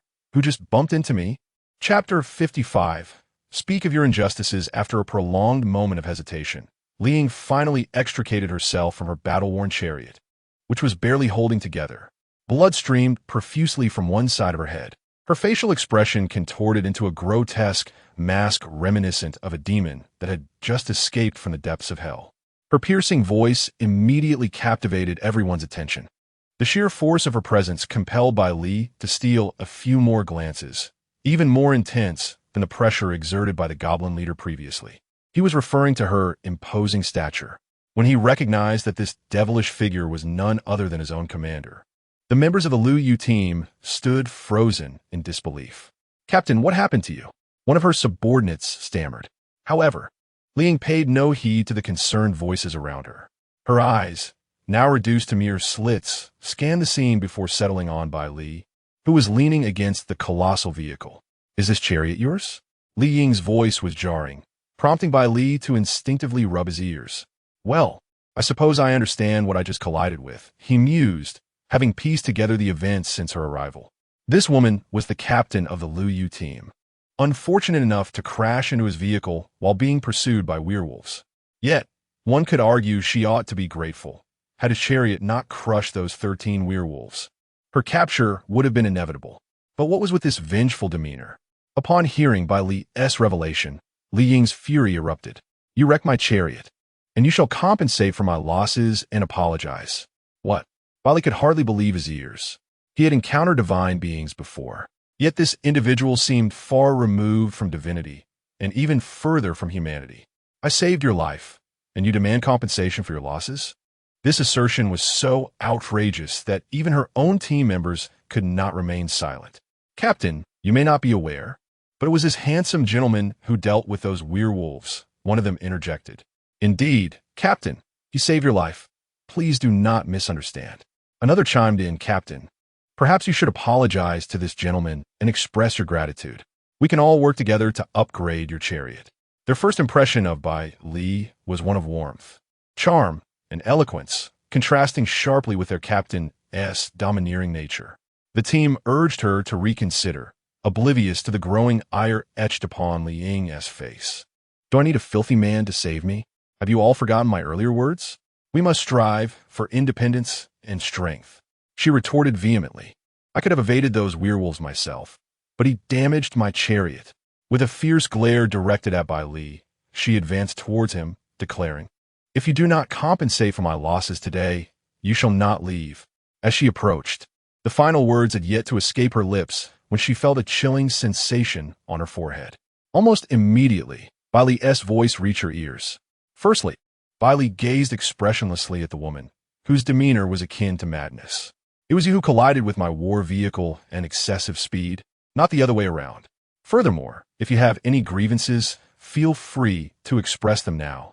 Li Ying, observing the gun pressed against her forehead, felt her eyes gradually consumed by fear, her legs trembling uncontrollably. I was wrong. It is only when one confronts death that clarity can be achieved. Regrettably, her realization came too late. Bang! Bai Li unhesitatingly pulled the trigger, a bullet striking her head. And only when Li Ying's broad form collapsed to the ground did he finally sense a tranquil silence enveloping the world. The incessant noise, having crashed in my 100-ton vehicle. You should consider yourself fortunate to have survived. I have yet to demand compensation for emotional damages, and you dare to speak first? Bai Li reholstered his pistol and turned his attention to Fang Xian, who had been silently observing the scene. She is not your investment, is she? Fang Xian, amused yet irritated, replied, You only think to ask me about her after you've killed her. I invested in her yesterday, but since she is dead, so be it. With her temperament, she wouldn't have lasted long in the service area anyway, and she might have caused trouble for the club. Listening to their exchange, Gushi remained silent, gazing at Li Ying's lifeless body. She found the former captain's actions utterly excessive. How dare she shout at Brother Bai Li? We would never treat him that way. Your captain has been slain by me. Does anyone wish to avenge her? Bai Li turned back, a playful glint in his eyes as he regarded the members of the Lu Yu team. They were paralyzed with fear. The gentle, warm image he had once portrayed had vanished. The true Bai Li now stood before them. And no, they hastily shook their heads, setting aside the question of right or wrong. Even if it were Bai Li's fault, did they truly believe they had the strength to retaliate against Li Ying? Moreover, he was justified. His methods may have been ruthless, yet they were effective. Leave this monster's territory and seek other means in the service area. Considering that you spoke for me just moments ago, I shall offer you a clear path. After all, lacking talent, it will be quite challenging for them to ascend to level 8 solely based on their capabilities. As for the smugglers, at least they would survive. Thank you. The team members spoke in hushed tones, daring only to steal glances at Bai Li as he returned to the 100-ton vehicle. Once they had distanced themselves, they finally exhaled in relief. How terrifying! I thought he was a charming gentleman with a good temperament, only to discover he would draw a gun and kill without hesitation. Alas, what can be done? Li Ying sought trouble herself, always attempting to instill her nonsensical ideologies in us. Now she has met the barrel of a gun. Enough talk. A life has been lost. Let us heed his words and head directly to the service area. The women lamented as they climbed back into their vehicles and departed together. Experience points are maxed out. Current tank level, Lv.1, 0, 80,000. Weight, 80 tons. Level up granted 1 lottery opportunity. Not long after, the experience for the 100-ton king at level 14 was completely filled. The next level was just around the corner. Bai Li gazed at the experience points, unable to suppress his thoughts. Is it truly necessary to accumulate 80,000 experience points to reach the next level? This implies that to gather another series of 3 consecutive draws, he would likely have to wait until reaching the next territory, or perhaps even longer. This thought left him slightly restless. After some consideration, he decided that a double draw was still a draw, so he went for it. As the translucent lottery wheel materialized before him, the pointer spun rapidly, accompanied by a clear and melodious sound that brought comfort to the heart. At that moment, Fang Xian's voice suddenly emerged from the vehicle's communication system. Bai Li, have you spotted that tower ahead? Upon hearing this, Bai Li turned his gaze forward. A tower top, somewhat elusive, stood in the distance, likely invisible to those with slightly impaired vision. I've seen it. What is the matter? The investment target is trapped there. We must accelerate. Or I fear there may be unforeseen complications. With that, Fang Xian pressed the accelerator and sped ahead. Bai Li cast another glance at the tower, his brow furrowing slightly. He noticed that the tower seemed to be enveloped in a ring of red light. Chapter 56, Red. The two-dimensional foil launcher, the pointer ceased its rotation. Congratulations. Reward received. Modification, steel coil launcher. Red, steel coil launcher. Exclusive modification for the Titan capable of launching a 30-ton steel coil. Automatically replenishes 1 coil per hour. Limit 1-1, special effect of the red modification, provides an additional weight of 30 tons for the Titan. The weight of the steel coil and a limit increase with the enhancement of the modification level. Would you like to install it? Upon discerning the details of the reward, Bai Li could not help but slightly tilt the steering wheel in surprise. This was indeed an extraordinary item. His understanding of the Titan was not extensive, yet he had long been aware of the formidable combination of the steel coil and the Titan. Individually, the steel coil bore no special significance, nor did the Titan. However, when these two elements converged, they heralded a tremendous catastrophe, aptly dubbed the two-dimensional foil launcher. Truly, this was a modification bespoke for the Titan. Bai Li's eyes sparkled. This was undoubtedly the most compatible modification for the Titan among all available options. Without a moment's hesitation, he selected to install it. In the next instant, the entire Titan experienced a noticeable descent, the massive disturbance startling the three women, who momentarily feared they had come under attack. They crowded around Bai Li. Do not panic. I have just discovered another remarkable feature of the Titan. He reassured them with a rather dismissive explanation. Jiang Yin felt utterly numb at his words, having heard them so often that her ears were nearly calloused. Yet, the intensity of this commotion was undeniable, and her curiosity could not be quelled. Bai Li, what is it? Can we know? She inquired, her words prompting Jiang Yin and Ji Yueshi to nod in agreement. They too were eager to learn. Wait a moment. If we encounter any monsters along the way, I will demonstrate its power for you, Bai Li replied. Not only were the women curious, but he himself was intrigued to discover the true terror of the two-dimensional foil launcher. After assenting to the three women, Bai Li continued to explore further. 2 consecutive draws. The first yielded red, and the second at the very least should yield gold, right? After all, the purple and colored prize pools were mere embellishments. One had only appeared during the initial drawing, and the other had never manifested even once. However, when Bai Li beheld the quality of the reward, his gaze flickered with astonishment. Another red? Congratulations. Reward received. Passive skill, autopilot. Red. Passive skill, autopilot. The battle vehicle's driving system will bind to the brain, allowing control through thought, and it can also lock onto destination coordinates on the battle vehicle's map to accomplish autonomous navigation. The functionality was rather singular. It was an exceedingly practical skill. Bai Li felt his breath quicken, excitement surging through him. This was the skill he had yearned for most. He had initially thought such a skill might not exist within this survival game, yet he had managed to draw it. It seemed that this decision to draw twice was indeed fortuitous. Upon acquiring the autopilot skill, Bai Li was suddenly struck by a sharp pain in his head, as if countless minute silver needles had pierced through. Fortunately, this sensation lasted only a fleeting moment. In the next instant, he felt a wave of clarity wash over him.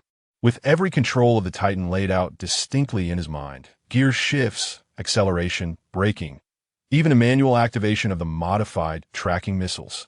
At that moment, he felt an unparalleled unity with the Titan. Nearby, the three girls were huddled together, chattering animatedly. Their conversation revolved around light-hearted grievances, comments about Li Luochuan, Li Ying, and inquiries about Jiang Yun's experiences from the previous night. The little girl blushed furiously at the questions. "Oh, sister, you needn't pry. Why not just try it yourself?" she exclaimed. "No amount of questioning will suffice unless you experience it firsthand. After all, you can't just ask and then." Flustered by the relentless questioning, Jiang Yin responded with a playful jab. Jiang Yin, growing increasingly exasperated, simply wished to silence her. "You can't handle this." Jiang Yun awkwardly turned away But as she did, she noticed Bai Li standing up from the driver's seat, stretching leisurely. His limbs had completely abandoned the steering wheel and pedals. Jiang Yun paused for a brief moment, then emitted a sharp cry. Bai Li, sit down quickly. The car could lose control. The Titan was currently speeding, and any mishap would spell unimaginable consequences. Startled by her voice, Jiang Yin and Ji Yueshi turned their attention towards her, their reactions mirroring Jiang Yun's alarm. Bai Li, you must return to your seat. It's dangerous. Bai Li, if you're tired and don't wish to drive, just call for me. I'll take over.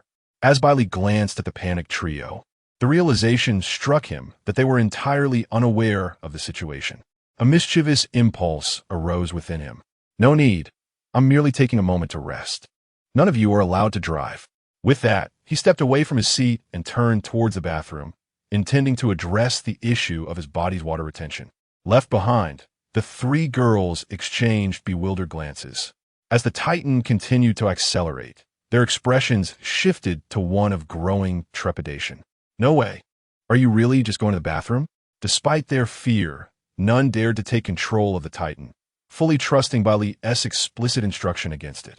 They believed in him, unless he had suddenly decided to take them along on a reckless journey to oblivion. However, such a scenario seemed nearly impossible. As time passed, it wasn't too long before Jiang Yin was the first to sense something amiss. What's going on? Why does it feel even steadier than when Bai Li was driving? Is it just my imagination? She was taken aback, initially thinking she must be mistaken. Yet, as she voiced her thoughts, Ji Yueshi also came to the same realization. No, it's not your imagination. There truly is no deviation, as if someone else is at the wheel. She found it utterly astonishing. At that moment, Jiang Yun's voice echoed from the bathroom door. Brother Bai Li, how did you accomplish this? Please tell me. She had long been waiting at the bathroom door, ready to pounce as soon as Bai Li emerged. What a magnanimous little girl she is. Bai Li felt something bounce in front of him and could not help but reflect inwardly. In truth, it was nothing extraordinary, merely a minor skill. As his words faded, he noticed Fang Xian's vehicle had suddenly come to a halt.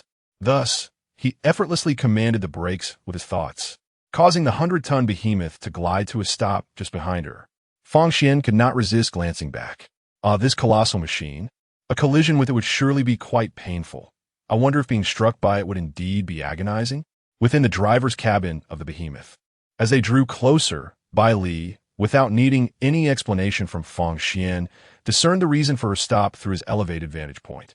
Before them, amidst the ruins of a building, a pack of werewolves, accompanied by their pups, bared their fangs, their fierce gazes fixated intently on the opposite side.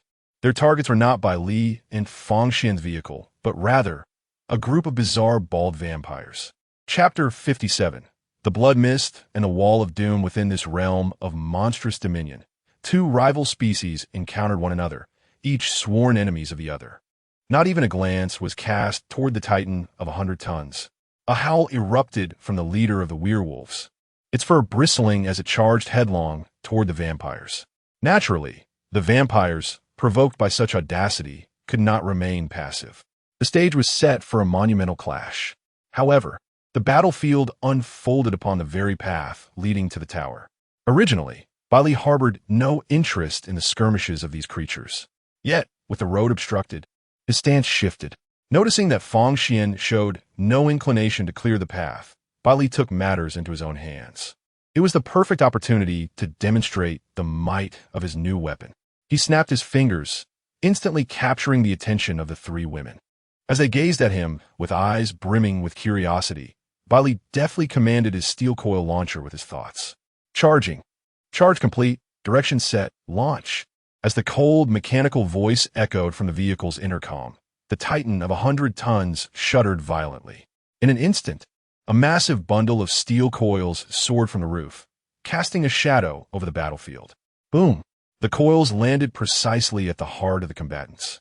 The resounding thud sending a chill through the hearts of all present. The ground shattered instantaneously. The werewolves and vampires caught beneath the weight of the coils were reduced to mere pulp, unable to utter a sound. 2 werewolf monsters slain, 30 star cores acquired. 1 vampire monster slain, 1 purple essence obtained. Strategic reserve passive. automatically stored in reserve space. The sudden onslaught startled the monsters. Upon witnessing the gruesome fate of their comrades, the animosity between the two factions was momentarily set aside, their furious gazes swiftly converging upon the Titan of 100 tons. This was the perpetrator of their kin's demise. Yet at that moment, the steel coils that had crashed to the ground began to roll uncontrollably forward. The nearby werewolves, relying on their formidable strength, attempted to halt its advance. However, they were mercilessly crushed beneath the relentless weight of the coils, meeting a swift and brutal end. In the wake of this calamity, both the fortunate survivors among the werewolves and the vampires dared not impede the rolling coils, instead fleeing in disarray. However, calamity struck once more. With a roar, the engine of the Titan of 100 tons surged into action, its speed soaring past 700 an instant. It barreled forward, crushing the remaining werewolves and vampires beneath its formidable momentum. "Why are you all just standing there?" Bai Li exclaimed, his patience wearing thin. This motley crew of monsters displayed a remarkable lack of self-awareness. Though he was a kind-hearted individual with a penchant for peace, the Titan was anything but. "Dare to block my path? Then do not blame me for not applying the brakes." In the driver's seat of her own war vehicle, Fang Xian sat in stunned silence. Has he lost his mind? Is this truly the combat prowess of a newcomer? Just how many modifications does his vehicle possess? It must be at least of golden quality. She reminisced about the circumstances of her cohort. In a group, let alone golden skills. Even those possessing purple skills or enhancements had to be exceedingly cautious in concealing them. Once discovered, they would likely face a collective backlash. Such an environment was a commonplace occurrence in any newcomer survival scenario, and this cohort was no exception. However, Fang Xian glanced at the increasingly distant taillights of the colossal vehicle. Would anyone dare to set their sights on such a formidable war machine? Eliminated 20 young wolves, 21 blood servants, dropped lumber. Eliminated 9 werewolves, dropped 180 star cores, 1 drop of werewolf source blood. Eliminated 7 vampires, dropped 150 star cores, 1 blood clan cross. Strategic reserve passive, automatically stored in reserve space. Had a special reward been revealed? Upon receiving the notification of the dropped items, Bai Li promptly retrieved the cross and werewolf source blood. These 2 rewards were unlike anything he had encountered before, akin to the iron thorn enhancements from the Silent Town and the biochemical serum from the Raccoon Town. Such exclusive rewards could only be yielded by this territory. He first held the cross in his hand.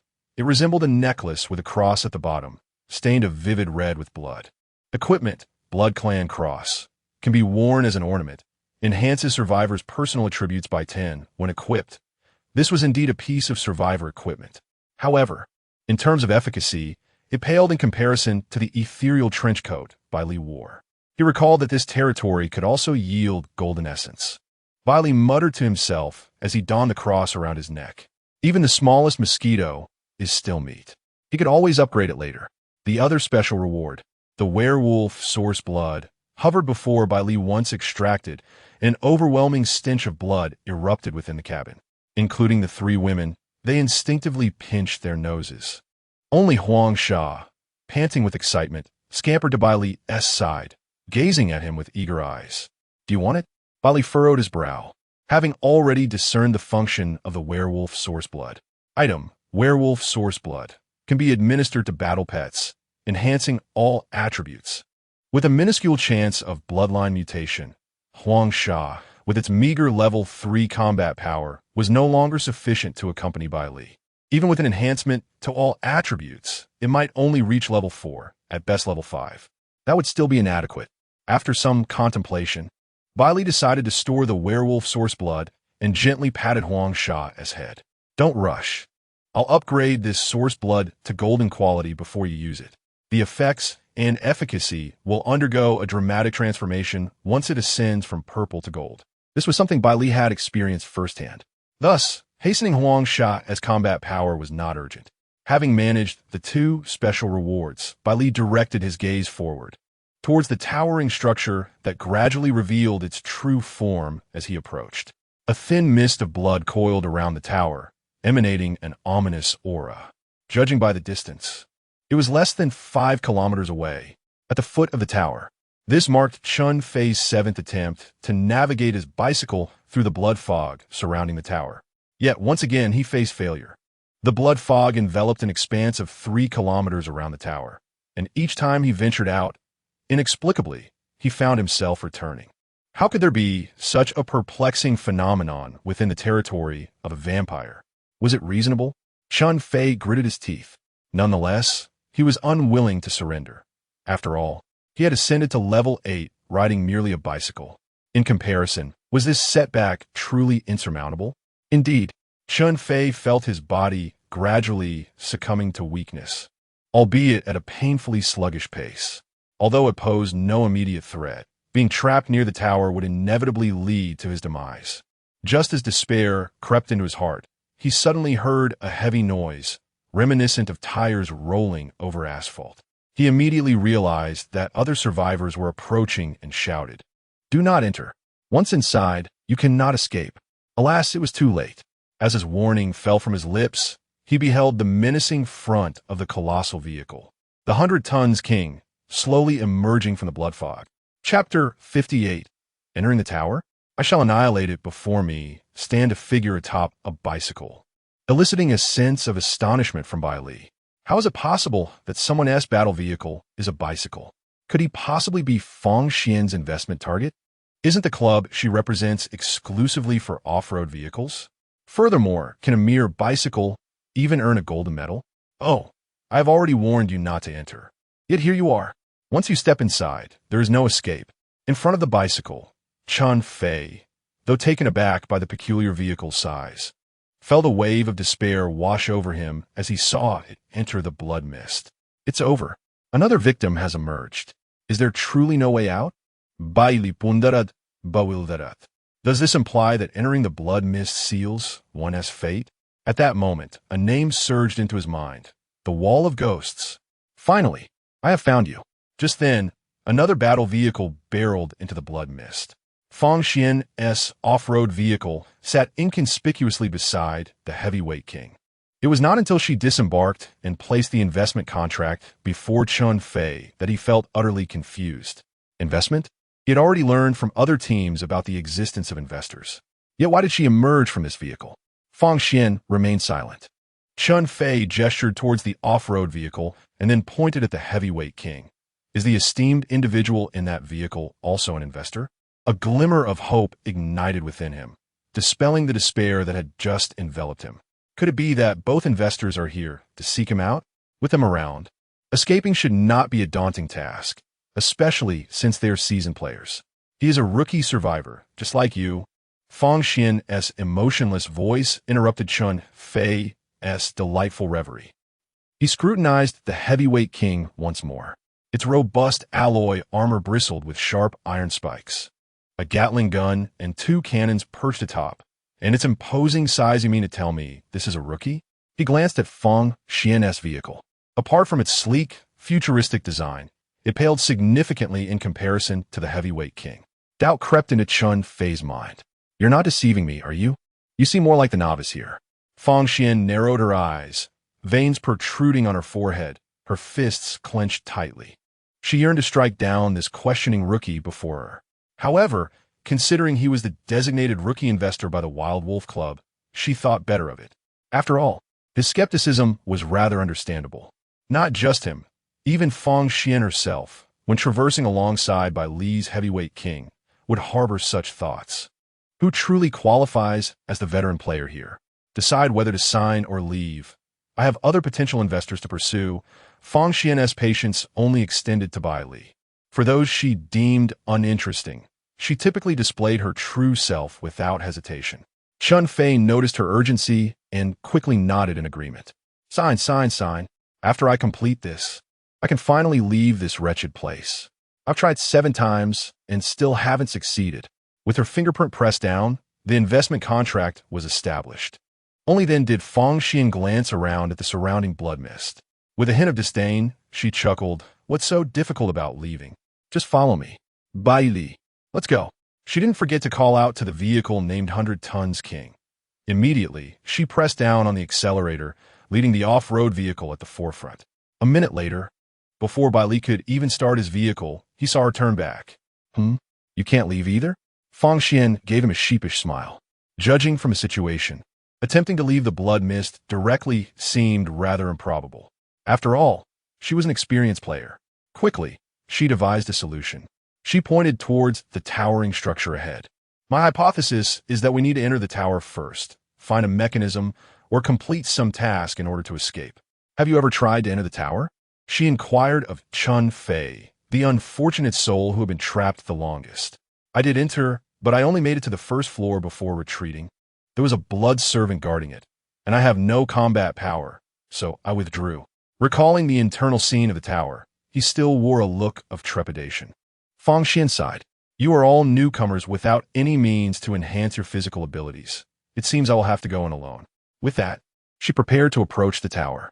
Given her personal combat prowess, she had no fear, even if she encountered the tower's boss. But Bai Li called out to her. Wait a moment. Fang Xian halted, looking at him in confusion. There's no need to complicate things. Give me half an hour. Sitting in the driver's seat, Bai Li casually wrapped an arm around Jiang Yan's slender waist, speaking calmly. Because the steel coil launcher needs to be used once more to upgrade. This is the perfect opportunity to test its maximum power. Although Fang Xian was unsure of his intentions, half an hour was a reasonable wait. Could I perhaps sit in your vehicle for a moment? She approached the door of the 100 Tons King, raising her head and asking in a gentle tone. Chun Fei was taken aback. Is this the same person from earlier? However, Fang Xian believed that her request would surely be granted by him. To her surprise, it was met with a cold rejection. No, considering she was an experienced player and that they were still unfamiliar with each other. Bai Li was not inclined to let her enter his most crucial space. After all, the cockpit of the exclusive battle vehicle, 100 Tons King, was indeed the most significant area. Doused in disappointment, Fang Xian returned to her own vehicle. Chun Fei was speechless. Wait, you're an investor? Acting so humbly before a newcomer? Who's the real veteran here? Time flowed slowly, and before long, half an hour had passed. As the steel coil launcher automatically replenished its coils, he immediately chose to use it. In the midst of preparation complete, trajectory adjusted, launch. The mechanical prompt echoed as the steel coil targeted the very center of the tower. Steel coil launcher experience points maxed out, current level, LV and LV. 1 o'clock 4, steel coil capacity increased to 22, steel coil weight elevated to 40 tons, red-gray modification upgrade effect. The weight enhancement of the 100-ton King raised to 60 tons, current weight of the 100-ton King, 140 tons, observing the upgrade effects. Bai Li was immensely satisfied. Only now could it truly be deemed the 100-ton King. Meanwhile, the launched steel coil struck the tower with resounding force. Bang! After a muffled roar, debris cascaded down. The 30-ton steel coil was propelled at an astonishing speed, unleashing a terrifying impact that directly created a gaping hole in the tower center. The upper portion of the tower now hung precariously. In the next moment, an ancient roar reverberated from within. Who dares? Chapter 59, The Era of Black Mist. A hunched figure leapt from the high tower. Its bald head bore no hair, and its skin was wrinkled and pale, as if it had been dead for 3 days. 2 elongated fangs protruded from its lips. As this monstrous being landed before the massive vehicle, the radio inside blared urgently. Warning! Encounter with a vampire ancestor. Was this half-dead relic truly the level 11 vampire ancestor? Bai Li regarded the creature, which stood shorter than the tires of the colossal vehicle, with a hint of skepticism. Was this it? The vampire ancestor, oblivious to Bai Li's derision, seethed with rage. Its tower had been cleaved in two by the steel behemoth. To be abruptly awakened from a peaceful slumber only to find its home destroyed? Fuming at the audacity of humanity for daring to demolish its tower, the vampire ancestor's pupils glowed crimson. At its summons, a throng of blood servants surged from the lower levels of the tower, offering their lifeblood. Absorbing their essence, the vampire ancestor gradually regained its youth, its skin smoothed, and hair began to sprout. A terrifying aura began to swell. Yet in that instant, its pupils contracted. It beheld the fearsome mass of the vehicle before it, moving. A sudden surge of attack. Bai Li scratched his ear, pondering why it took so long to cast a spell. Let crash. Boom! The vehicle collided violently with the vampire ancestor, sending a figure hurtling backward like a severed kite. It crashed heavily against the tower's walls, which instantly shattered, splintering into a spiderweb of cracks. The vampire ancestor, merely level 11, was no match for Bai Li's level 14 vehicle. The force of the impact obliterated the power it had just gathered, reverting it to the frail old man it was before. Gasping, it emitted a strained whimper from its throat. Summoning every ounce of strength, it raised a hand, unleashing a jet of sanguine energy towards the armored behemoth, inflicting 1,500 points of durability damage. This was a desperate, all-out strike. The blood servants that once surrounded it had been reduced to mere pulp beneath the vehicle's tires, offering no further energy. Observing the fallen and incapacitated vampire ancestor, Bai Li felt an inexplicable itch in his hand. Hiss! What was to be done now? Combo, repeated crushing. The engine of the colossal vehicle roared with a thunderous growl, its tires screeching against the ground as it surged forward with ferocity. No, the vampire ancestor, already gravely injured from the previous impact, let out a cry of despair as it beheld the vehicle bearing down upon it once more. Yet, there was nothing that could halt the vehicle's relentless advance. With a sickening squelch, the tires crushed the vampire ancestor beneath them, akin to the splintering of a ripe tomato, scattering blood and flesh in all directions. With a mental command, the vehicle shifted into reverse, preparing to crush once again, upon vanquishing the monstrous progenitor vampire.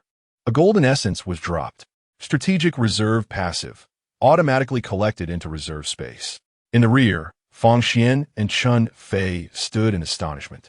One of the bosses residing in the territory of the Blood Clan and werewolves was effortlessly crushed by you. There was no extraneous movement, only sheer force. Is this the legendary Tun King? Chun Fei glanced down at his bicycle before raising his gaze to the colossal Tun King, enveloped in silence. His innate talent was brave cycling.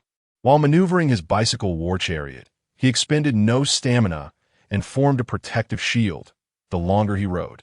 The greater the impact damage and the stronger the shield's defense became. Though the war chariot was subpar, his talent was extraordinarily formidable. With this combination, he could at least aspire to be the rookie champion of this cohort, or so he believed before encountering Bai Li's Tun King. Now, he witnessed the level 11 progenitor vampire onto the Tun King's tire, utterly powerless and crushed mercilessly. In that moment, the thought of becoming the rookie champion shattered instantly. A monster! This Tun King was more terrifying than any creature he could imagine. Chun Fei even felt that riding for 2 days and nights without rest might not withstand a single collision from the Tun King. Meanwhile, Fang Xian was struck even harder by this revelation. She had no doubt that even her war chariot's durability would falter against several strikes from the Tun King. This war chariot was utterly fearsome. How many blows could she endure? If the chariot could not withstand it, could she as a person? Just as she indulged in this fanciful imagery, the blood mist began to dissipate following the progenitor vampire's demise. The illusionary walls vanished.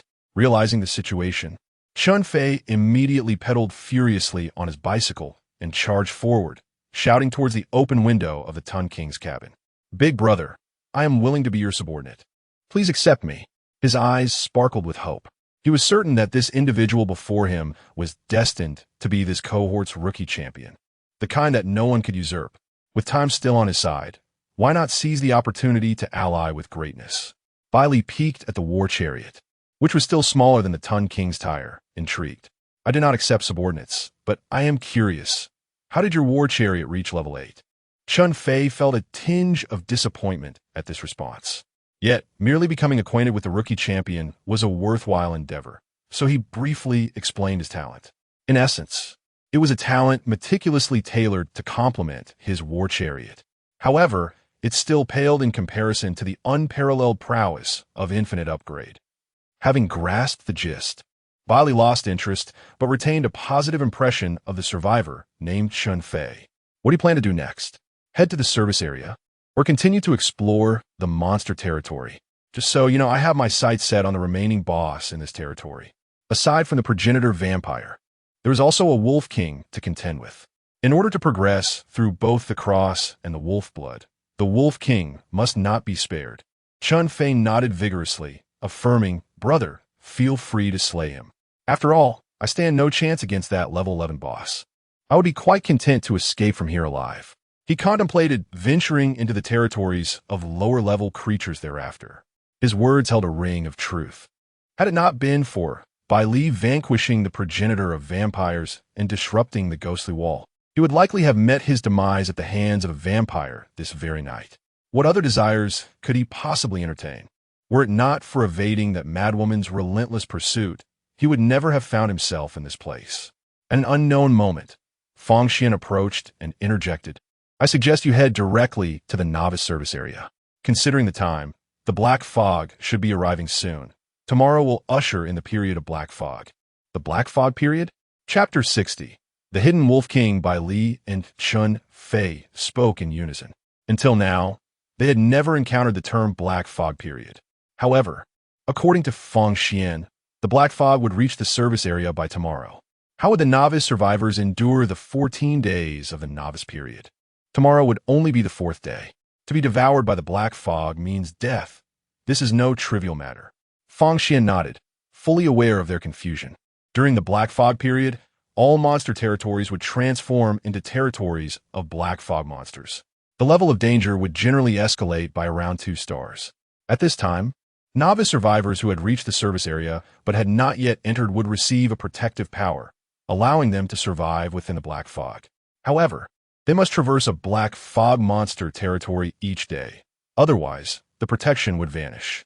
It can be understood as a means of compelling the remaining survivors, preventing them from wallowing in complacency. This reflects the brutal reality of the survival world. Aspiring to be a slacker? There is no chance. Failure to grow stronger leads only to a dead end. Fang Xian's understanding mirrored Bai Li's previous thoughts precisely.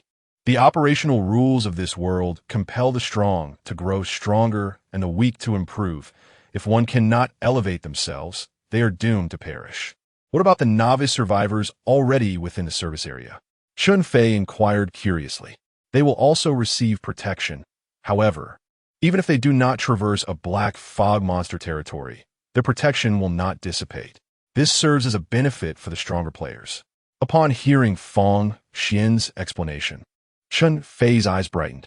"Bai Gu, Fang Jie, I will take my leave now. My level is sufficient." After politely bidding farewell, he swiftly pedaled away on his bicycle. His legs moved so quickly that they nearly left an afterimage. In the blink of an eye, he disappeared from sight, moving at an estimated speed of at least 80. "Well, we can now seek our next investment target," Fang Xian said, deliberately stretching in front of Bai Li to display her impressive figure. Unfortunately, it garnered no attention. "You go ahead. I must defeat the Wolf King," Bai Li firmly declined. He was uncertain if the next territory would yield a golden essence. Moreover, they had already vanquished one boss here. Leaving the remaining one would risk failing to acquire a color medal. As a perfectionist, he could not tolerate any other colors appearing among his medals. Fang Xian glanced at the investment list. It was still lacking 2 individuals. If they did not secure investments today, it would be too late once they were driven into the novice service area by the black fog. These were already level 8 survivors. Once they entered the service area, they would receive invitations from various clubs. At that point, the Wild Wolf Club would lose its opportunity to seize the advantage. Seeing Bai Li's resolute attitude, insisting on defeating the Wolf King first, Fang Xian sighed. "All right, I will accompany you. After all, I plan to join your club. The Wild Wolf has no ties to me, so losing a few investment targets is of little consequence. You must establish the club for me. Otherwise, I shall find myself in a predicament." Fang Xian gritted her teeth. She was already taking a gamble, wagering on whether Bai Li, the most extraordinary rookie king in history, could assert his presence in the service area. Rest assured, Bai Li replied, his tone unwavering, exuding the same confidence as ever. "I will." In the novice service area, several vice presidents of various clubs gathered together discreetly. At the round table, they exchanged glances until one of them finally spoke up. "You have all received the news, I presume? This year's rookie survivor possesses a 100-ton king title and has acquired 3 colorful medals. Undoubtedly, he is the Rookie King, according to reliable sources. After declaring he would not join any club, he departed the service area with Fang Xian from the Wild Wolves to seek investment opportunities. Do you believe he will not join the Wild Wolves? The group shook their heads in unison. Precisely. The Wild Wolves Club has recruited numerous exceptional newcomers during these recent rookie sessions, and their influence is steadily growing. If they secure another Rookie King, especially one as formidable as this, what chance do we have? Given their nature, they would undoubtedly seek to eliminate us, monopolizing all resources. Therefore, for our very survival, this Rookie King must not join the Wild Wolves. The leader's tone was resolute. Yet, some remained puzzled.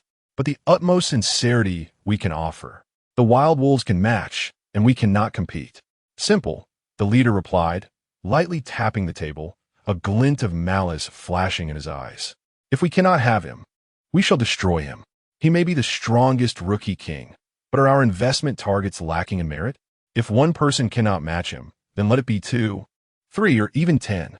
We, the veteran players, cannot confront him directly, so let us make a significant sacrifice, allowing the newcomers to encircle and eliminate him. I refuse to believe that he can withstand an army of thousands alone. Everyone, let us mobilize.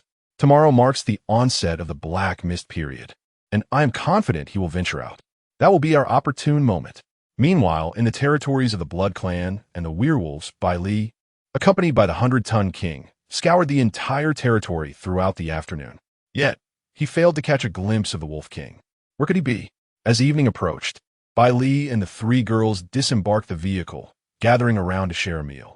With Fang Xian, an experienced player, present, they felt no fear of monster attacks. Brother Bai Li, allow me to feed you. Jiang Yun gently offered a piece of bread smeared with meat sauce, extending it towards Bai Li's mouth.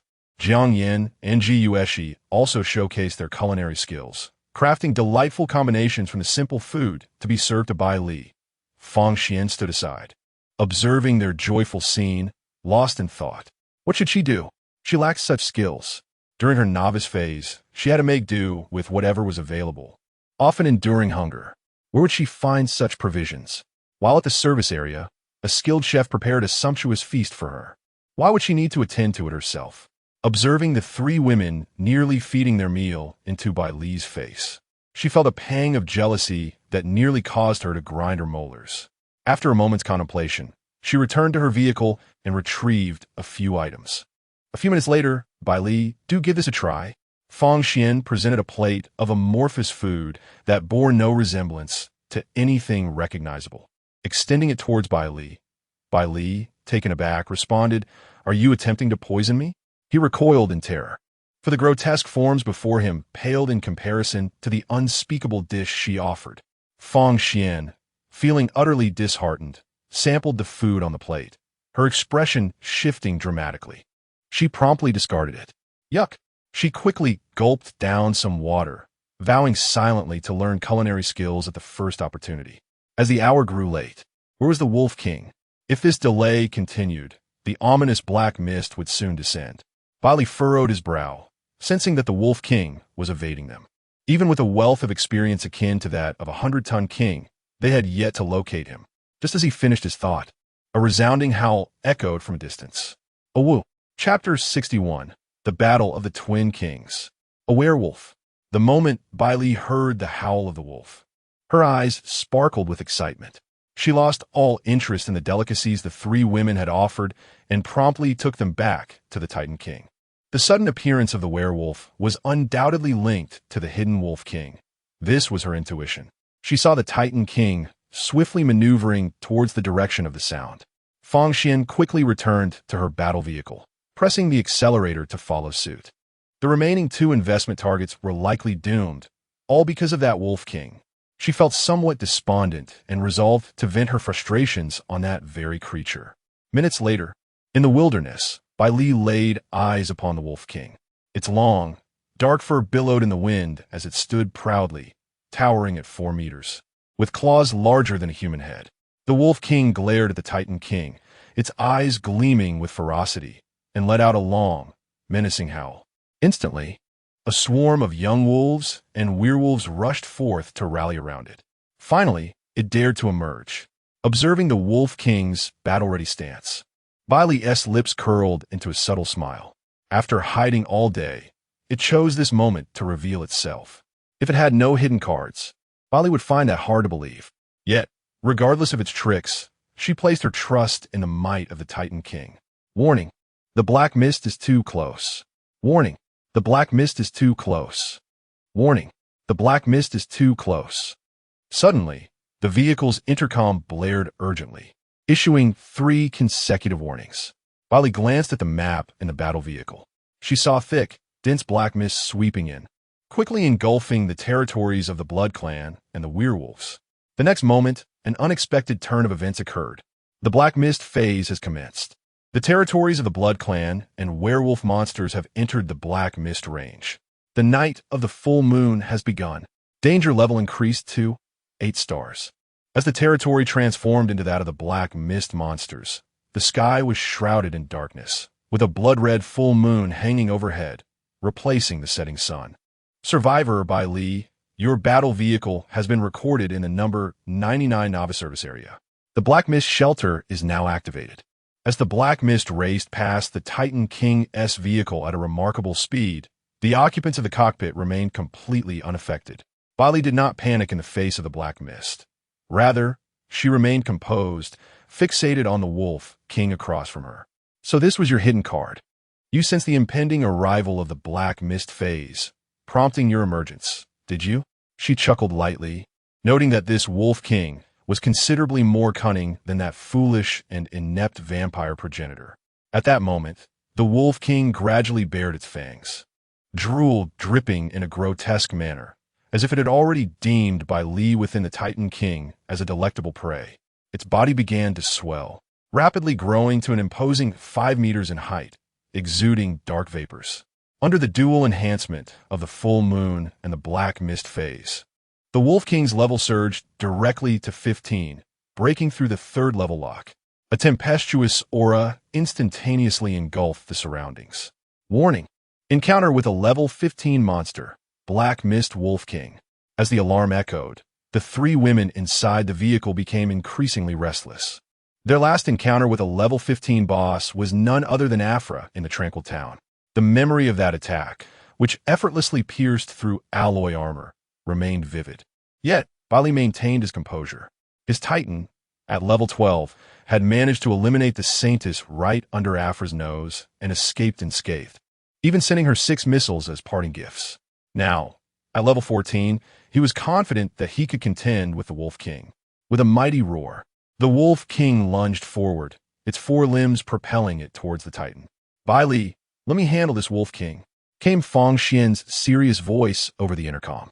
As an experienced player, she was acutely aware of the vast differences between each level. She feared that Bai Li might not be able to match the Wolf King. However, to her surprise, he declined her offer. Stay back. Let me have a go first. There was no hint of fear in his voice, only an abundant fighting spirit. This was to be a duel of kings. With that declaration, 2 bundles of steel rolls were hurled forth, each weighing 40 tons and accompanied by a howling wind, striking the Wolf King with precision. The terrifying force posed a palpable threat to the beast. Tensing its entire body, it raised its claws and clawed at the incoming projectiles. The sharp claws glinted ominously in the black mist as they collided with the steel rolls. Crack! The 40-ton rolls were instantly cleaved in 2, scattering debris across the ground. However, the Wolf King was not unscathed. Several of its claws were shattered in the process, igniting its fury even further. But Bai Li's next wave of assault was imminent. Tracking missiles are locking onto the target. Lock complete. Launching missiles. Tracking missiles are locking onto the target. Lock complete. Launching missiles. Inside the cockpit of the Titan, as all 6 tracking missiles were launched, the exhilarating sensation of firepower caused a grin to spread across Bai Li's face. So, you're at level 15 too? Let us see if you can endure what Afra did. The 6 missiles shot forth in succession, their trails cutting through the black mist, each impacting the Wolf King's body. Accompanied by a series of thunderous explosions, the flames illuminated the darkness. The Wolf King let out a mournful howl, suffering under the unquenchable heat. Meanwhile, Bai Li sat confidently in the driver's seat, grinning like a villain. Ha ha ha. Experienced the torment that Afra did. Unbeknownst to him, those 6 missiles were a source of delight for Afra. The flames, layered 6 times, would continue to burn on the Wolf King for 6 minutes before extinguishing. Observing the creature's agony, Bai Li resolved to seize the opportunity to claim victory. He commanded the Titan to surge forward, initiating a fierce assault. In an instant, the speed surged past 700, transforming the colossal figure into a fleeting shadow that soared away. Simultaneously, the flames of battle ignited in fury. As the durability of the alloy armor dwindled, fiery orange flames surged and blazed. Bai Li unleashed his full power without reservation. In the midst of the black mist, the colossal figure descended like a meteor, striking with an unparalleled swiftness, crashing forcefully against the body of the Wolf King. The roar that followed was a testament to the sheer force of impact, sending the Wolf King hurtling several meters away, unable to react to the rapid sequence of events. With such effort, how are you still standing? Bai Li mused, raising an eyebrow at the Wolf King, who, despite being knocked down, managed to rise again. In similar circumstances, any other creature would have succumbed to a series of attacks while on the ground. Inside the off-road vehicle, Fang Xian slumped in her seat, her gaze devoid of light, as if struck by an overwhelming blow. She murmured in disbelief, "Bai Li, just how much power do you still conceal?" P.S. Gratitude to Du Qi, who loves fried apple snails, for the generous 33 consecutive hits. Thanks to Sugar Lotus Root and Blending In for their supportive gifts. Heartfelt appreciation to all who contribute their love. Chapter 62, Colorful Skills, Realm of Kings, National Road. This is indeed the formidable level 15 Wolf King. Fang Xian felt as though her previous concerns had transformed her into a mere jester. Is it truly necessary to be this outrageous? There exists a gap of a whole level between you. What sort of monstrous creature has this 100-ton king emerged from? And as for this Wolf King, are you truly so inept that you cannot withstand the pressure of a level disparity? In truth, the Black Mist Wolf King was engulfed in its own profound terror. It was aware that after the demise of its arch-nemesis, the vampire ancestor, it hastily concealed itself, waiting for the cover of nightfall to emerge. Yet despite this caution, it found itself unable to contend with that human's battle vehicle. The Wolf King realized that if it were to fight to the death, there might still be a chance of survival. However, it did not wish to perish just yet. As it observed the 100-ton king's tires grinding against the ground, poised to charge once more, the Black Mist Wolf King abandoned its progeny and fled in desperation. Survival was paramount. Why does everyone have such a penchant for fleeing? Go ahead and collide with me. Bai Li clicked his tongue in dissatisfaction. Gazing at the retreating Wolf King, he was reminded of the once formidable King Lv.1. Yet, the Wolf King clearly lacked the advantageous circumstances that King Lv.1 possessed. Bai Li had no intention of allowing it to live another day. Turning off the flames of battle, he commanded the throttle to the floor, and the 100-ton king surged forward like an arrow released from a bow. In an instant, it caught up. On this path, it crushed countless werewolves and their young, slain 32 young wolves, yielding 1,000 units of timber, 400 units of iron, slain 11 werewolves, yielding 200 star cores. 1 drop of werewolf source blood, strategic reserve passive, automatically stored in reserve space. Truly worthy of its level 15 status, it was remarkably swift. Bai Li observed as the Wolf King's hind legs flailed, nearly leaving afterimages in their wake. His lips twitched in irritation. After all, it was a level 15 Wolf King. Why the cowardice? Come back and continue this clash with me. However, no matter how Bai Li provoked, the Black Mist Wolf King never turned back. Instead, it accelerated even further. As long as the mountain stands, there is no fear of firewood running out. Surely, this human would not pursue it indefinitely? Bai Li's Gaza Ardhanat. A prey he was determined to eliminate would not escape his grasp. He had set his sights on this golden essence, and he would claim it. The chase persisted for 20 minutes.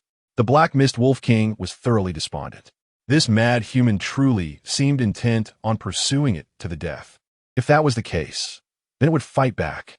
Experience points are full. Current battle vehicle level, LV-15, LV-15, 85,000. Breaking through level lock.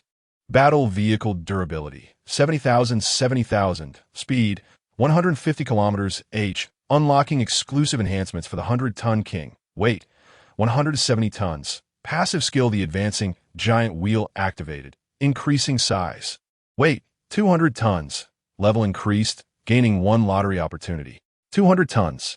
Bai Li's eyelids twitched. In the span of a single day, the weight of the 100-ton king surged from 80 tons to 200 tons. Regardless, anything under 999 tons still qualifies as the 100-ton king. Upon breaking through the 15th level's restrictions, the 100-ton king's speed skyrocketed, rapidly closing the gap between itself and the Black Mist Wolf King.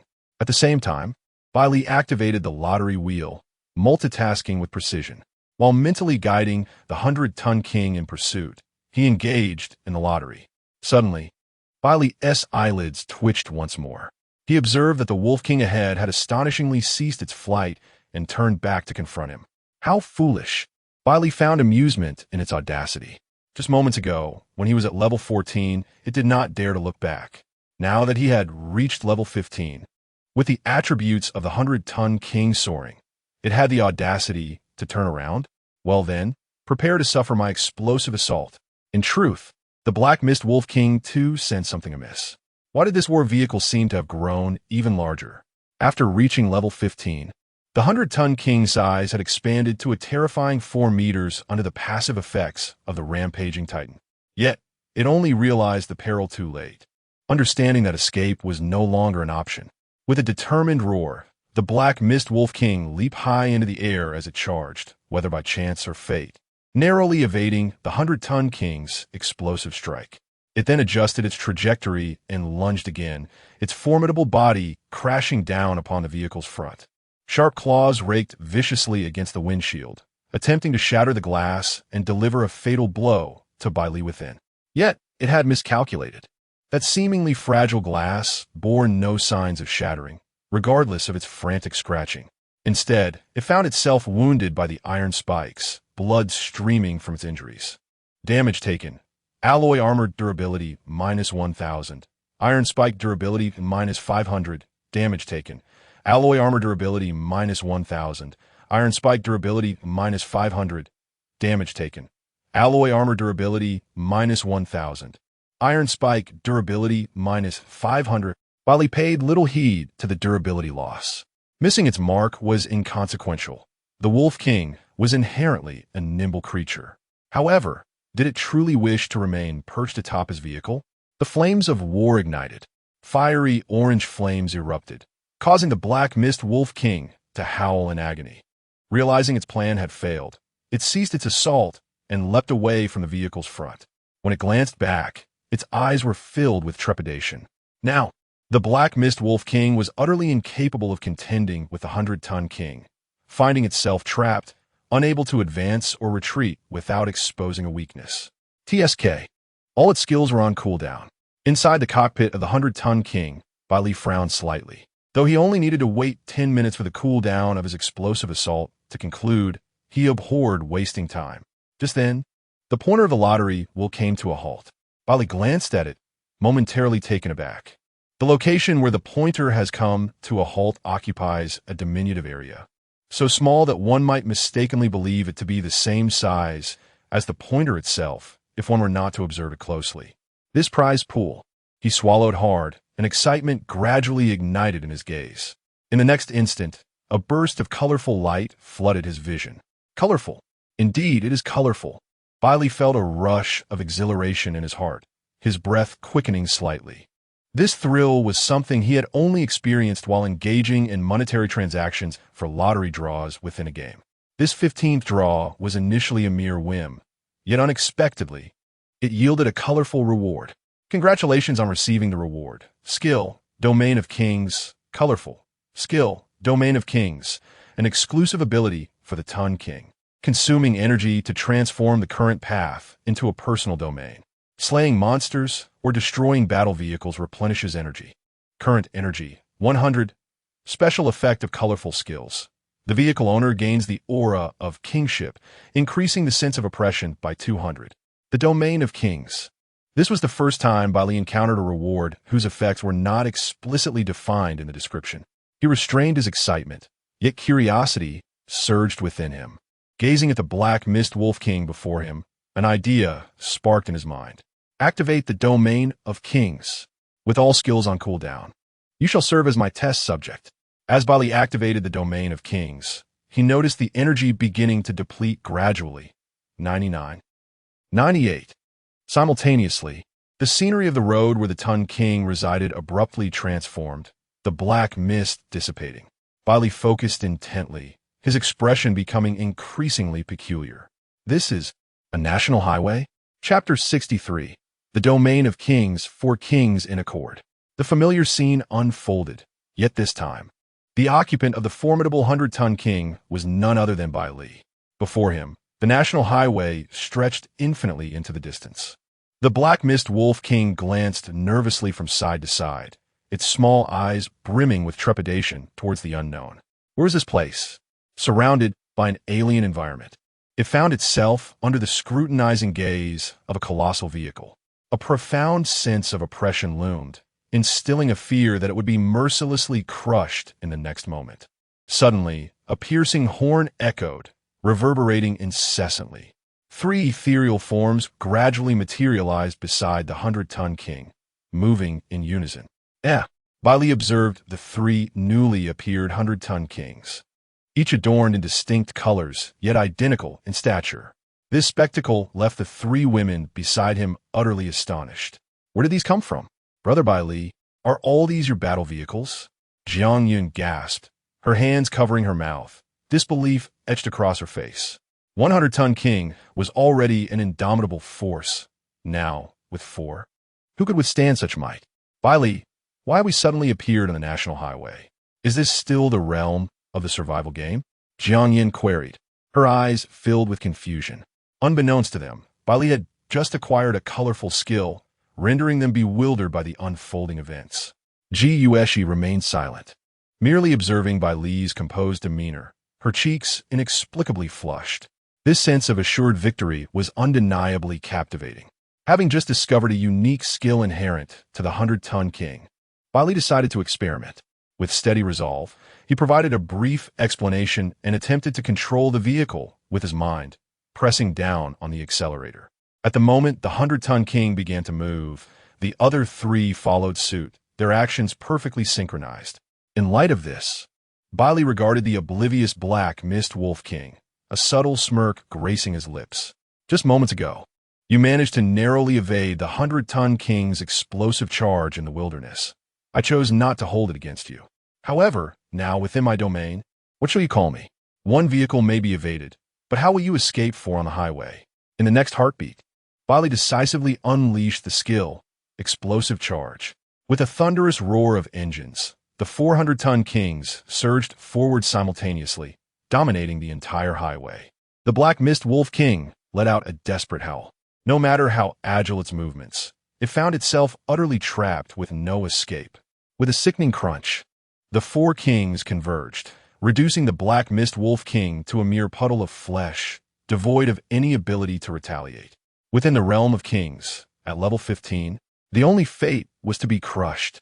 Defeated boss, black mist wolf king, dropped 8 drops of werewolf source blood, 1 golden essence, 1 wild command, strategic reserve passive, automatically collected into reserve space. 10 drops of werewolf source blood have been collected, automatically merging into werewolf blood essence. The black mist wolf king lay slain. Bai Li closed the Domain of Kings. Upon exiting, he cast a glance at the remaining energy. 90%. It was originally supposed to be 89%, but the defeat of the black mist wolf king replenished an additional 1% of energy. The Domain of Kings, a sheer numerical dominance, with a 4-star combo capable of instantaneously vanquishing foes, is indeed formidable. However, its energy consumption is considerable, and slaying a level 15 boss only restores 1% of energy. Bai Li's hopes of utilizing the Domain of Kings as a readily available skill have been dashed. The consumption and replenishment are disproportionate, utterly inadequate to support his desire for frequent use. Nevertheless, The rewards obtained from defeating the Black Mist Wolf King have caught Bai Li by surprise. The Wild Command? Upon seeing this name, his mind immediately recalled the other two tokens in his possession, the Decay Command and the Withering Command. Could it be? Item: Wild Command. Gold-consuming stored energy enables nearby monsters within a 5-kilometer radius to enter a berserk state, enhancing their attack by 50%, though they will attack indiscriminately. Energy can be replenished by slaying monsters or destroying other vehicles. Observing the strikingly similar effects, Bai Li has confirmed that these items are indeed part of a series. He has now gathered 3, yet he remains uncertain of their true purpose. Fang Xian. It was only when her name was called that Fang Xian snapped back to reality, her expression a mix of emotions. The simultaneous disappearance of Bai Li's Titan and the Black Mist Wolf King had startled her. A massive war vehicle vanishing into thin air? It wasn't until she witnessed the Titan reappear while the Black Mist Wolf King had been reduced to a puddle of gore that she comprehended the situation. It was not an accident. Bai Li had employed some unknown means. Terrifying indeed. Fang Xian, do you know the purpose of the Decay Command tokens? Bai Li dismounted and approached her, waving his hand with a somewhat peculiar gaze. What was the matter with this woman? She seemed to have been shocked by something. Fang Xian snapped back to attention, pausing at his question before explaining. The Decay Command is also known as the Divine Command, and there are a total of 12, each possessing wondrous effects. It is said that if one can collect all 12, a special monster territory can be unlocked, though gathering them is exceedingly difficult. She shrugged, expressing her exasperation. So far, only one Decay Command has appeared, which everyone knows is in my possession. Yet no one desires it, for it is merely a legend. I consider it a decent item for use. I once aspired to gather all 12, but I have long since lost hope. Her tone conveyed that she had genuinely attempted many times, ultimately facing disappointment. I see. Bai Li gently nodded, meeting Fang Xian's somewhat skeptical gaze, choosing not to elaborate further. Excellent. This indicates that he has already acquired 3 divine commands. And this is merely the 4th day since his arrival in the survival world. Bai Li, do you? Seeing his silence, Fang Xian took the initiative to approach and inquire, do you possess other divine commands? Indeed. Bai Li answered truthfully, displaying no intention to conceal his thoughts. If you have the ability, come and seize what is mine. As long as I remain alive, it is you who shall perish. A sharp intake of breath escaped Fang Xian. She had no intention of contesting, for she understood that with her capabilities, gathering the divine orders was beyond her reach. Her eyes reflected sheer astonishment. You are far too swift, she exclaimed. Bai Li, should you ever unlock that fabled territory of monsters, do remember to bring me along. Fang Xian was acutely aware of her own standing. To put it nicely, she was making a preemptive investment in Bai Li. To put it bluntly, she was merely clinging to his coattails. As long as you remain loyal, everything can be negotiated, though I must admit, I am not one for haste. Bai Li yawned, slightly displeased by her choice of words. He glanced at the night sky above. After a prolonged engagement with the Black Fog Wolf King, he too felt weary. Let us rest here for the night. After all, our protection from the black fog will not dissipate. It was fortuitous, as he still had yet to fulfill a promise made to Jiang Yan. P.S. I have a fever of 38 degrees Celsius. After receiving intravenous fluids this afternoon, I fell asleep. Upon waking, I began to write in a daze, my pace somewhat sluggish. The weather has been quite unstable lately, so dear friends, please take care of your health and do not suffer as I have. It is quite unbearable. The doctor at the clinic mentioned that I will need at least 3 days of treatment. The next chapter will be posted later. I am currently racing against time. Chapter 64, Golden Essence. Evolution of Yellow Sand. The strong have never been known to complain about their circumstances, even amidst the shrouded darkness. The dim light in the bedroom, expanded by the 100-ton king, remained aglow. Occasionally, faint sounds akin to the buzzing of mosquitoes could be heard. Jiang Yan's heart was a tumult of fear and elation. Bai Li had fulfilled his promise to her, yet she felt a sense of inadequacy.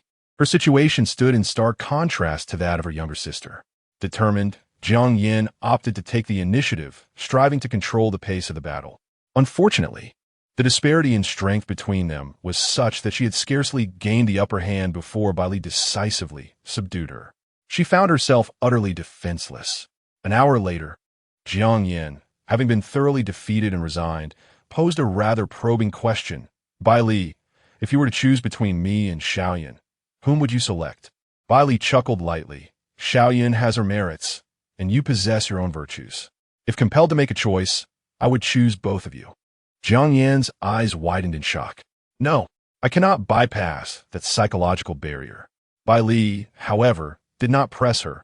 He was certain that such a day would eventually come. Not long after they had rested, Bai Li suddenly beheld a familiar scene. Are you two sisters telepathic? How is it that you both employ the same tactic? The following day, as dawn broke, Bai Li awoke leisurely. Jiang Yan had already departed from the bedroom, and outside, the faint sounds of three girls discussing breakfast could be heard. He yawned, dressed, and proceeded to join them. Within the enveloping darkness, the world outside remained shrouded in gloom. Fang Xian, are you awake? He inquired, activating the car's intercom as he settled into the driver's seat.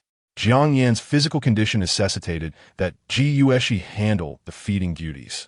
As he savored their homemade delicacies, he called out to Fang Xian. Awake, I'm awake, came Fang Xian's weak voice over the intercom, sounding as if she had just finished a strenuous workout. What are you up to? Bai Li fronat. An instinctual sense telling him that this woman had not engaged in anything virtuous the previous night. Sure enough, upon hearing his inquiry, Fang Xian became flustered, akin to a child caught misbehaving. I wasn't he doing anything to you last night? As her words trailed off, she suddenly realized how her explanation might imply something rather incriminating. Realizing her near slip, her cheeks flushed crimson, and she hastily fell silent. Bai Li raised an eyebrow. What exactly did you do to me last night? Goodness, is she a lovesick fool? A shiver ran down his spine at the thought of Fang Xian possibly having gazed at him in solitude during the lonely night. And this might not have been the first instance. It's time for us to set off. Today marks the period of darkness, and the wild wolves have ceased to arrange investment targets. Would you prefer to return to the service area or venture to the next monster territory? I am amenable to either. Fang Xian, quick on her feet, deftly shifted the topic. Bai Li furrowed his brow in contemplation for a moment. Let us proceed to the next territory. It seems there is little of interest in the service area. You are quite mistaken, Fang Xian interjected suddenly. There are plenty of engaging activities in the service area, such as competitions among survivors with their vehicles, including races and arenas.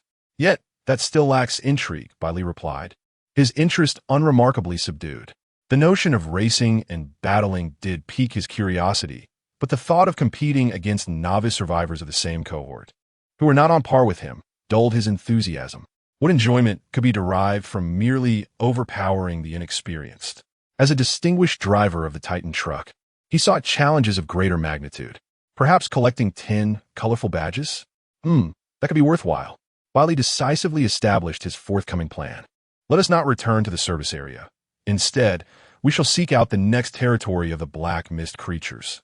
I am determined to collect 10 colorful badges. Upon hearing this proclamation, Fang Xian in the off-road vehicle was momentarily taken aback. Wait a moment.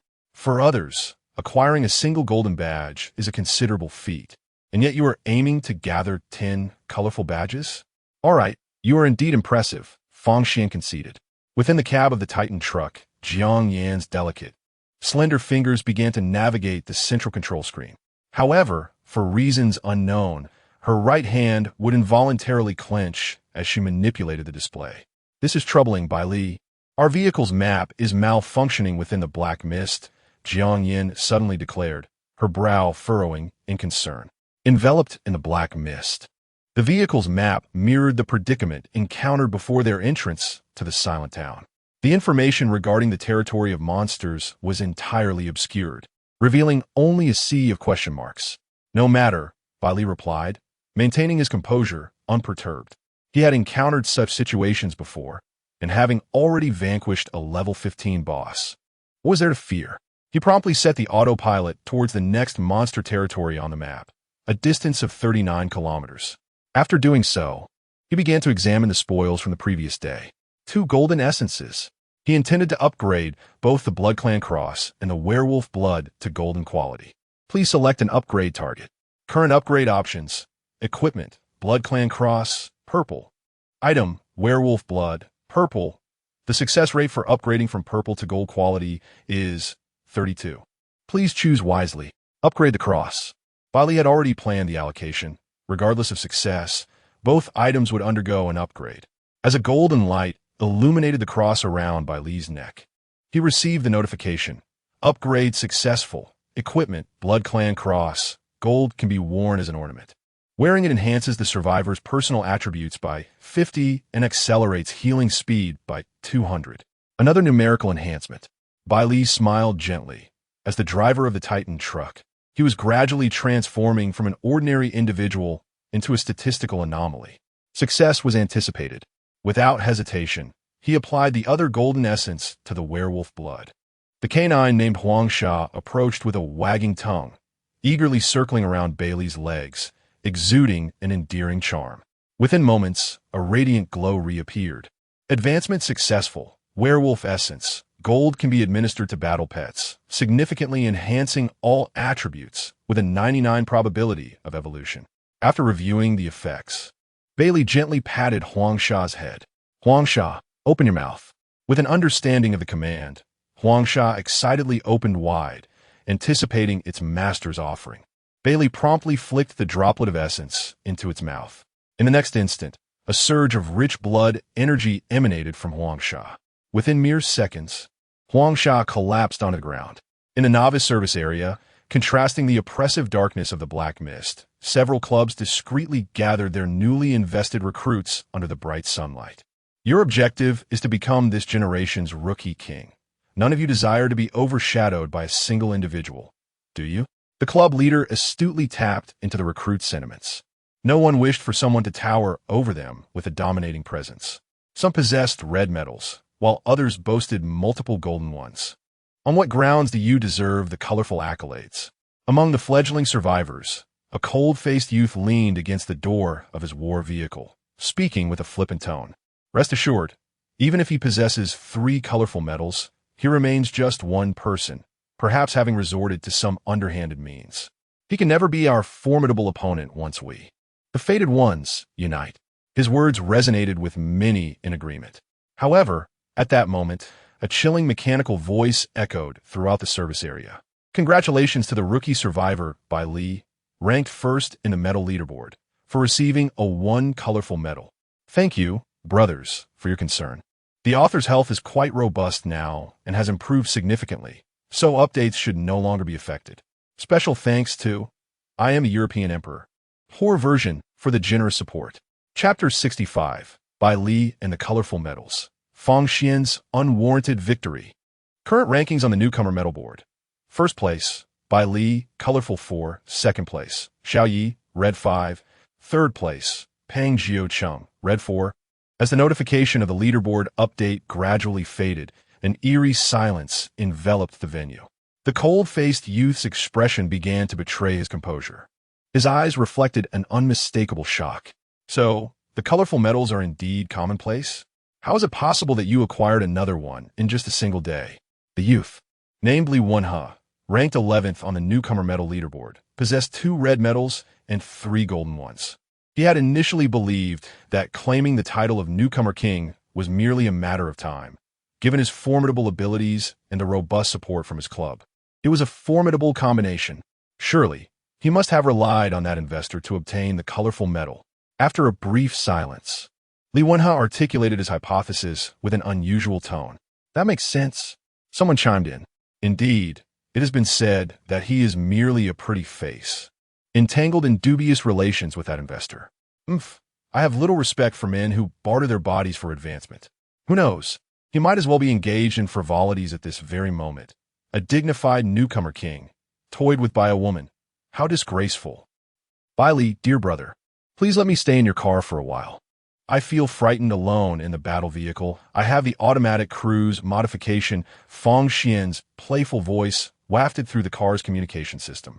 She resolved to alter her tactics. Although she had never before resorted to such charm, Witnessing Jiang Yin and her companions cozying up to Bai Li with their flirtations prompted her to give it a try. Truth be told, Fang Xian's voice, when infused with a touch of allure, was quite melodious, stirring delightful sensations within the listener. However, Bai Li, accustomed to her boisterous demeanor, felt an uncomfortable shiver creep down his spine. Act normally. You, an experienced player, shouldn't fear the black mist. Nai, Bai Li, de Bordeaux. I'm simply naturally afraid of the dark, Bai Li. He genuinely wished to terminate the in-car communication. However, the leader of this temporary convoy was not him, but rather Fang Xian, who could effortlessly resume the conversation, subjecting him to further torment. Fang Xian, are you aware that one of your investment subjects, King Lv.1, was slain by me? Bai Li inquired suddenly. Fang Xian was taken aback. King Lv.1? After a moment's reflection, realization dawned upon her. Oh, so it was you who did him in? No matter, I never held him in high regard. He even begged me to kill you at one point, and after I slapped him, a man with such a dark psyche would surely hold a grudge. Thus, your act was indeed for the better. Fang Xian was entirely unfazed by the matter. But I, too, harbor grudges. Am I not equally dark in spirit? Her expression stiffened, and she quickly backtracked. How could it be, brother Bai Li? You clearly possess the mindset of a champion, one who repays grievances, unlike that small-minded individual. Bai Li rubbed his temples in exasperation. It appeared that if she was denied entry into the vehicle today, she would not let this matter rest easily. Please come aboard. After much hesitation, Fang Xian could be considered half an ally, with just a step remaining for a complete transformation of her identity. In every other aspect, she was still worthy of trust. Upon hearing his consent, Fang Xian was instantly filled with excitement. At last, could she finally ascend to his formidable chariot? The anticipation was exhilarating. If this continued, would she soon transform into his likeness? With her heart racing, Fang Xian secured the autopilot and climbed aboard the Titan. Upon entering, she was utterly astonished by the interior of the cockpit. Gazing around in disbelief, her astonishment only deepened. What was she witnessing? A bathroom, a bedroom, and such an expansive space. Was this truly a war vehicle? Even a recreational vehicle could not compare to this extravagance.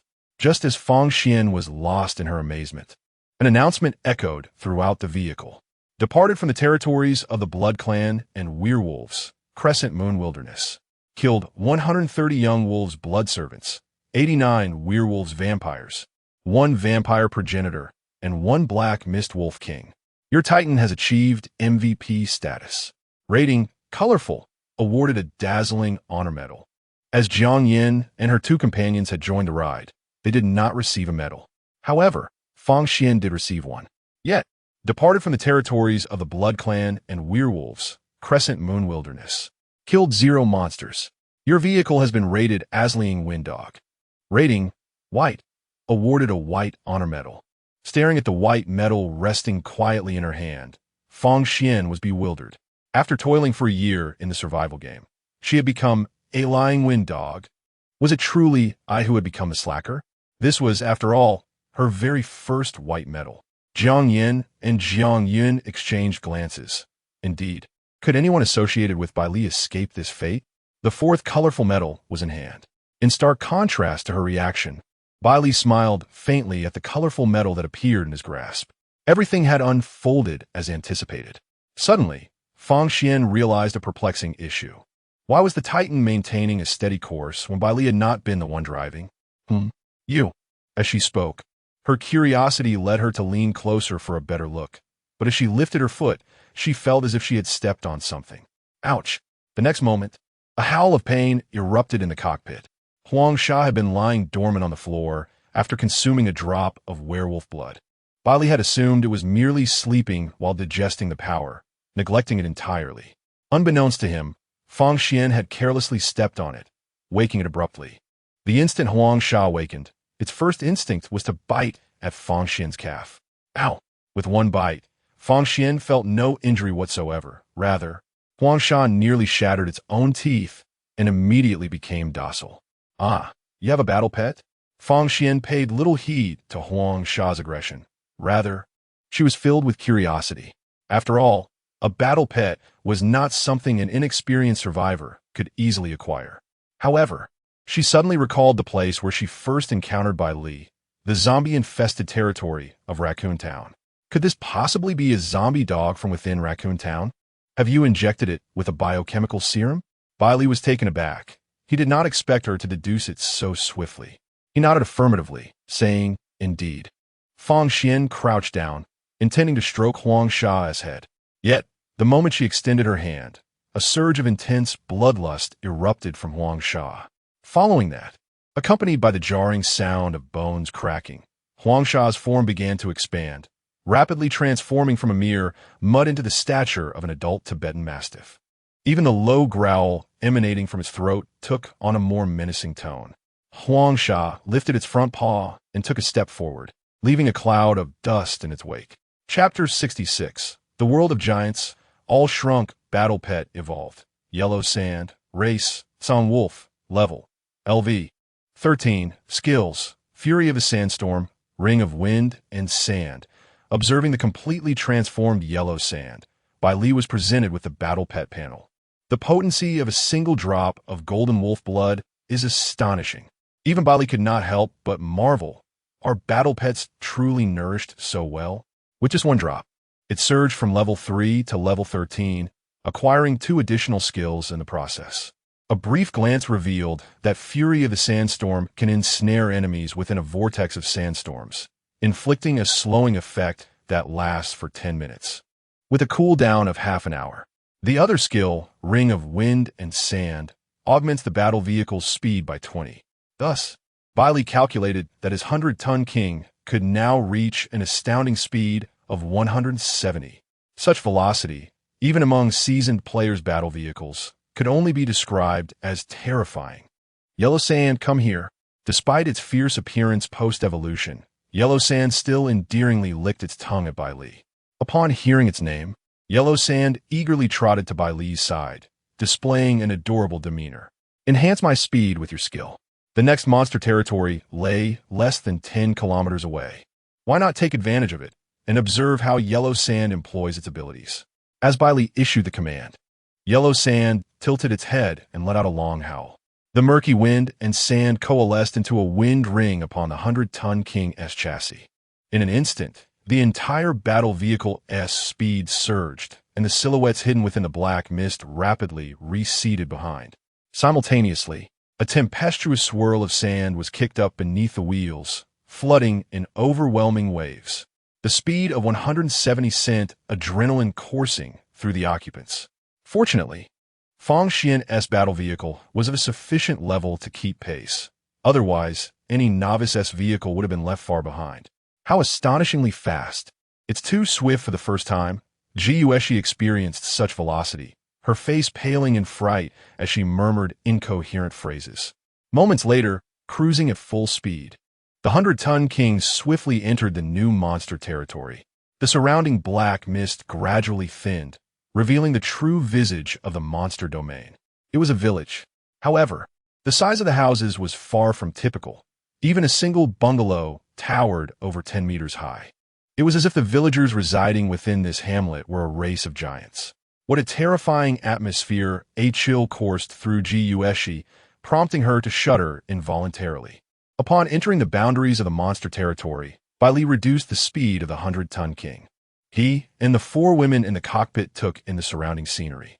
The black mist lingered, while a crow occasionally soared at low altitude, emitting a harsh, chilling caw that unsettled the heart. Crackling, a cacophony of static erupted from the vehicle's intercom. Upon hearing the commotion, Bai Li understood that he was about to uncover information regarding the domain of the monster. He hoped it would be a territory inhabited by a creature of considerable danger. Bai Li maintained a calm demeanor, even harboring a hint of amusement.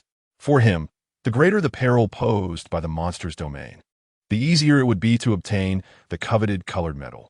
After all, the evaluation was based on overall performance. If one entered a low-level monster territory and easily dispatched the creatures, acquiring the color metal would likely prove quite elusive. The sound of electricity crackled twice, followed by a voice as ominous as a heavy drum. Warning! Entering the black mist monster domain. Was it confirmed that he had ventured into this monster territory? Good, well done. I shall provide you with resources to upgrade your war vehicle and assist you in reaching the service area. According to the intelligence relayed by our informant, the leader of the Black Bear Club had marked a specific black mist monster domain on the map. He nodded towards Lv.1 and confirmed that this was indeed the monster domain Bai Li had entered. You merely need to enter and surround him. Furthermore, within the black mist monster domain, you may even utilize those monsters to ambush him. His war vehicle is formidable, so do not grow overly arrogant. Regardless of how he acquired that colored metal, his prowess is assuredly not lacking. The leader of the Black Bear Club exhibited a degree of rationality. In truth, even their seasoned players were uncertain how powerful a survivor capable of obtaining a colored metal might be, as there had been no precedents to draw upon. Nonetheless, exercising caution was always prudent. Lv.1 glanced at the group of fated individuals surrounding him. All were ranked among the top 50 on the rookie medal leaderboard. They might not be the most powerful in the rankings, but they were undoubtedly the boldest. Each aspired to seize the title of Rookie King and gain the club's favor. Driven by this competitive spirit, all were filled with fervor. The singular objective was to slay Bai Li. Just wait and see. Who said that a red medal was inherently inferior to a colored one? Lv.1 felt a twinge of jealousy. In the 2 days since arriving at the novice service area, Bai Li's name had been mentioned so frequently that it had nearly become an earworm. He too was a genius bearing a red medal. Yet, he found himself overshadowed by Bai Li's brilliance, with no one paying him any heed. The newcomer who dominated the scene had never even made an appearance.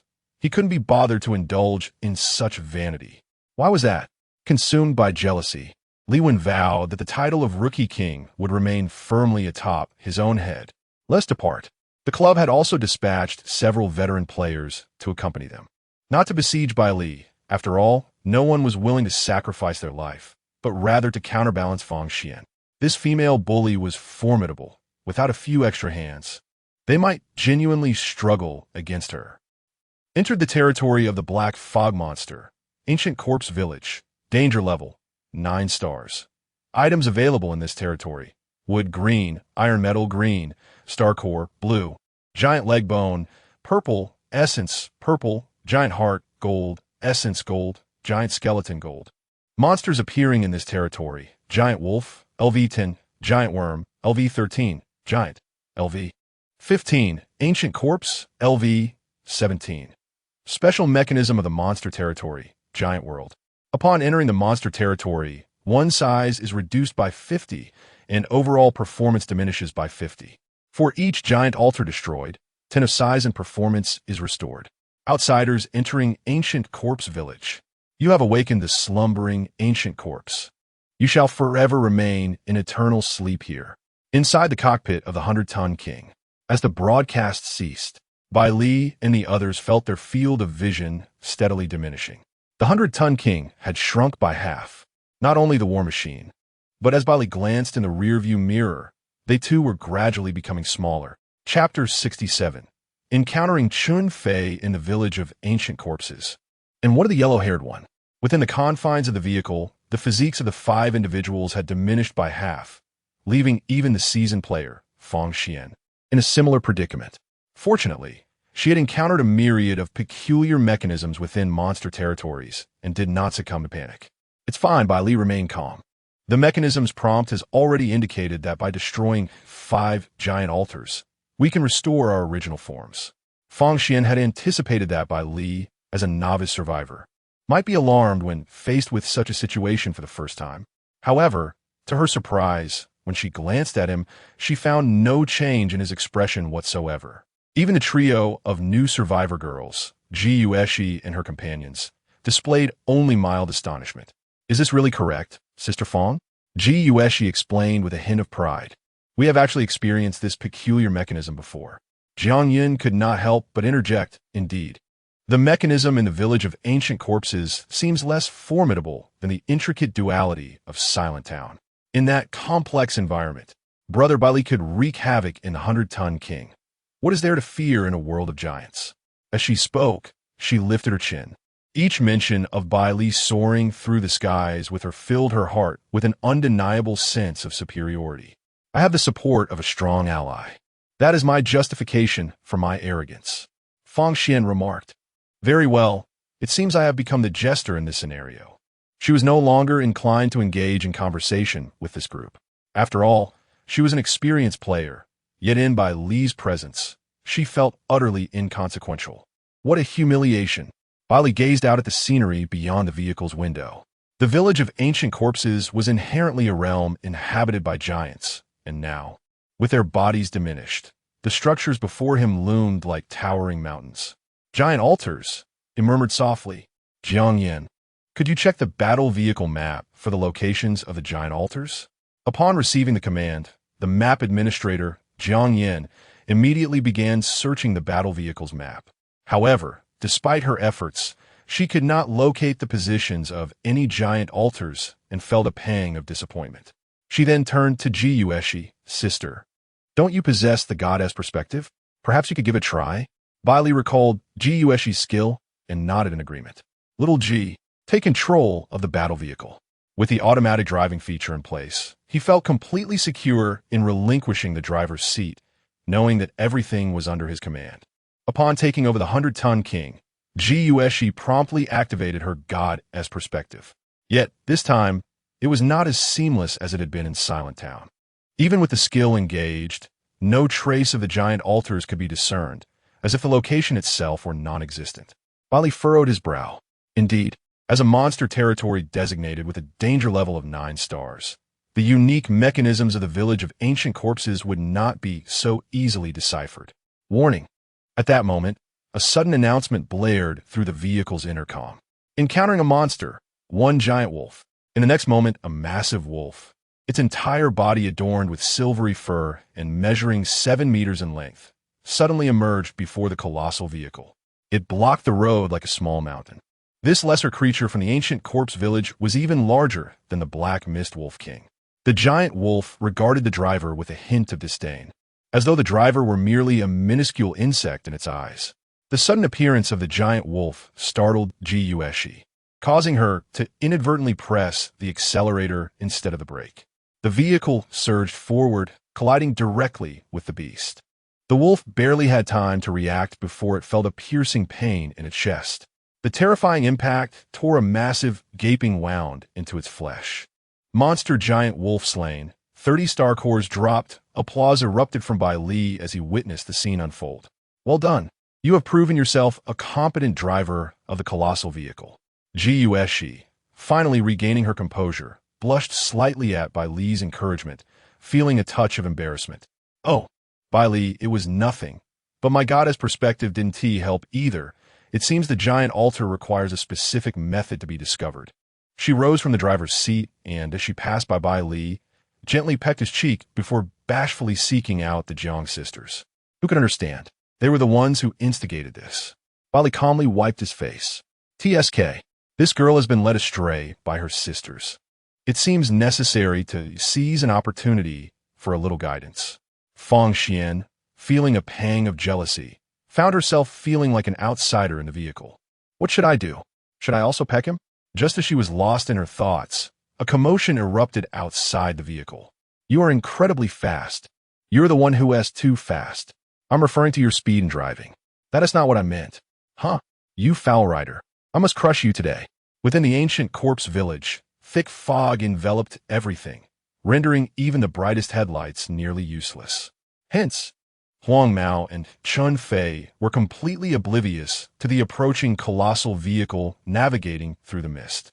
It wasn't until Bai Li slammed on the brakes, the screeching sound echoing throughout the village, that the two bickering individuals became aware of the imminent danger. But it was already too late. The weight of the colossal vehicle was immense. Even with Bai Li's timely braking, it still surged forward a considerable distance, lightly grazing Huang Mao's sports car. In the next instant, Huang Mao heard the ominous notification indicating durability loss. Under attack, durability minus 1,500. Huang Mao. He emitted a sharp shriek. My battle vehicle. Reacting swiftly, he mistakenly assumed he had encountered an attack from a creature within the ancient corpse village and immediately reversed, retreating far in the blink of an eye. Hey, you cowardly Huang Mao, come back, that is my older brother. Chun Fei, having narrowly escaped disaster, finally recognized the various modifications on the colossal vehicle. He immediately realized that the person before him was none other than Bai Li, the one who had saved his life just yesterday. The rookie king, Bai Li. This revelation only dawned on Chun Fei after he entered the service area. It turned out that the investor had not deceived him. Indeed, Bai Li was a novice survivor and the reigning champion of his cohort. Reflecting on his presence here today, Chun Fei recognized that it was also due to Bai Li. The yellow-haired boy, who had almost vanished in his flight, turned back upon hearing Chun Fei's shout. Upon closer inspection, he realized he had misjudged the situation. There was no monster at all. It was merely, oh, as the yellow-haired boy recognized the Titan, he was suddenly flooded with memories of the terror he had experienced under Bai Li's command. He could no longer muster the courage to flee. Trembling, he approached in his sports car, and before Chun Fei could introduce himself, he was already weeping profusely. "Brother, I was wrong. I want to run again. Surely you wouldn't chase me all the way here?" Meanwhile, Bai Li sat within the Titan, still utterly perplexed. What on earth was happening? He recognized both Chun Fei and the yellow-haired boy. But how did these two come to be in each other's company? Chapter 68. The giant altar, waiting for Bai Li. Chun Fei gazed at the trembling Huang Mao, his expression one of confusion. "What are you begging for?" He was unaware of the misunderstanding between Huang Mao and Bai Li. After trailing a group from the club, he encountered Huang Mao outside the ancient corpse village. Both being speed-oriented survivors, they hit it off immediately. Upon learning that Huang Mao had not entered the service area, and thus needed to complete the task of conquering a black mist monster territory daily, they resolved to venture into the ancient corpse village together. It was already a stroke of luck to find a monster territory during the black mist period. Even if the danger level was rated at 9 stars, they had no choice but to brave it. If we can't fight, we can at least run, right? But what was this situation now? As Chun Fei pondered, Bai Li's calm voice drifted through the open car window. "You're overthinking it. I never intended to kill you. You simply ran too fast. I came here for the colorful metal." Bai Li openly revealed his purpose. Upon hearing this, Huang Mao sighed in relief. It turned out he was not being hunted. That was a relief indeed. "By the way, Chun Fei, what are you doing here?" Bai Li inquired, sharing his own confusion. After their brief encounter yesterday, he did not perceive Chun Fei as someone oblivious to the dangers. Why would he dare enter a monster territory rated at 9 stars? Surely he was not here to vie for the colorful metal alongside him? Chun Fei glanced around cautiously to ensure no outsiders were present before replying with a vigilant expression. "Brother Bai Li, I am here to warn you. Someone is plotting against you." "Plotting against me?" Bai Li's eyes lit up, and instead of fear, he felt a sense of anticipation. Was this tedious journey finally about to become thrilling? "Please elaborate." Chun Fei nodded and recounted the information he had overheard while wandering the service area that morning. "While I was aimlessly roaming around the service area, I stumbled upon some remarkable news." Indeed, he had just happened to be strolling near the secret gathering place of the club members. Initially, Chun Fei had planned to remain within the service area, but upon hearing such explosive news, that veteran players from the club were conspiring with newcomers to eliminate Bai Li, the rookie king, he felt compelled to ride his battle bike into the ancient corpse village. He aimed to find Bai Li before that group could reach him. After listening to Chun Fei's account, the first to react was not Bai Li, but rather Fang Xian. "These bastards, do they think so little of me?" she exclaimed furiously. "Bai Li, do not fear. If they dare to come, I will crush each one of them with a single hand. How dare a group of deranged individuals conspire against a newcomer?" Bai Li watched her seething rage, his lips twitching slightly. For a moment, he could not discern who the true victim was. "Don't worry. Do they really think they can kill me? Those rubbish players who aren't even in the top 10 rankings? They can try in their next life." Bai Li remained unfazed, dismissing the newcomers completely in this web of conspiracy.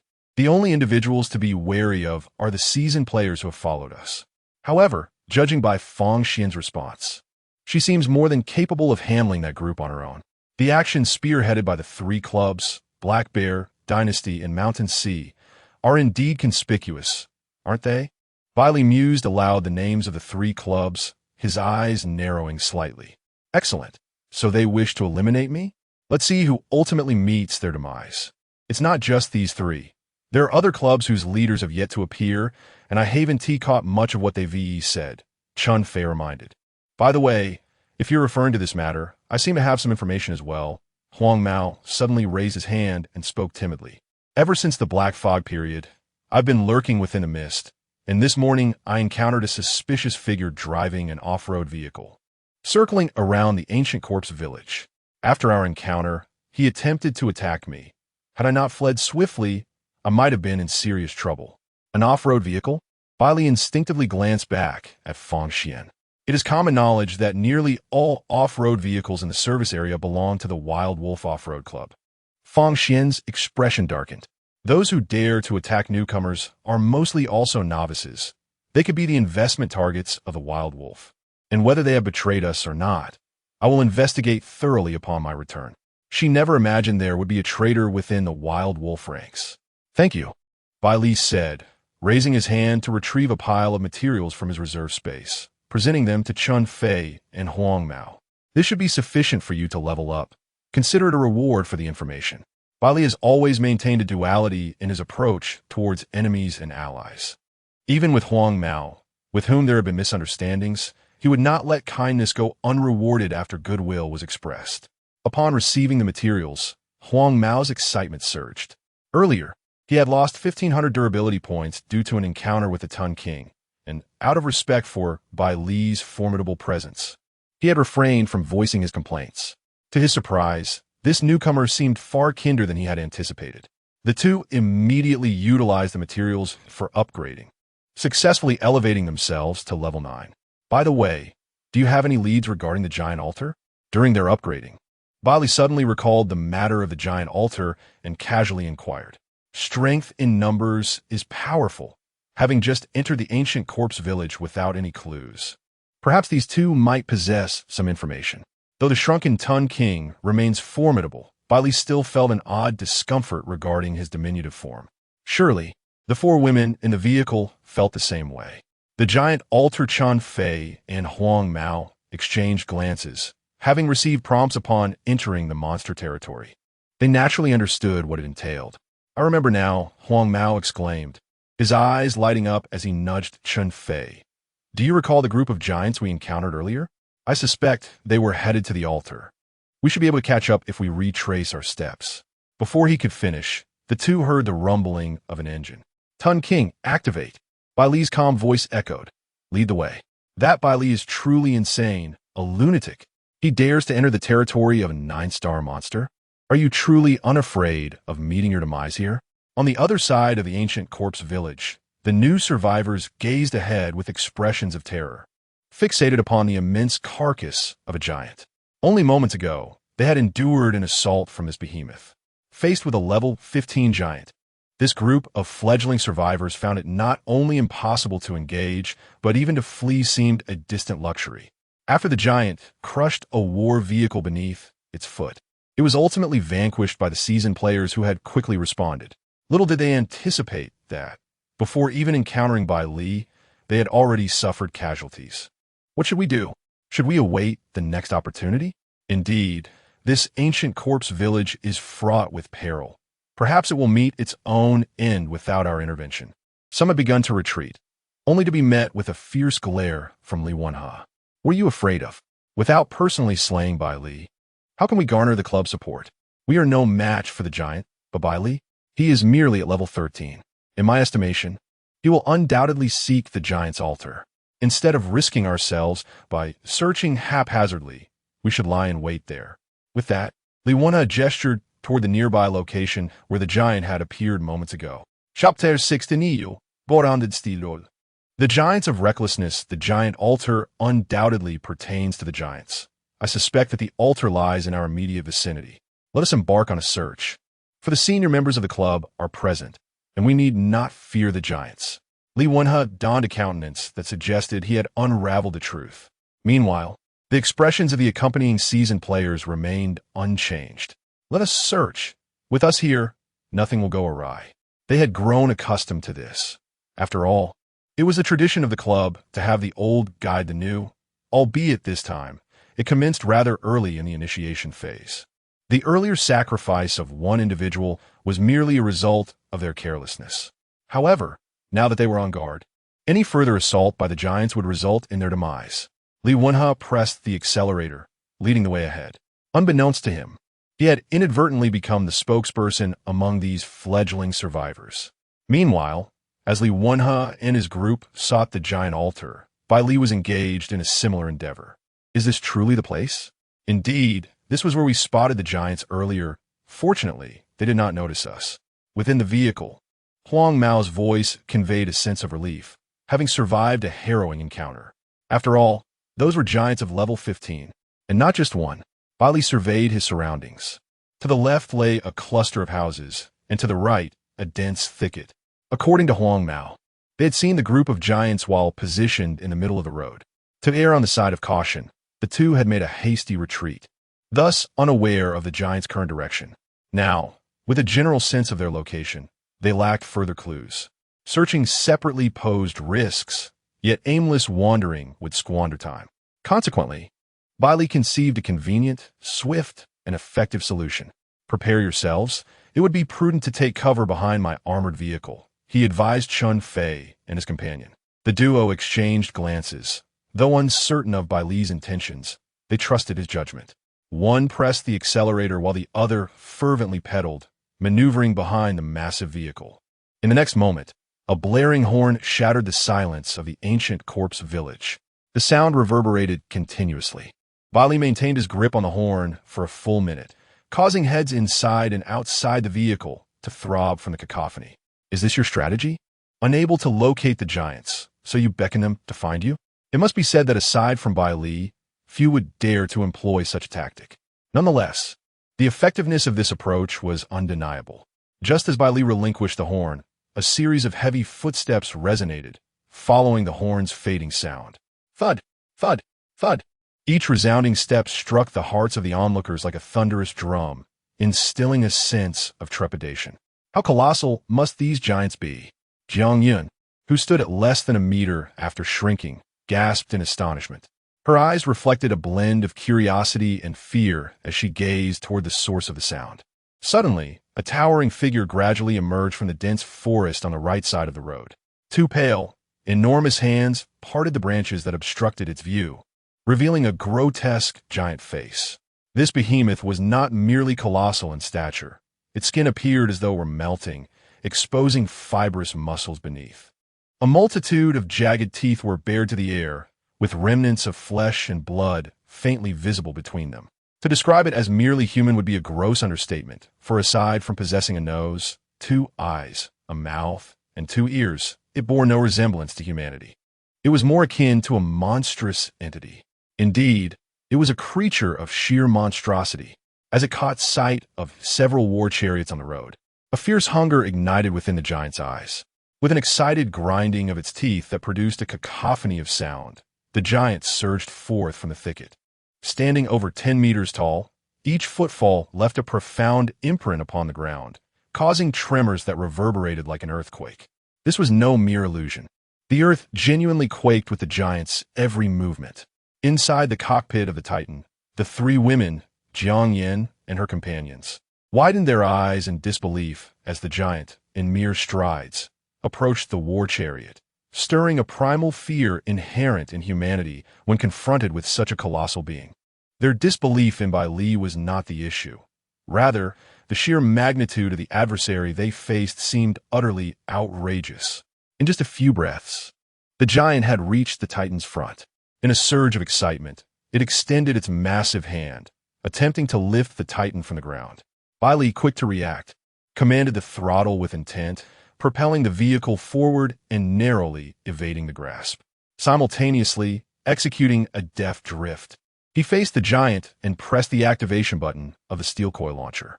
With 2 rapid presses, 2 bundles of steel coils, each weighing 40 tons, soared through the air with a whistling sound, aimed directly at the giant. Steel coil launcher, 4-8. With 4 more launches, an upgrade would be attainable. Bai Li glanced at the experience points of the steel coil launcher, committing this information to memory.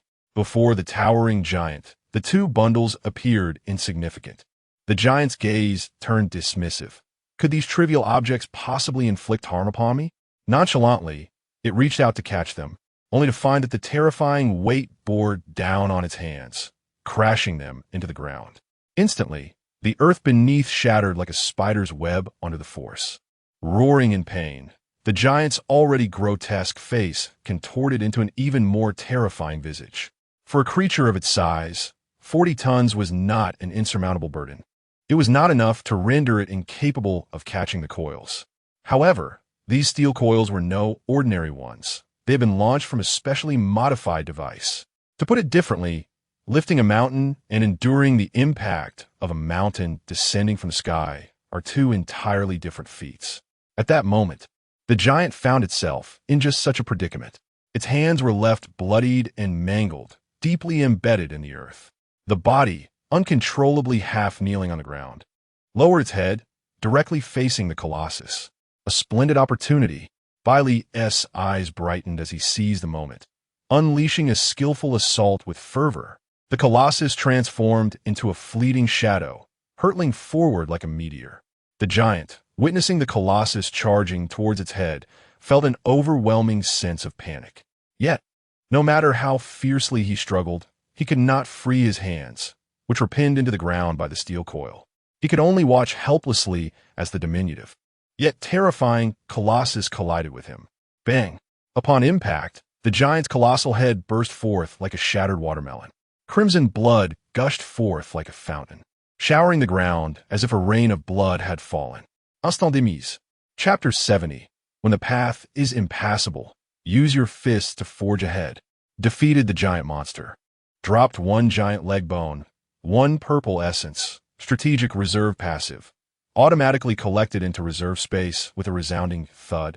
The headless corpse of the giant collapsed to the ground after being struck by the Titan King, sending a cloud of dust into the air. At that moment, the exterior of the Titan King resembled a vehicle splattered with crimson paint. Its formerly silver alloy armor had transformed into a horrifying shade of scarlet. Not far away, Chun Fei and Huang Mao stood dumbfounded, their jaws nearly scraping the ground. Hey, Huang Mao, if my memory serves me correctly, the giants in the ancient corpse village are supposed to be level 15, right? Chun Fei nudged Huang Mao, observing the expression on his face. It appeared he was grappling with a profound existential crisis. After a prolonged moment of silence, Huang Mao finally snapped back to reality. Yes, indeed, the giant is level 15. But how on earth has his war chariot reached such a level that it can crush a level 15 giant with such ease? Is this what it means to be the new king? We all began at the same starting line. Why is it that in just a few short days, while we remain at level 9, you have already surpassed level 15? Wasn't it said that the higher the level, the more difficult it becomes to advance? Why does this so-called difficulty seem non-existent for you? Once a war chariot reaches a higher level, the materials required for each upgrade become exorbitant. This is something both Chun Fei and Huang Mao deeply understood. It is precisely for this reason that they were even more astonished by Bai Li's rate of progression. For this new king, upgrading his war chariot seemed as effortless as breathing. Inside the cockpit of the Titan King, Bai Li was operating the windshield wipers, clearing the blood from the glass. Despite being level 15, this giant's capabilities appeared to pale in comparison to the Black Mist Wolf King, he pondered. It was perplexing. Although they shared the same level, the giant's size far exceeded that of the Black Mist Wolf King. Yet, defeating the wolf had not been nearly as simple. Naturally, Fang Xian interjected, finally finding her moment to contribute. After a couple of light coughs, she donned a proud expression and began to elucidate. A boss and an elite monster are not comparable. The Black Mist Wolf King is a territorial boss, its attributes significantly surpassing the average across the board. In contrast, the giant is merely an elite monster. Should it face off against the Black Mist Wolf King, it would likely meet a dismal fate. Ah, I see. Bai Li nodded in understanding. In that case, the strength of the boss in the ancient corpse village must not be underestimated. I wonder how many moves it will take the Titan King to defeat it? As he observed Bai Li's earnest contemplation, Fang Xian could not help but twitch her lips in amusement. Is it really wise to think this way? You're only level 15. Why do you believe you can overpower a level 17 boss? Sighing, Fang Xian placed a hand on his shoulder. I understand your determination, but you are still merely a novice. Do not place such immense pressure upon yourself. I can handle that ancient corpse as well. Without a hint of expression, Bai Li grasped her hand and tossed it aside dismissively. Speak only when necessary. Why did you strike my leg? Especially in such a perilous location. I nearly choked. Pressure? He shook his head. I have not imposed any pressure upon myself, and if you dare to seize my colorful metal, I shall not take it lightly. As he spoke, an aura of authority radiated from Wang. This made Fang Xian shrink back in trepidation. All right, I understand. Please do not be so fierce with me, she retorted awkwardly, retreating slightly, feeling somewhat disheartened. That cold-hearted man, devoid of humor. Why should I have to showcase my abilities? If this continues, they might mistakenly believe I am merely a decorative vase. Sigh. Forget it. I shan't hold it against him. He just touched my hand. Though her expression remained unchanged, her heart swelled with excitement. Bai Li, indifferent to her infatuation, turned his attention to the giant's leg bone that had dropped after their recent conquest. Giant's leg bone, purple, a special material, usable for vehicle modification. Vehicle modification? Bai Li raised an eyebrow. He had always thought that simply installing accessories constituted vehicle modification. Yet, it appeared there was more to it. However, this item was of no immediate use, so he refrained from retrieving the giant's leg bone. Looking out the car window, he observed the dense forest from which the giant had emerged. Since the giant had come from here, the altar must likely reside within this very thicket. Bai Li activated the internal communication system, notifying the duo outside, still dazed. Stop dawdling. Come with me to take a look. Without waiting for their response, he maneuvered the vehicle deep into the woods. Chen Fei and Huang Mao exchanged glances. What else could they do but follow? Despite Bai Li's brashness, it seemed safer to be in his company than to venture alone. With a strong ally, why not cling tightly? Meanwhile, Lv.1 and his companions had also located a giant's altar. However, despite its proximity, none dared to approach and destroy it. They were simply unable to advance. A newcomer's vehicle was parked not far from the altar, its front end visibly dented. What madness is this? Why is there an invisible wall here? Is this meant to deliberately increase the difficulty? Lv.1 struck the steering wheel in frustration, the blaring horn shattering the silence. After finally discovering the giant's altar, they found themselves unable to destroy it. They had tried every conceivable method. The vehicle could not pass, and even disembarking was futile. Do not panic, an experienced player soothed. There must be a way to proceed. Perhaps we need to obtain something as a key to gain passage. Let's search again. I suspect we may need an item like the giant's leg bone. This revelation sparked clarity in Lv.1's mind. Though he was seething with anger, he had no choice but to comply. Then let us hunt the giants. The forest was vast, with sufficient space between each tree to accommodate the passage of the 100-ton vehicle.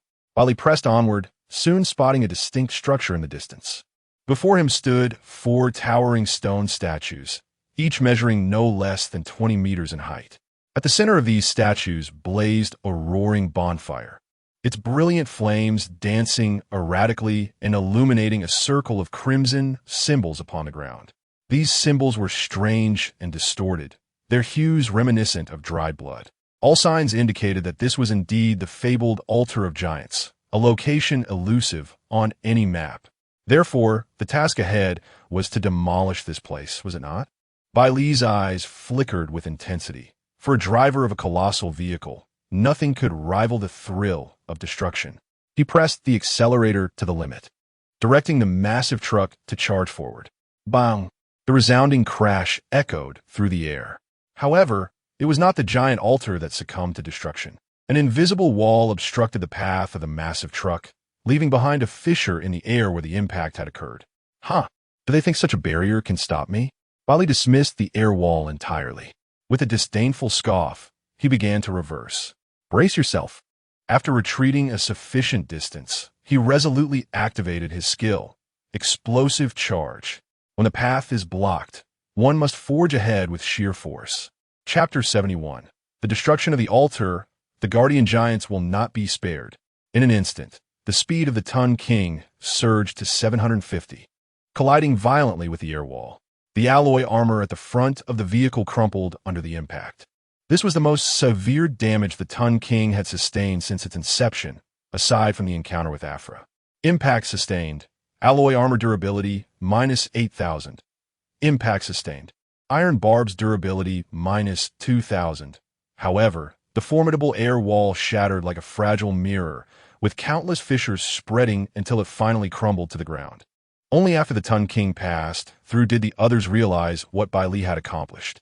Everyone. Is that even possible? In such a situation, shouldn't we be seeking a way to break the mechanism, such as finding the key to the air wall? To this, Bai Li simply replied, "Haven't you heard the saying, one force breaks all methods? One force breaks all methods. But this air wall is evidently a mechanism within the realm of monsters." Regardless of the astonishment among the crowd, Bai Li felt no remorse for his actions. If I don't take risks, why am I driving the Tun King? An air wall? Merely a higher speed bump.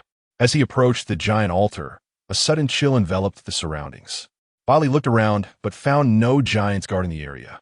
Chun Fei, didn't you encounter a group of giants? Why was there only that one just now? He pondered, but in the next moment, a voice trembling with terror crackled through the car's communication system. "Brother Bai, why you're above your head?" No sooner had the words left his lips than a tremendous noise erupted. The 4 colossal stone statues surrounding the altar began to stir. With the force of a landslide, debris and dust cascaded from the statues, and in the blink of an eye, they transformed into flesh and blood giants. Warning: encountered 4 guardian giants. Guardian giants? Though they bore the title of guardians, they did not appear in the monster catalog. Thus, they remained level 15 giants. As the warning blared from the car's speakers, Bai Li's furrowed brow finally relaxed. Now, that makes sense. Inside the driver's cabin, the 4 women exchanged confused glances. Why are you happy to encounter monsters? The nearest giant to the Tun King launched an attack. Despite its massive size, it moved with surprising agility. Its gigantic hand descended, casting a vast shadow as it grasped the Tun King's body. The giant attempted to lift the Tun King, yet, with all its strength, the giant found the Tun King steadfast on the ground. In disbelief, it employed its other hand, exerting force with both. Yet even then, it only managed to lift the Tun King's tires slightly off the ground before they swiftly returned to their place. The giant still could not seize the Tun King. Bai Li sat calmly in the driver's seat, observing the gradually reddening giant. Despite the diminished performance of the war chariot under the influence of the giant's world, the weight of the 100-ton king remained unchanged, which was not considered a part of its performance. Thus, if you can effortlessly grasp a 200-ton giant, you must possess remarkable prowess. However, after indulging in this game of clawing for so long, it is my turn, isn't it? A faint smile curled at the corners of Bai Li's lips. Do you fancy catching me? The flames of war ignited. An intense orange blaze erupted instantaneously, severely scorching the giant's hands within mere seconds. Yet it remained undeterred, enduring the excruciating pain and refusing to relinquish its grip. However, the flames of war, fueled by the depletion of durability, were no trifling matter. With a deafening roar of agony, the giant's hands began to carbonize, and Bai Li, showing no mercy, unleashed a tracking missile upon it. Tracking missile is locking onto the target. Locking complete, missile launched. Whoosh! The missile was released, detonating upon the giant's hands, causing a gruesome explosion of flesh and blood, rendering it a handless behemoth. The other 3 revived giants finally sensed the peril and attempted to rush to its aid. In the next moment, a bone-chilling howl pierced the air. A tempest of swirling yellow sand descended, coalescing into a stormy prison that ensnared them tightly. Indeed, the yellow sand had made its move. This marked its inaugural battle post-evolution. Although its rank was inferior to that of the giants, its hard control ability was exceedingly formidable. The 3 giants, trapped within the sandstorm's confines, struggled to escape. But each step was laborious as a powerful force relentlessly pulled them toward the center. This was still in light of their level advantage. Had they been on par with the yellow sand, they would have perished in the heart of the storm by now. With the obstruction of the 3 giants removed, the giant before Bai Li, now devoid of hands, had become utterly incapacitated. Bai Li maneuvered the 100-ton king directly towards the altar, crushing the bonfire beneath the chariot's wheels. In the next instant, the mysterious patterns etched into the ground lost their vitality, dimming to obscurity. Zzz. As a familiar crackling sound of electricity emanated from the vehicle's speakers, Bai Li realized his success. Giant altar destroyed, fleet size and performance restored by 10. Within this notification, Bai Li astutely discerned a crucial keyword: fleet. This implied that if there were other survivors in the ancient corpse village, despite his destruction of the giant altar, they would not experience restoration. Furthermore, with one altar less, unless they departed from the ancient corpse village, they would remain forever deprived of that 10 restoration as long as they lingered there. Bai Li felt his vision gradually ascend. Realizing that he and the war chariot had rejuvenated, he glanced at the 3 giants still ensnared in the sandstorm prison and then at the mutilated giant, his gaze growing increasingly fierce. Now, it is my turn, isn't it? Decay. Wither. Bai Li extracted 2 divine tokens and placed them upon the central control screen. A flicker of dim black light emanated, and a layer of rust emerged upon the bodies of the 4 giants, their forms becoming increasingly decrepit, akin to 4 ancient trees succumbing to decay. Speed reduced by 50, life diminished by 50. Do they not relish in diminishing values? Did they assume I lacked similar capabilities? Observing the anguished visages of the giants, Bai Li activated the Titan, accelerating, and yet more accelerating. He first collided with the leg of the crippled giant, forcefully shattering it. Upon witnessing its inability to bear the weight as it toppled to the ground, Bai Li executed a flawless drift and turned around. You have fallen, have you not? Triggering a seamless series of attacks, he relentlessly crushed it. Due to the sheer enormity of the giant, even in its prone state, it towered above the Titan. Thus, Bai Li temporarily altered his assault pattern, repeatedly striking the giant's occiput, ultimately delivering a fatal blow. Monster slain, Guardian Giant. Dropped a giant leg bone. Chapter 72. The battle for the giant altar commences. Strategic reserve passive.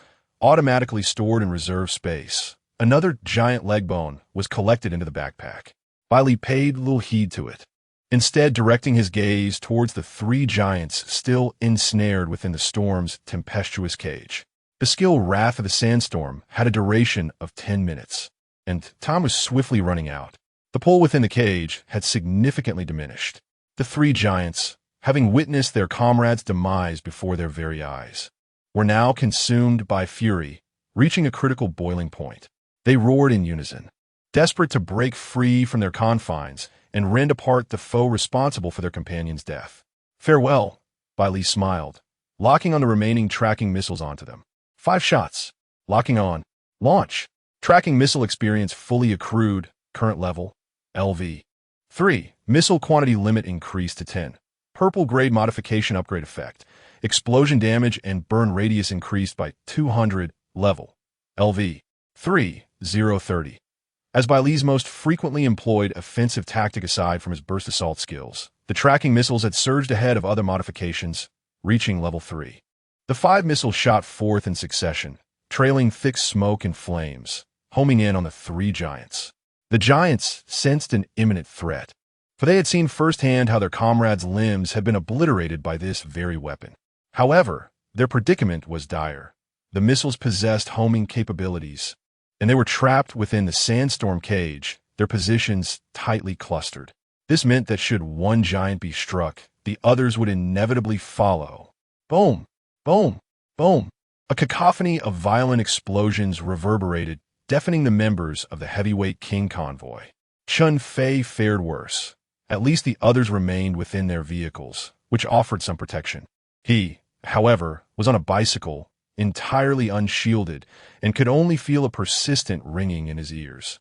Yet, compared to the discomfort in his ears, he was far more astonished by the destructive power of the tracking missiles. Before his eyes, several small mushroom clouds erupted, leaving the 3 giants in a gruesome state. Their bodies charred and bloodied, engulfed in searing flames.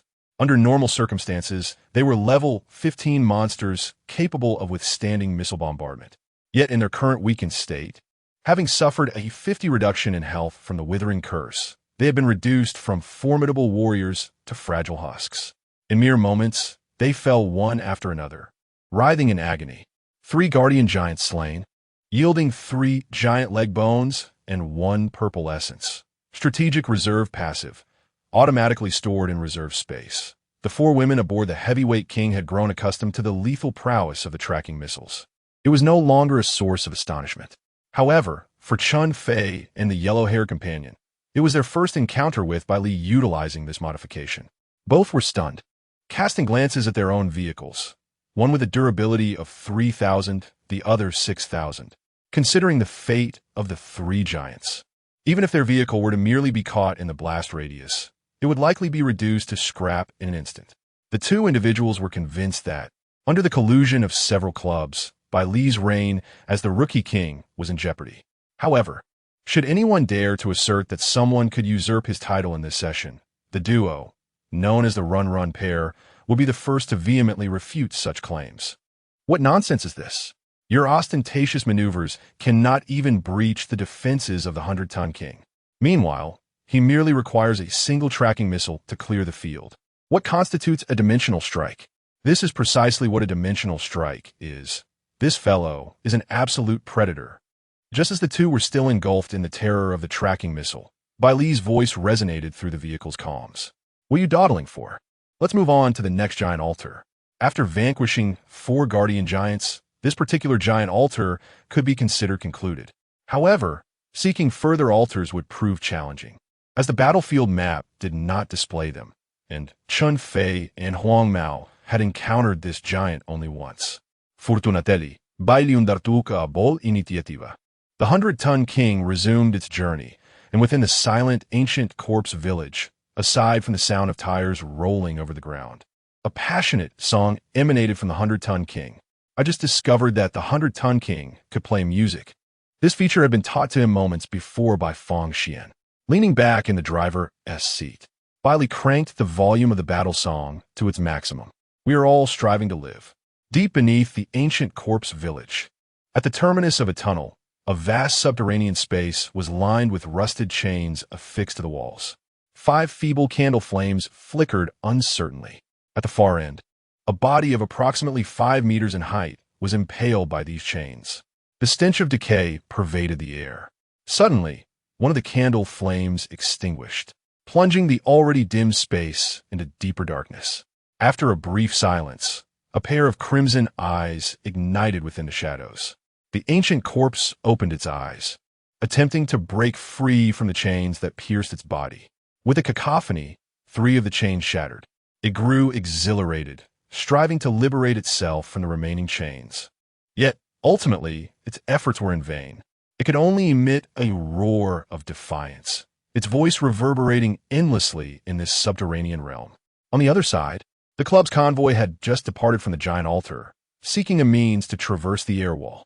However, as the vehicle's broadcast activated and the contents were heard, everyone stood frozen in place. The giant altar has been destroyed. Current remaining altar count. For non-destroyed altar convoys, size and performance cannot be restored. The appearance of this notification instantaneously ignited a frenzy within the club's convoy. What the hell? Who destroyed the giant altar? Who else could it be?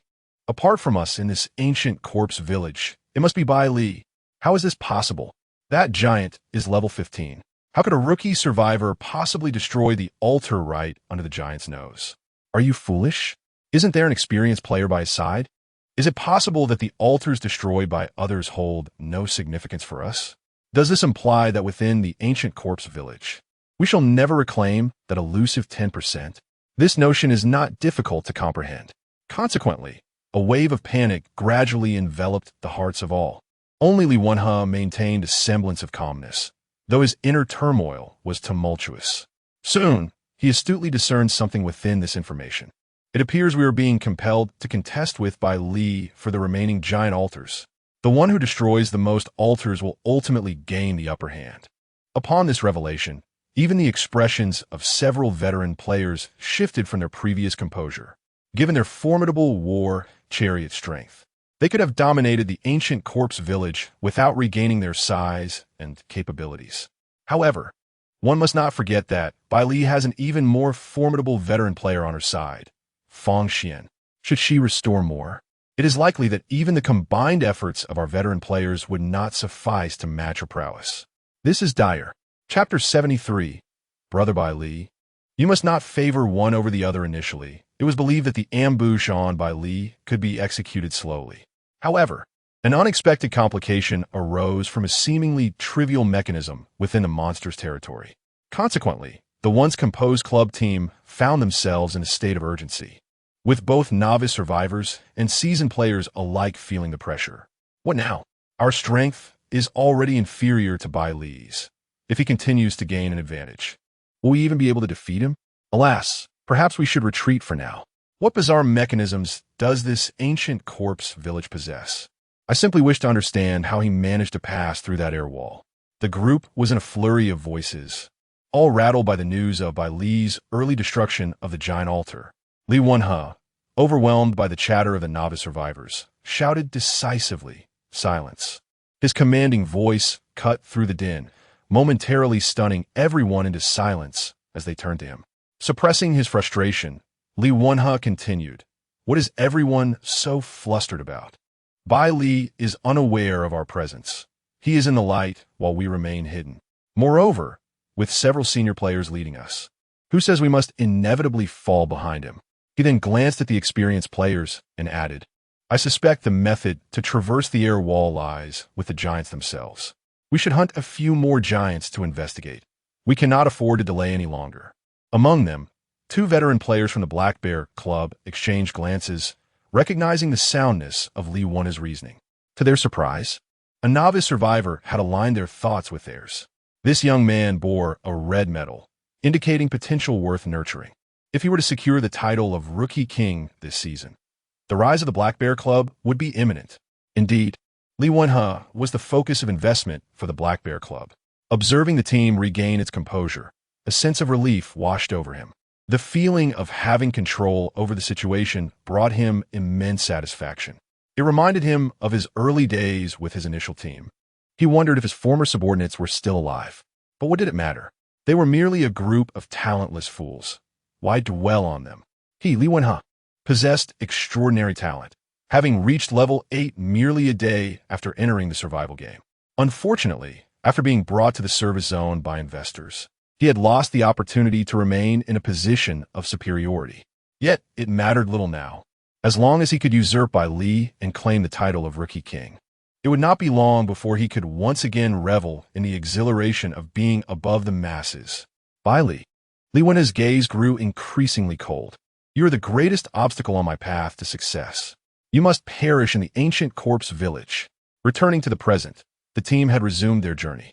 The ancient corpse village, home to the giants, was far from small. After searching for a considerable time, they failed to locate any giants but encountered numerous giant wolves and insects instead. To expedite their progress, the veteran players decisively ended the battles with overwhelming force.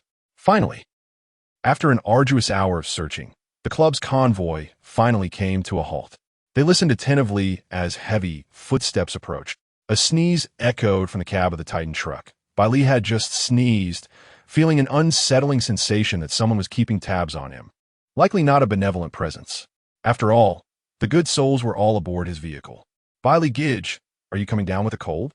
The charming Jiang Yun, having procured a tissue from Fang Xian, tenderly dabbed at Bai Li's nose.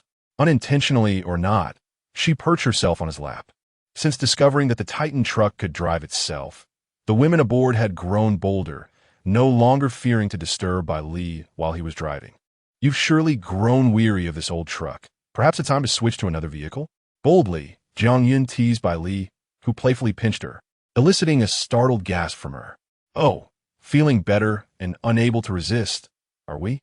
At his words, Jiang Yun's cheeks flushed as she leaned against Bai Li. One day apart felt like an eternity. The longing was palpable. What was it that they missed? It remained a mystery.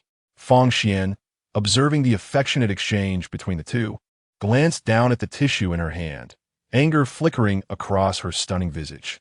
"So, you dare to use my belongings to entice the man I have my eyes on." Just then, she noticed the typically reserved Ji Yueshi approaching, not in a jealous frenzy, but rather standing quietly by, offering Bai Li a shoulder massage. Bai Li, Zhezhe, you've been dealing with monsters these past few days. You must be exhausted. She playfully winked, then leaned closer to whisper in his ear. You've taken care of both my sisters. You mustn't favor them over me, Bai Li Gij. Her warm breath caressed his ear, and Bai Li turned to Ji Yueshi in surprise. Who transformed this innocent girl? His suspicious gaze shifted to Jiang Yan, who wore a knowing smile. Indeed, this mischief bears her mark. With Ji Yueshi offering herself so readily, Bai Li saw no reason to decline her advances. After all, her intentions mirrored those of the Jiang sisters. Rest assured, once we leave the ancient corpse village, you shall not be overlooked. Bai Li gently depti vexius nose. Though he felt slightly flustered by the attention from the two beautiful girls, the moment was clearly not one for frivolity. He was piloting the Titan truck, music playing, and had been traversing the ancient corpse village for an hour. His battle vehicle experience had climbed to 75, 220 out of 85, 000. Only 10 more kilometers were needed for the Titan to reach level 16. He had deliberately slowed his speed to prevent losing any giants along the way. However, after an entire hour of relentless driving, not a single giant had been drawn to them. Instead, giant wolves and insects had appeared, leaving only a scattering of skin fragments. Yet, the most crucial giants remained elusive. It seemed as though these individuals were acutely aware of the trap laid before them, deliberately evading his presence. Just as Bai Li began to feel a twinge of impatience, a sudden recollection dawned upon him regarding an item he possessed. The third divine decree, the Wild Command, which had dropped after vanquishing the Shadow Fog Wolf King. How could he have forgotten such a crucial artifact? He smacked his forehead and retrieved the Wild Command. The pitch-black token bore the character Wild inscribed upon it, accompanied by 3 claw marks left by Werewolf beneath. The Wild Command had the power to incite a frenzy among monsters within a 5-kilometer radius. Was this not more effective than the battle song? He deactivated the battle song of the Titan and affixed the Wild Command onto the control panel. As the energy within the divine decree was consumed, a crimson aura emanated from the Titan. Before long, the air was filled with the howls of wolves and the chirping of insects, soon followed by the anguished cries of various creatures. Under the influence of the Wild Command, the monsters erupted into chaos, attacking one another. Bai Li once again slowed the Titan, taking a moment to collect his thoughts. As a thunderous roar resounded from ahead, he opened his eyes, filled with the exhilaration of having spotted his prey. He had found it. Chapter 74. Upgrade and acquire the Alloy Impact Drill. At this moment, the duo trailing behind the Titan King remained oblivious to the unfolding events. All they discerned was that Bai Li seemed to have conjured yet another trick. After a crimson halo radiated from the Titan King's form, the air was soon filled with the cacophony of monstrous roars. The Wild Command, once invoked, startled all who encountered it. Bai Li's gaze fell upon a river ahead, where 2 titans were engaged in a fierce struggle. He smirked slightly. After an hour of travel with scarce sight of monsters, his latest maneuver had seemingly drawn them all out. So, you were indeed hiding from me, were you? Nevertheless, the appearance of the titans signaled that the Titan altar could not be far away. To facilitate his subsequent actions, Bai Li deactivated the Wild Command, halting its energy consumption. In that instant, the oppressive influence dissipated, causing the battling titans to momentarily pause, the crimson veins in their eyes gradually fading. Upon regaining their senses, they regarded each other with bewilderment. What was I doing? Engaging in combat, of course. As the sensation of pain surged through their bodies, the 2 titans grimaced. Under the compulsion of the Wild Command, they had fought with deadly intent, resulting in significant injuries. Suddenly, the silence was shattered by the roar of an engine. The titans turned their gaze toward the source of the sound, witnessing the Titan King, resplendent in crimson, slowly revving to life. Through the glass, they glimpsed the man at the helm, a sinister smile playing at the corners of his lips. You prefer to hide from me, but now that I have found you, there will be no escape. Bai Li let out a cackling laugh. In the next moment, the Titan King surged toward the 2 titans, launching a skill, explosive assault. Boom! The titans were caught completely off guard, their legs shattered upon impact. Their massive forms lost balance, crashing heavily to the ground. Bai Li swiftly executed a series of smooth maneuvers to reap the rewards. Having gained experience in combating titans, he dispatched them with remarkable speed. Despite their immense size, they were merely oversized speed bumps in the face of the Titan King's assault. 2 titans slain. Dropping 2 titan leg bones. Strategic reserve passive. Automatically collected into reserve space, Bai Li withdrew his gaze from the fallen titans, checking his reserve space. It was already filled with titan leg bones, leaving little room for other materials, which were now relegated to the corners. Of the 500 cubic meters of space, 1/5 was occupied. Hopefully, these titan leg bones will prove useful in the future. After all, they were of purple quality, and until he discerned their specific effects, Bai Li had no intention of discarding them. His reserve space remained ample. The location where the 2 titans had perished was adjacent to a river. How do you think we should proceed? He turned to the 4 women in the vehicle. Let's follow the upstream path. Fang Xian was the first to speak, but before she could explain her choice to head upstream, Bai Li simply nodded in agreement. Without hesitation, he activated the Titan and steered downstream. Fang Xian, feeling exasperated, remarked, "So, you question our purpose merely to satisfy your rebellious nature?" A vein pulsed on her forehead as her fists clenched involuntarily. Frustration bubbled within her, yet she decided to let it slide, considering she had touched his hand earlier. With a sulky demeanor, she retreated slightly. However, events soon proved Bai Li's decision to be astute. After traveling approximately 10 kilometers, a familiar scene unfolded before them. The river suddenly ceased, revealing a barren stretch of land where the water had receded. Campfires and mysterious symbols were unmistakable signs that they had arrived at the altar of giants. Yet, to Bai Li's surprise, the stone statues guarding the altar had increased from 4 to 6. Can these things actually multiply? He mused, furrowing his brow. He wasn't particularly concerned that the Titan would be outmatched by the guardian giants. He merely found engaging with them to be a waste of time. After all, aside from yielding a collection of giant leg bones, these guardians offered little else of value, and he currently had no need for such trophies. Just as Bai Li pondered this inconvenience, a notification chimed in his mind. Battle vehicle experience points are full. Current level, LV-16, LV-16, 90,000, level lock broken. Vehicle durability, 75,000, 75,000, speed, 150 kilometers, H weight, 200 tons, level up achieved. 1 lottery opportunity granted.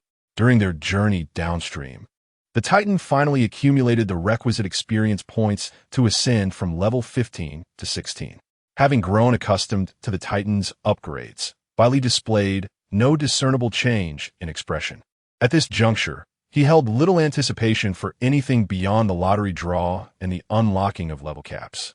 Thus, he promptly opted to utilize his lottery chance. A spinning wheel materialized before him, producing a delightful clicking sound as the pointer whirled around, ultimately landing on a red sector. Following this, a brilliant burst of red light erupted.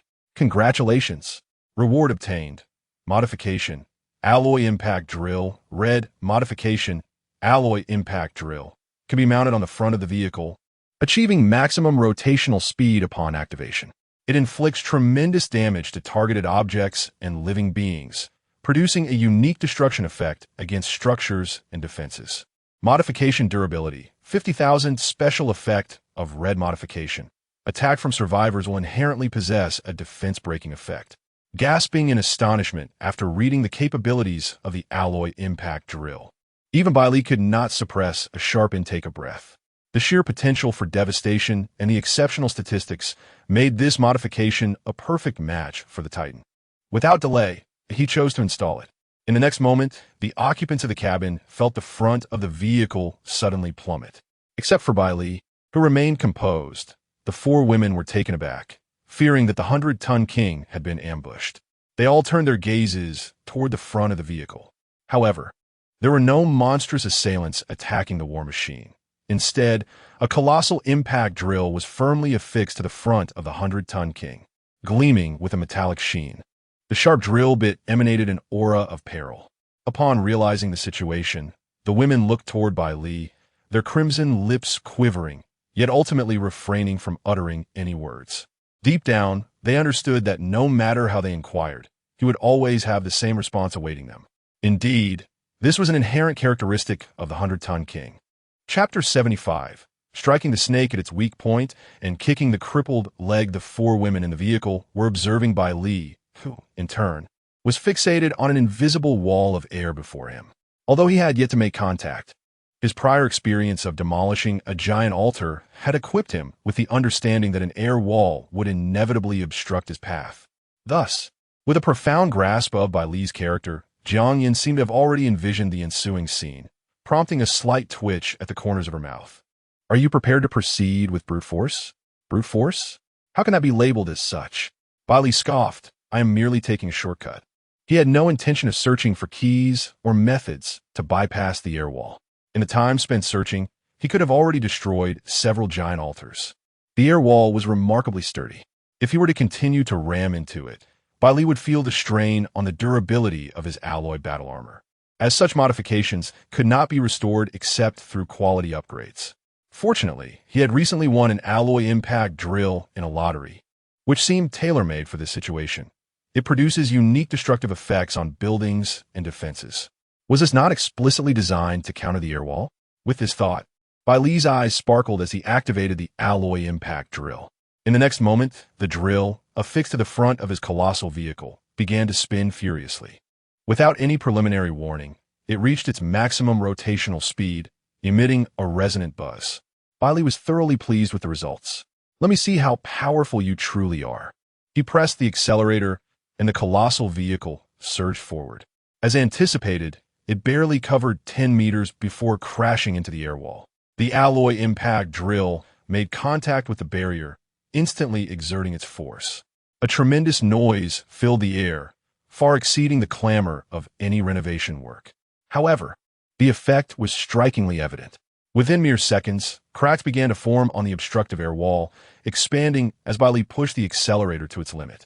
The fissures spread like an ethereal spider's web. Outside the vehicle, the duo trailing behind, Run, found themselves numbed by shock. Not again. How many times has this been?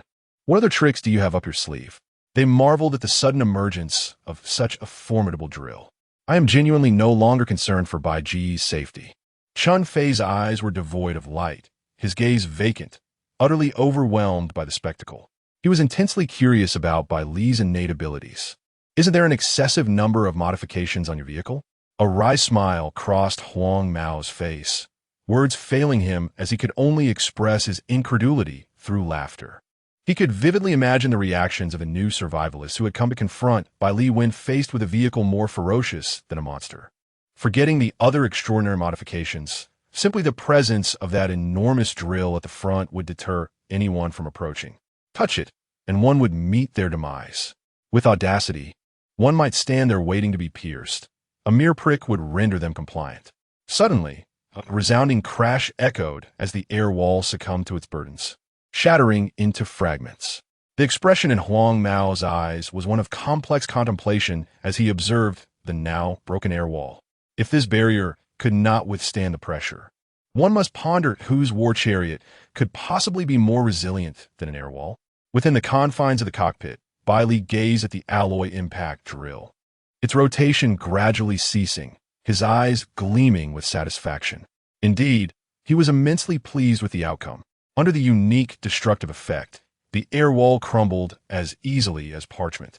Was this not far more exhilarating than striking one's head against it? Brother Bai Li, is this drill truly so powerful? Could it also be employed against those monsters? Ji Yueshi inquired with wide, curious eyes. Bai Li shook his head. I have yet to test it on the monsters, so I cannot ascertain the precise effect. However, his gaze shifted toward the 6 colossal guardian statues ahead, a subtle smile gracing his lips. Isn't this the perfect test subject right before us? No sooner had he spoken than the guardian statues sprang to life, shaking off layers of stone and dust, revealing their true forms. Yet at that moment, a tremendous noise erupted. With a buzz, Bai Li's eyes sparkled with excitement as he activated the alloy impact drill. You're only halfway through your metamorphosis. You still belong to the realm of architecture, do you not? He immediately initiated an explosive charge. The Titan, hurtling forward with the spinning impact drill, collided with the first Guardian's leg with tremendous force. The combination of destructive effect and explosive charge created a momentum that was unstoppable. Upon contact, an eruption of sparks illuminated the scene. Within mere seconds, fragments of stone cascaded down as the alloy impact drill bored a massive hole into the Guardian's leg. A pained roar escaped the Guardian as it succumbed to its grievous injury, collapsing to the ground. Bai Li paid it no heed, pressing onward to assault the next Guardian's leg, striking at the weak point, akin to targeting the vulnerable segment of a serpent. He aimed to cripple the giants while they were still in their transitional state. Under his command, the immense body of the Titan maneuvered with surprising agility, weaving between the Guardian's feet. The alloy impact drill continued its relentless destruction, swiftly rendering all 6 Guardians incapacitated before they could fully regain their combat readiness. Such ease. With arms crossed, Bai Li watched as the giants fell helplessly, their fury rendered futile. Subsequently, he redirected the Titan's front toward the central bonfire altar, charging ahead. Simultaneously, on the other side with the club's convoy, a solitary giant was spotted. An experienced player from the Black Bear Club had already engaged. His war chariot, a pickup truck, approached the giant's feet just as the behemoth prepared to unleash its attack on the unsuspecting ant below. A colossal hand extended, attempting to seize him. Yet, at the very moment the hand grasped the pickup truck, spikes suddenly erupted from the vehicle's body, piercing the giant's palm and creating a multitude of bloody orifices. In an instant, blood gushed forth. The giant, in agony, furiously attempted to hurl the pickup to the ground. However, before it could act, the wounds on its palm began to darken and decay. A venom that eroded the very essence swiftly spread. In the blink of an eye, it consumed the giant's entire form, reducing it to a pool of pus. Monster giant slain, dropped 1 purple essence and 1 giant leg bone. On the ground lay a leg bone, slightly larger than that of an average human. Is this truly worthy of being called a giant's leg bone? An experienced player descended from the vehicle, his face contorted in disdain. At this moment, Lv.1 and his armored vehicle approached, scrutinizing the leg bone closely. "Let us return to the giant altar and investigate," he suggested. As soon as he spoke, the broadcast within all vehicles simultaneously activated. "The giant altar has been destroyed. Remaining altars, 3. Non-destroyed altar fleet, size and performance cannot be restored." Chapter 76. This man is Gao. Yet again, another one destroyed? As the notification of the giant altar's destruction echoed through the air, the entire club team stood frozen in disbelief. It had hardly been a moment since they had vanquished a giant and acquired what appeared to be the key to the air wall, a bone from the giant's leg. And now, before they could even return, another altar had been demolished? Gao. It could only be Gao.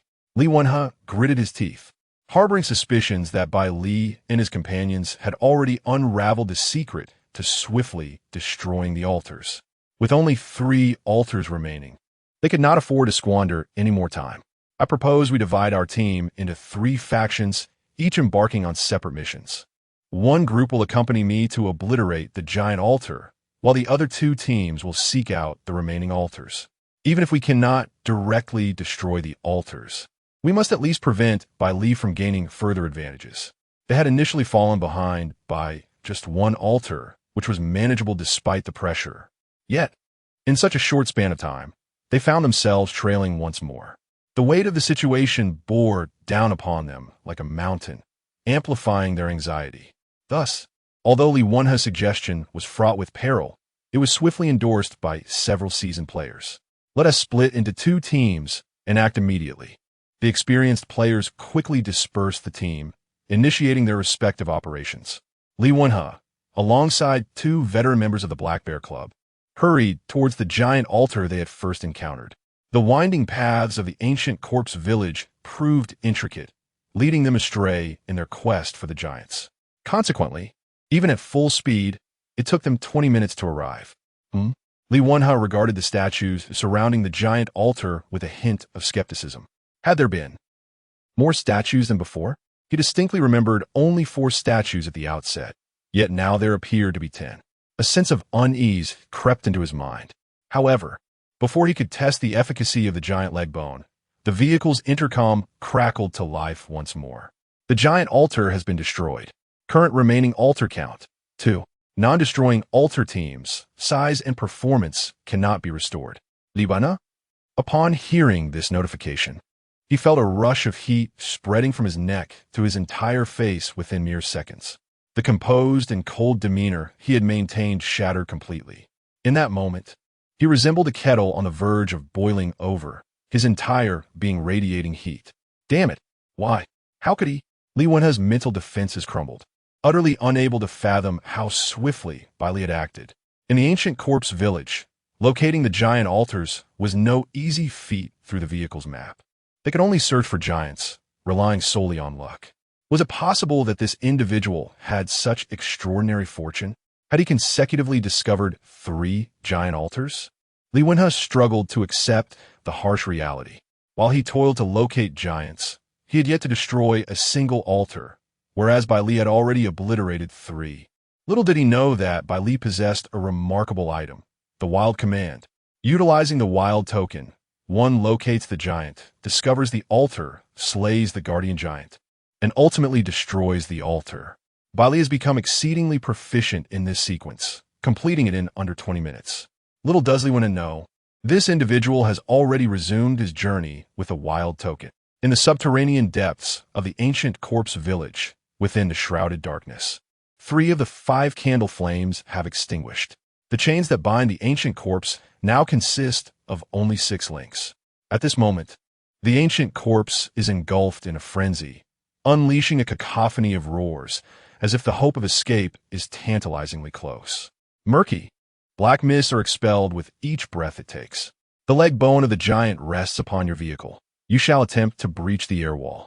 Lv.1 disembarks, his gaze sweeping across the throng of novice survivors. Ultimately, it settles upon an individual with whom he has had no prior interaction. Without affording the other party a moment to decline, he directly places the giant's leg bone onto the individual's truck. The survivor, initially reluctant to engage in such perilous endeavors, finds their words of refusal stifled by the threatening glare from Lv.1.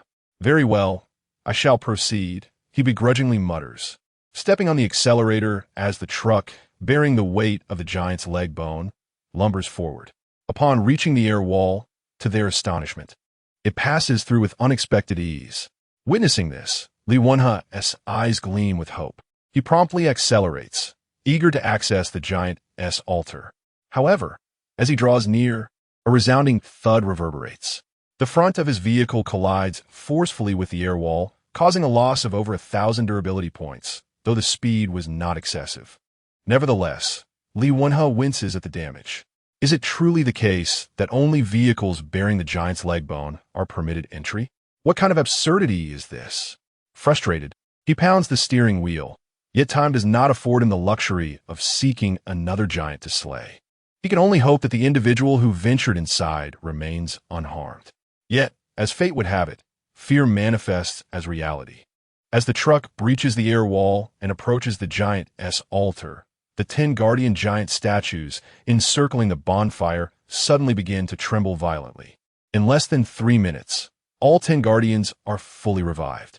With a thunderous roar, they seem to judge this audacious ant attempting to destroy the altar. In the next moment, the nearest guardian giant raises its foot, sending chills down the spines of the survivors within the truck. A piercing explosion of sound erupts as they hastily accelerate, attempting to flee the altar. However, the vicinity around the altar is limited, and there are 10 guardian giants. Before long, one of the giants catches up to them. Its terrifying strength crushes the truck and its occupants into a mere pulp, akin to the fate of a speed bump beneath a 100-ton tire. After dispatching the survivor, the guardian giants pay no heed to those outside the air wall. They return to their positions, the signs of petrification reappearing on their surfaces, and soon revert to their stone statue forms. This scene unfolds with alarming suddenness. It was only when a life was lost that the convoy outside began to register the gravity of the situation. No, Lv.1's eyes were reddened, not from mourning his fallen comrade, but from the sight of the giant's femur, now rendered useless alongside the wrecked truck, the survivors having perished.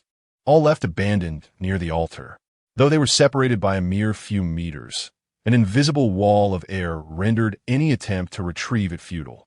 This signified that their recent endeavors had been in vain. Now, they must embark on a quest to hunt down another giant and reclaim a leg bone. Yet, was it still within their reach? Silence enveloped the scene, a profound stillness prevailing. Minutes later, a familiar voice echoed once more. The giant altar has been destroyed. Current number of remaining altars: 1. The convoy that did not destroy the altar cannot restore its size or performance. Chapter 77. I have found them. Lv.1 leaned back in the driver's seat, the recent hints reverberating in his mind, his gaze vacant. After a while, he activated the in-car communication. Did you not set out to find the giant altar? How is it that he managed to arrive before you? It's one thing to lose a single giant altar, but you haven't even claimed to? His confusion deepened. What method had Bai Li discovered that allowed him to locate the giant altar with such precision in such a short span? Was it mere luck? Once or twice could be attributed to chance, but this marked the fourth occurrence. What kind of extraordinary fortune could lead to such consistent success? Soon, responses echoed back from the other two teams. The lead veteran player offered a response that mirrored the others. It was not that they had failed to seize the altars. Rather, they had not even located the giant altar yet. You must still be at the last giant altar, right? So, is the giant's femur the key to the air wall?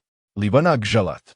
Yes, but there was a slight mishap, and now we cannot enter. The other two teams responded. At this point, no one can blame anyone. After all, everyone has failed, which does bring some balance to our minds. Never mind. You guard the giant altar. We will rendezvous with you shortly. I suspect Bai Li has indeed mastered the method of locating the giant altar, and he may soon find you. We shall wait here for our quarry. On the other side, after destroying the giant altar, Bai Li leisurely drove the heavyweight king along the road. He activated the wild command once more, the crimson halo trailing the heavyweight king's advance, expanding its influence. Along the way, it incited a frenzy among the monsters. Occasionally, a misguided creature would attempt to assault the heavyweight king, only to meet its demise, ultimately getting stuck to the tires. Meanwhile, in the cabin, Bai Li pondered aloud, is it possible that the individuals from the club are so inept? I have obliterated 4 giant altars, yet they have not made a single move. What a motley crew they are. He suddenly found the competition rather dull. It was disheartening to see seasoned players leading yet achieving so little. He felt no inclination to criticize. Fang Xian, her expression tinged with exasperation, remarked, "Brother, do you even hear what you are saying? With your array of items, even we seasoned players would struggle to match you." Her words held a kernel of truth. Any player above level 25 lacked for nothing in terms of items, and the skills and modifications of their vehicles were equally impressive.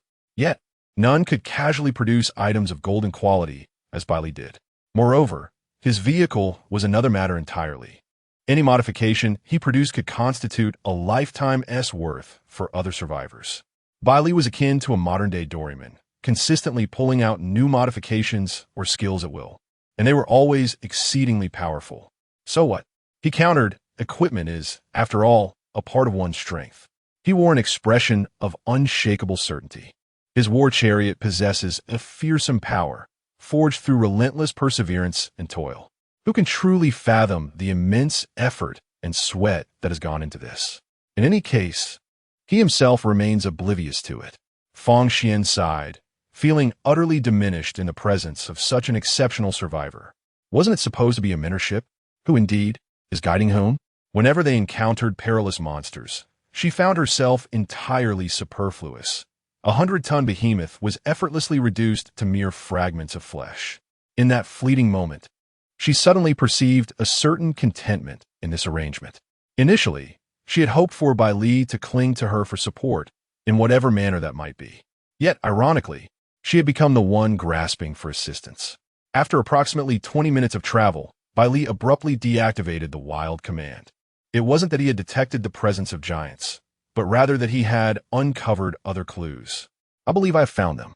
Observing the imprints left by the procession of vehicles on the ground, a fierce intensity erupted in Bai Li's previously placid gaze.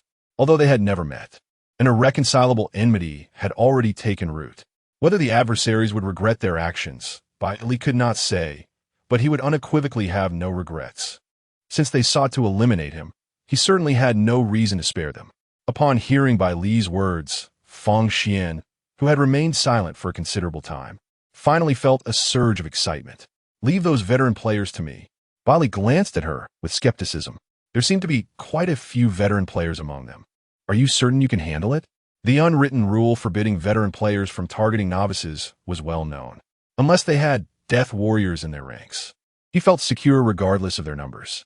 However, Fang Xian was different. Bai Li still had no clear understanding of her true capabilities. Could she truly manage against multiple opponents? "Ah, you underestimate me," she retorted with a dismissive scoff, patting her chest and causing a ripple of energy. "You haven't lingered in the service area long enough to be aware of my exploits. 3 months ago, I was unafraid of them, and now my war chariot has surpassed the 6th level seal, placing me among the elite, far above the masses. The news of my breakthrough has yet to circulate. Otherwise, even with 10 times their courage, they would not dare to provoke us." The 6th level seal. Bai Li keenly grasped a critical piece of information from Fang Xian's boast. Each 5 levels represented a seal. Thus, it follows that her war chariot must currently be at least level 30. Recalling the regulations he had received upon entering the service area, he remembered that upon reaching level 35, one would be teleported away. In that context, claiming to be among the elite at level 30 was hardly an exaggeration. In the realm of cultivation novels, that would signify an imminent ascension to greatness. Suddenly, Bai Li became acutely aware of an underlying issue. With such a high level, why do you continue to assist me? In truth, he had intended to use the word coddle. After all, Fang Xian's various infatuated behaviors bear a striking resemblance to that of a devoted admirer. However, expressing such sentiments outright may come off as somewhat disrespectful. Thus, he tactfully opted for the term assistance. "For this is my personal investment in you." Fang Xian's gaze was earnest, her tone grave. "Given my natural talent, reaching level 30 on my own has proven quite arduous, consuming an entire year of my life. Yet, I have witnessed a prodigy who ascended from the novice zone in merely 5 months. I am confident that you will surpass him in speed, which is why I wish to forge a bond with you in advance. As the saying goes, when one ascends, their companions rise as well. As long as you do not turn ungrateful, I am certain that I shall reap the benefits in due time. Alas, it seems I have underestimated you." With a wry smile, Fang Xian remarked, "It appears you do not require my assistance at all." After uttering this, he silently added, "Thus, if the path of human connection proves unfeasible, I shall tread upon another route, my own. For, stubborn man, I refuse to believe that before your novice period concludes. I cannot claim you as my own." Chapter 78. Is this how it's done? Have you learned, you worthless ones? Following the tracks left by the armored vehicles on the road, Bai Li pursued relentlessly. Before long, with the extraordinary vantage point afforded by the Titan, he spotted the colossal altar ahead, surrounded by a swarm of tiny ants. Indeed, the Titan had now regained 40 of its original size. In stark contrast, the club's team remained unchanged. The disparity in size between the Titan and these ordinary vehicles was already immense, and after the trials at the ancient corpse village, the gap had widened further. It would not be an exaggeration to say that, without careful observation, Bai Li might have overlooked them entirely. Fang Xian, with her keen eyesight, instantly recognized several familiar figures within the opposing team. Dang Wen, Fu Jiaxi, Zhang, Chen, Zhang, Wang. Her eyes narrowed slightly as she accurately named them. Fang Xian was well acquainted with these individuals. They were all competent members of their respective clubs and had interacted with one another in the service area, albeit with rather tenuous relationships. The information Shun Fei had overheard proved to be accurate. Members from the Black Bear, Dynasty, and Mountain Sea clubs were indeed present. They had gone to great lengths to prepare against him, even dispatching these individuals. Bai Li followed her gaze, curiosity piqued. What is the verdict? Are they formidable? Fang Xian shook her head. The 4 from Dynasty and Mountain Sea are inconsequential. However, the 2 from Black Bear possess commendable strength, particularly Tang Wen. His vehicle employs a unique attack method that inflicts a toxin upon being hit, directly eroding the life of living beings and the durability of vehicles. Yet, 3 months ago, facing such a formidable array might have posed a challenge for me. Now, Fang Xian revealed a confident smile akin to Bai Li. Yes. They are merely a bunch of insignificant pawns. No sooner had the words left her lips than Bai Li parked and opened the door. You should return your vehicle. Though reluctant, Fang Xian understood the importance of timing and did not insist on staying, for her moment to shine was drawing near. After disembarking, Fang Xian glanced at the two rather inconspicuous individuals trailing behind her. When the fighting begins, keep your distance and just observe. The duo nodded vigorously. We certainly won't interfere. They were quite aware of their own limitations. Chun Fei had some combat capability, but at his level, he would be of little assistance in such a scenario. As for the blonde-haired one, he was utterly inept, possessing nothing but speed. Seeing the two understand, Fang Xian offered a few final instructions before returning to her off-road vehicle. After disabling the autopilot, she noticed Bai Li had already maneuvered the Titan forward. However, Fang Xian suddenly realized that Bai Li's direction seemed off, prompting her to activate the car's intercom. Bai Li, what are you planning to do? After a brief silence of 2 seconds, Bai Li's voice broke through. What else can I do? First, I shall destroy the altar. Observing their ignorance of how to even access it, I will generously demonstrate it for them. You carry on with your tasks. I'll leave the veteran players to you. Fang Xian's lips twitched slightly. This fellow truly considers himself a mere tool. Something feels amiss.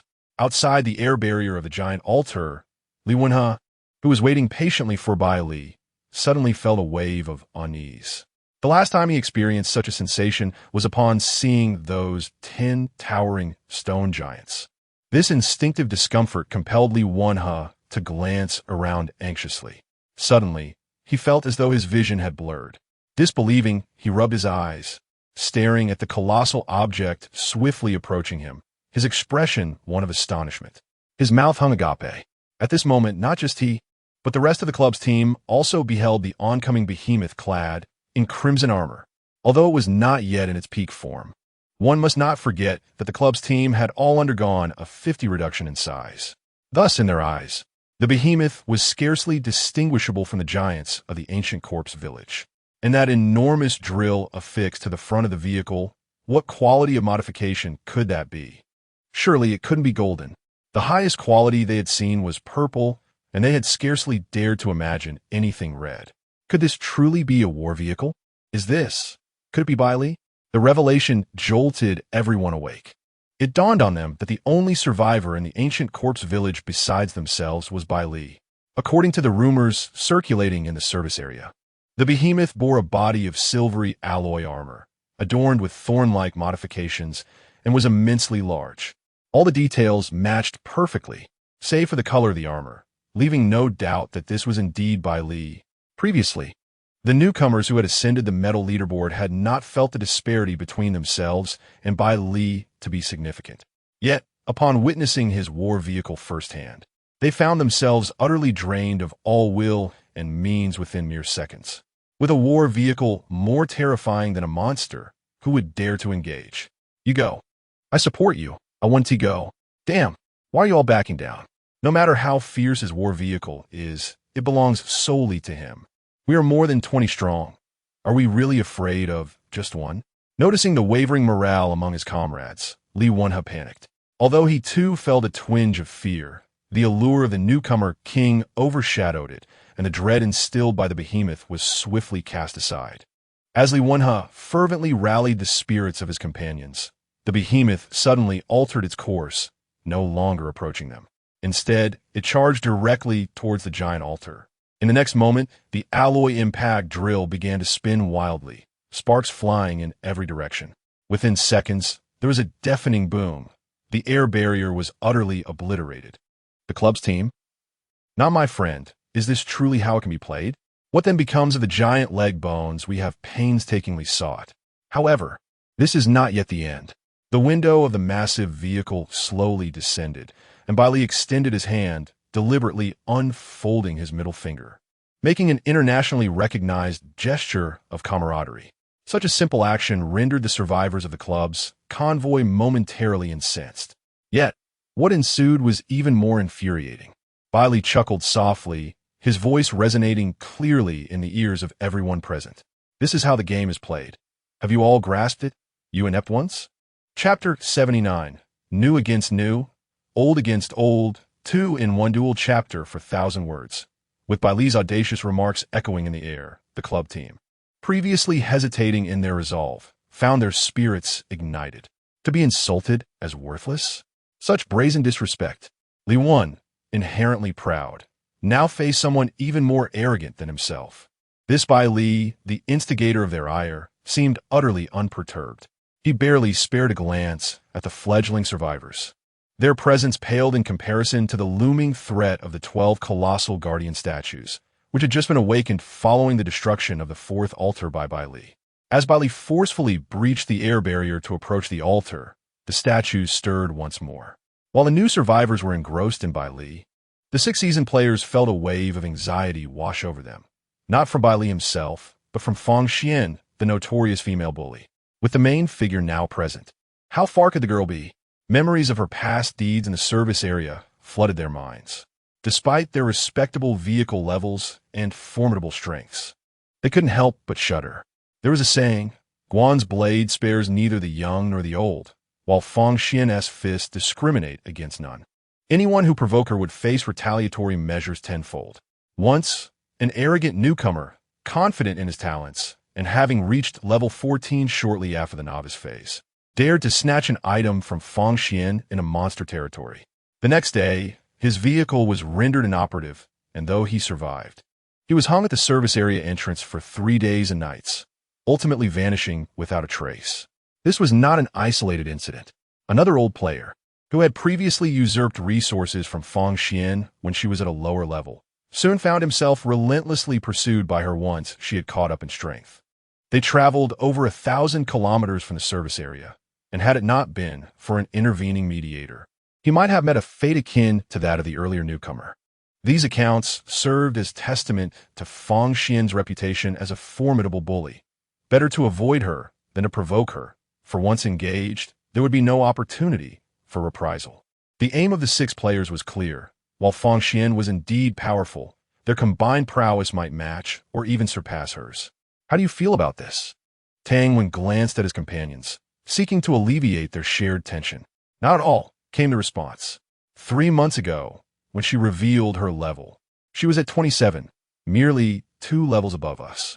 Surely, she couldn't have breached the 6th level lock in such a short span? Indeed, the others nodded in agreement, deeming such a leap improbable.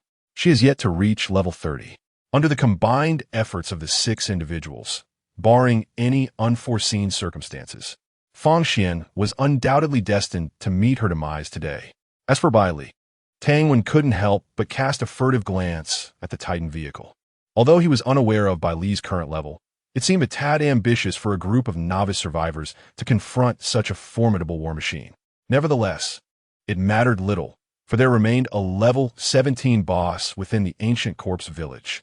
Once Fang Xian fell, they could easily leverage the ancient corpse to vanquish Bai Li, but thoughts of that were interrupted. She was approaching. Fu Jiaxia suddenly spoke, redirecting everyone's attention. Following his gesture, an off-road vehicle emerged from the swirling dust, entering their line of sight. A familiar war machine. Before the 6 could further reminisce, a machine gun suddenly appeared atop the vehicle. Goodness, this woman showed no regard for martial ethics. As a machine gun aimed at them, all 6 were drenched in cold sweat, their hair standing on end. They scrambled back to their own vehicle. At that moment, Fang Xian launched her assault. Flames erupted from the gun barrel. The firepower was even more ferocious than the Gatling gun mounted on the Titan, unleashing a torrent of bullets in an instant. A direct barrage. Alas, among the seasoned players, one lagged behind, and a bullet pierced through his leg, blood gushing forth.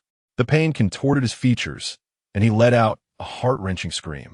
Fortunately, he managed to return to the vehicle in the nick of time, narrowly escaping calamity. However, the next volley of bullets was aimed at their vehicle. Under attack. Vehicle durability -90. Under attack. Vehicle durability -110. Under attack. Vehicle durability -80. Under attack. Vehicle durability -105.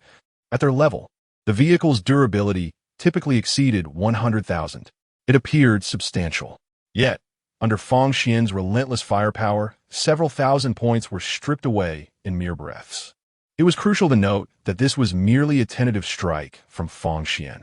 Meanwhile, the novices observed the scene unfold. Upon witnessing the machine gun, a collective gasp echoed in their hearts. Such a potent firearm, if directed at them, would surely reduce both them and their vehicle to mere shreds in an instant. Fortunately, their adversaries lacked such terrifying weaponry. The group shifted their gaze to Bai Li's Titan. Bai Li seemed utterly disinterested in them, focusing entirely on the 12 colossal guardians.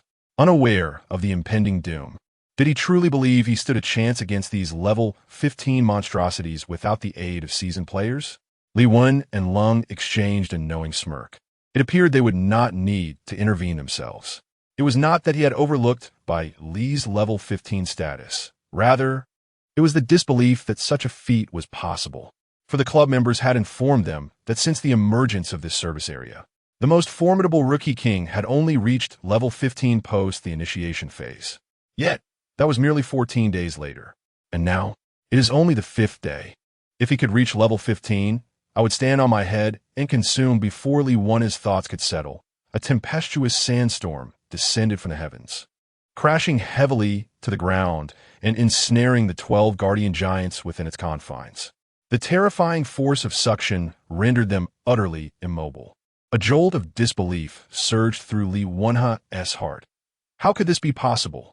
Within the cockpit of the 100-ton king, Bai Li affectionately patted the head of yellow sand, exclaiming, "Well done.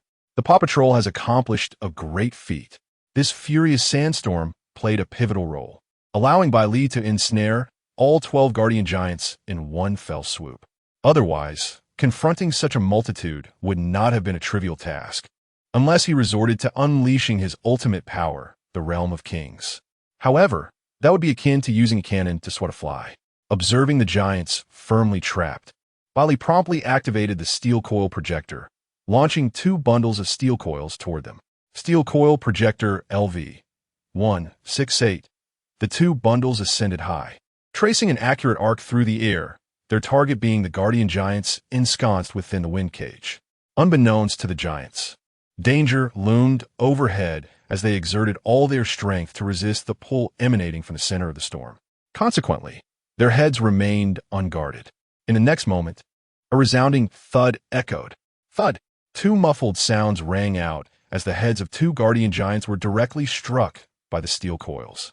The 40-ton coils, hurled from the projector, descended upon them as mercilessly as a brick falling from the 20th floor upon an unsuspecting individual, leaving no chance for survival.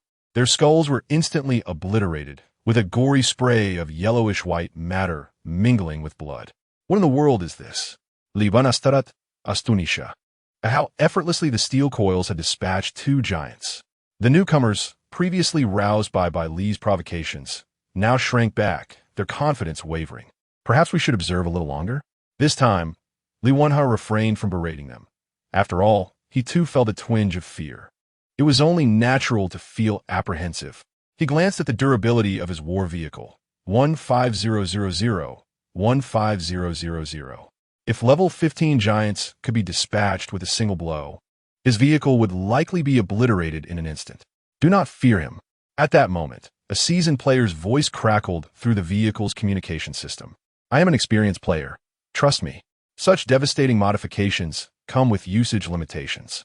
It is highly probable that after firing those 2 shots, you will have to wait until tomorrow to use it again. While he currently lacks offensive capabilities, you must proceed to destroy the giant altar. Let's restore our performance. Under Fang Xian's suppressive fire, the veteran players felt considerable pressure. They could hardly concern themselves with whether the newcomers could compete. It was essential to make an attempt. Lv.1 took a deep breath. Did you all hear that? Bai Li has essentially revealed his trump card. At present, he poses little threat. We merely need to adhere to our original plan. This plan entails a strategy of overwhelming numbers. The newcomers are somewhat anxious.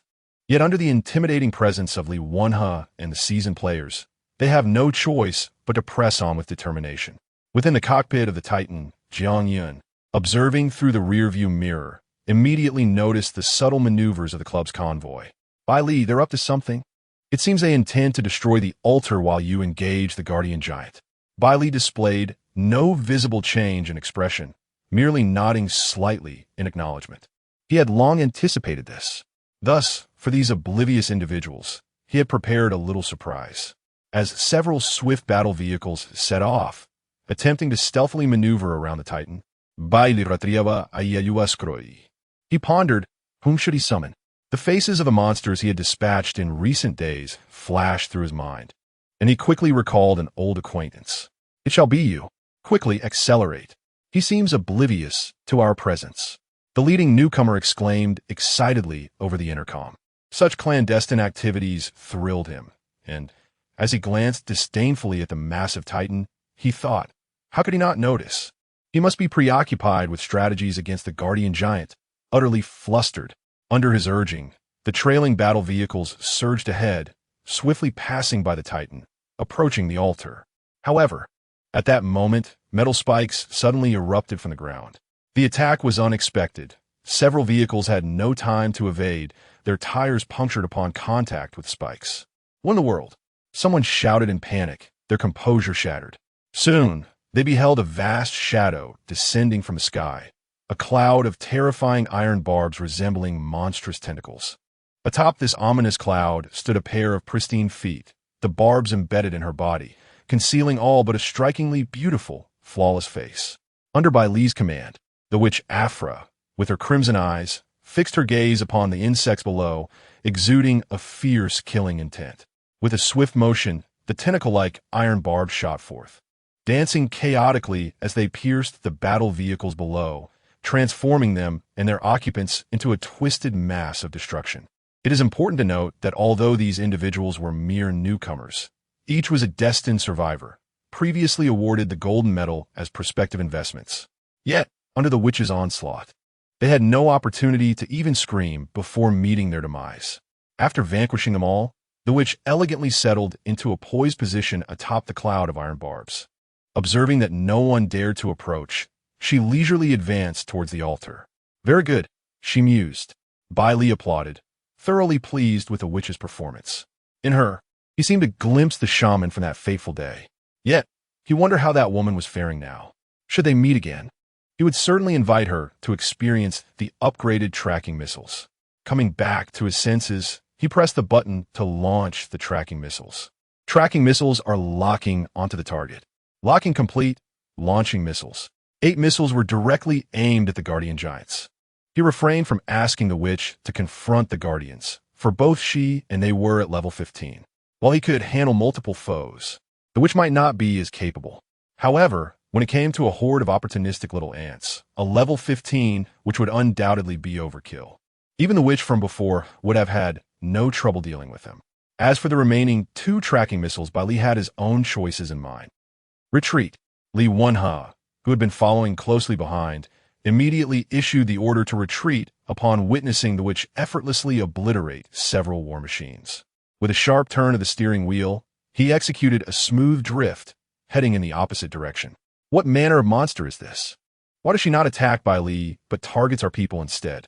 Lv.1 was on the verge of a breakdown. Just as their plans were nearing fruition, an unexpected roadblock had emerged. This creature was clearly not from the ancient corpse village, yet had appeared here, seemingly oblivious to Bai Li's presence. Could it be that this was another of his creations? Was he capable of controlling monsters? Lv.1 was baffled, continually glancing into the rearview mirror to see if the creature was pursuing them. Fortunately, it seemed that the monster had no intention of chasing them down. However, while observing the creature, he suddenly noticed, through the rearview mirror, 2 cannon barrels protruding from the top of the 100-ton King vehicle. After unleashing 8 missiles at the guardian giants, the barrels gradually turned towards his direction. Chapter 80. Total Annihilation. As Lv.1's gaze met the 2 ominous black barrels, his heart sank heavily. A foreboding sensation crept into his mind. In the next instant, he witnessed the cannons roar, unleashing 2 missiles.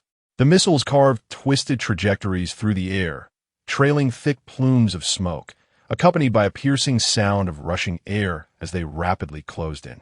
My goodness! Lv.1 gasped, his breath quickening significantly. His heart raced uncontrollably, and his mind went blank. How could this be? Why did Bai Li's battle vehicle possess such terrifying weaponry? That seasoned player named Feng Xian only had a machine gun. A blend of fear and confusion momentarily paralyzed Lv.1's thoughts. However, the speed of the tracking missiles was astonishing, almost reaching him in the blink of an eye. Finally, he regained his senses, trembling in fright. Instinctively, he slammed the accelerator, propelling his supercar forward in a desperate escape. No, don't come any closer. Lv.1 completely lost his composure, unable to fathom the catastrophic consequences that would ensue if his fragile vehicle were struck by such a weapon. A fierce survival instinct surged within him. Yet in the face of the modified tracking missiles, all means of escape proved futile. Lv.1 disregarded whether other vehicles were ahead of him, crashing into several along the way. What madness is this? One car nearly flipped over as he narrowly avoided a collision, and the survivors aboard erupted in curses, having barely glimpsed their assailant.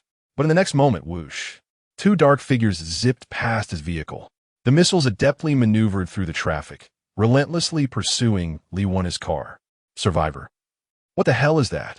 The onlookers were dumbfounded, witnessing the missiles close the gap between themselves and Lv.1's vehicle. 50 meters, 30 meters, 10 meters. They had caught up. Boom! The deafening explosion instantly filled everyone's ears, sending shivers down their spines. A colossal mushroom cloud erupted into the sky, swiftly followed by a terrifying shockwave that spread outward. All vehicles, nearly 1 fell victim to the blast, with those rated at level 10 reduced to mere debris scattered across the ground. Even the survivors aboard those vehicles were not spared. A few who miraculously survived the initial explosion met their end in the ensuing inferno ignited by the tracking missiles. In an instant, cries and wails echoed incessantly. The once 20-strong convoy was reduced to a mere 6 individuals by the twin tracking missiles. Scrapped war machines dropped 6,000 pieces of wood, 900 metal scraps, and 300 star cores. Scrapped war machines dropped 5,000 pieces of wood, 700 metal scraps, and 200 star cores. Defeated the guardian giant. Dropped a purple essence and a giant leg bone. Defeated. Strategic reserves passive, automatically collected into reserve space. Inside the cockpit of the Titan King.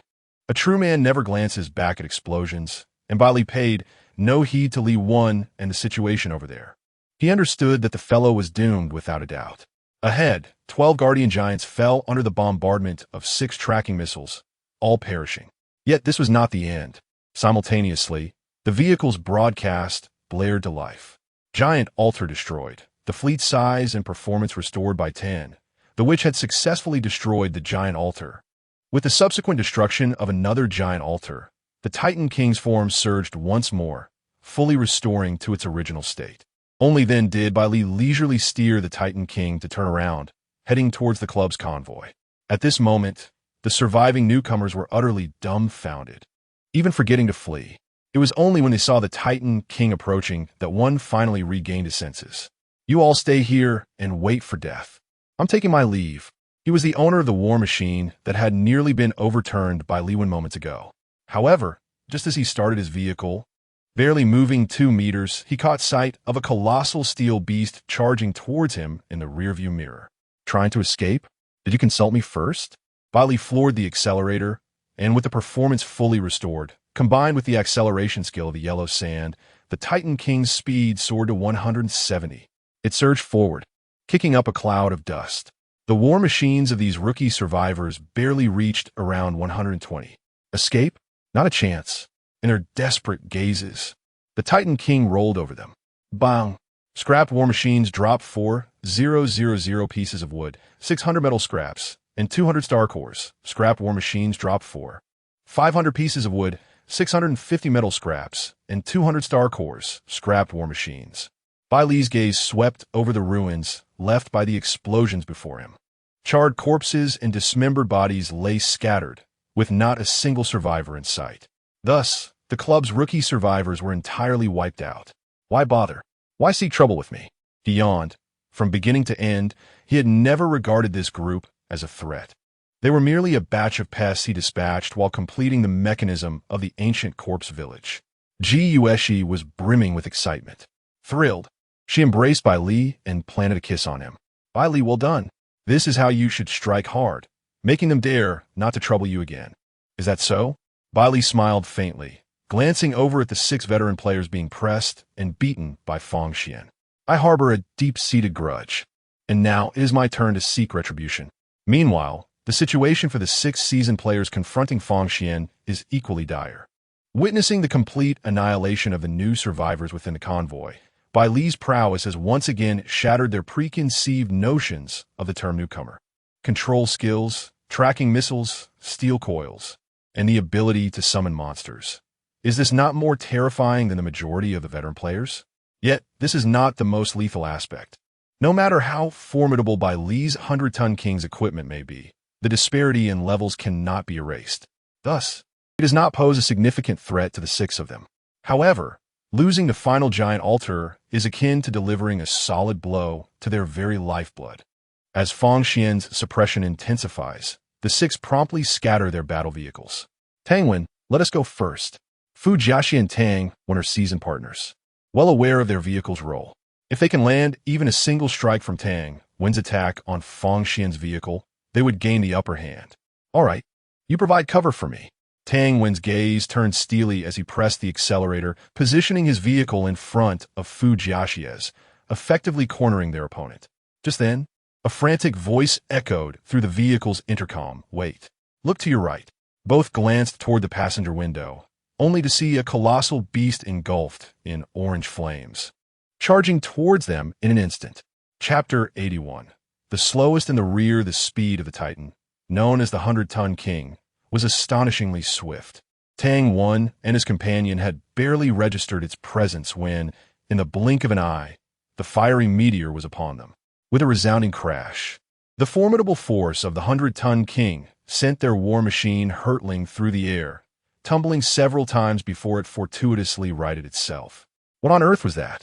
Tang Wen exclaimed from the driver's seat, clutching his head after colliding with the steering wheel, a dull ache pulsing at his forehead.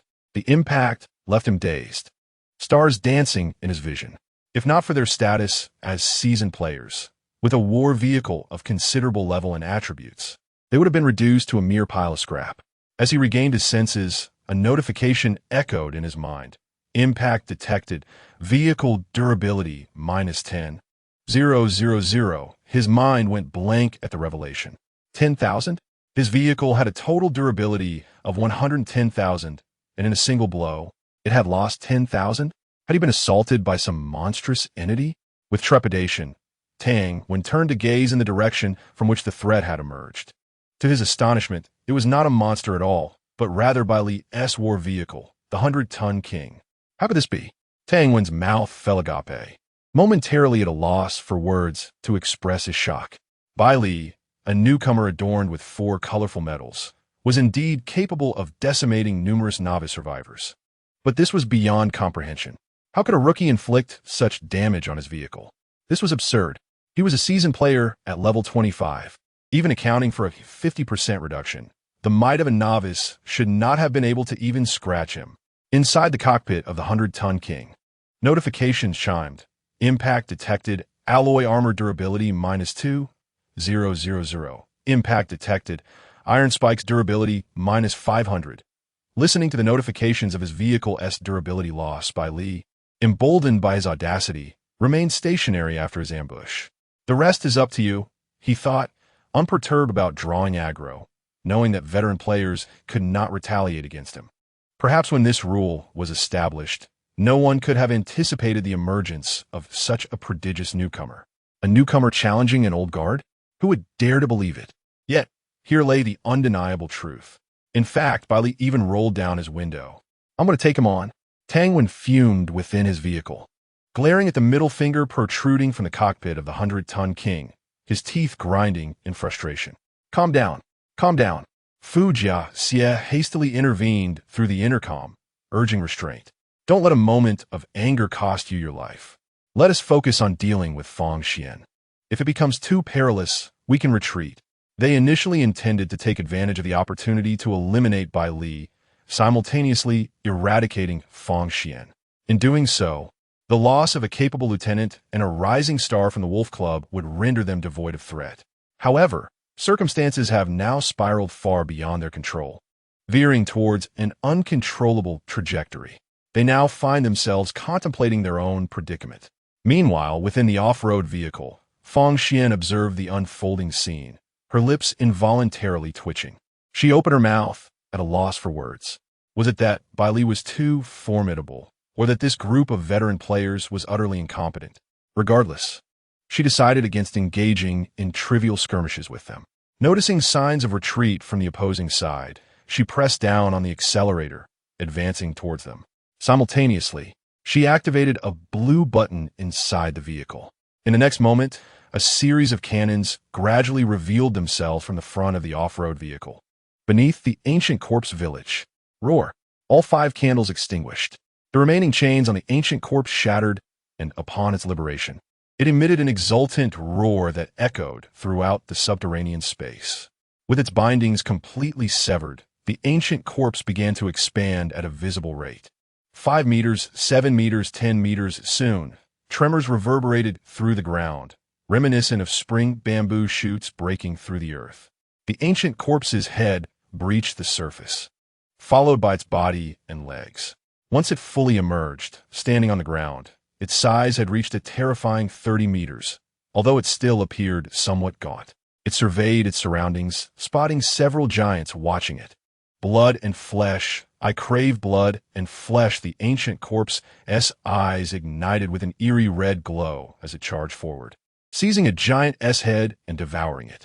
With each morsel consumed, its body gradually filled out, after transforming the giants into sustenance for its regeneration. The ancient corpse suddenly turned its gaze towards Bai Li and his companions. After a few moments of intense scrutiny, the red glow in its eyes intensified, radiating menace. Blood and flesh. I require more blood and flesh. A low growl emanated from its throat as it began to move. Boom! Boom! Boom! The sound of cannon fire was deafening. Fang Xian, as if possessed by fury, piloted the off-road vehicle in pursuit of the 6 opponents. What on earth? Did she have this modification before? Tang Wen frantically dodged the barrage of cannon fire, filled with dread. The others felt the same. In their recollections, Fang Xian had never utilized this modification.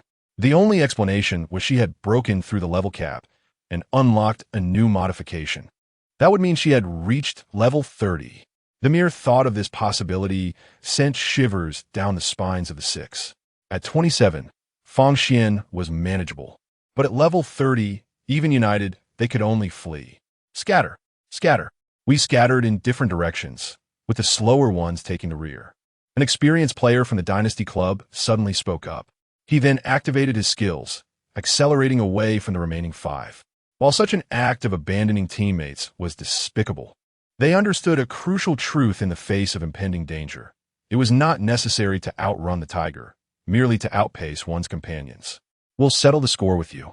Dynasty, when we return to the service area. Tang Wen gritted his teeth, also intending to use his skills to flee. However, in the next moment, a shadow unexpectedly appeared before him, startling him. Fang Xian had somehow teleported, sitting within her war vehicle. She looked disdainfully at the 6 who had been forced to a halt. Surely, no one was unaware that upon reaching level 30, 2 rewards would be unlocked. Chapter 82. Prepare to welcome the realm of my king. Upon surpassing the level lock, she unlocked a skill and an enhancement, both of golden quality. The enhancement was the formidable array of cannons mounted on her war chariot, boasting high damage and abundant ammunition. The skill, on the other hand, was the teleportation she now wielded. After halting the 6 opponents, Fang Xian granted them no opportunity to react, launching her attack directly. 2 rows of serrated blades emerged swiftly from the sides of her off-road vehicle, whirling with astonishing speed. Fang Xian executed the teleportation skill once again, her chariot flashing to the side of the individual amidst the mountains and seas. The terrifyingly lethal blades mercilessly sliced through his vehicle, sending sparks flying. In the blink of an eye, they carved a deep gash into his chariot, causing its durability to plummet by 50,000. This exemplified the stark disparity in power between different level locks. For Fang Xian, battling them was akin to child's play. Meanwhile, Bai Li was seated in the cockpit of the Titan, observing the unfolding spectacle. Suddenly, he felt the ground tremble violently beneath him. "Is there an earthquake, Brother Bai Li?" Jiang Yun, unsteady within the vehicle, was momentarily disoriented by the bouncing. Oh dear, it seemed the focus had shifted. Bai Li felt a stirring within him and glanced into the rearview mirror. A towering figure loomed into view. The skin of the ancient corpse had begun to peel away, revealing fibrous muscle beneath, with patches of decay adorned with white hair. Its appearance was exceedingly bizarre and repulsive. The boss of the ancient corpse village had arrived. As Bai Li calmly explained the situation, he activated the Titan, pressing the accelerator and steering towards the approaching ancient corpse. Though it was their first encounter, the creature's grotesque visage made its identity as the local boss unmistakable. Blood and flesh, blood and flesh. The ancient corpse incessantly repeated these words. Upon spotting the Titan, its eyes suddenly gleamed with excitement. Blood and flesh. It bellowed, as if it had discovered its long-desired prey, sprinting towards them with alarming speed. "Hold tight," Bai Li said, casting a glance at Jiang Yun, who was cradling the ball. He had no intention of retreating before the level 17 ancient corpse. While other novice survivors might choose to withdraw temporarily, for Bai Li to evade the spotlight, I perceive you have never encountered a speed bump. He promptly activated the skill's eruption assault and blazing flames. The Titan's tires screeched against the ground. Orange flames erupted fiercely from the vehicle. Buzz! The alloy impact drill was also engaged. This was Bai Li's gift to the ancient corpse boss. The Titan surged forth, barreling towards the ancient corpse. With a sickening sound, the ancient corpse, ultimately just flesh and blood, had one of its legs pierced through by the alloy drill, leaving a gory hole. Yet, unlike a giant, the ancient corpse appeared devoid of pain. It merely glanced down at the wound before swiftly reaching out, attempting to seize the Titan. Do not be deceived by the imposing stature of the Titan. It is remarkably agile, effortlessly evading the ancient corpse's onslaught. In the face of defeat, the ancient corpse exhibits no anger, instead retaliating with an astonishingly swift punch, showcasing a speed that belies its massive form. The impact resounded as the Titan absorbed the blow, leaving a deep imprint on its crimson alloy armor. The entire vehicle shuddered violently, causing the ground beneath to sink slightly. Damage taken. Alloy armor durability minus 5,000. Damage taken. Iron spikes durability minus 1,000. With the counterattack from the iron spikes, the ancient corpse's fist bore several deep wounds, blood gushing forth like a spring. Yet, it felt no pain and remained indifferent to its injuries, assuming a battle stance, poised to continue its assault. Such formidable strength. A flicker of concern crossed Ji Yueshi's beautiful eyes. The ancient corpse, devoid of pain, possessed immense power and remarkable speed, truly a hexagonal warrior. At this moment, Bai Li's expression grew serious. The alloy armor's durability now dwindled to merely 20,000. Although the Titan's own durability had not diminished, he was reluctant to lose this prized equipment. Therefore, prepare to embrace my realm of kings. Meanwhile, Fang Xian had dispatched 2 veteran players from the Mountain and Sea Club, rendering their armored vehicle inoperative. The remaining 4, finding their path obstructed by Fang Xian, were forced to retreat. When had this female tyrant reached level 30? Why had the club received no information whatsoever? Were the intelligence team members utterly inept? Tang Wen's mindset had completely unraveled. From the initial confidence he had harbored, he now felt like a hunted animal, fleeing in despair. His heart shattered. At that moment, Tang Wen spotted Bai Li engaged in combat with the ancient corpse ahead. After a few moments of contemplation, a steely resolve filled his gaze. "If you refuse to spare me, I shall ensure the demise of the newcomer you brought, and we shall perish together." Resolute, Tang Wen activated his acceleration skill, charging directly towards Bai Li's location. "You wish for mutual destruction? Not on my watch." Fang Xian noticed Tang Wen's covert maneuver, her previously playful demeanor shifting to one of seriousness. Just as she prepared to employ her teleportation skill to prioritize eliminating Tang Wen, an astounding sight unfolded before her. A straight pathway unfurled beneath the Titan's tires, resembling a carpet being laid out, continuously extending. As the national highway materialized beneath the ancient corpse's feet, It was instantly engulfed, the colossal 30-meter figure vanishing into thin air. But that was not the end. The accelerated Tang maneuvered his vehicle onto the newly formed highway. Before he could comprehend what had transpired, his vision blurred, and in the next instant, he found himself in an unfamiliar world. Once the ancient corpse and Tang were drawn into the domain of the king.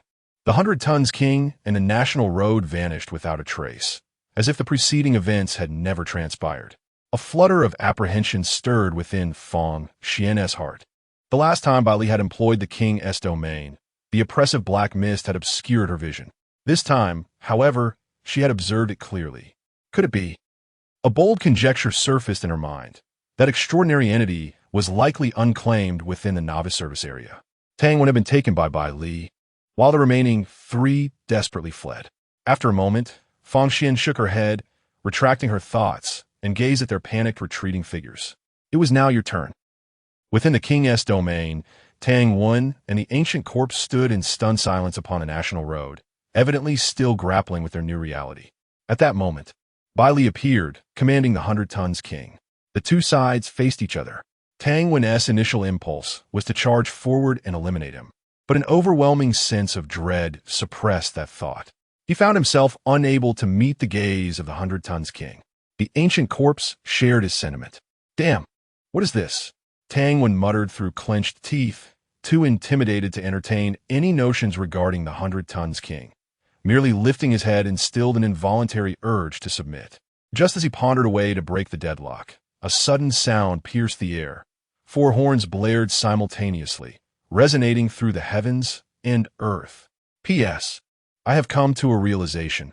I must write fervently, for romance will only hinder my writing speed. Chapter 83. The fusion of giant bones. Has the alloy armor mutated? In the realm of kings, the sight of the 4 monarchs appearing together manifested once more.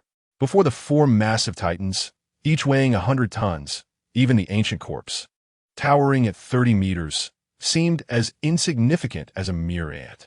As for Tang 1, his trepidation was palpable. Upon witnessing the 4 kings converge, his heart sank. Warning! Warning! Warning! Severe threat detected. A cacophony of urgent alarms erupted within the battle vehicle, only to be swiftly replaced by a torrent of garbled static. This was a purple upgrade he had unlocked at level 20, which he subsequently depleted his savings to enhance to gold using numerous essence shards.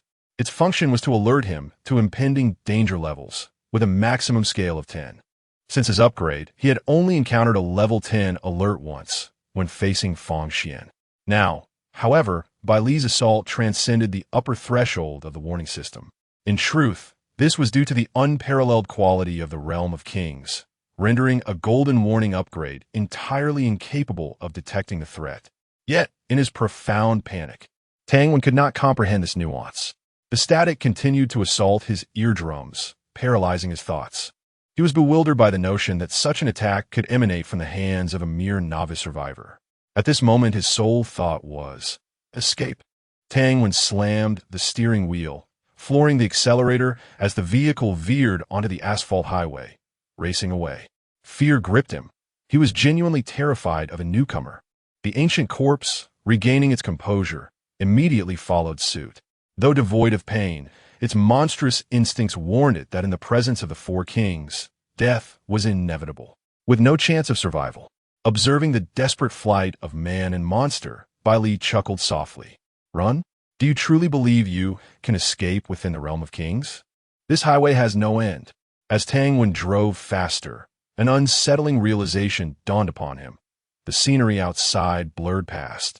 Yet the distance between him and the 100-ton kings remained unchanged. What in the world was this place?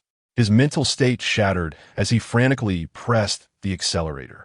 At that moment, Bai Li noted that the cooldown for his burst assault skill had concluded and unleashed it. With a piercing honk, the 400-ton titans charged forward at a terrifying speed. On the highway, Tang 1 and the ancient corpse found no refuge, helplessly witnessing the unfolding scene. Boom! The 30-meter frame of the ancient corpse was utterly obliterated. Tang 1's battle vehicle, however, was not destroyed. Instead, it was hurled several meters away, tumbling across the ground multiple times. The point of impact bore a deep dent, and the vehicle appeared as though it had endured severe torment, nearing the brink of total ruin. Severe damage sustained. Vehicle durability minus 60,000. Inside, the warning lights blared ominously. Tang Wen's fate remained uncertain. Bai Li sat in the driver's seat of the Titan, casting a glance at the energy of the realm of kings. After entering the ancient corpse village, he had already slain numerous monsters, replenishing his energy to a remarkable 97. However, this time, perhaps due to the addition of Tang Wen, the consumption was particularly substantial. Bai Li promptly deactivated the realm of kings. Although he only defeated the ancient corpses and was unable to capture Tang Wen, he was quite content with the outcome. After all, the opponent was an experienced player of level 25, yet was left utterly defenseless against the collision of 4 kings within the realm. The intensity had far exceeded expectations, considering that the Titan was merely at level 16. As the realm of kings faded away, the national highway vanished, and Tang, when along with his war chariot, returned to the ancient corpse village. Monster slain. Ancient corpse dropped 1 golden essence, a pair of giant bones, and 1 giant heart. Strategic reserve passive, automatically stored in reserve space. Upon emerging, Bai Li received a notification regarding the monster's drops. The giant bones and heart. Could they potentially serve a purpose akin to the giant leg bones? If they were indeed meant for war chariot modifications, this expedition to the ancient corpse village would yield little for him, considering he was still oblivious to the modification process. Bai Li examined the information on the 2 materials. Giant bones, gold, can be used for war chariot modifications. Giant heart, gold, can be used for war chariot modifications. Bai Li. It seems that what one thinks about may indeed come to fruition. Just as he felt a twinge of disappointment, a new notification appeared, triggering hidden effect of the alloy armor red modification. Fusion. Detected items for fusion. Giant bones, gold. Would you like to fuse immediately? Bai Li was momentarily taken aback. The last time fusion occurred was after defeating the tyrant in Raccoon Town, resulting in the acquisition of 2 weapons that significantly enhanced the tracking missiles and Gatling gun. That instance involved only purple quality items. What then? Would a golden quality giant bones yield? Since he was still uncertain about the purpose of modifications, it would be prudent to strengthen the alloy armor. After all, it was a red modification piece. With that thought, Bai Li decisively opted for fusion. In the next moment, the giant bones vanished from his reserve space. Not long after, he received another notification. Fusion successful. Alloy armor, red durability increased to 110,000, unlocking flesh and blood effect. Flesh and blood, derived from the ancient corpse giant. Slaying monsters will automatically extract the source of flesh and blood, restoring a portion of durability to the alloy armor. Current durability of alloy armor, 110,000, 110,000. This fusion entirely restored the durability of the alloy armor, raising its limit by 10,000. Though not a significant increase, Bai Li was far more thrilled by the newly acquired flesh and blood special effect. With this, he would no longer have to worry about the durability of his armor. Bai Li felt a sense of reassurance within. Ever since he commandeered the Titan, his approach had been characterized by a bold recklessness. Monsters? Charge. Enemies? Charge. Under the approach where everything serves as a speed bump, the journey has indeed been remarkably smooth, yet the toll taken has been considerable. At times, he finds himself anxious about the durability running low. The disappearance of the alloy armor, which possesses conceptual capabilities, would undoubtedly be a source of great distress. Even though it would leave behind a red essence, no other modification could possibly match its caliber. However, such concerns have now dissipated entirely. After the notification vanished, Bai Li suddenly perceived some faint, unusual sounds emanating from the chassis of the tonnage vehicle. Bai Li, how are you faring over there? Came Fang Xian's voice through the car's communication system. I have dealt with them all. By the way, Tang Wen is not dead yet, but he is close. You should come over. He replied briefly and then exited the vehicle. As Fang Xian approached to handle Tang Wen, she would also take a moment to assess the situation with the tonnage vehicle. The moment he stepped out of the car, Bai Li stood in disbelief, his feet frozen to the ground as he beheld the scene before him. Bai Li, go, what has transpired? The three women in the vehicle gazed at him, puzzled by the sudden change in his expression. After a lengthy pause, Bai Li, with an odd look in his eyes and a hint of hesitation, finally responded, "I suggest you refrain from looking. It appears that after merging with the giant skeletal structure, the alloy armor has mutated." Chapter 84. The Final Struggle. Tang, one becomes a fool prior to this moment.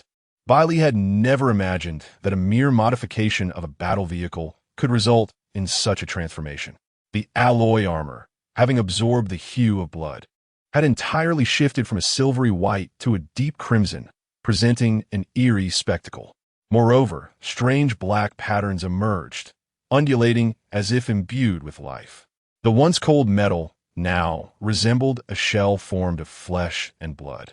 Despite Bai Li's prior warnings, the three women could not quell their curiosity and descended from the vehicle. Upon witnessing this scene, they were momentarily paralyzed, a multitude of goosebumps rising on their skin. Is this truly the same layer of armor? Jiang Yin was taken aback. She yearned to reach out and touch it, but after the colossal wheels of the 100-ton king had grown larger following 2 assaults, they towered over her considerably. Bai Li stepped forward, climbed onto the footrest, and prodded the alloy armor. It remained as unyielding as ever, indicating that the changes were merely superficial. He breathed a sigh of relief. As long as it retained its hardness and had not been diminished, he was content. Furthermore, upon closer inspection, it appeared oddly striking, albeit with an unsettling allure. Bai Li, what on earth is going on? Why has the armor suddenly transformed like this? Ji Yueshi tugged at Bai Li's sleeve, her eyes brimming with curiosity. Bai Li playfully pinched her tender cheek and replied, "Because my 100-ton king has a taste for human flesh." Rather than being disconcerted by his morbid humor, Ji Yueshi's expression shifted subtly as she leaned closer, whispering, "Bai Li, would you, perchance, consume a human? If so, could you?"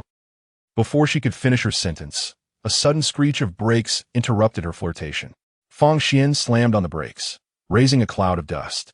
Once stabilized, she gracefully alighted from the vehicle, her long legs striding forward.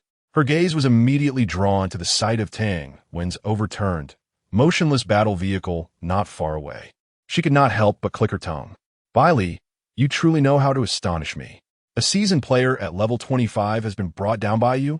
Although she had surmised the outcome once the domain of kings was activated, witnessing the scene firsthand still left her in awe.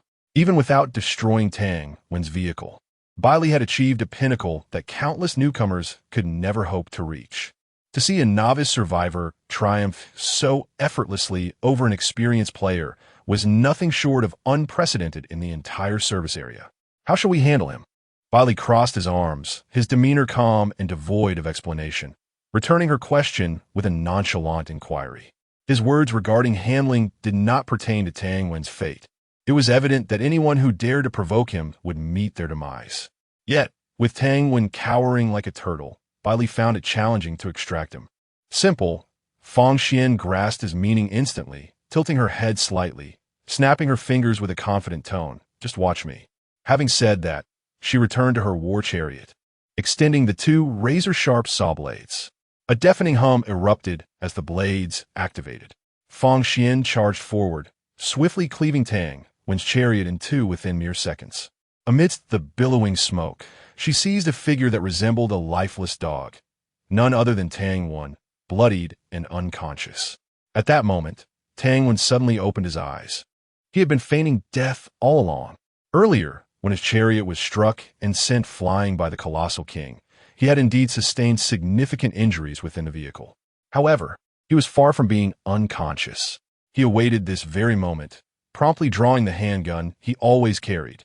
Yet, his aim was not directed at Fang Xian, but at Bai Li. Faced with the menacing barrel of the gun, Bai Li neither flinched nor avoided it, his expression remaining unchanged as he calmly drew his own standard-issue pistol. Observing Bai Li's composed demeanor, Tang Wen felt a surge of urgency. "Let us see how you escape this." Cursed be this turn of events. Fang Xian panicked instantly, crushing Tang Wen's hand that gripped the gun with her foot. Still, the bullet was fired. Bang, bang, bang. Both sides discharged bullets simultaneously. Tang Wen fired a single shot, aimed at Bai Li's brow. while Bai Li unleashed a barrage from his emptied magazine. Bai Li. In that instant, the nearest Gushi gasped. Her immediate reaction to rush forward in an attempt to shield Bai Li, only to be forcefully pushed back by him. The hail of bullets struck Tang Wen's body, leaving numerous bloody wounds. Coupled with the excruciating pain from his severed hand, his expression twisted, yet his eyes gleamed with exhilaration. Bai Li, this time you are surely doomed. Tang Wen's formidable attributes allowed him to endure despite the multiple gunshot wounds. He needed to witness Bai Li's demise with his own eyes. Otherwise, he would die with regret.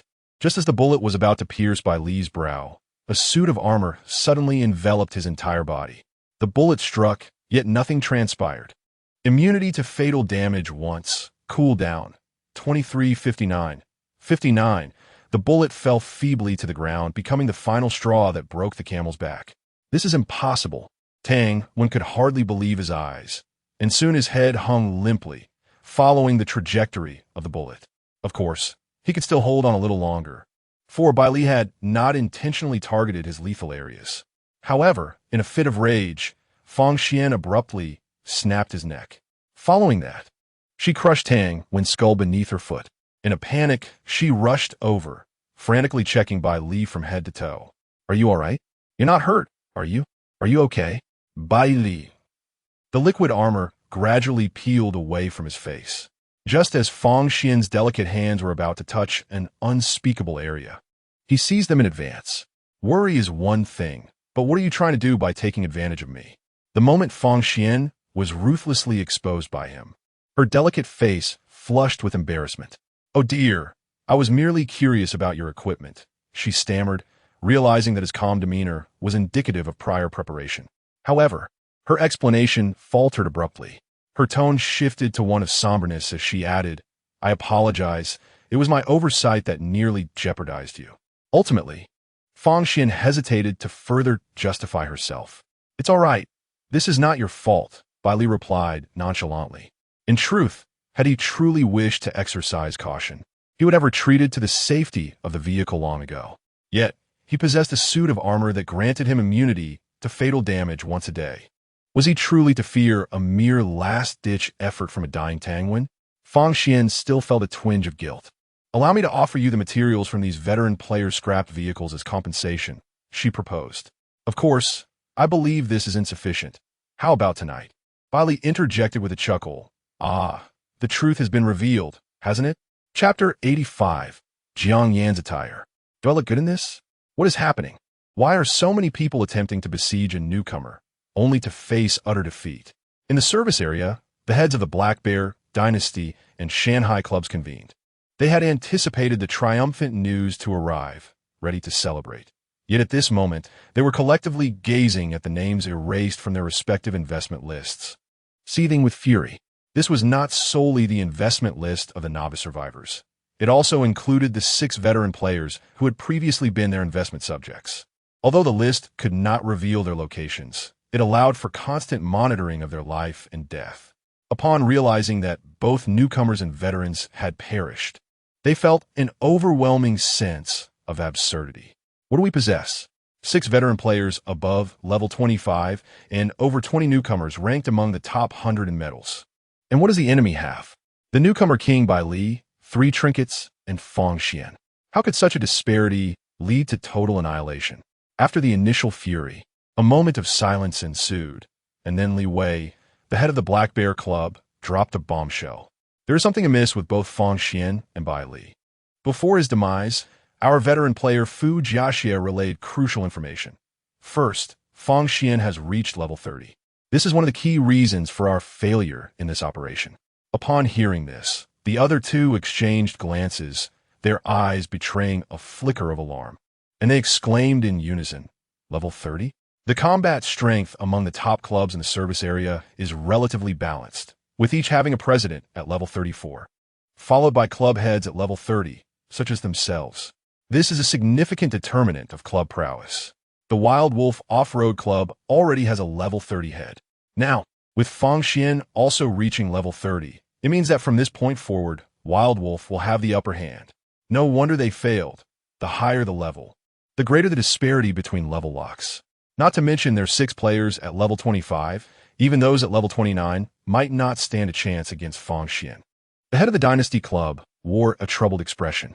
They had merely intended to eliminate a newcomer king, yet now they were confronted with such explosive news. At that moment, the head of Shanghai regained his composure and suddenly spoke up. What about Bai Li? What issues does he present? Regarding Bai Li, Li Wei rubbed his temples, feeling a headache coming on as he broached the subject.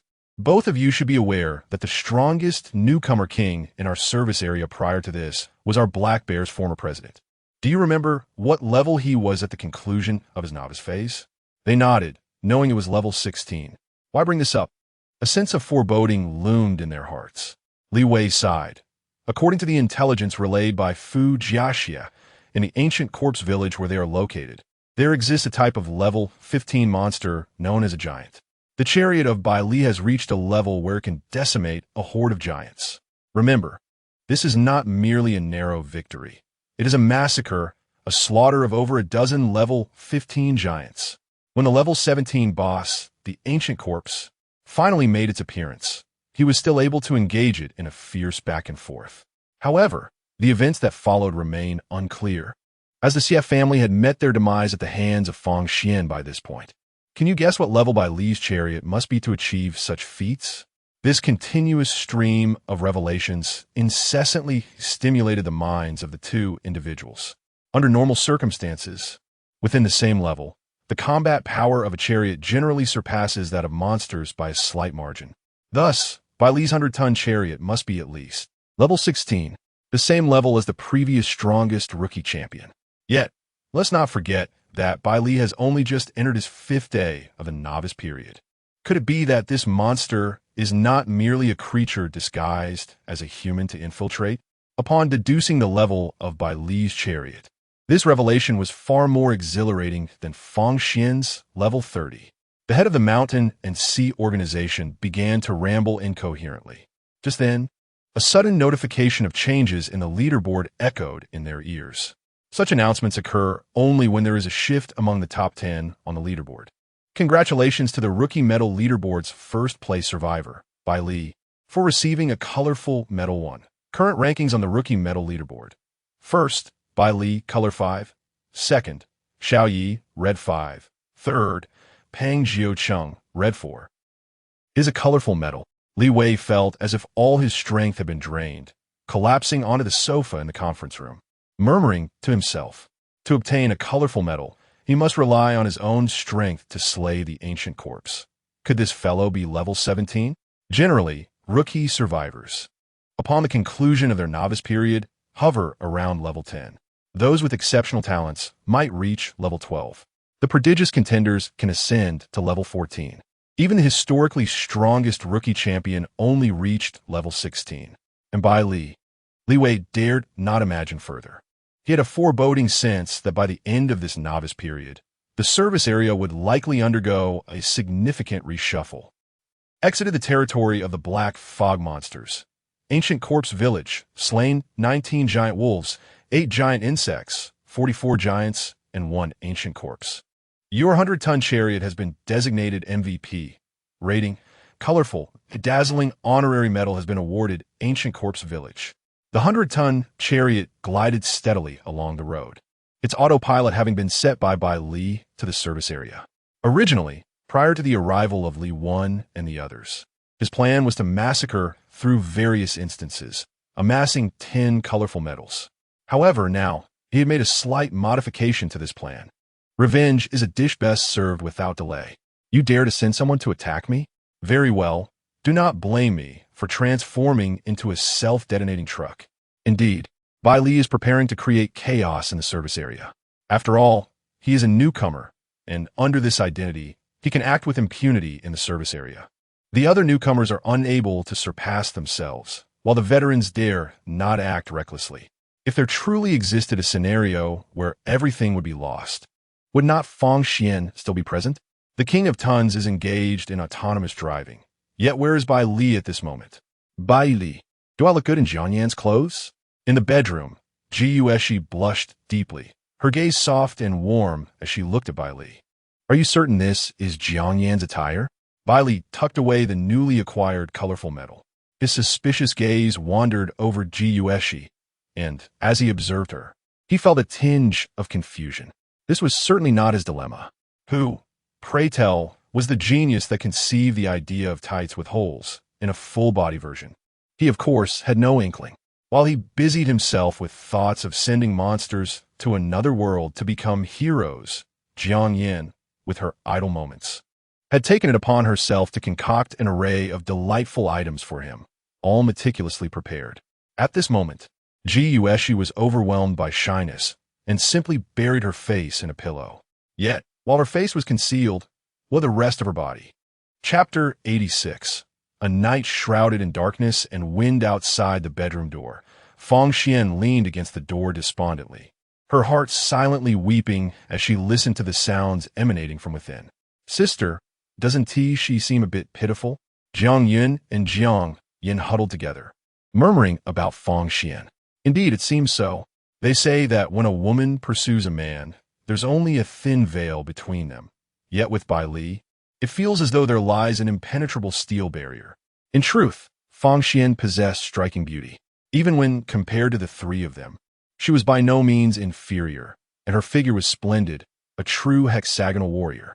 Yet, for reasons unbeknownst to her, the more proactive she became, the more elusive Bai Li appeared.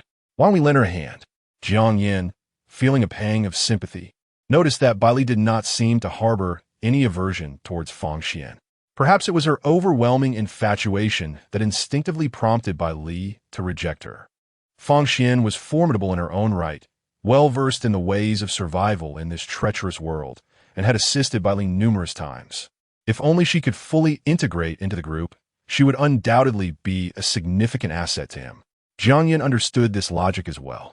Being the more outgoing one, she stood up and approached. Sister Xian. Startled by the sudden call, Fang Xian turned to see Jiang Yun tugging at her sleeve. What is it? Her mood was far from cheerful, and she had no desire to engage in conversation. Yet, out of courtesy, she responded, Do you wish to win over Brother Bai Li? Jiang Yun's words left Fang Xian momentarily speechless, taking a while to process. What do you mean? Are you willing to help me? With a playful smile, Jiang Yun grabbed her hand and said, Come with me, sister, I have my ways. Upon reaching Jiang Yin, Fang Xian's eyes sparkled with excitement. Are you truly willing to assist me? The reason behind her yearning for Bai Li was twofold. She had never experienced love throughout her life, and in the real world, she had reached an age where marriage was a topic of consideration. Bai Li, with his striking looks and physique, was undeniably appealing, and she had discovered his boundless potential. If she did not seize such a man soon, she would surely regret it for the rest of her life. However, lacking any experience in this realm, she had merely pursued him blindly, only to find that Bai Li seemed utterly uninterested. Never did she imagine that the women surrounding Bai Li would be willing to aid her. There is nothing to be unwilling about. Bai Li cannot be surrounded solely by us forever. Rather than engaging in internal strife, it is wiser to be open-minded. After all, we possess little strength, so we should do our part to assist him wherever possible. Since that fateful night, Jiang Yin had completely come to terms with this reality. Her gaze assessed Fang Xian from head to toe before she cleared her throat twice. Ahem, I believe I have discerned the root of your dilemma. Fang Xian's expression was one of confusion. What is my problem? Jiang Yin did not rush to respond. Instead, she produced a garment she had recently crafted. In stark contrast to Fang Xian's heavy leather jacket and long trousers, which enveloped her entirely, the new outfit was designed to accentuate rather than conceal. The outfit in Jiang Yan's hands was decidedly bolder. Upon unfolding the garment, Fang Xian's beautiful eyes were filled with astonishment, her cheeks rapidly flushed with a noticeable warmth. In mere seconds, a layer of crimson completely enveloped her. Could this attire truly be worn? It was a dress, yet, whose virtuous attire had a mere length of 15 centimeters. Jiang Yin cast her a sidelong glance. It was not intended for public display. It was, of course, meant for Bai Li's eyes only. However, it seemed rather premature to don it at this moment. After some deliberation, she rummaged through her collection and produced another dress. A one-piece ensemble. After much discussion, the two women finally convinced Fang Xian to try it on. Meanwhile, Neither of them noticed that the commotion in the bedroom had gradually subsided. Just as Fang Xian had finished changing, the bedroom door swung open. Their gazes intertwined. Bai Li rubbed his eyes, momentarily believing he had mistaken the identity of the person before him. Was this truly correct? Who was this enchanting beauty? The Fang Xian before him had shed her assertive attire, trading her leather jacket and trousers for a uniform short skirt. Her long, voluptuous legs were encased in black stockings, perhaps taut with nervousness. The upper garment was a white shirt belonging to Jiang Yin, which appeared somewhat snug on Fang Xian's figure. One button, unable to withstand the strain, flew off. While Fang Xian felt bashful, she was also quite pleased with Bai Li's reaction. Indeed, she still possessed charm, which had merely been dormant until now. Is it currently fashionable to wear Jiang Yan's clothes? Bai Li inquired, slightly bowing as he spoke while taking his place in the driver's seat. Gushi too, and Fang Xian shared the sentiment. Was this perhaps a part of their playful banter? As he drove, the speed of the vehicle was not particularly fast, yet they had been on the road for over an hour. At this moment, only 10 kilometers remained until the service area. Once Bai Li took over the driving, he did not immediately accelerate to maximum speed, mindful of the two inexperienced drivers trailing behind. Nevertheless, the convoy reached the service area in mere minutes. As he slowed down at the entrance, Bai Li's mind echoed with the prompt of his innate abilities. Wang experience points are full, current level. LV, 17 LV. 17, 095,000. Level lock broken. Vehicle durability. 80,000, 80,000. Speed, 150 kilometers. Weight, 200 tons. Level up 1 lottery chance gained. The thought of the impending lottery made Bai Li smile. Thus, he opted to use the lottery chance immediately rather than save it. Before long, a translucent wheel materialized before his eyes. Chun Fei and Huang Mao, you two amuse yourselves. Following me from now on may lead to complications. During the lottery draw, Bai Li took the opportunity to remind the racing duo through the in-car communication system. He is unafraid of newcomers and veteran players alike. However, these two are a different matter. He intends to stir up trouble and incite animosity. Should they continue to follow, the clubs may find themselves unable to take action against him, only to retaliate against them instead. Given their capabilities, they are unlikely to withstand such repercussions. All right, Brother Bai, we shall take our leave. Chun Fei understood this reasoning perfectly and promptly pulled Huang Mao away. As the conversation in the car concluded, Bai Li felt a fragrant breeze wafting from behind. Instinctively, he turned to see two round, luscious forms nearly colliding with his face. Fang Xian, still blushing, did not forget the matter at hand. Why not accompany me to Wild Wolf? I intend to unearth the traitor who exposed your whereabouts. At the mention of the traitor, the shyness in her eyes vanished, replaced by a glimmer of murderous intent. Bai Li glanced at the darkening sky outside the vehicle, which was nearing twilight.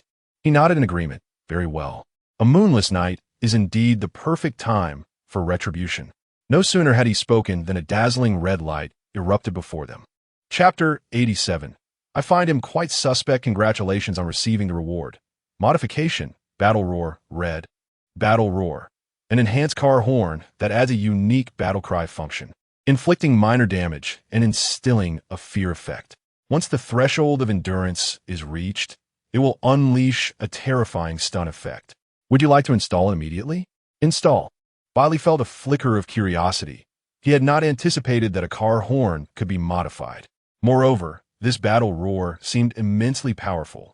Unlike the alloy armor or the alloy diamond drill modifications, the installation of battle roar was utterly silent. Aside from Bai Li, no one was aware that the Titan King had silently gained an additional red grade modification. I'll get out first, follow me, Fang Xian remarked, unaware, as she donned her leather jacket and exited the Titan King. The road conditions in the service area mirrored the complexity of urban landscapes in the real world. Bai Li leisurely trailed behind Fang Xian's off-road vehicle. The Titan King's weight of 200 tons caused the ground beneath to strain, resulting in hairline fractures. The presence of such a colossal machine immediately captured the attention of all nearby pedestrians. Among them were both new survivors and seasoned players. As the newcomer king, word of Bai Li and his vehicle had already spread throughout the service area. Everyone recognized the distinctive features of the Titan King, making it easy to identify. In another vehicle trailing behind, Xiao Yi gazed at one of the Titan King's tires, which could easily surpass 5 of his own vehicles in size. He fell into a contemplative silence. His vehicle was a Formula race car with relatively low durability. He had swiftly acquired 5 red medals, relying solely on its terrifying speed and damage, a numerical monstrosity. However, even among such numerical beasts, disparities existed. Before witnessing the Titan King firsthand, Xiao Yi had remained somewhat unconvinced. But now, he harbored no doubts that his vehicle would be ruthlessly crushed before the Titan King. As he watched the Titan King gradually recede into the distance, he retrieved a device resembling a smartphone. This was provided by the club specifically for relaying information. After a few operations, Xiao Ye's voice transmitted through. "Brother Wei, I spotted Bai Li. He has returned to the service area and seems to be heading towards the Wild Wolf Club." Bai Li has returned. In the conference room, the heads of the 3 major clubs had yet to disperse. Li Wei, glancing at the information conveyed by Xiao Yi, felt a headache brewing. This was troubling. Once the Wild Wolves learned that Bai Li had been attacked outside, they would undoubtedly rally to protect him. At that point, eliminating him would become nearly impossible. To this day, they still believed Bai Li had joined the Wild Wolf Club, which only heightened their anxiety. "Oh no!" Li Wei suddenly slapped his forehead, standing up abruptly, startling the other 2 into a jolt. "What are you doing? Can it get any worse than it is now?" The leaders of the Mountain Sea and Dynasty clubs had nearly resigned themselves to despair. After all, the situation had escalated to this point. There was no room left for salvation. Yet, Li Wei could not simply give up. "While you 2 remain unscathed, I might not be able to protect the mole I have planted within the wild wolves." His eyes glinted with fury. He hastily reached out to the informant. But no matter how he sent the message, there was no response. That was a skilled individual he had personally nurtured. At level 27, the battle vehicle was to be his successor. But now, it seemed trouble was brewing. At the Wild Wolves Off-Road Club, Fang Xian had just returned and immediately commanded everyone to cease their current tasks. Prepare to assemble. No one dared to disobey. The title of Fang Xian, the female tyrant, was not merely for show. In the spacious backyard of the club, amidst the crowd, Chia looked at the black stockings adorning Fang Xian's legs with a peculiar expression. Goodness, Sister Xian is actually wearing black stockings? But when she noticed Bai Li walking in from behind her, she suddenly felt that this could be explained. Why had Sister Xian never worn black stockings before, only to don them after taking Bai Li out? What could be the reason? It was so hard to guess. "Oh, Hua's brother, why are you sweating so much? What are you trembling for? You're not suffering from kidney deficiency, are you?" Suddenly, Chia noticed that Wang Hua beside her seemed to be in a rather peculiar state. He appeared to be fearful of something. The information device in Wang Hua's pocket was incessantly receiving messages, yet he dared not glance at it, not even hearing Chia calling his name. Because he was the mole. The one who had exposed Bai Li's whereabouts was a newcomer he had recruited. Initially, he thought it was foolproof. As long as Bai Li and Fang Xian perished outside, his greatest competitor within the Wild Wolves would be eliminated. But now, these 2 appeared to be entirely unscathed. Moreover, their demeanor suggested that they were not here for friendly purposes. "I must devise a plan to escape swiftly," Wang Hua thought bitterly to himself. Otherwise, if he lingered any longer, once Fang Xian employed her ruthless tactics, his exposure would be inevitable. Sure enough, the next moment, Fang Xian's calm, yet chilling voice echoed throughout the confined space of the backyard. "I must inform you that Bai Li and I were ambushed by members of another club within the monster territory. They sought to eliminate us, but they were utterly incompetent. However, that is not the crux of the matter. The key point is that the one who revealed our whereabouts is one of our own from the Wild Wolves Club. Among you, there is a traitor." Her words resonated clearly in every ear, leaving everyone stunned by the revelation. They exchanged glances, and for a moment, each person seemed to resemble a potential traitor. "Fang Xian, this matter is of great significance. You should keep everyone under surveillance while I notify the boss." Wang Hua suddenly stepped forward. He feigned calmness, his expression betraying no hint of vulnerability, as if he were genuinely invested in the situation. Fang Xian remained silent, merely observing him. As the atmosphere grew increasingly tense, she finally spoke. That is an unnecessary action. Does the boss still require your personal presence for notification? Have you consumed the intelligence device? Fang Xian now regards everyone with disdain, and naturally, her words are far from kind. Until the traitor is exposed today, none shall pass through this door.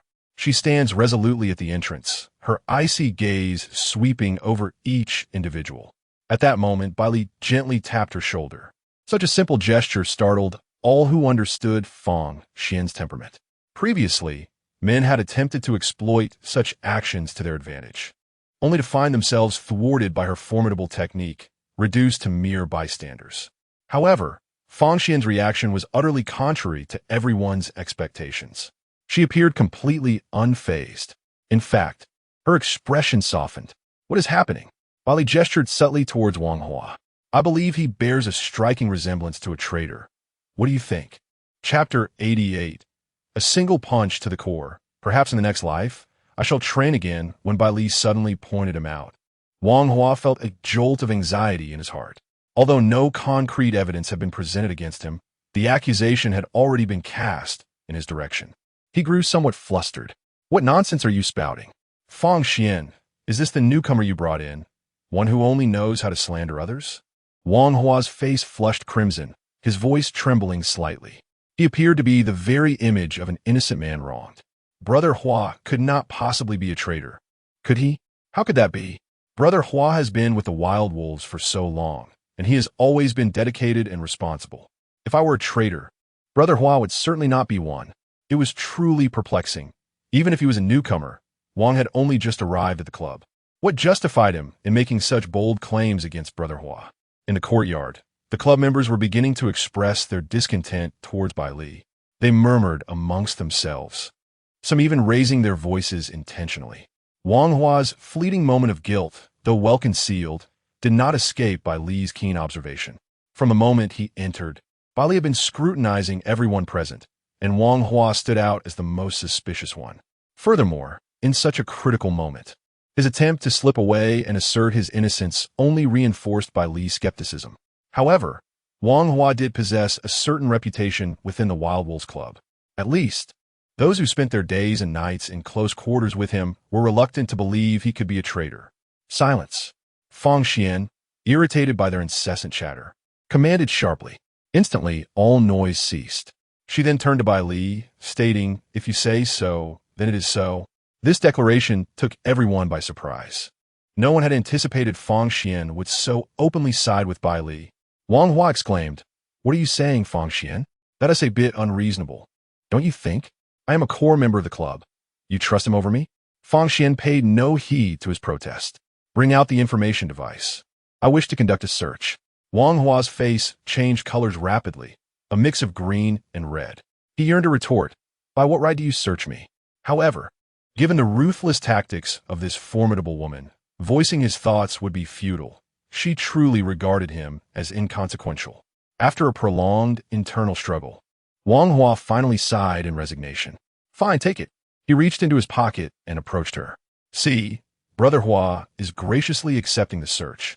He cannot possibly be a traitor," he thought to himself, waiting to see how she would respond if nothing incriminating were found. Some of Wang Hua's underlings muttered their dissatisfaction. However, in the next moment, when Wang Hua withdrew his hand from his pocket, it was completely empty. "You have forced my hand." Wang Hua dropped the facade entirely, cursing as he lunged towards Bai Li. "If you dare to touch me today, I will kill him. This newcomer is a prized possession for you." Isn't. He erupted in fury, believing victory was within his grasp. Yet, he remained blissfully unaware of the impending repercussions following Tang Wen's desperate counterattack. Fang Xian had long been prepared for such occurrences. However, Bai Li's reaction speed was astonishingly quicker than hers. With a swift motion, Bai Li delivered a powerful uppercut to Wang Hua's chest and abdomen as he charged toward her. Armed with an array of equipment and items, such as the Iron Thorn Fruit, the Blood Clan Cross, and the enigmatic Windbreaker, Bai Li's physical attributes had already surpassed those of seasoned players. A single punch, imbued with terrifying strength, caused Wang Hua to spurt blood. How could this be? The excruciating pain made Wang Hua clutch the struck area, kneeling on the ground in shock. He gazed at Bai Li in horror, bewildered as to how a novice survivor could possess such formidable physical prowess. Just as he began to voice his confusion, he noticed the cold muzzle of a gun pressed against his forehead. A chilling sensation coursed through him. Pop, pop, pop. Bai Li regarded him with a sardonic smile, playfully slapping Wang Hua's face a few times with his other hand. Is this all you have? Perhaps practice more in your next life, you worthless fool. As the words left his lips, he simultaneously pulled the trigger.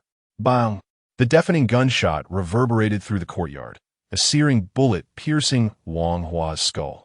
Concerned that this seasoned player might not perish thoroughly enough, Bai Li proceeded to fire several more shots into his head.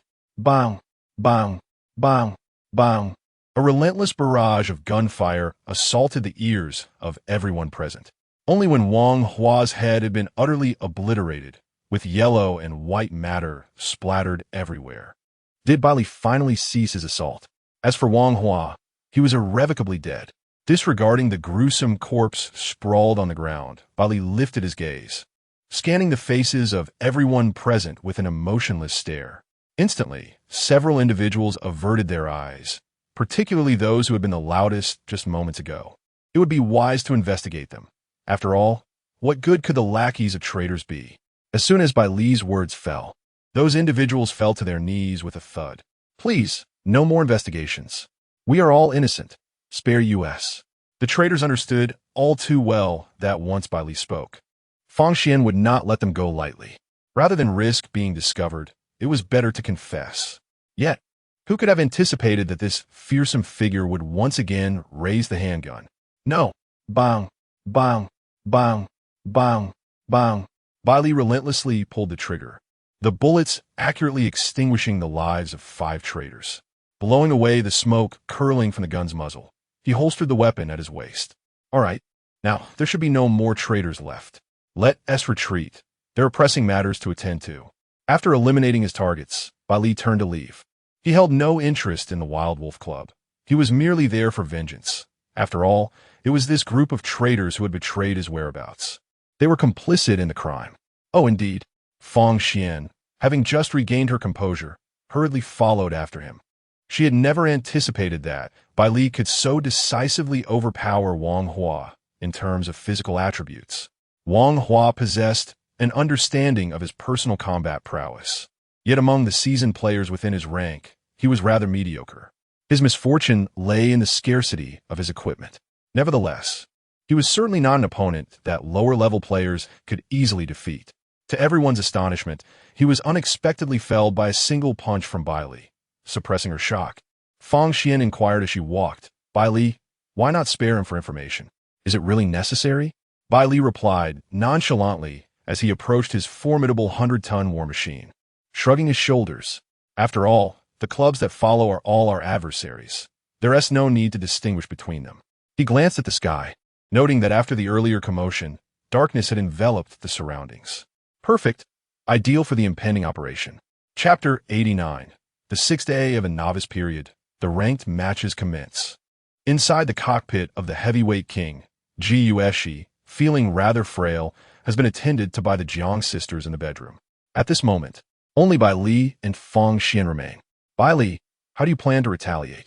Those 3 clubs are no pushovers, Fang Xian inquired with curiosity. Bai Li, however, wore a completely indifferent expression.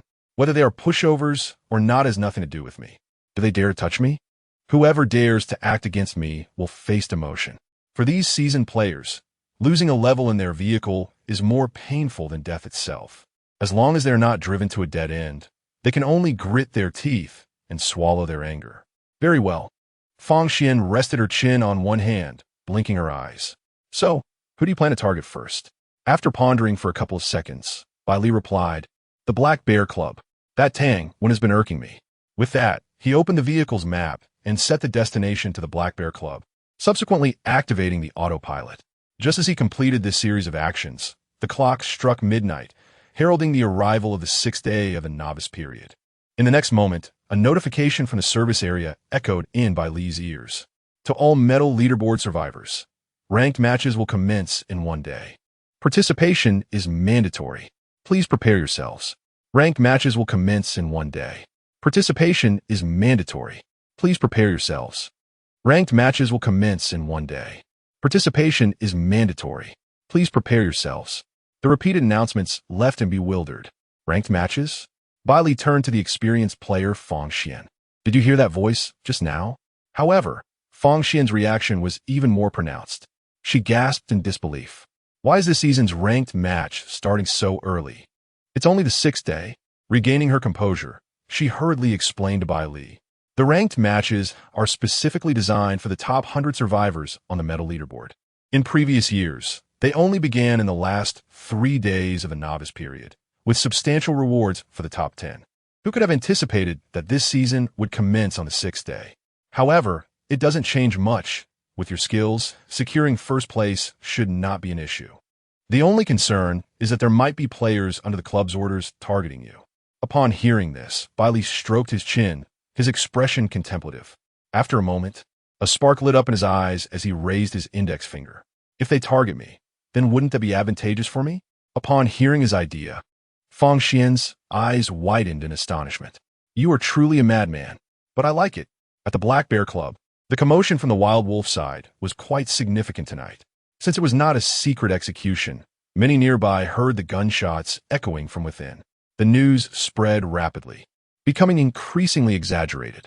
Some claimed that Fang Xian had killed the president and taken over as the leader. Others said that yet another unfortunate soul had crossed Fang Xian and met their demise. There are whispers that Fang Xian has turned to darkness, wreaking havoc within the club. Yet, only Li Wei is aware that his planted spies within the Wild Wolves have been exposed.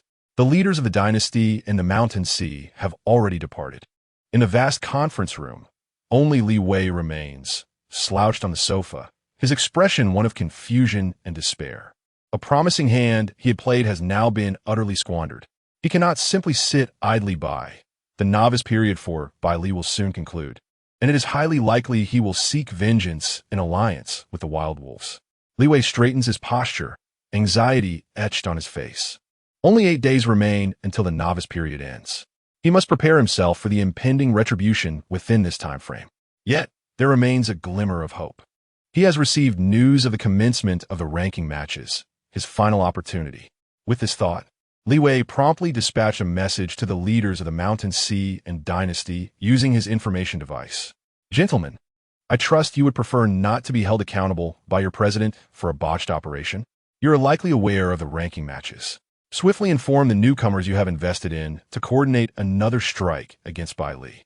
This time, we must ensure that those in the top 10 participate.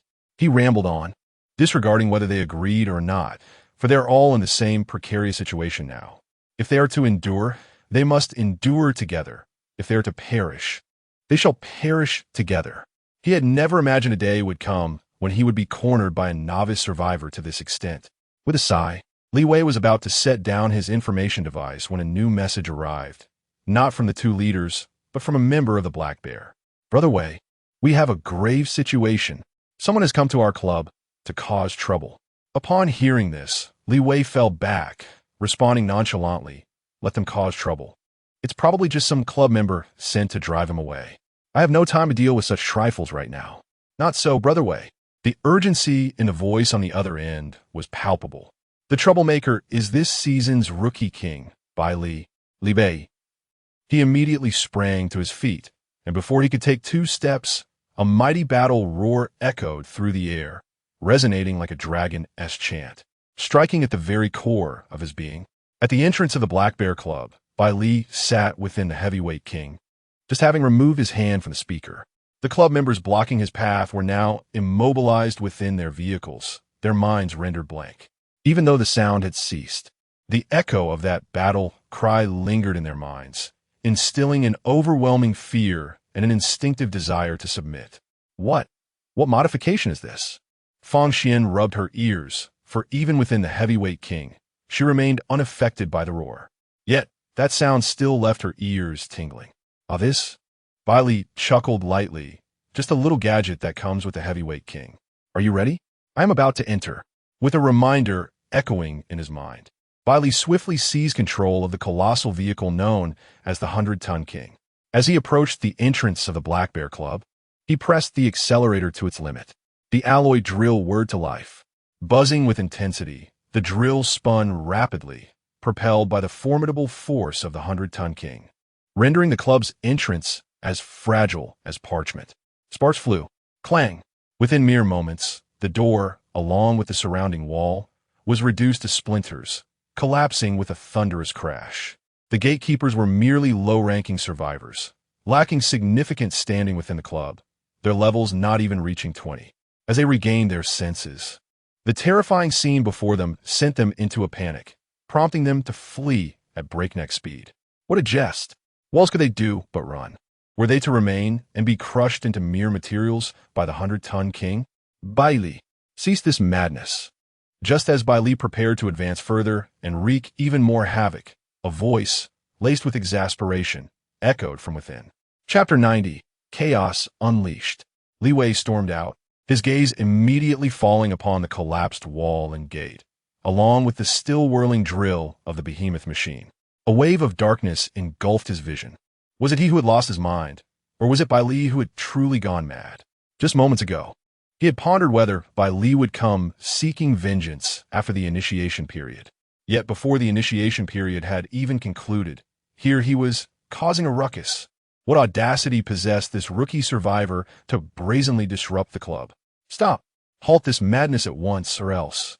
As Li Wei attempted to issue a threat, the words faltered on his lips. Suddenly, it dawned on him that he held no power to intimidate Bai Li. Damn it. Which imbecile devised such a rule? What would he do? Kill me? I dare you to try. Bai Li leaned against the car window, propping his face with his left hand, wearing an expression that seemed to revel in the chaos he was creating. Do not overstep your bounds. Li Wei felt his temper escalate, nearly reaching the boiling point. Despite it being the dead of night, the commotion stirred many nearby, drawing a crowd that began to murmur among themselves. Is this the new champion? How utterly arrogant! Showing blatant disregard for the black bear. He had indeed exploited a loophole in the rules. After all, how many newcomers dared to act so brazenly before him? They awaited the inevitable downfall. For the moment the initiation period ended, he would be the first to meet his demise. Surely, he could not attain a level higher than Li Wei's after the initiation period concluded. Gradually, Li Wei began to comprehend this truth. Calming himself, he fixed a cold, steely gaze upon Bai Li and spoke deliberately. Bai Li, withdraw now, and we shall erase our grievances. Otherwise, the day your initiation period concludes will also be the day of your downfall. Indeed, no matter how extraordinary Bai Li's talents, could he truly reach level 30 before the initiation period ended? If not, death awaited him. Do not think that having Fang Xian's protection grants you the liberty to act without constraint. There are many level 30 individuals within this service area. He believed his words would compel Bai Li to back down. Otherwise, continuing this disturbance would bring disgrace upon the black bear. But to his astonishment, the only response was the slow descent of the car window. Following that, a fierce battle roar erupted, shattering the air. Roar! The ferocious dragon's roar struck Li Wei like a heavy blow to the heart, momentarily stunning him into silence. Even as he quickly regained his senses, it was already too late. 4. Explosive charge. Seeing Li Wei momentarily dazed, Bai Li wasted no time activating his skill, explosive charge, transforming the behemoth machine into a crimson comet that hurtled forward. The alloy drill continued to spin at high velocity. Bang! A muffled thud resonated as a barrier materialized before Li Wei, only to shatter instantly beneath the relentless assault of the drill, splintering into a web of cracks akin to a spider's silk. Ultimately, the barrier held for less than 30 seconds before it shattered, sending Li Wei hurtling backward. After stumbling for several meters, he finally regained his footing on the ground, casting a wary glance at the steel behemoth before him. Damn it! He cursed silently. If only he were not restrained from retaliating. How could he allow such arrogance? What was that barrier just now? Was it part of his equipment? Bai Li felt a tinge of regret for not having eliminated Li Wei directly. Yet it was also within the realm of expectation. A seasoned player of level 30, a leader of a club, how could he be so easily dispatched? Indeed, that was a piece of defensive equipment belonging to Li Wei. Bai Li, what manner of monster are you? Fang Xian's beautiful eyes were filled with astonishment as she gazed at him in a daze. Li Wei had truly made a fool of himself. To resort to defensive equipment against a newcomer of such a disparate level, even if he were not in the battle vehicle, the news would still be a source of ridicule. Forget it, Bai Li lost interest in killing Li Wei, primarily because it was not feasible at the moment. Instead of wasting time on that, he might as well wreak some havoc within the Black Bear Club, which was his true objective. As his thoughts concluded, he pressed the accelerator of the 100-ton King. With a roar of the engine and the despairing gaze of Li Wei, Bai Li maneuvered the vehicle, activating the alloy impact drill, and began to rampage through the club without restraint. Under the destructive effect of the alloy impact drill, walls crumbled and buildings collapsed in his wake. Observing the growing crowd gathering outside, Li Wei's vision darkened, and he fainted from sheer frustration. Brother Wei, a club member, rushed forward, relieved to find that he had merely lost consciousness. I can't take it anymore. Today, even if I have to lose a level, I will teach him a lesson. The speaker was an experienced player who had recently joined the Black Bear Club. He hurried to start his battle vehicle, which was a sleek black and gold sedan. Ignition, gear engaged. And off he went. Calm down, Xiao Dai. If you damage his vehicle, you'll drop a level directly. You're already at level 19, and you're about to break through the level cap. Dai Ziming ignored the advice of his fellow members. Don't try to dissuade me. It is my duty as a member of the club to confront the enemy. How can I retreat? A drop in level? A bunch of short-sighted fools. It's merely one level. Once I drive Bai Li away and save the Black Bear Club, Brother Wei will surely reward me abundantly. His vehicle was already inferior to others, rather weak in comparison. This was his only chance. With this thought, his excitement surged, and he charged straight toward the rear of the 100-ton King. Is this fool insane? Bai Li caught sight of the aggressive battle vehicle approaching in his rearview mirror. Yet he showed no intention of evading. I'll assist you, Fang Xian began to rise, but Bai Li swiftly pulled her back down. No need to rush, just wait. After pulling her back, Bai Li glanced at the effect of the hitch at the rear of the vehicle. Modification, rear hitch, gold and invisible hitch is added at the rear position with a durability of 10,000. When rear-ended, it inflicts 20,000 durability damage on the colliding war vehicle, increased according to the war vehicle's level. As the Titan reached level 17, the damage had become utterly terrifying.